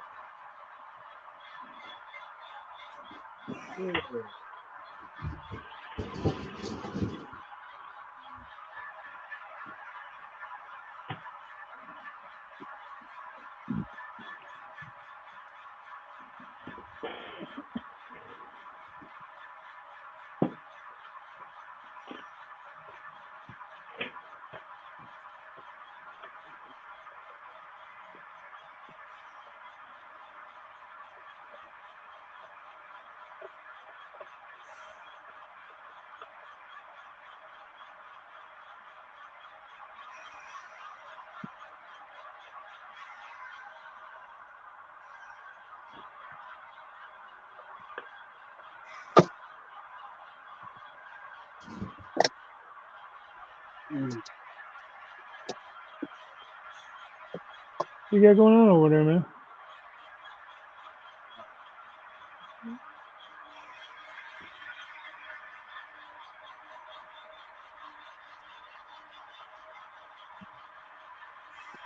I think that coupler is. Oh, Yeah, I think that coupler's got a problem. got one coming uncoupled, Daryl. Yeah, I think it's kind of pointing down. I don't see the other ones doing that.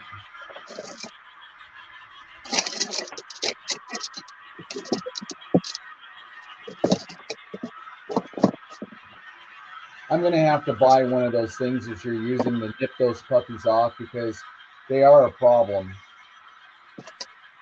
I mean, I ran it for what, about an hour and a half, and it was no problem. Now all of a sudden I got a problem.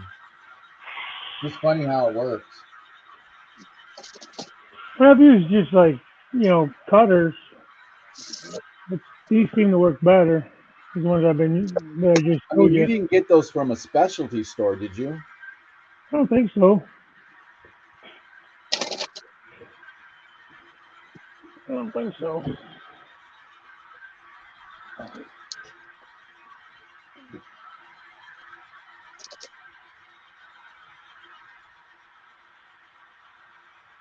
All right, let me turn that puppy down.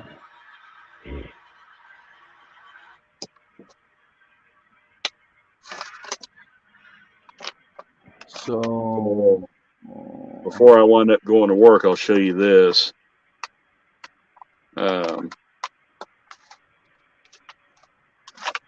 When I said I had a Burlington Northern ES44 AC, let me pull this guy out here.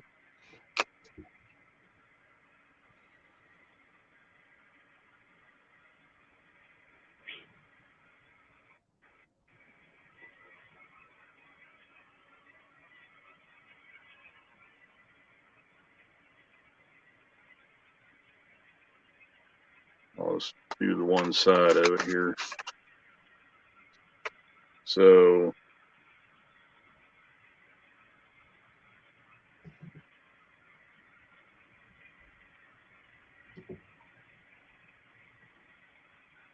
there she is. Oh, wow. Oh, no, you're good. You're good, Dave. Yeah, trying to get this damn thing come through the seam. I see a train coming anyway. yeah, so do I. That's way more fun. I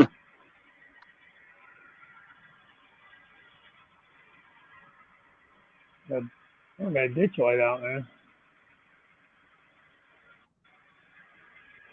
Did you say you got a ditch light out? Hey, got a ditch light out. Bastard. I lost the train too. Look at that shit. Oh, you lost the rest of the consist? Yeah. I quit. Me and this train are just not going to be friends today. That's going to warrant an investigation, you know. Yeah, that's the only reason why I pulled out all my refrigerated. I pulled them out of a cabinet because I wasn't happy with the way they ran, and so I wanted to show you the same problems I was having. So that's why I decided, okay, Dave, I'm going to pull mine out, and since you pulled yours out, and let's compare. Okay, so when I said I had a Legendary Liveries BNES 44 AC, this is it right here.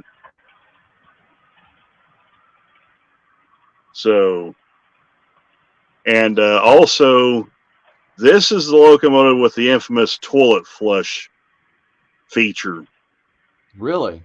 Yes, this is the one. In fact, I've got the book right here. Let's see. The locomotive. Okay, sound guide. Let's see. One of these has the. You're welcome, Kyle Steen. Thank you very much. Ricker, SS. Okay, right here. Welcome. So, of course, you got your standard features: F0 headlight, F1 bell, F2 longhorn, F3 shorthorn, F4 dynamic brakes, F5 lighting effect 1, F6 lighting effect 2, F7 is dimmer and cab chatter.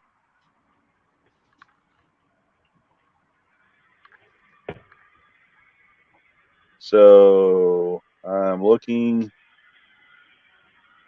to see if I can find that because it is listed in here. So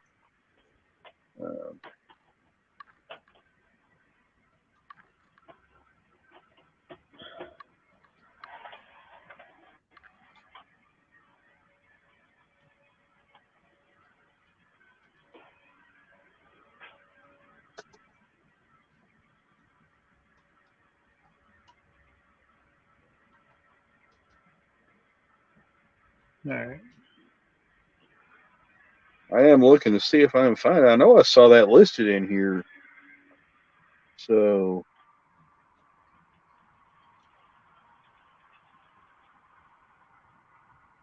radiator fan.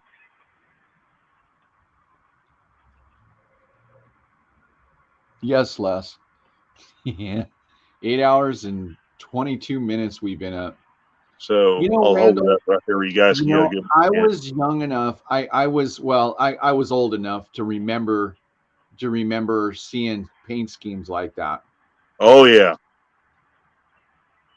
This was actually kind of one of my favorite BN schemes. This is kind of a combination of multiple schemes, but with the BN spelled out, or Burlington Northern spelled out on the long hood.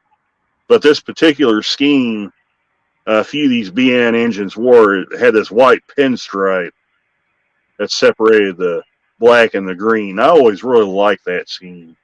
Now, the main difference is, if you look at the front, it's got the standard nose stripes and the black around the number boards and the windshield. Now, which is had really this been the full early 90s scheme, this area here would be white, and instead of the nose stripes, you would have a large BN logo.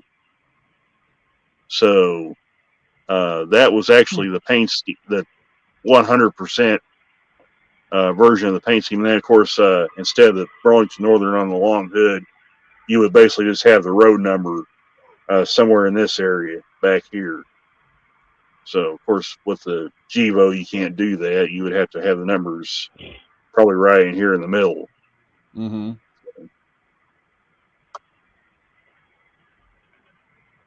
So what I'm trying to do, I'm trying to find the toilet flush sequence on here because I know when I read the manual, it is in here. You weren't kidding. No, I'm not joking.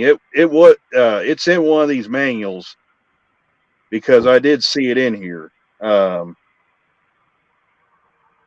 The problem is it's got like 2 or 3 different manuals to it, so I actually don't know which one it's in.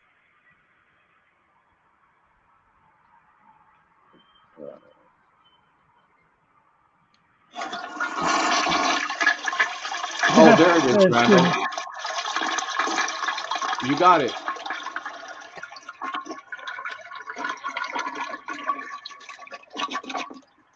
I don't know how that happened because there's no electricity going to this engine. That sounded pretty cool coming out of that toilet. Okay, so now I have now found out that this engine is now possessed. So, yeah. So now I'll have to perform some kind of an exorcism on this thing. I'll have to get like the garlic powders and all that out. So, yeah, I thought you were kidding, Randall. Wow, that's a pretty powerful flush there, bro. If that's what it really sounds like, If that's what that really sounds like on these engines, I'm gonna be using that feature a whole lot. Oh heck yeah, because you know that's going to start a conversation. In fact, I may have it just make a lap around my layout, just doing the whole bullet flush sequence. Yeah. It's going Just around for flushing kicks the and toilet. giggles. What I'm trying to do, I'm trying to look through this this manual to see if I can figure out which one of these functions actually operates it. And it may not be in this manual here, but it says it's in there. So, by golly, we're gonna find it. Primary.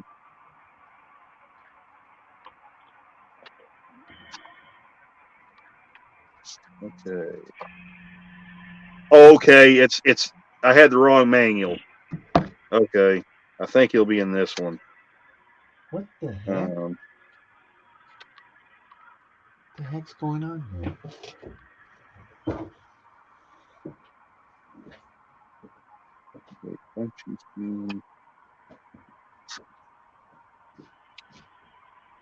Okay, automatic bell.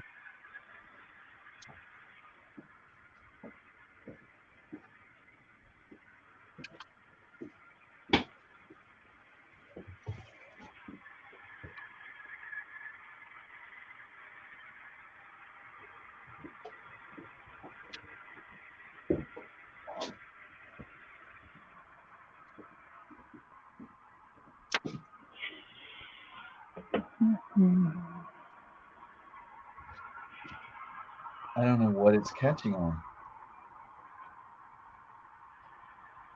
I'm telling you, I'm gonna find that feature because it's in here because I read it in one of these manuals.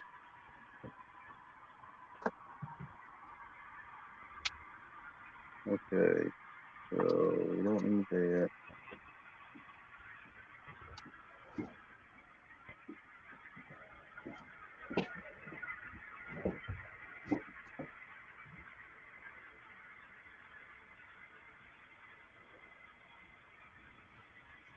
F8, master volume.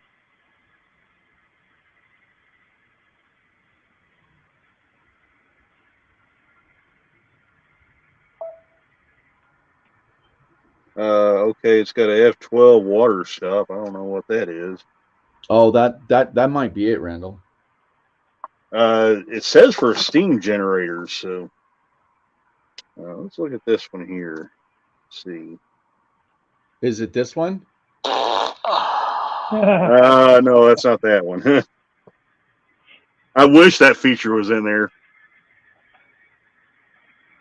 Okay.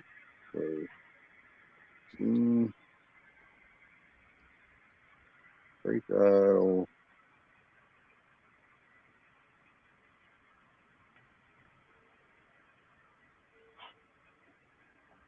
Brake idle. Steam generator. Fuel loading sequence. Auxiliary lighting.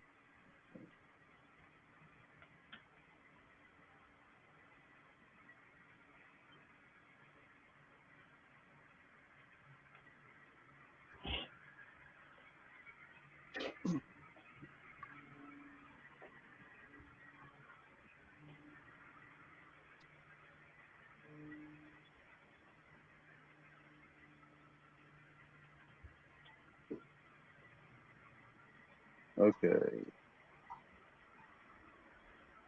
Okay, that's exactly what's happening. Bell, Getting caught.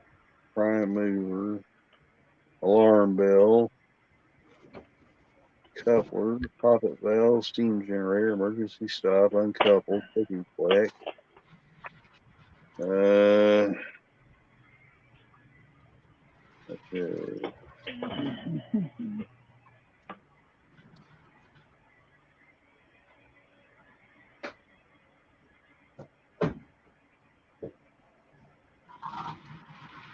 He's taking out 2 hours to find that function.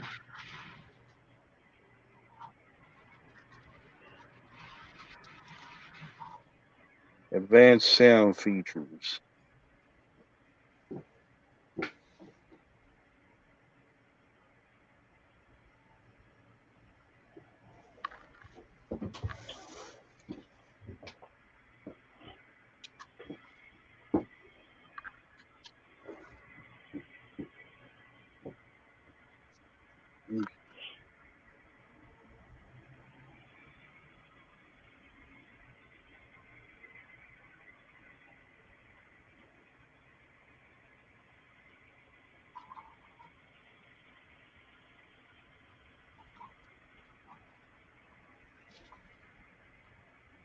If I come out and find out that this isn't actually in here, I'm gonna be crushed.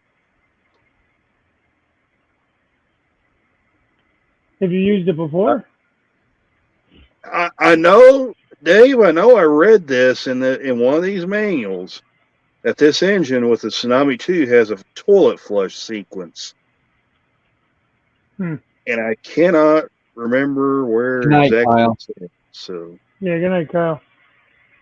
Thanks for popping in, man. Again.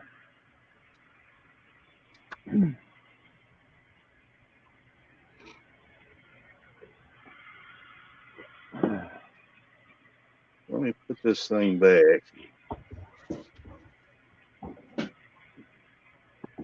so I don't accidentally drop it. Because if I destroy the locomotive, it's not going to matter if I find it or not.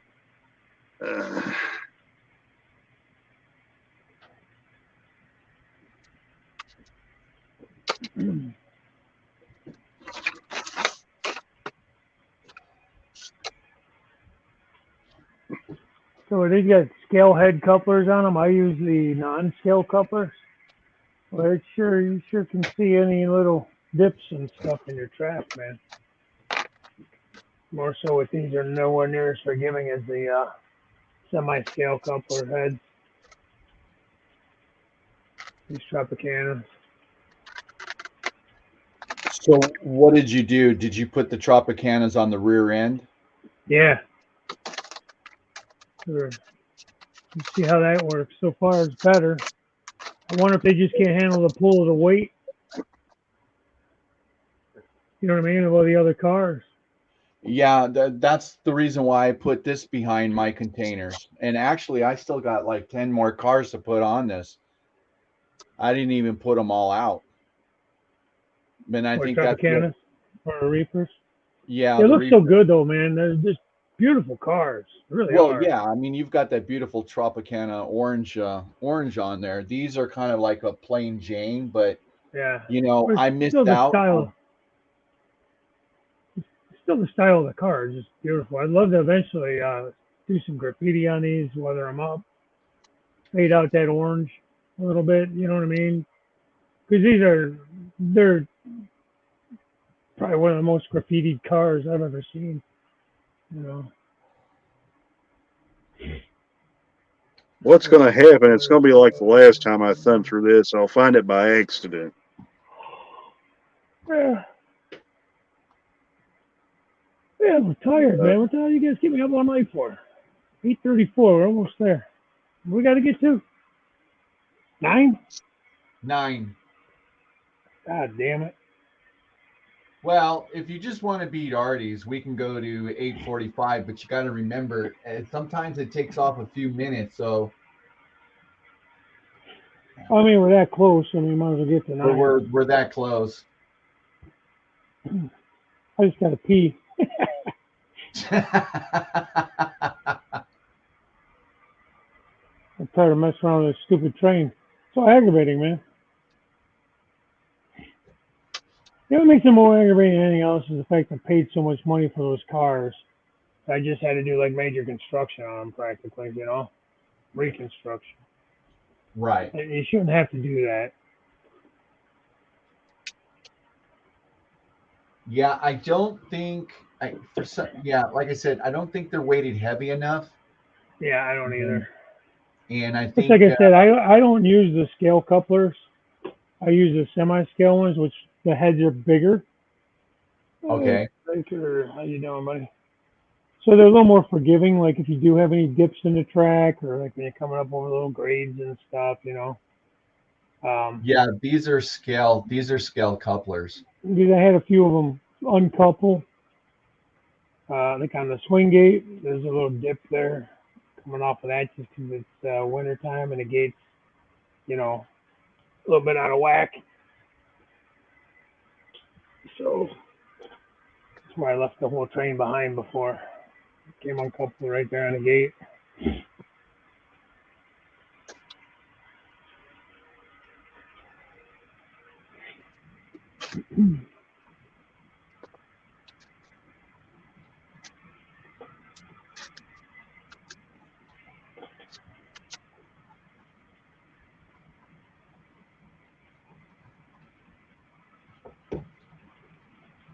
Dave, is your sound on in your locomotives? Yeah. Really? How did it sound when my sound was on? Yours is a lot louder. I had turned this one down. Yeah, I didn't in the TV turn setting. these down. They just get to be so loud sometimes. I don't need to be that loud.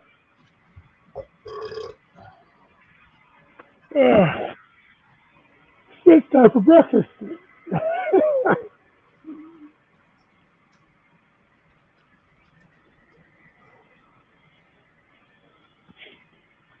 My wife's gonna kill you, Daryl. What's that? My wife's gonna kill you. Keep me up all night. Oh yeah, no, I'm gonna hear it. I'm gonna have my wife call you too. All your fault. Hey, sad thing is, I'm the one that called you or contacted you earlier to see if you want to do a live stream tonight. Well, what was funny is Trackside Mike called me and said, "Hey, what's going on tonight?" Oh, hey, Tammy and Ray. Good morning. Hey, how's it going, guys? Just doing our best. How are you? Mom and Son's train. Oh, good morning there. Mom and Son's. Yeah. It's in the morning, people, and you ever can do like the like the Jerry Lewis marathon, where you just start handing it off to different shows and just keep it going. How we used to do the Labor Day weekend thing. Yeah. I remember going out collecting money for that stuff, man, when I was a kid. I see Lee's comment. Got to be a bottle in there somewhere. Yeah, actually, I do have a Gatorade Zero bottle. I know it's only a 12 ouncer though, man. At this point, I don't know if that's gonna take enough.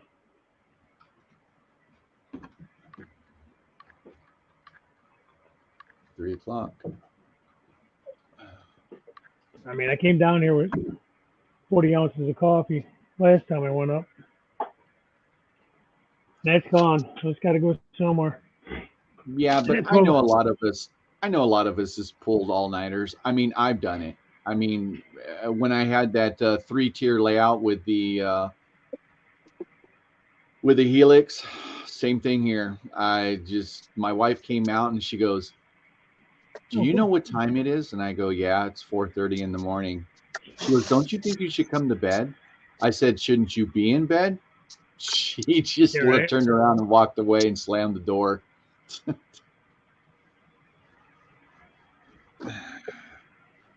Yeah. Yep, I've done it many, many times. I have to. Yeah, I've been doing it since I've been off for these last couple of weeks. I've been up all hours of the night. Of course, in the first week, I really had a hard time sleeping in bed, so I pretty much slept on the couch anyway, in a recliner. Yeah. This is more comfortable. Yeah. And I'll stay up like this. I get to working on stuff, and it's just quiet at night, and there's nobody to bother me. I run the trains. Usually I keep the volume off because she's sleeping and that. But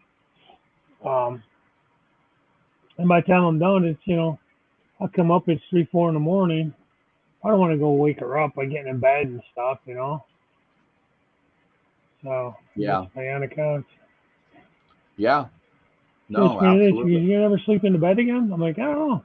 I'm getting used to this, man. It's quiet out here.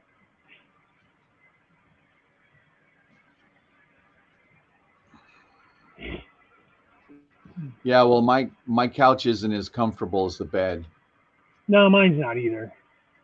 It was more comfortable in the beginning there because I was just saying, sore and to lay flat it hurt my incisions more and that kind of stuff. But yeah, it's definitely not as comfortable as laying in a bed. Your body doesn't rest as well either. When you're laying in a bed compared to being in a recliner or on the couch, your body's gonna rest better in a bed. Mine does, anyways. I can't speak for everybody.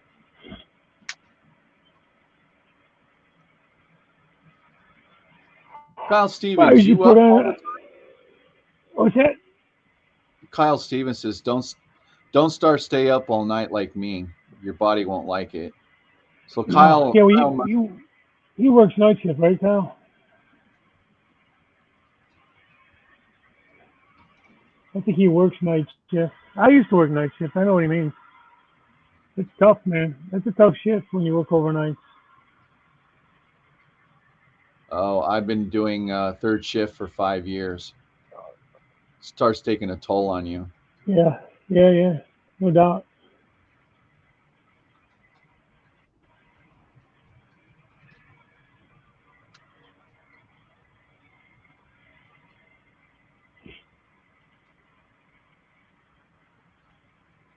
They look like they're running faster in the camera than they do in person. Yeah, it looks like it's running pretty quick. Of And course, I've got my TV on. And it looks like it's moving pretty fast. I mean, I got it at 48 speed steps. I mean, it's just moving, but it looks like it's moving even quicker in the camera than it does in person. Got to keep So that's enough tug on those couplers, keep them from uncoupling. oh yes, I work 7 p.m. 5 a.m. Central Standard Time. And then Les says, tell us about it. After 40 years of interstate trucking. Wow. Yeah, Les, no doubt, man. You don't really have a schedule there, man. You're working all hours of the day as a trucker. I was a local guy. I was home every night when I was trucking. I did that for 21 years. And so I was basically day shift. I was home every night.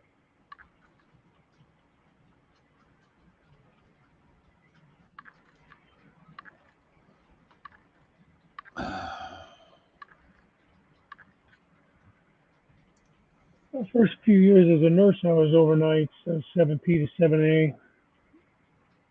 And overnights when I used to load trucks for Pepsi back in the day. It's rough, man. You don't ever get used to it, really. You used to drive for Pepsi or load? Nah, as a loader. Oh, okay.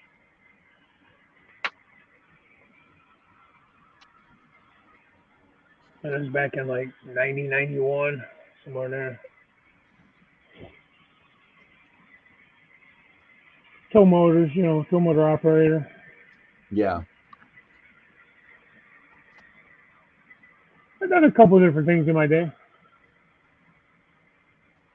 I'm not just a pretty face, Daryl. Yeah, I'm not looking pretty right now, I'm telling you.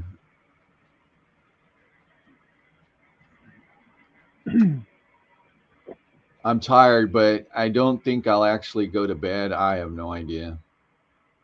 That's tough, Tammy. The swing shifts. Those are tough. Oh, yeah, 12 hours? It's like my brother-in-law. Well, my daughter's a nurse, too, so is my brother-in-law. And she's now working. She works with me now, so she's on more of a set schedule, more of a daytime schedule. But she was doing like 2 weeks on nights, then they do 2 weeks on days. And you had to switch every 2 weeks like that. That's what my brother-in-law does. Like, man, I don't know how they think that's a good idea at all. She finally ended up going to straight nights. She couldn't get straight days because she was so new.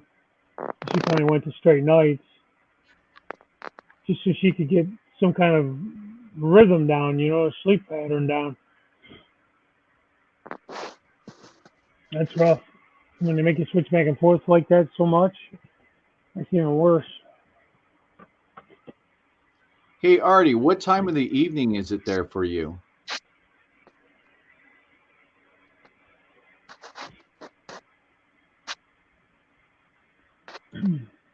I see Randall's still here. Yeah, I'm still here. I'm actually looking something up here. For some reason, I cannot find that feature. So what I'm going to do, I'm going to Google it. So. Oh, okay, Artie. Pull the soundtrack manual. Well, it's not listed in the manual. So functions on. Okay. Tsunami. Same time. 2. Yeah, it's pretty close to that time. So it's 2:47 here. Okay. So Tammy says her husband, he works 5 on, 5 off, 4 on, 4 off, and 1 week day, or okay, 1 week and a day. Huh. Yeah, I don't want to get cocky, Daryl, but I think that's kind of help putting those at the back. Yeah. Trying to pull the rest of the train with them.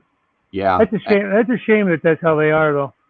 Yeah. No, and you know what? I ran them in the front of the consist, the middle of the consist, and they were constantly derailing.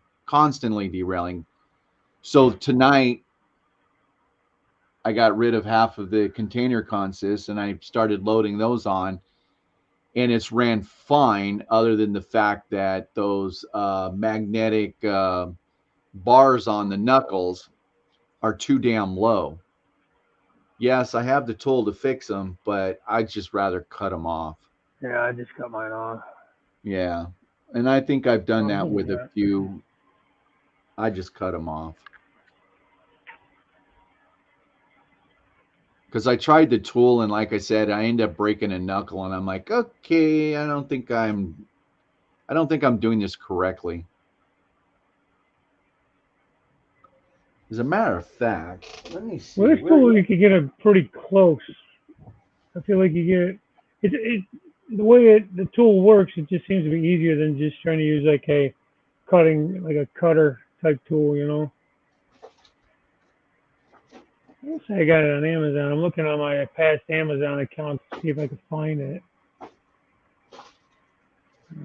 Oh, here it is. Yeah. Yeah. Let me see if. What I was hoping to do is I could get it to fit in between the track. I bought it mainly because I wanted to cut off the wire for the tortoise machines after you stick it up through. I thought that I could get pretty close with that, and this one. It was kind of too big, but it worked okay. I don't even know where that damn tool is.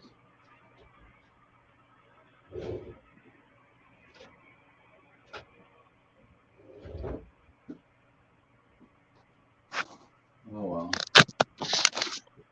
How do I share this thing?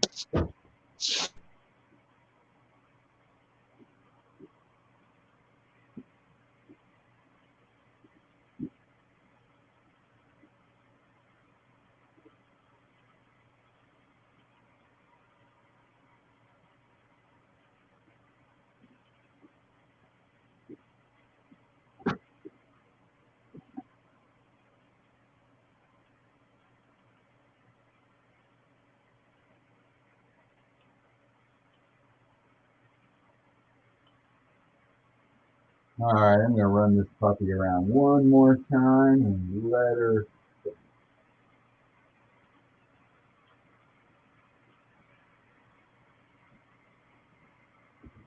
Yeah, no, the refrigerator ones definitely run better on the rear end. I just gonna have to. I came in at 2. That's not gonna work. That's crazy. Don't mind that link. What is all that, Dave? I was trying to copy the link for the tool. Oh. The tool. I'm trying to figure out how to share it. You got it from Amazon? Yeah. Huh. Well, I'm sure that's something I could pick up at Home Depot or Lowe's.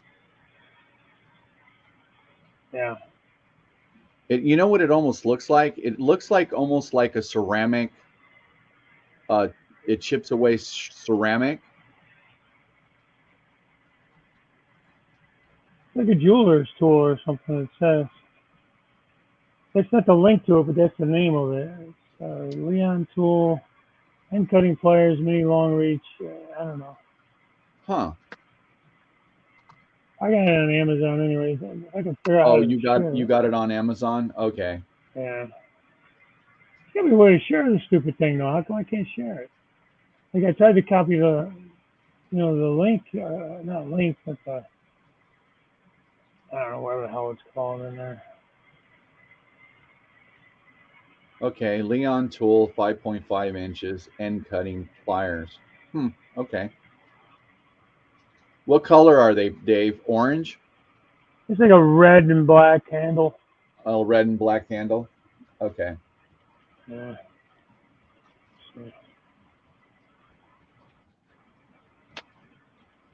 I'm gonna come by it again. Oh yeah, Tammy, yeah, you can cut those, but you kind of have to be careful with them because they're Watch your eyes. and watch your eyes. I know stick in your hand. I've had it stick in my hand. They go flying and stab you. Definitely watch your eyes. I usually put my hand over it when I'm cutting. I'd rather have it stick me in the hand than hit me in the eye or the mouth, face. You know, it's kind of funny, Dave. We kind of got the same consist running. Do we? Yeah. Great minds think alike.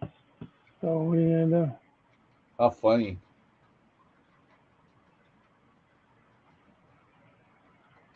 Oh, okay. So Raker said the first link that Dave put up works. Oh, it does? The thing's huge. It looks like it goes into like 2 different posts. And it works great.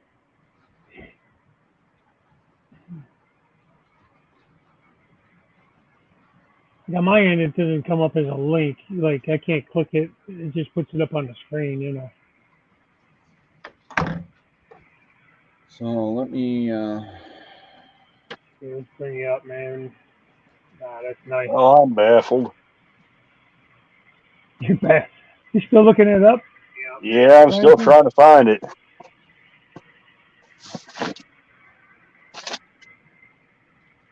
Let's see what time is it. Are these locos running around too loud? Should I shut them down? Mute them? One more engine.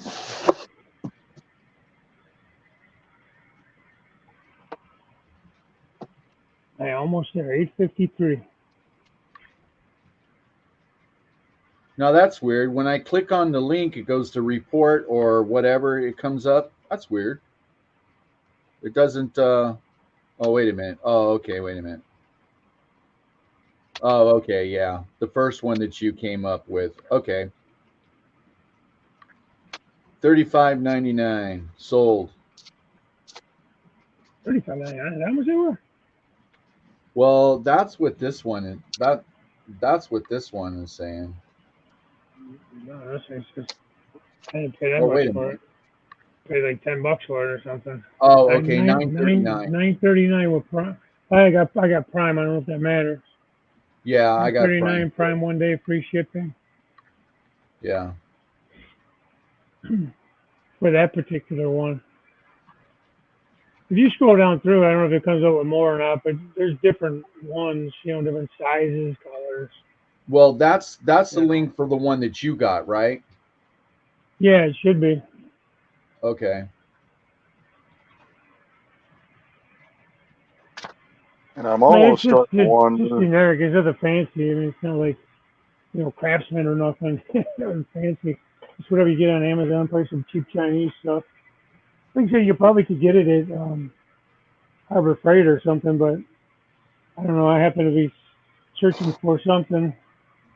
I saw that and was able to get it like next day. So I was like, oh, what the hell for $10? If it's crap, it's crap. But it works good. I like it. And it's a nice. It's a thick blade too. It's heavy. I feel like, anyways. Tell you a spring in there, so yeah. The tool does the work for you. I like it. Yeah, this says arriving tomorrow, January 8th. Yeah. So I ordered it, and it says it's Cool. arriving tomorrow. So I'll get to try it out this weekend Good. because I need to cut some of those off because that's one of the other problems I'm having, and I really don't like them anyway. So Yeah. So Yeah, I've never been anyway, a big fan of them either. I don't think they look very realistic. Especially like no, these. These cars have like fake hoses on them. yeah. You know. So yeah, definitely running these reefers on the end of a consist, or if you're just running them by themselves, should be fine. Yeah, it seems to be working on it. So far, I haven't had, knock on wood, haven't had any issues since I put them on the back.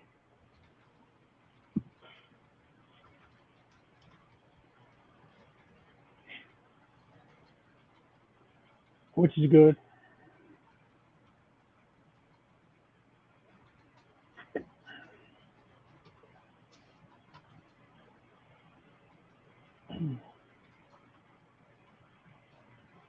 Wow, Getting there. Almost 6 o'clock here, man. We're gonna cut it off. Hit that 9 hour mark. I'm gonna say goodnight. you got to wait a few minutes after. Oh my god! Next thing you know, it'll be 10 hours.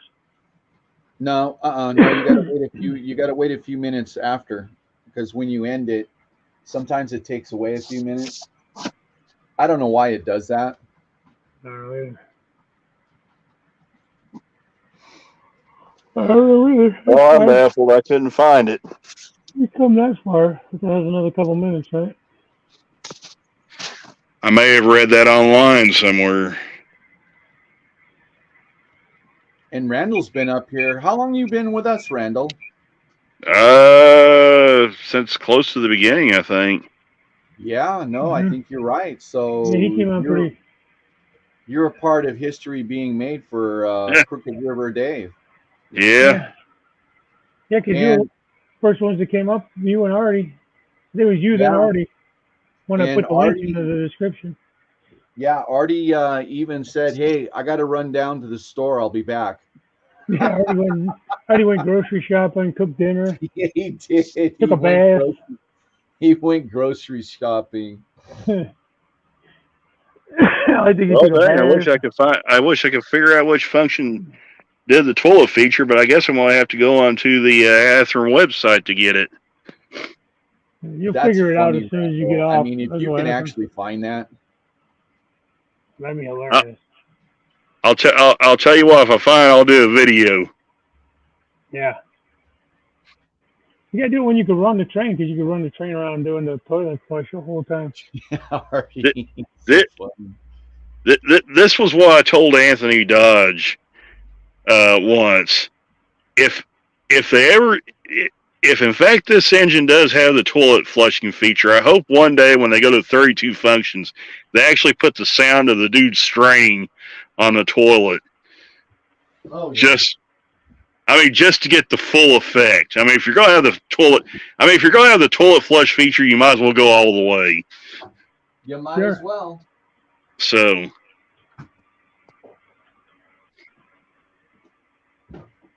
And now that we've ruined people's breakfast, you're welcome. Yeah. Anytime. 9 hours and 5 seconds. Nope, you gotta go a few minutes after, Dave. Painted 2 switch fan. Already. That's funny, man. I'm pretty sure I couldn't go 24 hours. I actually did that once. That was not good. Not on live stream, but No. Yeah, Tammy, we need to go 24 hours. That's maybe Artie. We're gonna make Artie do it. That will help him.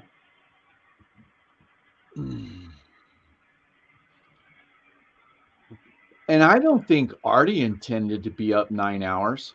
I never intended to be up eight hours when I did it with Boxcar Jerry. I didn't intend to be up that long. Yeah. But the I time didn't that think I it'd be like did this it, tonight either. yeah, no, but the time I did it, it just was catching. Oh, It was catching all over the place. So, right now, Dave, you're going to start having people waking up, and more people are going to end up joining the stream. I think I want to feel like that we were always right around 10 or 9 or 10. I think I don't know. We dropped much below that all night long. Anytime I looked, maybe we did. Yeah, I don't know.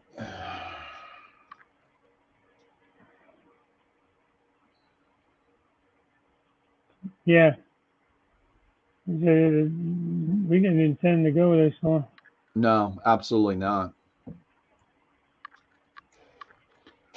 So I would say, oh, see, there it says 9:01.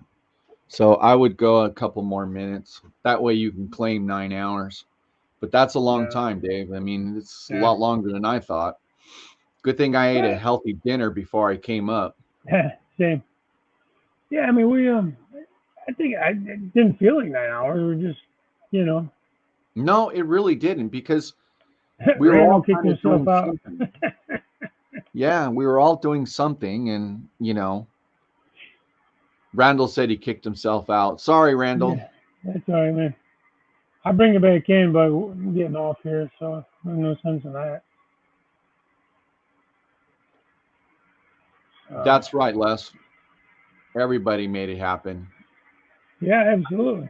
Yeah, I Yeah, think if Les nobody was was here, then there would be, no sense in sticking around. Yeah, it would just be Dave and I, and all we would be doing is fighting. Yeah. We'll be yelling at our trains together. Yeah, no lie. No lie. No, I'm glad you put up When that I was link. derailing, you were running. When I was running, you were derailing. Yeah, well, I'm telling you, that's why I'm glad you put the link up there. And the first link, was the correct one. And boom. So I'll get it. I'll get it. I'll get it sometime. Yeah. So, it says I'll get it the 8th, which is Sunday. What happened?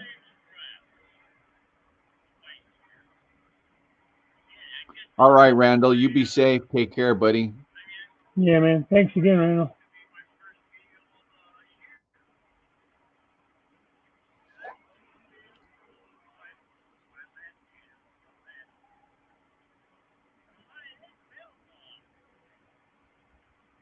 Oh, shit.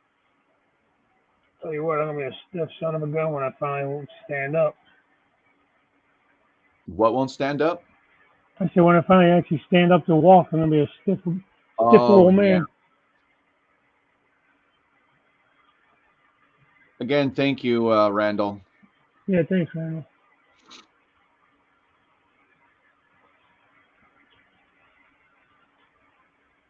Yeah. Okay, 9:05 is still about half a minute. Artie says, so Dave holds the live stream record now for the year. And then, until somebody breaks it. One trying, but yeah, it was fun though. No, it was. It was a good time. Yeah. Appreciate everybody who stuck around in the stream. For a while there, we were just kind of talking. I forgot to. I was walking around and talking, and I didn't even get to read the stream half the time. Yeah. For a while there. Yeah. Well, it makes a collaboration. I mean, I had a lot of stuff going on here, and I was able to use my extension for my camera. So, I even though I couldn't really see, but I tried to place the camera where, you could see. But no, it all worked out. Yeah. Sure. Okay, at we're almost at 9:06. I think you can cut it there. So Yeah.